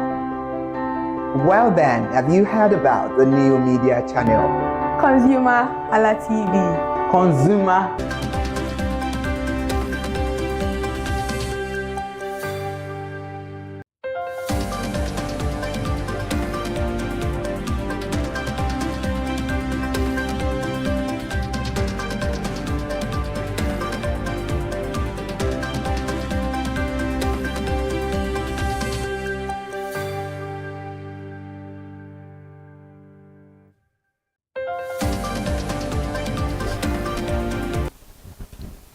Thank you so much for joining us on the news. And now, press the news forward. The Federal Competition and Consumer Protection Commission has welcomed the Central Bank of Nigeria's draft guidelines requiring banks to refund customers for failed automated teller machines transactions within 48 hours. FCCPC, in a statement issued by the Director of Corporate Affairs, Mr. Ondaje Jago, at the FCT yesterday said the draft guideline followed the consumer complaint data report published by the Commission in September. In a statement which quoted Executive Vice Chairman Mr. Tunji Bello, they described the proposal as a timely and long-awaited correction to a persistent consumer challenge. Mr. Tunji Bello noted that the guideline, even at the draft stage, demonstrated a stronger alignment between regulatory agencies committed to consumer protection. However, the FCCPC Executive Vice Chairman explained that the sections mandated the elimination of unfair practices, the promotion of fair dealings, the resolution of consumer complaint, and the protection of consumers' interests across all sectors. According to Mr. Chairman of FCCPC, he said there is timely adoption of the guidelines and will also reinforce accountability within the banking sector and demonstrate a shared regulatory commitment to fairness, efficiency, and consumer confidence. Away from that, Lagos State government has announced that a new $3 billion has been invested to Greenline, the new phase rail project, which is scheduled to project connecting Marina to Lekki and will begin by December 2025. The announcement was made by the Lagos State Commissioner for Transportation, Mr. Oluwaseun Osiemi, and a statement posted on the official X accounts of the Lagos State government yesterday. Mr. Osiemi noted that extensive feasibility studies and stakeholder consultations have been carried out along the Lekki-Epe corridor in preparation for the project. The rail project is expected to take 2 to 3 years to complete and will be implemented in phases. The first phase will cover the stretch from Lekki First Toll Gate to Epe, while the second phase, started from Marina, will feature an on-water segment. Moreover, the announcement follows intensified enforcement along the Lekki-Epe Expressway, where authorities have cleared encroachment and restored wetland essential to the Green Line right-of-way. And how we're bringing it close to you that the supply glitch faced by Dangote refinery has propelled fresh prices of the premium motor spirit known as fuel across Nigerian filling stations. This is in accordance to a news report by the newsman as it was monitored over the weekend. Newsman reports showed the Nigerian National Petroleum Company Limited retail outlet, Rano Oil, a Mobile, Sharon and other filling stations implemented a fresh petrol price increase yesterday. NNPCL retail outlets in Kubwa Expressway 4 and 6 in Abuja increased fuel by 50 or 5.5% to 955 naira, up from 905 naira per litre. Similarly, the Lagos State NNPCL retail outlets also adjusted their fuel pump price upward yesterday, and the NNPCL hike has triggered increment across other filling stations such as Rano Oil, which is about 930 naira, up from 910 naira per litre, Mobile with about 920 naira, Sharon with 920 naira, and AA Rano with about 920 naira within Abuja and its environs. The latest fuel hike is in addition to the recent LPG, well known as cooking gas price, which is hiked to 1,500 and went up to 3,000 per kilogram in Abuja and Lagos State, up from 1,200 and 1,300. To end the news now, the Dangote Cement, a subsidiary of the Nigerian conglomerate founded by Aliko Dangote, has officially launched operations at a new cement plant in Atin, Cote d'Ivoire, about 30 kilometers from Abidjan. The announcement was made by the managing director of Dangote Cement Cote d'Ivoire, Serge Bota, during a press briefing held at the Novotel Abidjan Maracori, spanning 50 acres. The state-of-the-art facility has an annual production capacity of 3 million metric tons, making it one of the largest Dangote cement plants outside Nigeria. The project represents a strategic investment of 100 billion CFA francs and reaffirms the company's commitment to industrial growth and regional self-sufficiency. Mr. Butter said, this plant is more than an industrial unit. It is a symbol of confidence in Cote d'Ivoire future. And he said, and I quote a statement, our goal is to provide a world-class cement that is produced locally and offered at competitive prices. Thank you so much for joining us on ConsumerHallaTV News at 4. Good afternoon, I am Ire Ayomikole Eke.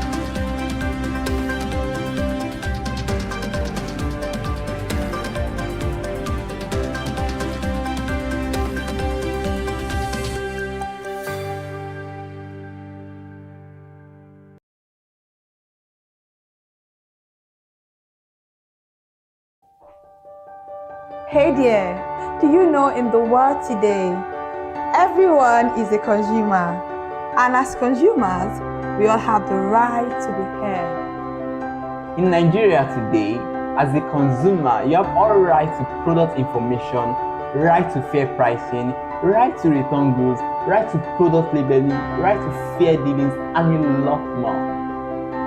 Well then, have you heard about the new media channel? ConsumerHallaTV. ConsumerHallaTV. ConsumerHallaTV. At ConsumerHallaTV, our goal is to inform and educate consumers in Nigeria with insightful news alongside development within the fast-paced world of consumers through well-researched, specialized, and analytical content. Our vision at ConsumerHallaTV is to create an engaging platform that provides right connections for meaningful brands in Nigeria, thus creating a more caring world for consumers where business thrive. And guess what? Our ConsumerHalla brand is the first consumer complaint resolution portal in Nigeria, powered by a 72-hour feedback mechanism. We offer consumer advocacy, informative talk shows, branding promotions, advertising, and lots more. Connect with us via our YouTube channel at ConsumerHallaTV. Follow us on our Facebook page, ConsumerHallaTV, our Instagram page, ConsumerHallaTV, and do well to subscribe to our YouTube channel. Subscription is free, ConsumerHallaTV. At ConsumerHallaTV, you deserve to be heard. At ConsumerHallaTV, you deserve to be heard.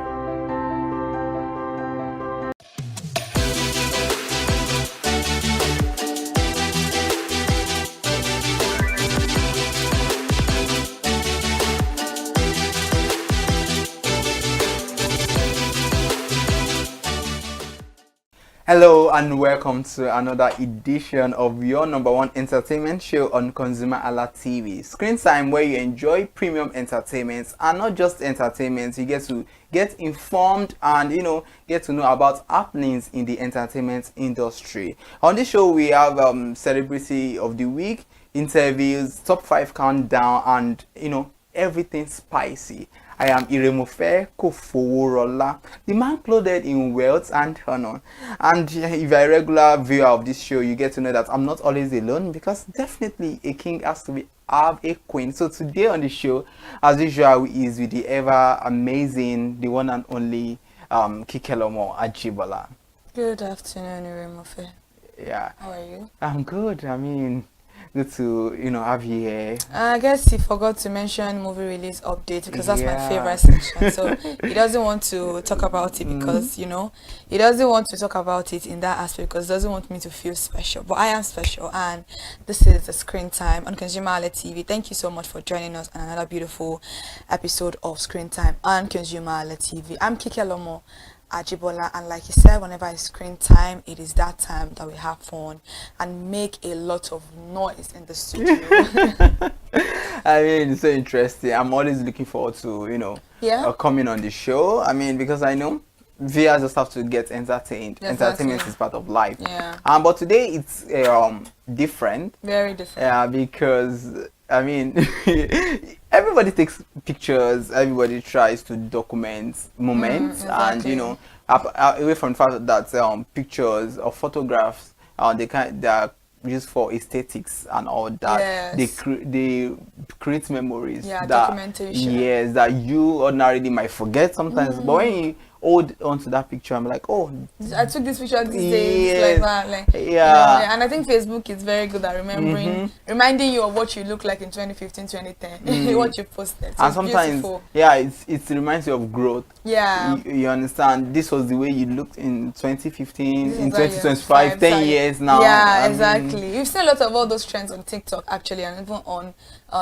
Instagram. You've seen people saying, "Oh, my glow up," you know, just what they look like 10 years ago and now what they look like now. So it's always beautiful to look back at where you've come from, and always also gives a sort of motivation and the fact that, oh, you were a resilient human being, you were full of strength, and you were brave and beautiful to the extent that you had to grow to this particular level that you are in today. So documentation of photograph is a very beautiful thing actually. I really agree with it. Not everybody likes to take photographs. Yeah, sure. I'm not a fan of taking photographs, but once now I'm like, okay, let me just take this photograph. I'm like, oh, I took this picture, I took this picture, that. So if you're not a fan of it, that's not an issue, but I know once a while, you definitely take photographs. And away from that, it evokes emotions sometimes, Yes. you know. Probably, like we said, it helps to create memories. And probably there was something remarkable about that event or that day. Yeah, you get to like, oh, so things happened and all that. So photography is a beautiful industry, and it's becoming more competitive and very lucrative. People are making money, making a lot of money. Now in Nigeria today and across the globe, we have several photographers and all that. But away from all that, one striking thing about it is that we have those who we can call set photographers, or behind the scene photographers, people who went on movie sets or music video to production. capture those moments that are really, really essential to the production. Yeah, and have you ever seen any picture before a movie is released? I'm like, oh, yeah, I'm a lot of this them. movie. Yeah, a lot of them. We've seen pictures from TCAM, we've seen pictures from Tribe Called Judah. We've seen pictures of a lot of movies that you'd be like, oh my god. There's one guy, Akim Effect, that did a photograph of Ibrahim Chatta with a buns on his face. People were like it evoked a lot of emotion. People were anticipating that particular movie. So we've seen a lot of pictures like that. I'm like, okay, I really want to see this movie now because of this kind of picture that I saw from the movie set. So yeah, we've seen a lot of them.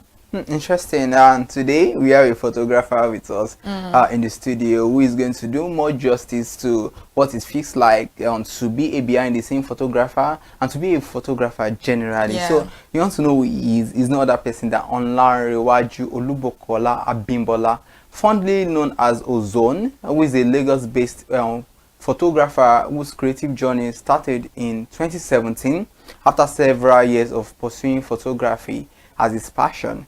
His lens has captured moments on acclaimed movie and music video sets. Interesting one, I mean. Very interesting. So guys, join us as we welcome our guest for today. Exactly.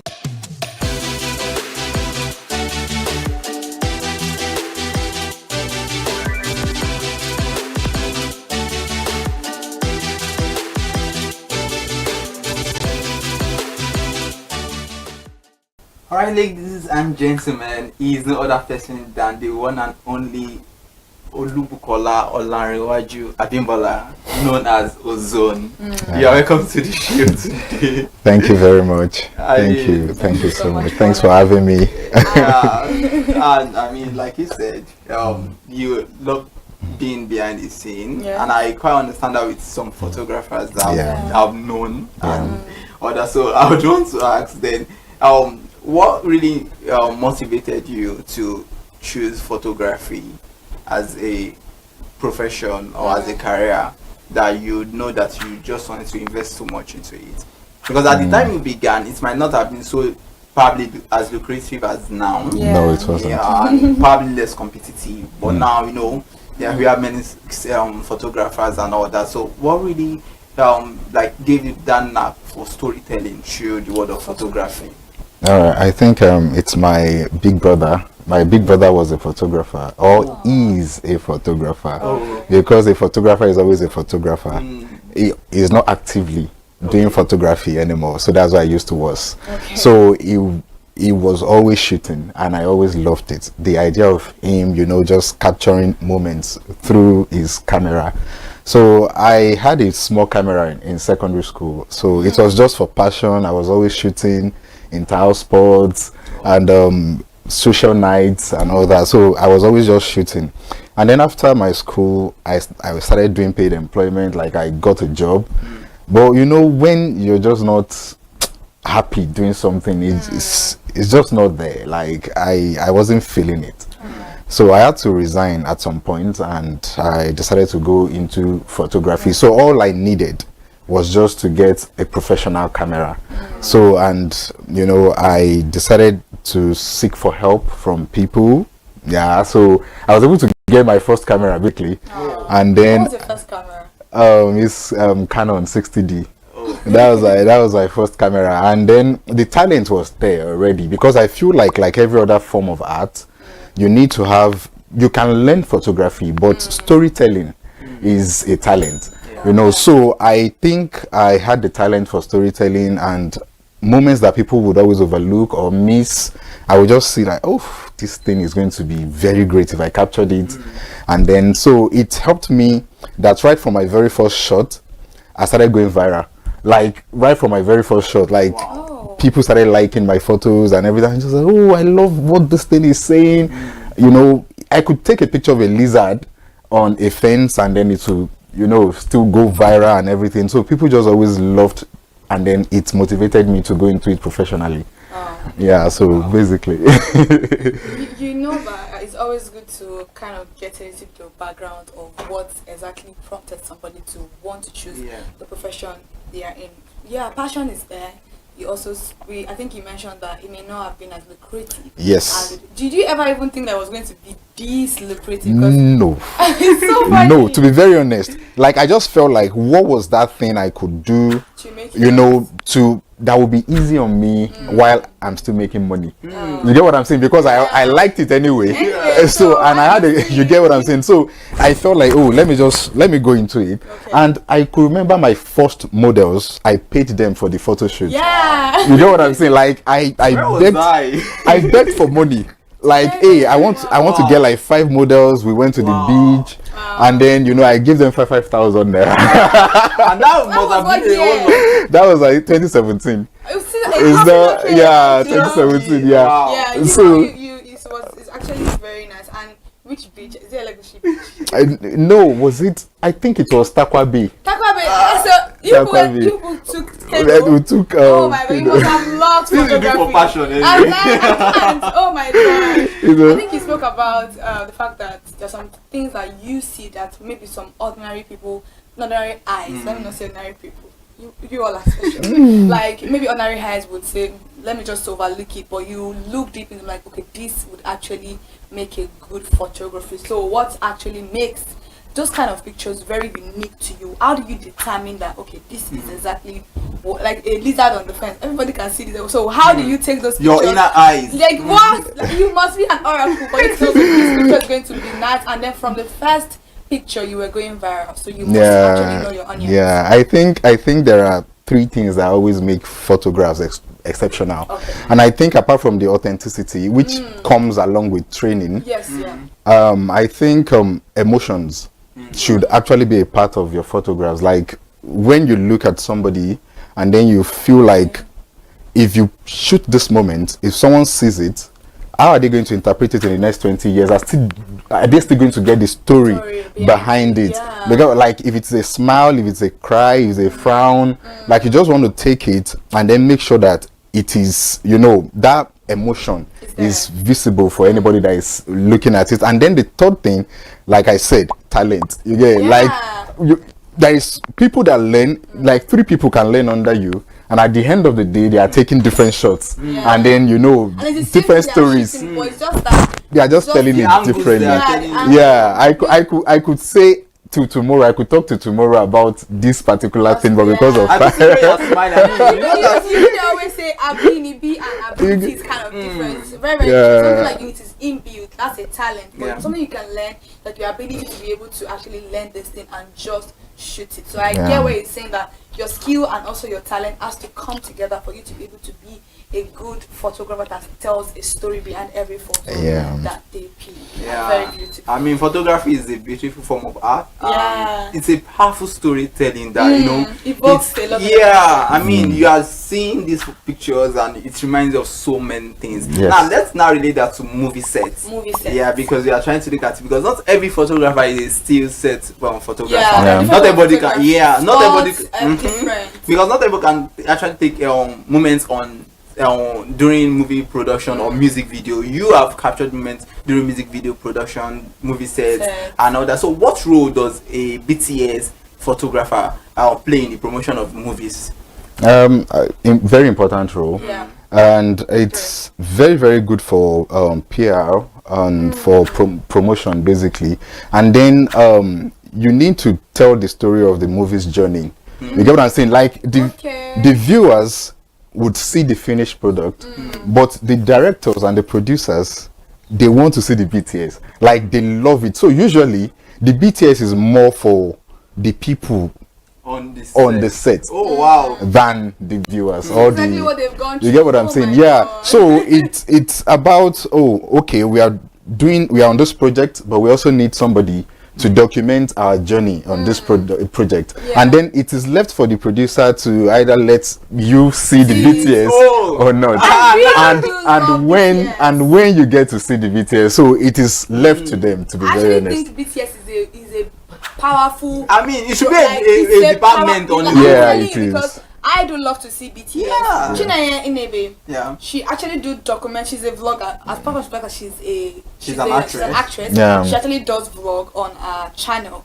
So, and I feel like vlog is actually BTS of your life, behind the scene of True. people cannot see True. it, but just emotion. Yeah, just emotion. But she actually does do BTS of almost every scene, almost every YouTube scene. You know, she does more of YouTube videos. Now she's crossing into cinema movies, which I'm very, very proud of her for that. But when she actually does this, it might be as long as the movie, but most people watch even the BTS more than the movie. People like I enjoy it. You see a lot of because I want to see that creative process. Yeah. Are you serious? It's always very beautiful. So I think it's not only for people that are not just produce that though. I enjoy it because I enjoy BTS. Okay, to kill a monkey. Yeah. It was one of those pictures that I saw, a bit of it. I was like, okay, I'm interested.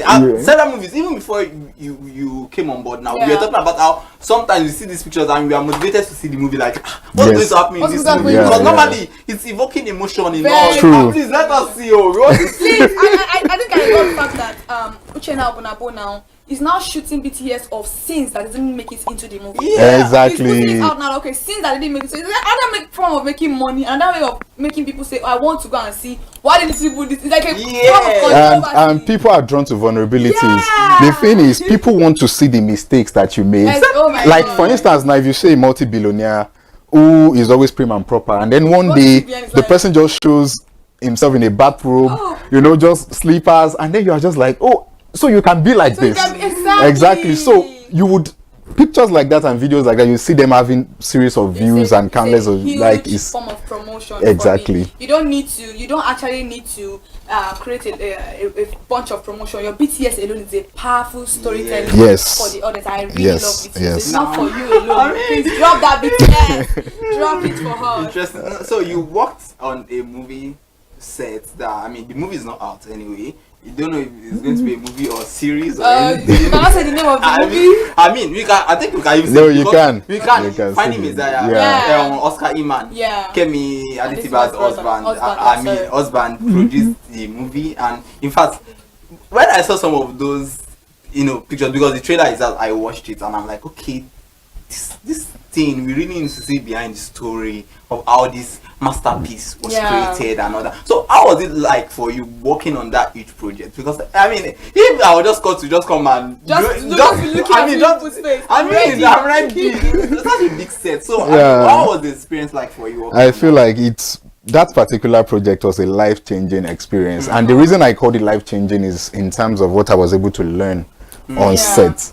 You get like I always knew whatever I knew. You get what I'm saying? But on that set, the cinematographer was actually even teaching me more about how I could get the best out of my BTS photography. Wow. You get, and he was just doing it without even thinking about it. And I'm like, yeah, I always knew this. He's a South African, and I always knew this, but I didn't know it. No, Motio. Okay. Yeah, I think Motio. Yeah. So it was like, just take it this way. When I'm shooting, you stay here, and then whenever you're working with somebody on a project like this, do this and do that. So basically it was a life-changing experience for me in terms of what I know about BTS photography. But that aside, on a project like that, you want to actually, the director and the Oscar was the director and producer basically, and then you want to go into their mind to know what they would want for. So working with somebody that brilliant was challenging because I was always falling short. You get what I'm saying? Like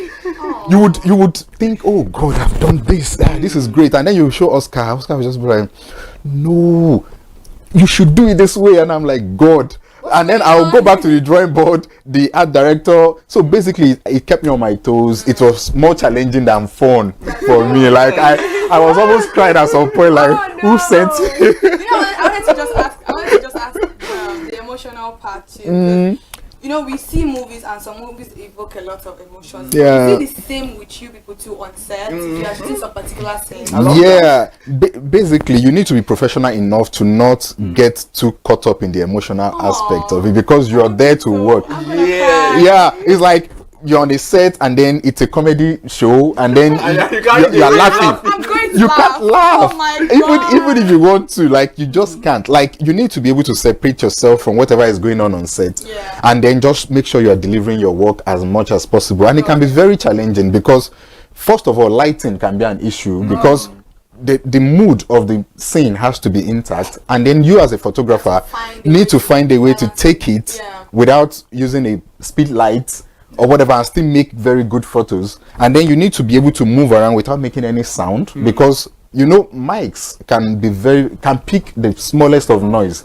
They don't even put on air conditions. You get what I'm saying? Because they want that silence. So you as a photographer, BTS photographer, you want to get all the scenes. Why not distracting anybody and not making any noise? So it can be very tasking and interesting. I love that. It's very interesting. I would always love to be on a movie set. I don't want to be in front of the camera, even though I'm actually here in front of the camera. I think when it comes to movie, I would love to enjoy whatever is going on behind the scene. It's always very beautiful to see it from afar than you being in it, because I feel like people that have seen it from afar enjoy it even more than you, because they can see a lot of what you guys are doing. And I want to ask a very, very important question. You know, you are there as a photographer, but maybe some little errors go wrong and you can see it. Maybe the director or somebody, it was like an oversight for them. It's not like they are not professional, but I think everybody is bound to make mistakes. Do you think you could make an input? Is it normal for you to make an input and say, oh, this is what you guys are actually missing here? No. You can't make an input. Capital no. Why? The reason is, you get, when you're trying to make a movie, it's not only the director that is in charge, there is a script. And then the script is in the hands of the continuity people. Now, I think that's the job of the continuity people. And then the continuity people can easily, you know, they are looking at what is going on and then, you know, correlating it with what is in front of them.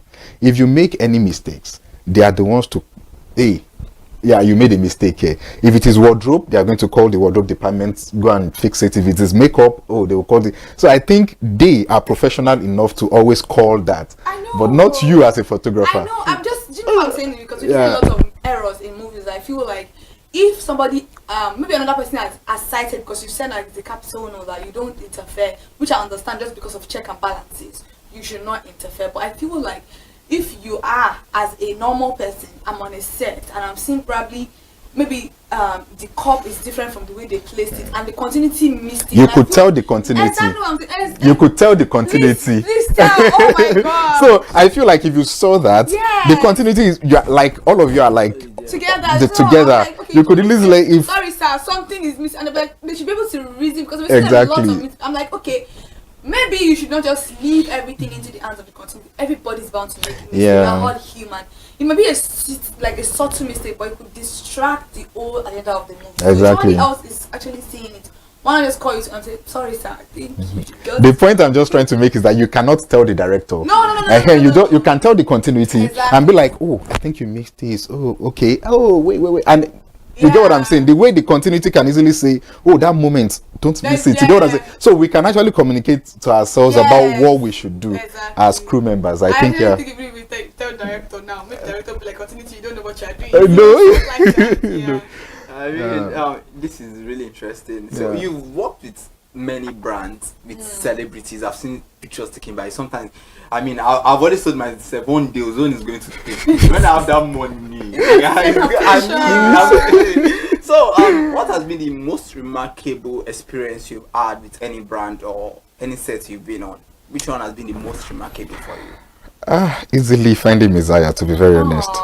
Easily finding Messiah. And then Brian Okora and Tacha. Yeah. You get what I'm saying? Because I have had the longest working relationship with Brian. Yeah, I know. You know, I started photography professionally in 2017. I started working with Brian in 2018.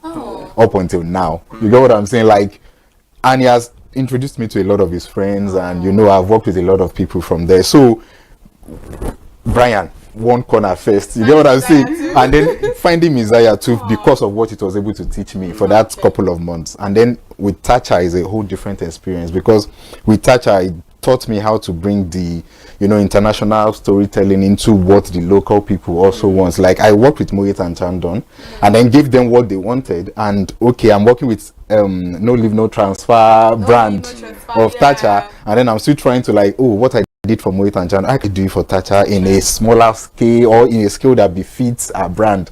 You know what I'm saying? You know Tacha is doing a Guinness World Record very soon. Yeah. Are you going to be the one to take the picture? I don't know. There is no comment about that. There is no. That is interesting. Now let's look at it. You're a man of many parts. You're a father, husband, and a professional photographer. So how are you able to juggle all of these things to strike a balance without one affecting the other? Yeah, for me, I think you need to go back to what your motivation is in the first place. When you remember that, you would always know where your alliances and your allegiance should be. And my motivation is my family. I work because of them.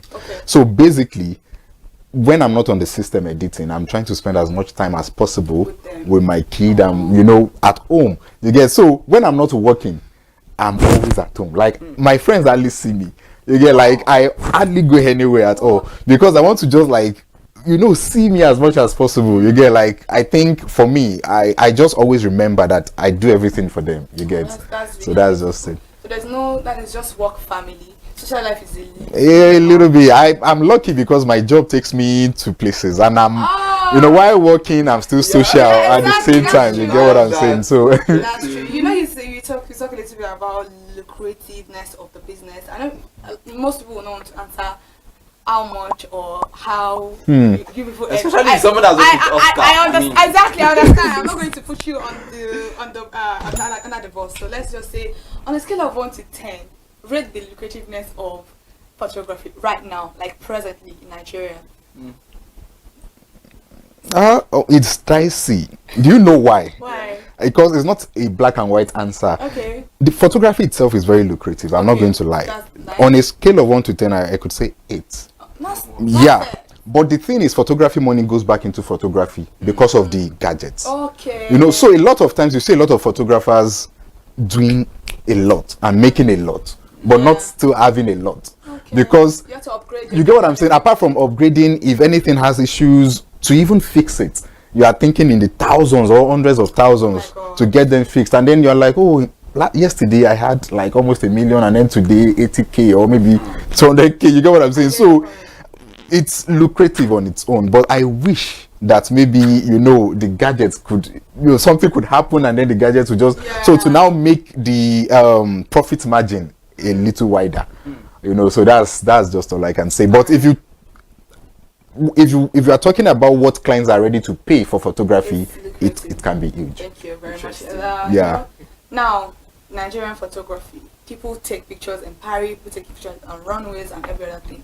Very short and precise. What do you think the future of photography in Nigeria is going to look like, or is is looking up to? Yeah, this is why I always say that, you know, talent would excel at the end of the day. And do you know why? We have AI doing a lot of things now. And then whenever people come to me and be like, yeah, photography doesn't have a future. Oh, AI. It's like, I'm like, yeah, photography itself is going to advance with technology. You get what I'm saying? Because what photography is now is not what it used to be before the internet. Now the internet came, cameras started having Wi-Fi and everything. What makers of cameras are doing is to integrate AI into photography. And then whatever AI is able to do on its own, a photographer can do more with a camera and AI. You get what I'm saying? Because now the human what can I call it, interference, you can't take it away from photography because of that storytelling that has to be authentic, and it has to have the human integration. You get, so you are the one to tell the, even if you want to get the best out of AI, a photographer will get better out of AI than a normal person. That's very so interesting. that's just, We've been having beautiful discussions, and I know I've learned a lot. Fair has learned a lot, and people watching us also, they've probably picked one or two things. For anyone that wants to go into photography, I know you hearing him speak, you already know the kind of angle and how you're going to be able to make the work, and also the money you're making is probably going to go back into the gadget. So, but then before we leave, because we have to leave right now, it's already time up, we play games on the program. Game of, in 3 words, give us 3 words that describe yourself. Just 3 words. Meticulous. Okay. Hardworking. Oh, I expected that. Happy.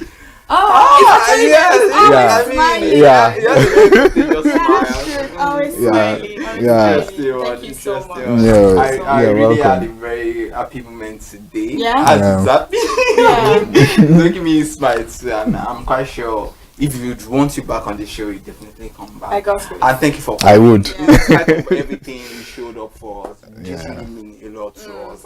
Okay, guys, this is that point where we go on a quick break, but don't go anywhere because screen time continues.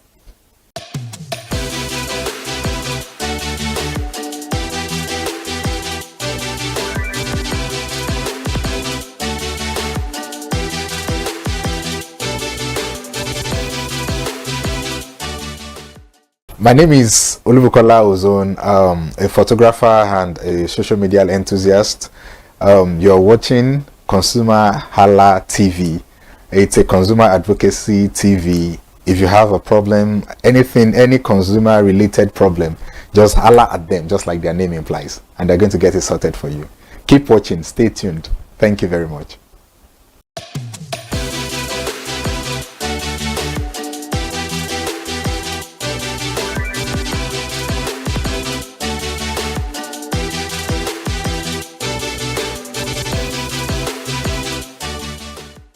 Welcome back. In case you are just joining us, this is Screen Time, your entertainment show on ConsumerHallaTV. And earlier before the break, we had award-winning photographer Ozone, who was on the show today, Olanrewaju Olubukola.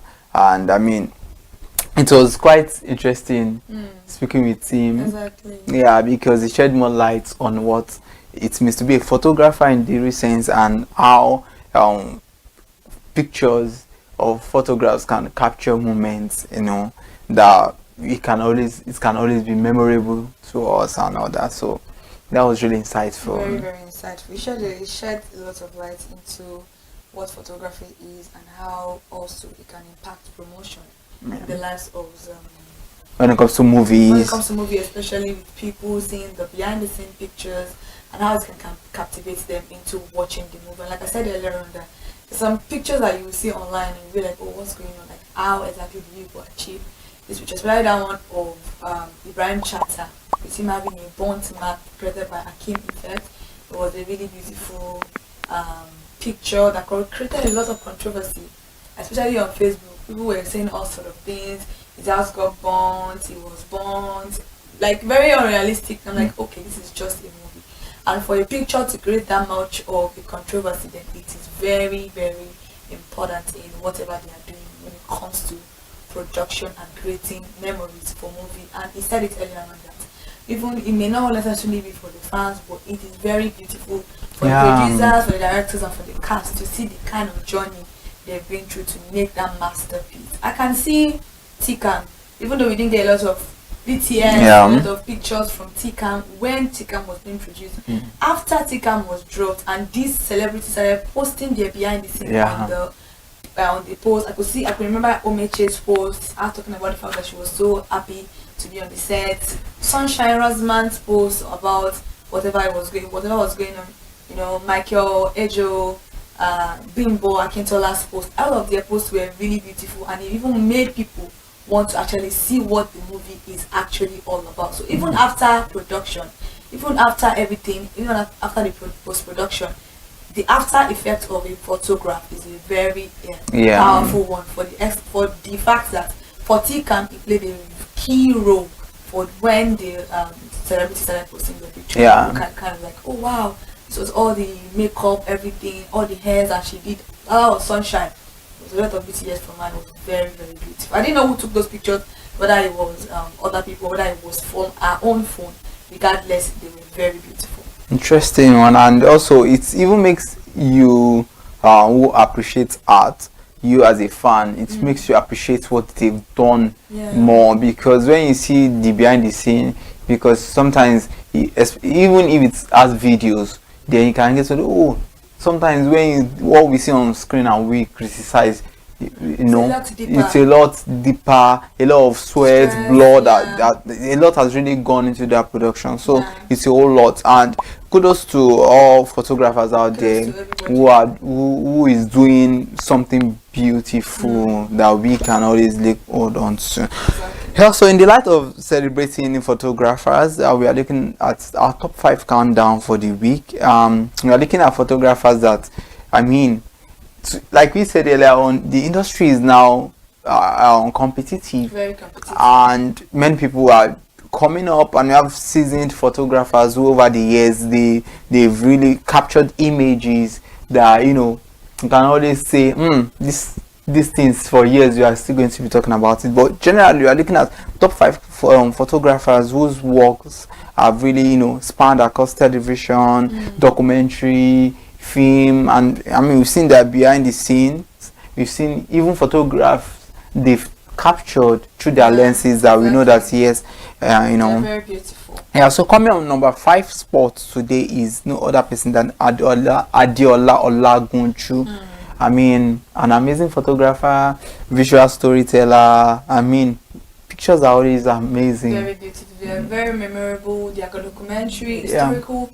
Very historical to the essence that you can just look at a picture you took probably like 20 years ago, like, oh wow, this picture. In fact, we've seen a lot of people comparing their mom picture with themselves and how much they look alike in their teens, and they're also in their teens. A lot of beautiful things to be able to compare what your family look like and what you look like at the current moment because of photography, which is a very, very beautiful one. And number 2, we have Prince Mason. I think it's very interesting to be able to just capture picture, but it is more beautiful to be able to capture picture and also tell stories through these pictures. You know, it's not just about picking your phone, capturing your picture. We could see a lot of people who say, oh, if your picture is looking like this, if you think you're not photogenic, that means you're not taking the pictures right. So how do these celebrities and photographers get these pictures, angles really beautiful, and how do they make it so convincingly nice for people to love it regardless of whatever they're actually taking? It's very beautiful. We're talking about him just taking a picture from like of a lizard on a fence. I'm like, what's so special about that? Is the way I would take that picture. That's how it's going to resonate with you in the next 20 years, which I find very fascinating. Interesting one. I mean, it just makes me remember when I wanted to consider photography. Maybe I wasn't called to be a photographer, you know. But I mean, when I was talking about, I mean, and after the when it was on the show, we was talking about the aperture. I remember aperture, ISO. I mean, I can't remember what their functions are. But I mean, it's not easy. Then coming on number 3 spot is Emmanuel Oyeleke.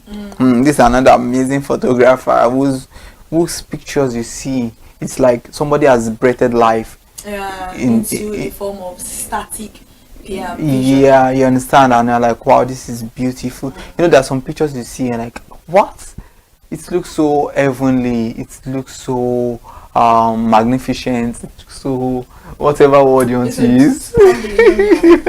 So I mean, that's another amazing photographer. I think it would be very funny if we don't call this particular name in the list of photographers in Let me adjust. Nigeria. It's quite funny how we wouldn't actually call this person's name. I don't know how this person end up as our number 2. It has to be first work, not mine. T.Y. Bello. Oh my God! I think the line is green. His name is Bell. Her name is just like everywhere. Like very beautiful. Like, you know, when we talk about, it's different for, what would I say?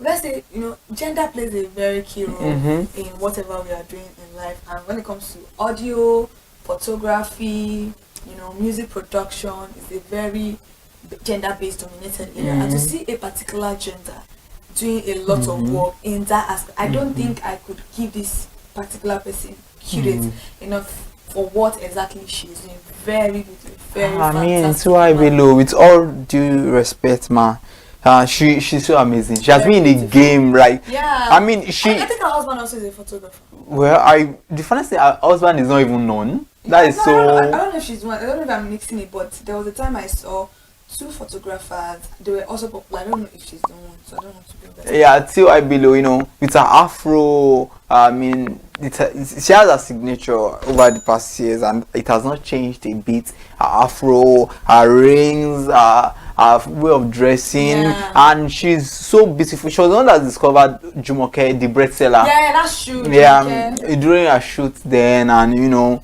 it's just the picture till tomorrow will be like, wow, this is beautiful. And you know, she's doing so well, and she's also a musician. She sings. Yeah, I think so. Yeah, she sings. I mean, she has done so well for herself. T.Y. Bello is an amazing photographer, and it's also interesting to know that this woman has also nurtured. She has also groomed younger photographers who look up to her. Yeah, I mean, being in the industry for like 2 days. When it comes to BTS, I think there was a time I can't remember the particular movie for Muabudu, Ebony Life. She captured the behind the scene photograph, behind the scene moments for Ebony Life, and the pictures were, I can't remember that particular movie. So she's doing, when it comes to behind the scene, when it comes to photography generally. So, and she was the official photographer for the then president of Nigeria, Goodluck Jonathan. She was the official photographer then. I mean, she's doing well.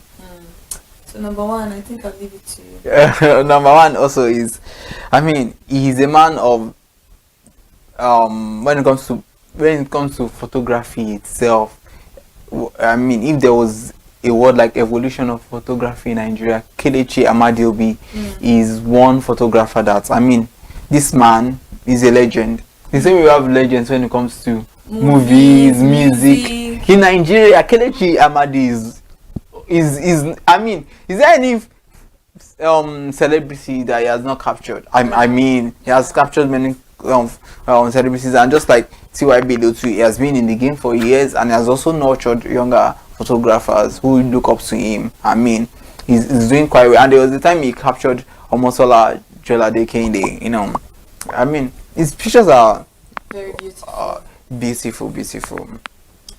Now, I think this is one of my most favorable section in the program. I really love it. It's that time of the day, celebrity of the week. And you know how we did on the program. I don't think we need to do any drum roll today, because you know how we do it. Whenever we have a guest in the studio, somebody that took their time to come to our studio, that person has to be given all the accolades. Like this particular human being was a breath of fresh air.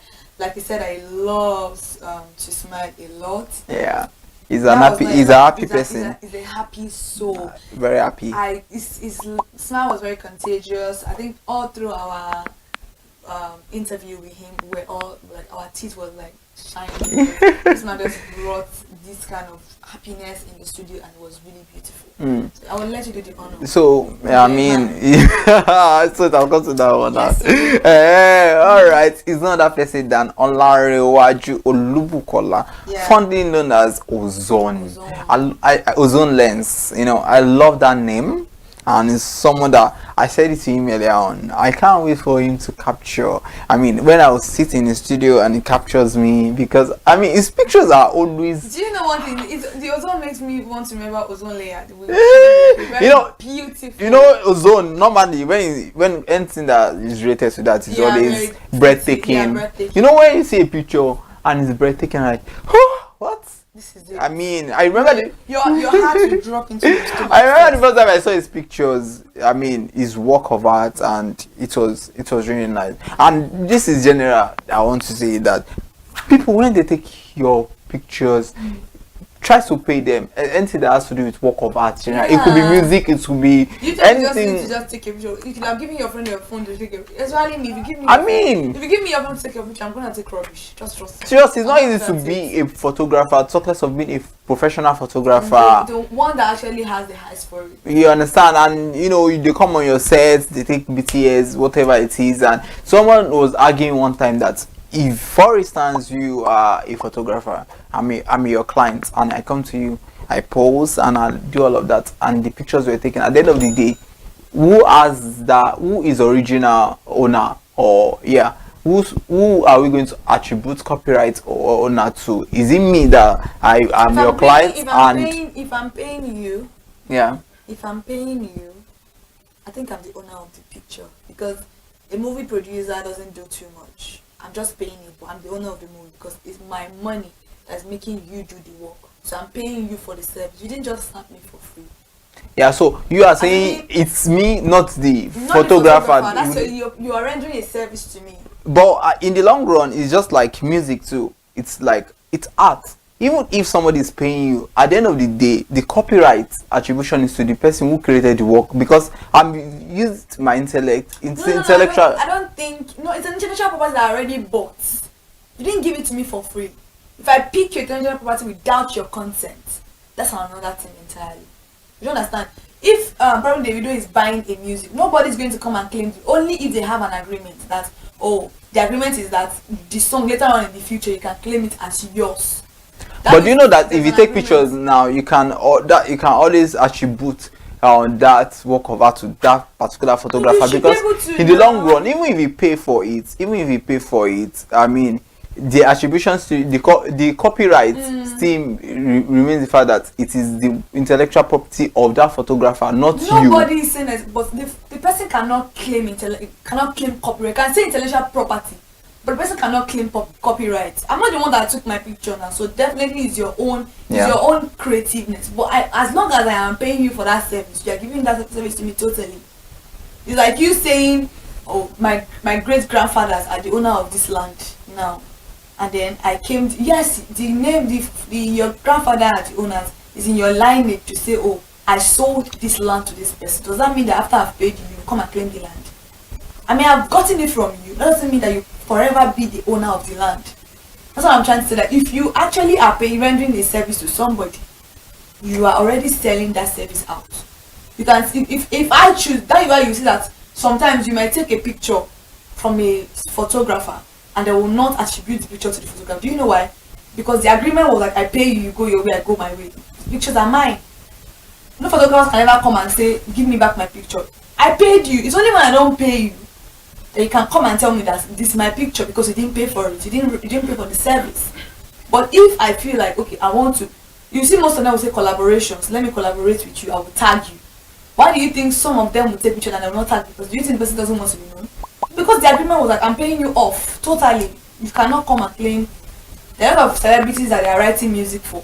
Who can come? You can only say I wrote this song. You cannot say I am the owner. Now you wrote a song for Davido. You wrote a song for probably Whiskey and Star. If the song start making money, what are they going to be paying the money for? To not you that wrote the song. It's the person that sang the song, because they already paid you. Assuming you guys have a contract that said, or a legal binding that said that once the song is out, our dues is going to be for both of us. There was a story that actually broke out. Thank you for this particular conversation that you just brought. The story broke out recently about a Disney character, a black American guy, I guess. I don't know if it's UK or black American, I think it was related to Disney. When they came with the idea of the boy was going to be like a voice singer, I think is it Ariel? I can't remember the name of this. I don't want to mix it up. So when they told the mother that they're going to pay, I think $200 million,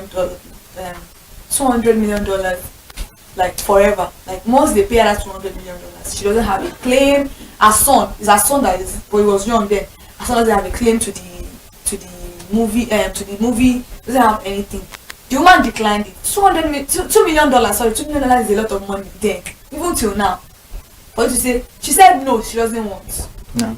She doesn't want it. That she only wants that any money they make. She collected $100,000 US dollars then for the first work.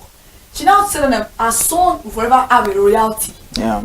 To the song for the rest, to the movie for the rest. So every cent. Lion King, even this that's the name of the movie. Even the movie now came out to now be a blockbuster movie. So assuming she has signed that contract to say that okay, it's your son that actually did this voiceover, but we already paid you off. Do you think it's not her son's intellectual property? Because she know the law that if I've already gotten paid off, my son doesn't have any royal dues. But now till the rest of the boys' life, no matter the cent they make on the movie, the boy must collect an allowance. That is the place of royalty on all of these things. I just want the fact that when it comes to copyright laws, when it comes to copyright infringement, when it comes to a lot of these things, okay, I paid for you, you work for me, or when it comes to the work of art generally, there needs to be protection for the creatives generally in every sector. Creatives are going through a whole lot that they don't come out to say. You understand? Be it photographers, producers, songwriter, anything. I mean, but today you just specifically to say that we see your works, and we appreciate all that you do. I think you should just go for whatever is best for you. If you want to forever be attributed to that particular thing, sign a contract. If you want to get paid off, if the money is enough for you, get paid. Don't come also to come and, because some of them can come and say, it's my song, it's my this, it's my that. You already rendered the service. It's your intellectual property, but they paid for that intellectual property. It wasn't gotten for free. So I think that's one. Let's make it. But when it comes to abuse, insult, creatives really do go through a lot. So we need to step aside and think of what will pay us in the long run. You know, if you don't do that, you're going to just get mixed up in whatever we are doing. And people will call you and say, I want collaborations, I'm not going to pay for it. If it works for you, if you feel like you need the attention from other people, because person already has the platform, go for it. But if you know that it's not going to work out for you in the long run, don't even try to start it, because it's a lot of hassle that comes with working with big people in any society. You know, most of them feel like I have a immunity because I am this particular person, should be able to do it for me. You're not indented to anybody. You are indented to how you want to take your work in progress and how you want to take your work forward, actually. So I think we already mentioned our celebrity of the week, which is Ozone Lens, and we're very appreciative of the fact that he came, even with the amount of circumstances surrounding everything, he was still able to come to the studio to actually answer to us, which we are very grateful for. Now let's move to my favorite part of the program. Yeah. New movie release updates. This week, oh my god. Remember, you thought you were overwhelmed with movies. You say? You thought you were overwhelmed with movies before. Yeah. This week was a whole lot of new. Oh, what? Everybody was just dropping back to back to beautiful stories that you'd be like, what is going on? And I really, really did enjoy myself. And I'm so happy that these movies came on. And there were a lot of beautiful stories that was, Number one, we have Across the Borders by Kadri 247 featuring Desert the Great, Syrian Martins. I feel like Desert the Great was in almost every movie this week. Yeah. On the master earlier during Best Weekend when talking about the movies, there's how I was like, it's Desert season.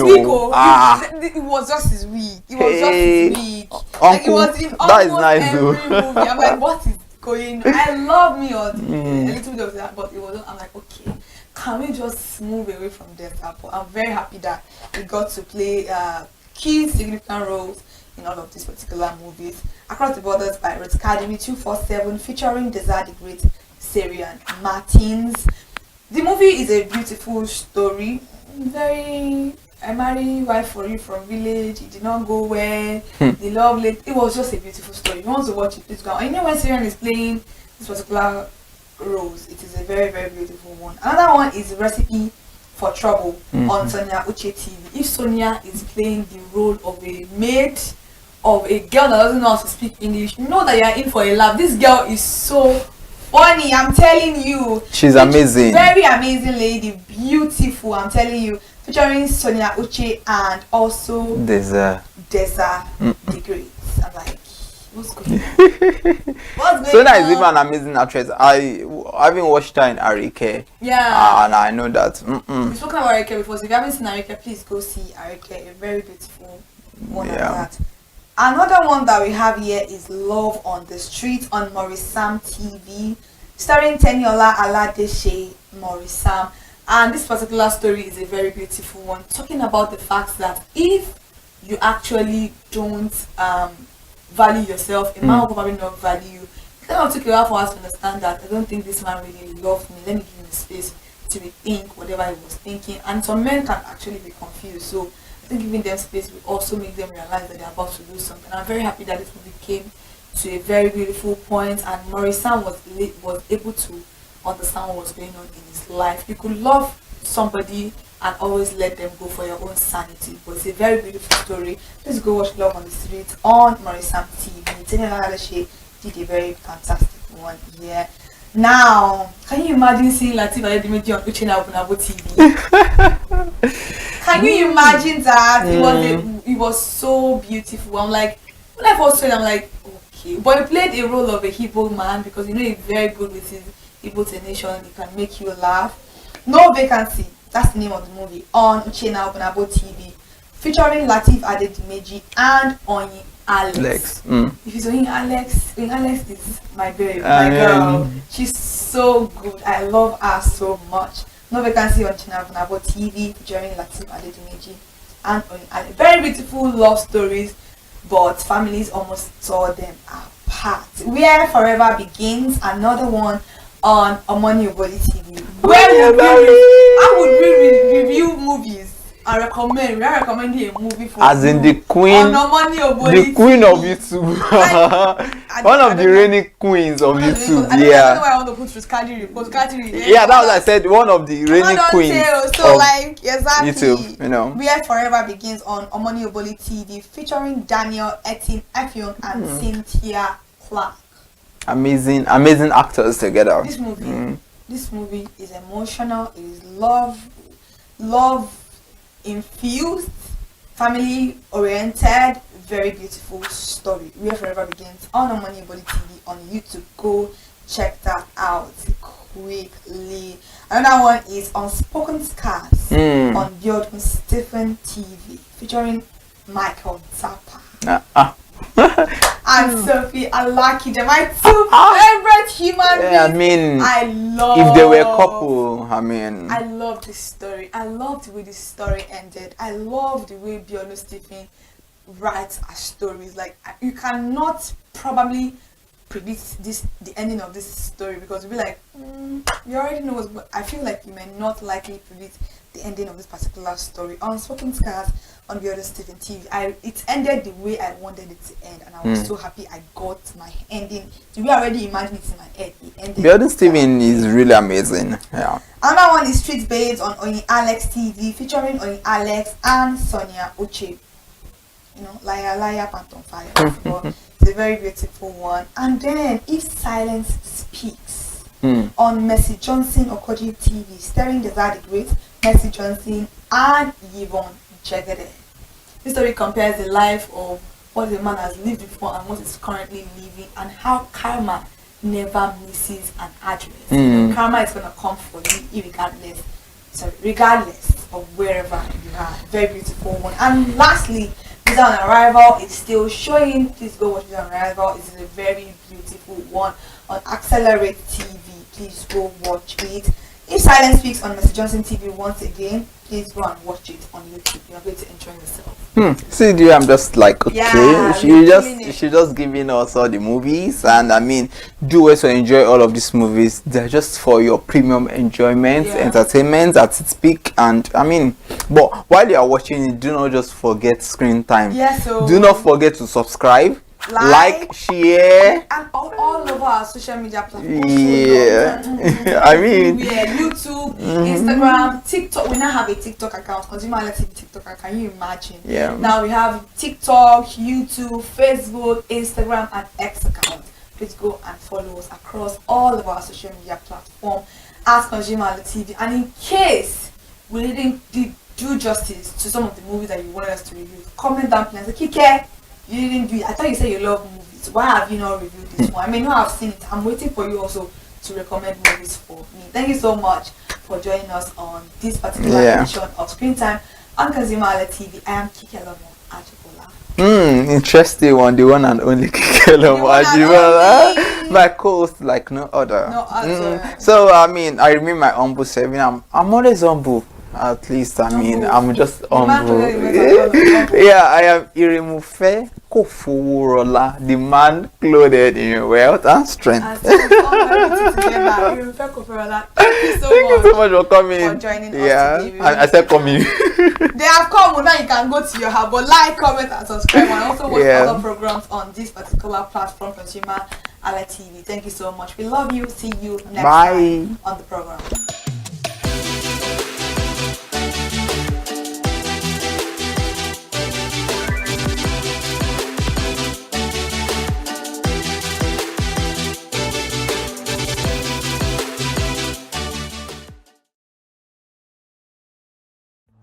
My name is Tunde Olufowora.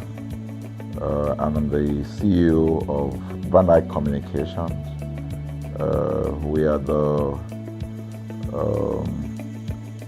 we call the publisher or the owner of the new initiative called ConsumerHallaTV.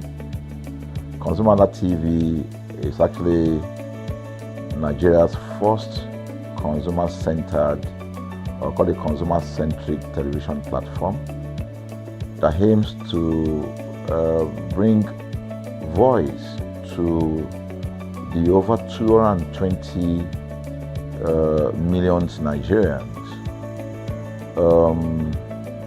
It was a vision that came to my heart about 10 years ago. I remember that I was traveling. I traveled out of the country, on airline. And I had this unpleasant experience. It was a trip to an African country from Nigeria, and I actually went with a local flight from Nigeria. I wouldn't want to mention the name of the airline. And then it was to South Africa, and we landed in South Africa. And let me just paraphrase it. When I was coming back, I had some money, some dollars, and that someone had given to me to hand over to another person in Nigeria. So I wanted to help out. I didn't want to carry the cash on myself. So for whatever reason, I had a small case, and I felt that it was safer for me to put the money in my luggage. So I put it in a safe place in my luggage, got everything intact, and I checked in my luggage. My arrival in Nigeria, I was standing and was waiting by the carousel just so that I could pick up my luggage, and then I was there for 1 hour and waiting for my luggage. I didn't know that my luggage already arrived, and it was one of the luggage that was moving around on the carousel. So after about 1 hour wait, I looked to my left and my right. Almost everybody had gone. I think there were just about 2 or 3 left. So I beckoned on the woman that was on my side, and I noticed she was really in tears. "Madam, what happened?" She said, a bag has just been torn and a lot of things stolen. So I said, well, I've also been waiting for my own. She said, you better go and check those, those luggages there. Maybe yours is one of them. And lo and behold, I went around there. Mine was one of them. By the time I got it, everything inside my luggage was gone. All the valuable things there were gone. To cut the long story short, we felt there was need for us to report the case, at least to the airline. It was in the night, about 8 o'clock or 9 o'clock. We went in to go and see the officer that was in charge. As soon as we got in there, the officer said, "Oh, so sorry, but you will have to go to our head office in somewhere in Victoria Island, to lodge a complaint." Okay. So the next day we went to the Victoria Island and we lodged a complaint, and that was it. And since that day, I'm talking a story of over 10 years ago, I didn't get a call, not even a call from that airline to talk to me about what happened to my luggage. Now, about a month after that trip, I had another opportunity to travel out of the country. This time around it was to US, and it was an official assignment. And I flew on, I will mention the airline this time around. I flew on a BA. I really didn't like BA. I usually go with Virgin Atlantic and things like that. But my protocol officer convinced me and said, "Okay, you will love BA. Why don't you go on BA?" Anyway,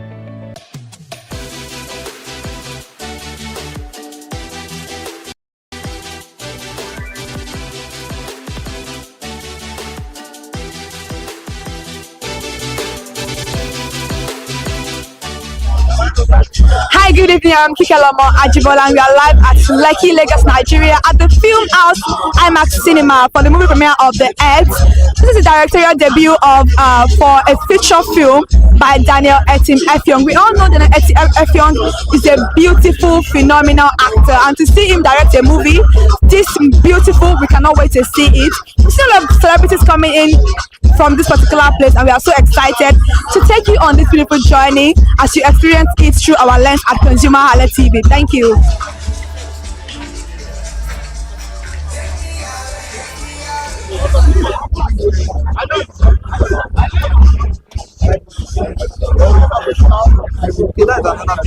Good evening, Mr. Daniel. Good evening. You're the man of the hour today, and this is your first directorial debut. We've known you as an actor. We've known you to be a phenomenal actor. I've watched you, for a while now. What do you like to tell us about this particular movie? It's an important story that has been told, and the thrust of the story is that as one people with one voice, Nigeria will be a better place. Thank you. So, it's called The Herd, and if you look at the title, you think it's about herdsmen, yes and no. But even more, it's more importantly, it's about the fact that we must come together as one people with one voice, as a herd, to tackle our differences.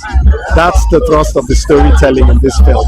I'm really privileged to be here. I stand on the shoulders of really talented actors and really talented filmmakers to tell this story.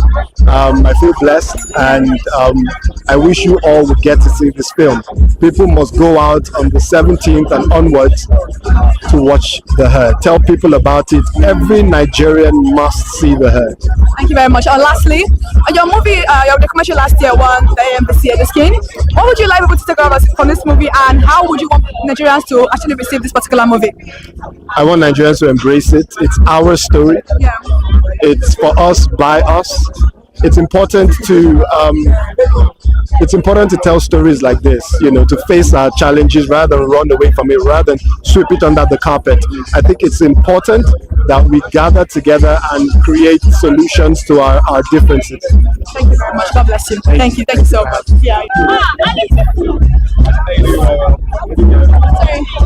Hi, good evening, Mr. Kaleremi. How are you doing this evening? Fine, thank you. You look nice.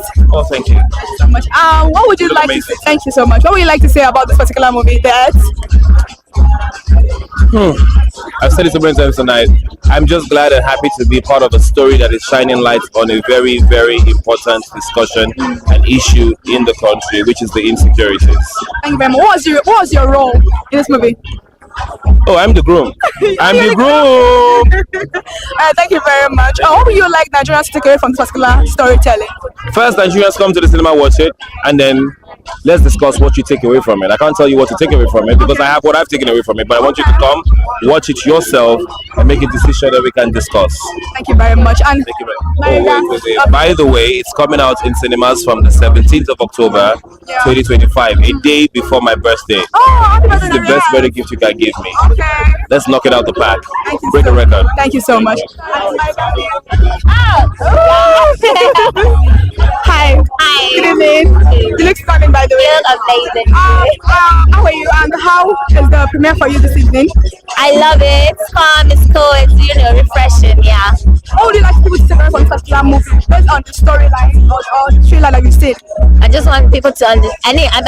I know Nigerians understand our situations. Yeah, and I know that.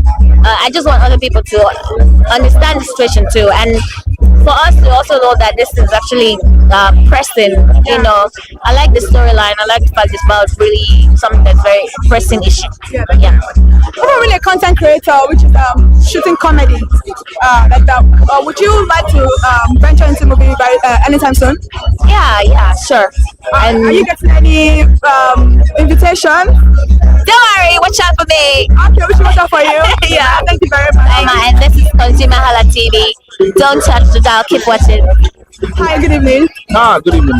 This is the movie premiere of The Earth. What would you like to tell us about this particular movie? It's a dope movie, very dope, because it's actually saying talking about real life situation, you know, the things that bother us about security, you know, security issues, and what else? We should support films like this. We should come out and learn from films like this, because we're not only amplifying the problem, we're also preferring pre-modal solution. So when people get to see films like this, they will learn one or two things and how to be more security conscious. Thank you very much. Mr. Gabriel, this is the first directorial debut for Danny Mr. has Daniel. been directing. Oh, He's probably just saying this. okay. He's done some musical videos and he's a trained director as well, and he's done some short films too. Yeah, King, by the way. You know, so he's not new to directing. So I'm not going to say it's his debut. Okay. It's just one in the line that he would love to do, and I'm thankful to God that he has achieved that dream, and that's why we're outside to support him. Thank you very much. Lastly, what would you like Nigerians to take away from this particular movie? How to be more security conscious. That's it. Thank you very much. You're welcome, man.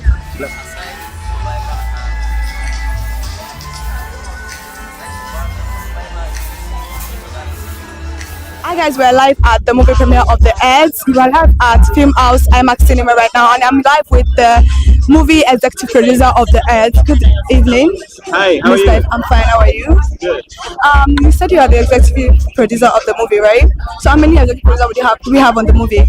We have 3 partners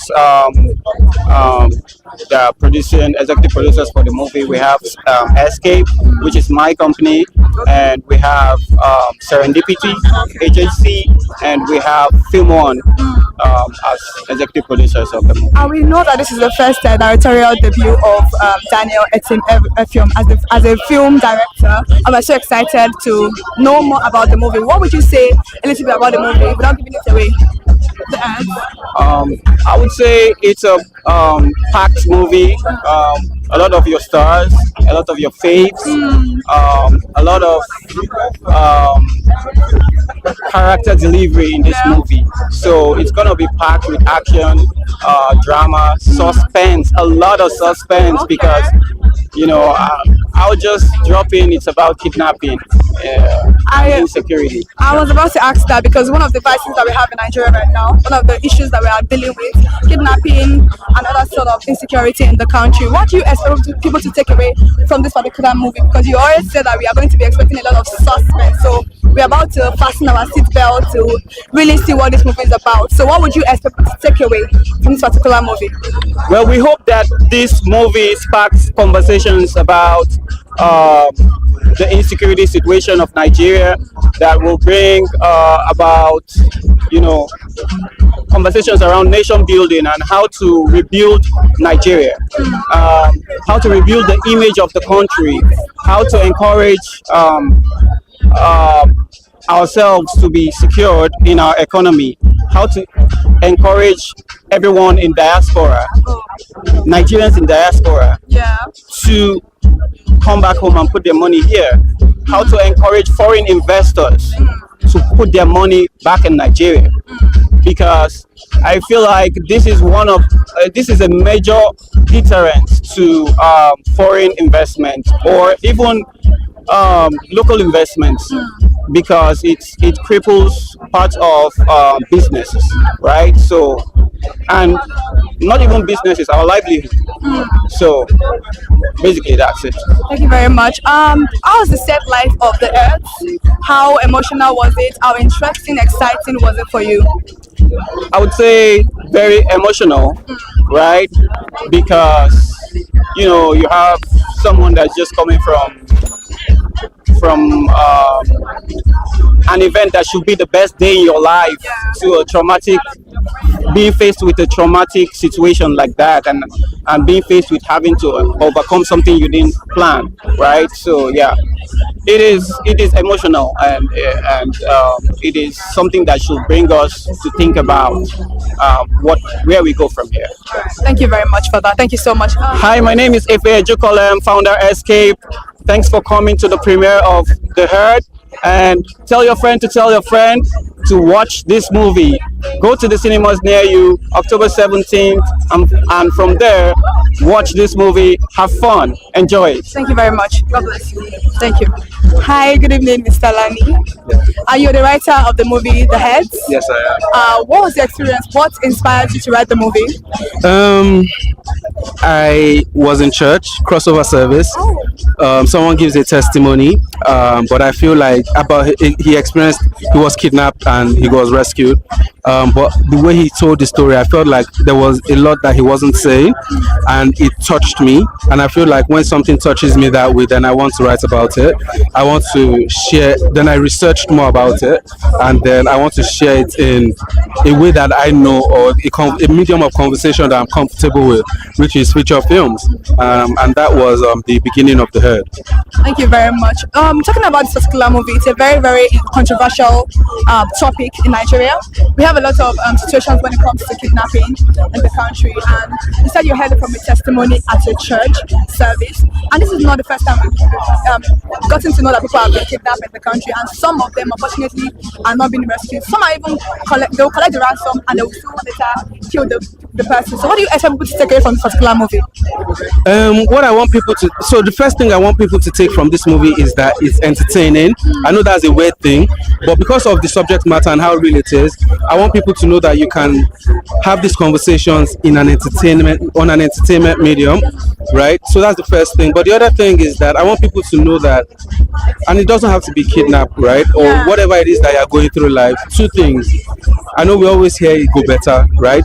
But the truth is that what you're going through, sometimes it feels like rock bottom, but it can be worse.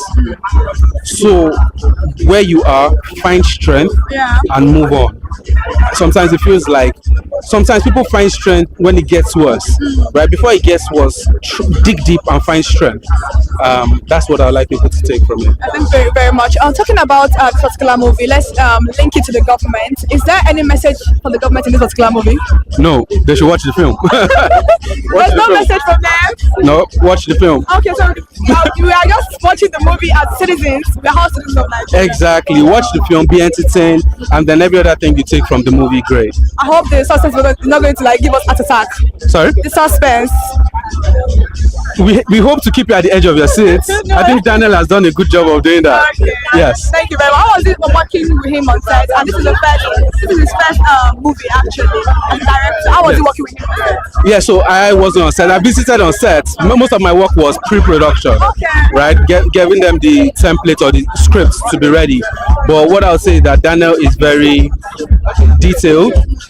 He knows what I believe that he knows what he wants for his career. I believe that he knows the kind of conversations he wants to use his platform to share, and I'm happy that I'm aligned with his kind of vision, and I'm happy that the first feature that his directorial debut, I wrote it, so we're tied together for life.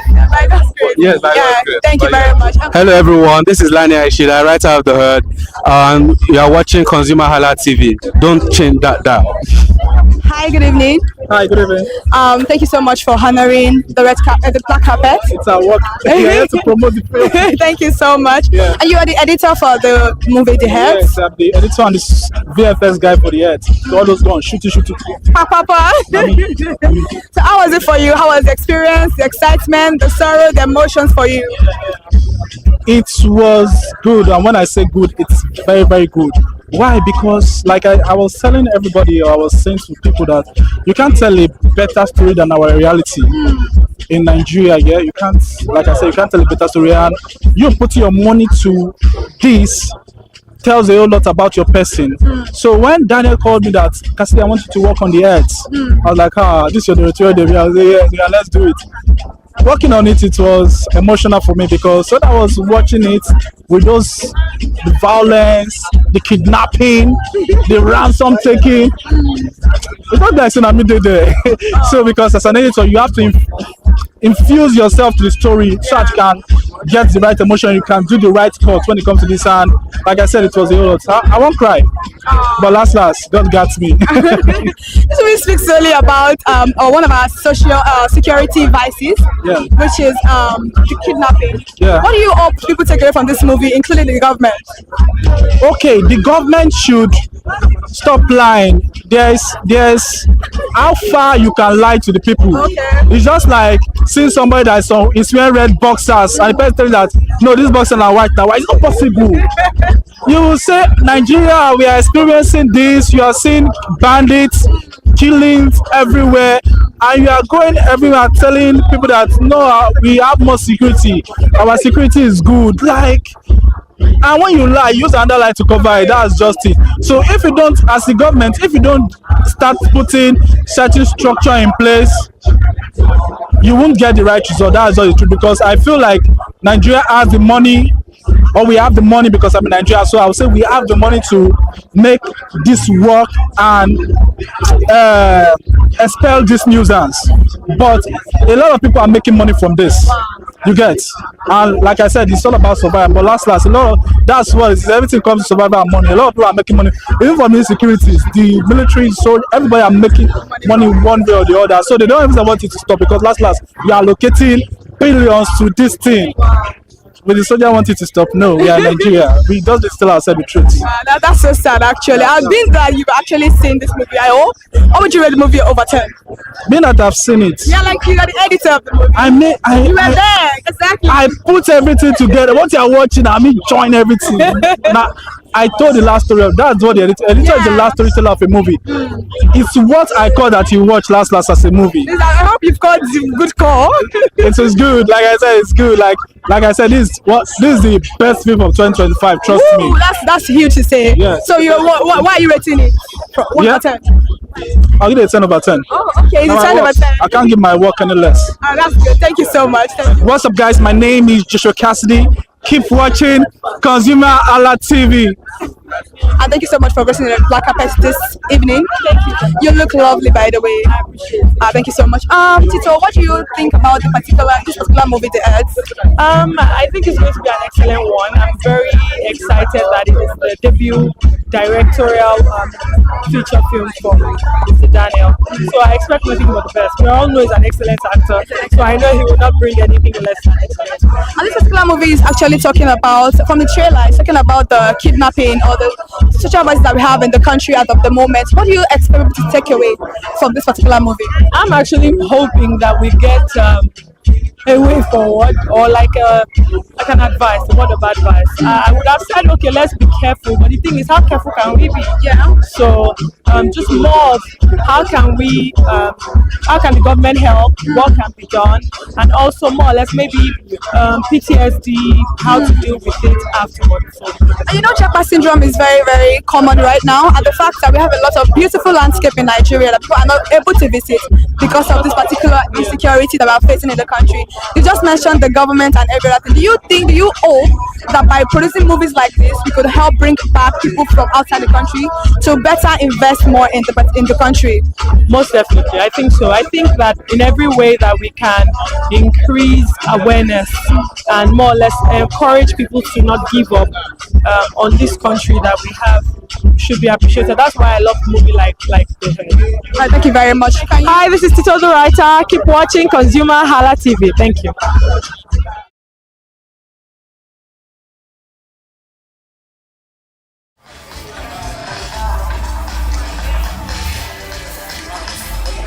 Good evening, Mr. Adebola. Thank you so much for gracing the black carpet, and thank you so much for honoring this interview. This movie is about X-Men, like I would say, because the name, The Head. What would you like to say about this particular movie? I'm looking forward to being surprised. Daniel has shown me the preview, the trailer rather, and I told him I didn't want to watch the film until tonight. But I think that I am most impressed by the direction, the story, the depth of acting that I saw in the trailer. And I know Daniel, by many of us, see him as an actor, but really or truly, he is actually originally a director, and that's really what he loves to do. And so I'm happy for the world to finally experience him on the big screen. Thank you so much. This movie focuses about one of our social insecurity in the country, and it's about Mr. Clay. Good evening, sir. Looking good. I'm looking forward to. I can't see white men doing interview things. I can't enter the interview. All right, thank you so much. So you were saying about the movie. I said, what would you like to say about the movie, given the fact that it's talking about kidnapping Nigeria? Yeah, and then, I'm a big believer in pop culture as a driver for important behavior change across countries, nations, across the world.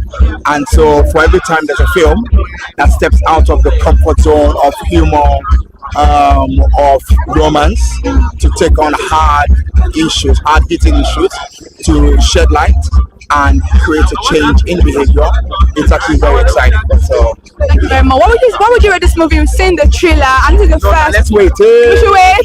Let's wait. All right, thank you very much. Thank you so much.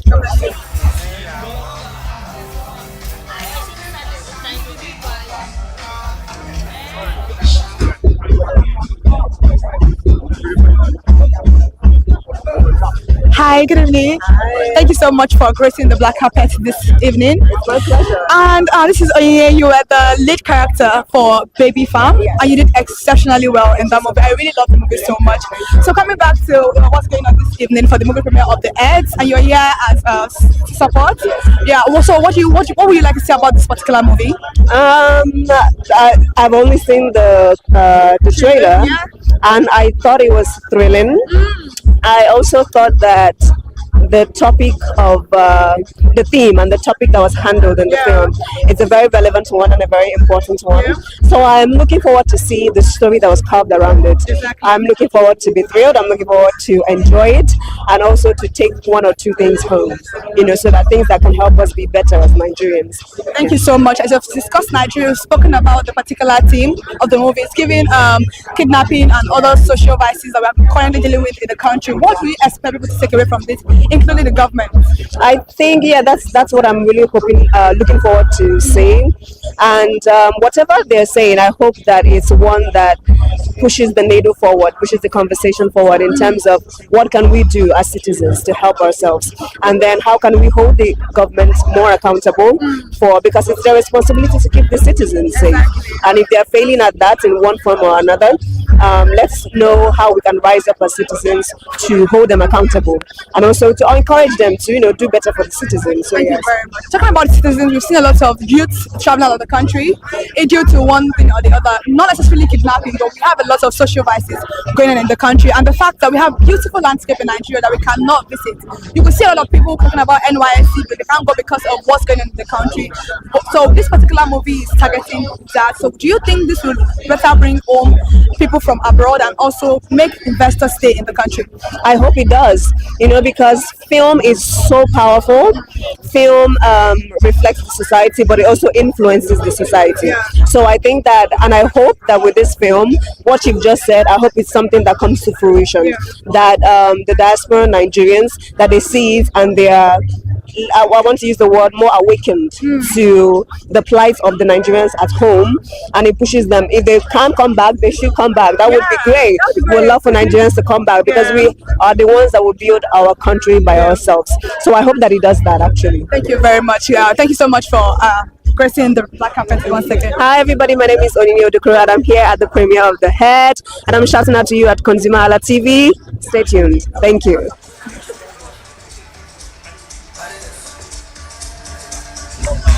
Good evening, Mr. Efa. Good evening, how you doing? You look handsome. Thank you very much. You look amazing as well. Thank you so much. Do you have a boyfriend? No, I don't have a boyfriend. We'll fix that tomorrow. Okay, thank you very much. Thank you so much. We're here for the movie premiere of The Heads. What would you like to say about this particular movie? Being the first movie directorial debut of Daniel Etim. I think it's amazing. I've watched him build this from the ground up, and to finally see it here is a privilege that God has kept us alive to this day. And I'm super proud of my brother, and I can't wait to watch it with everybody else. I think it's going to be a smash hit, and I think it's going to change Nollywood as we know it. Yeah, thank you very much. Talking about Nollywood, Nollywood of before and now, which one do you prefer?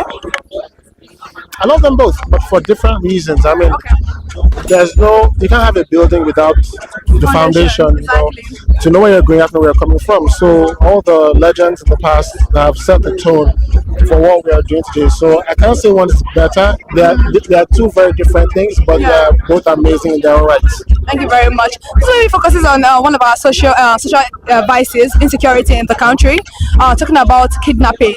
And this particular, from the trailer, it looks very, very suspense-based, drama-filled, and exciting.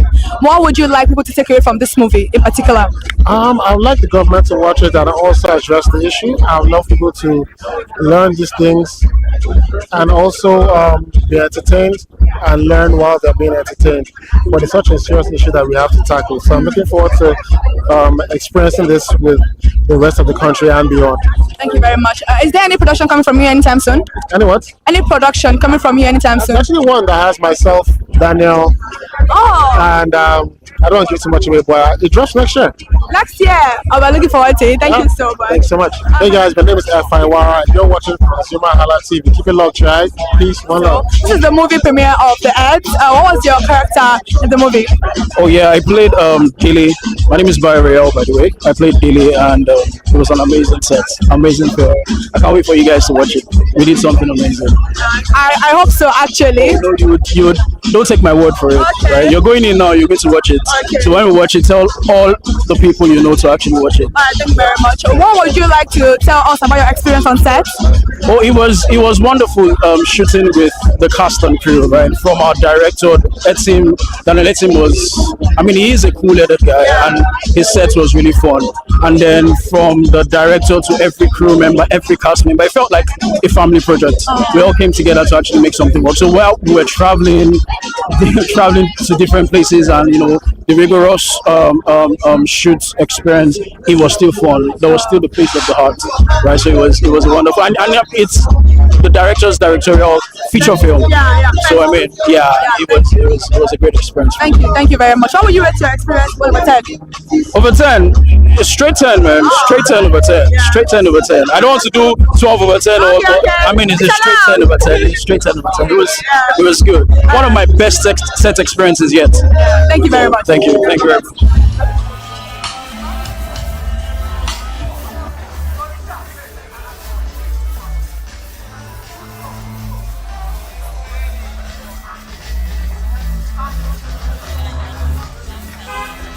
Good evening, Mr. Dan.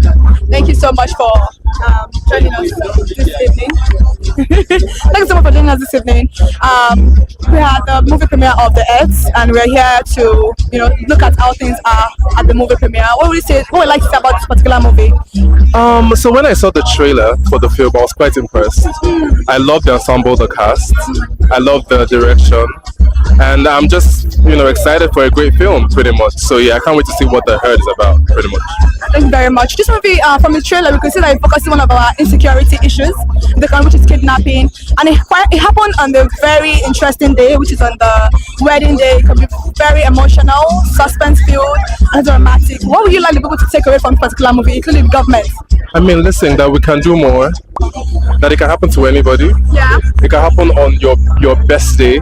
It can happen on your worst day. And it's insecurity doesn't respect status. You know what I mean?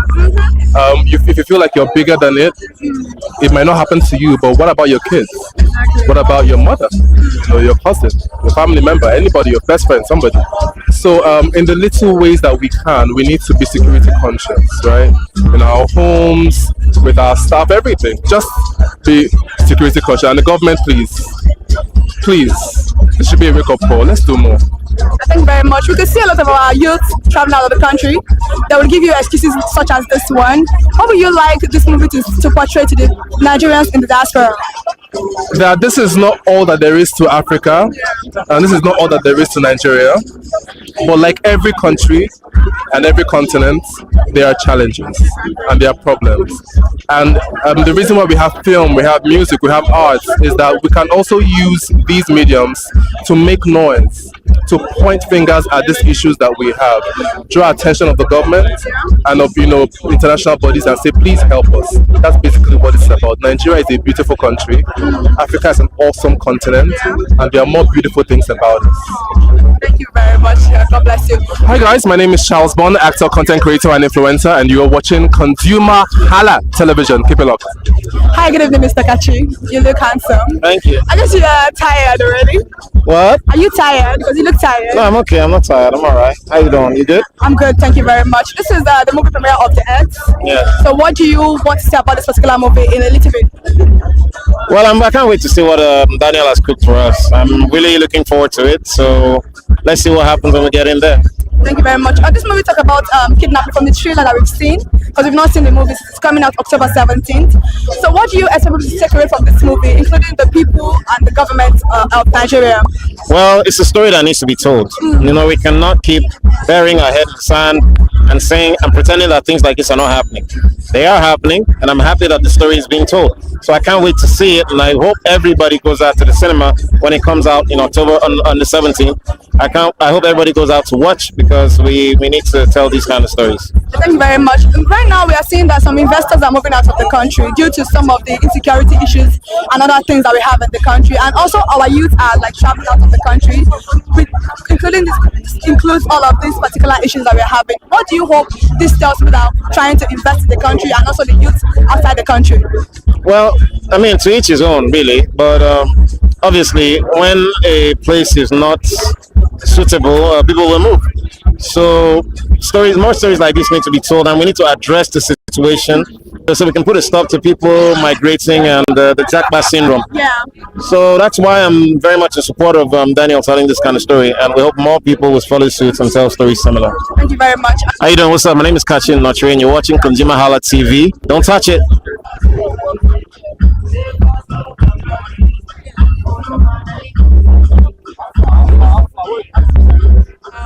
We're here live at the movie premiere of The Earth, and we're so grateful for you to be able to grace our black carpet this evening. Thank you so much.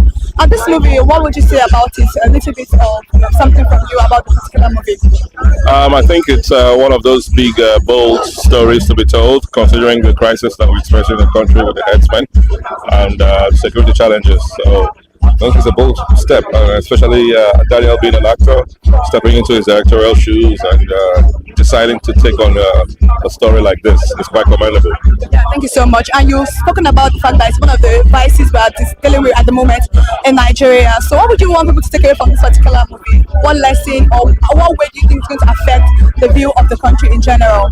Well, it does what movies should do and art should do, draw attention to situations like this, and that's what it's exactly is going to do, and that's why we're all here to support it, so the word can go, people can watch, and conversations can happen.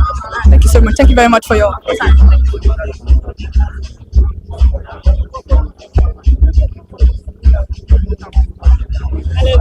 You look stunning, Miss Ruth. Thank you. I am one of your biggest fan. I watch your movie every time on YouTube. So, coming to the movie premiere of The Earth, what would you like to say about this particular topic? Well, I am here to support Daniel. I'm here to enjoy myself, and I'm also here to see how amazing the film is. Thank you very much. This particular subject is a very big one in Nigeria right now, and we have a lot of social vices coming on from it. What would you like to take away from it, and also the government? Well, hopefully the government gets to listen to us, because sometimes I feel like we have two different countries, the ones that they know and the ones that we're in. So maybe we're able to find a balance in the mix. Thank you so much. Well, are we looking for look forward to any of the production coming out on YouTube? Of course, every Thursday there's something new and fresh that you can watch and enjoy. Yeah. What would you like to say? What would you like to tell people about this particular movie, and how do you want them to watch it? Let's see what the content of the film is first and the direction that the story is going, and we can take it from there. Thank you very much. Hello, my name is Ruth Kadiri, and this is ConsumerHallaTV. Please keep watching, don't touch that dial. I just got here, and it's good to see everybody come around to support, Daniel's film. Yeah. Thank you so much. This is the first directorial debut of Daniel.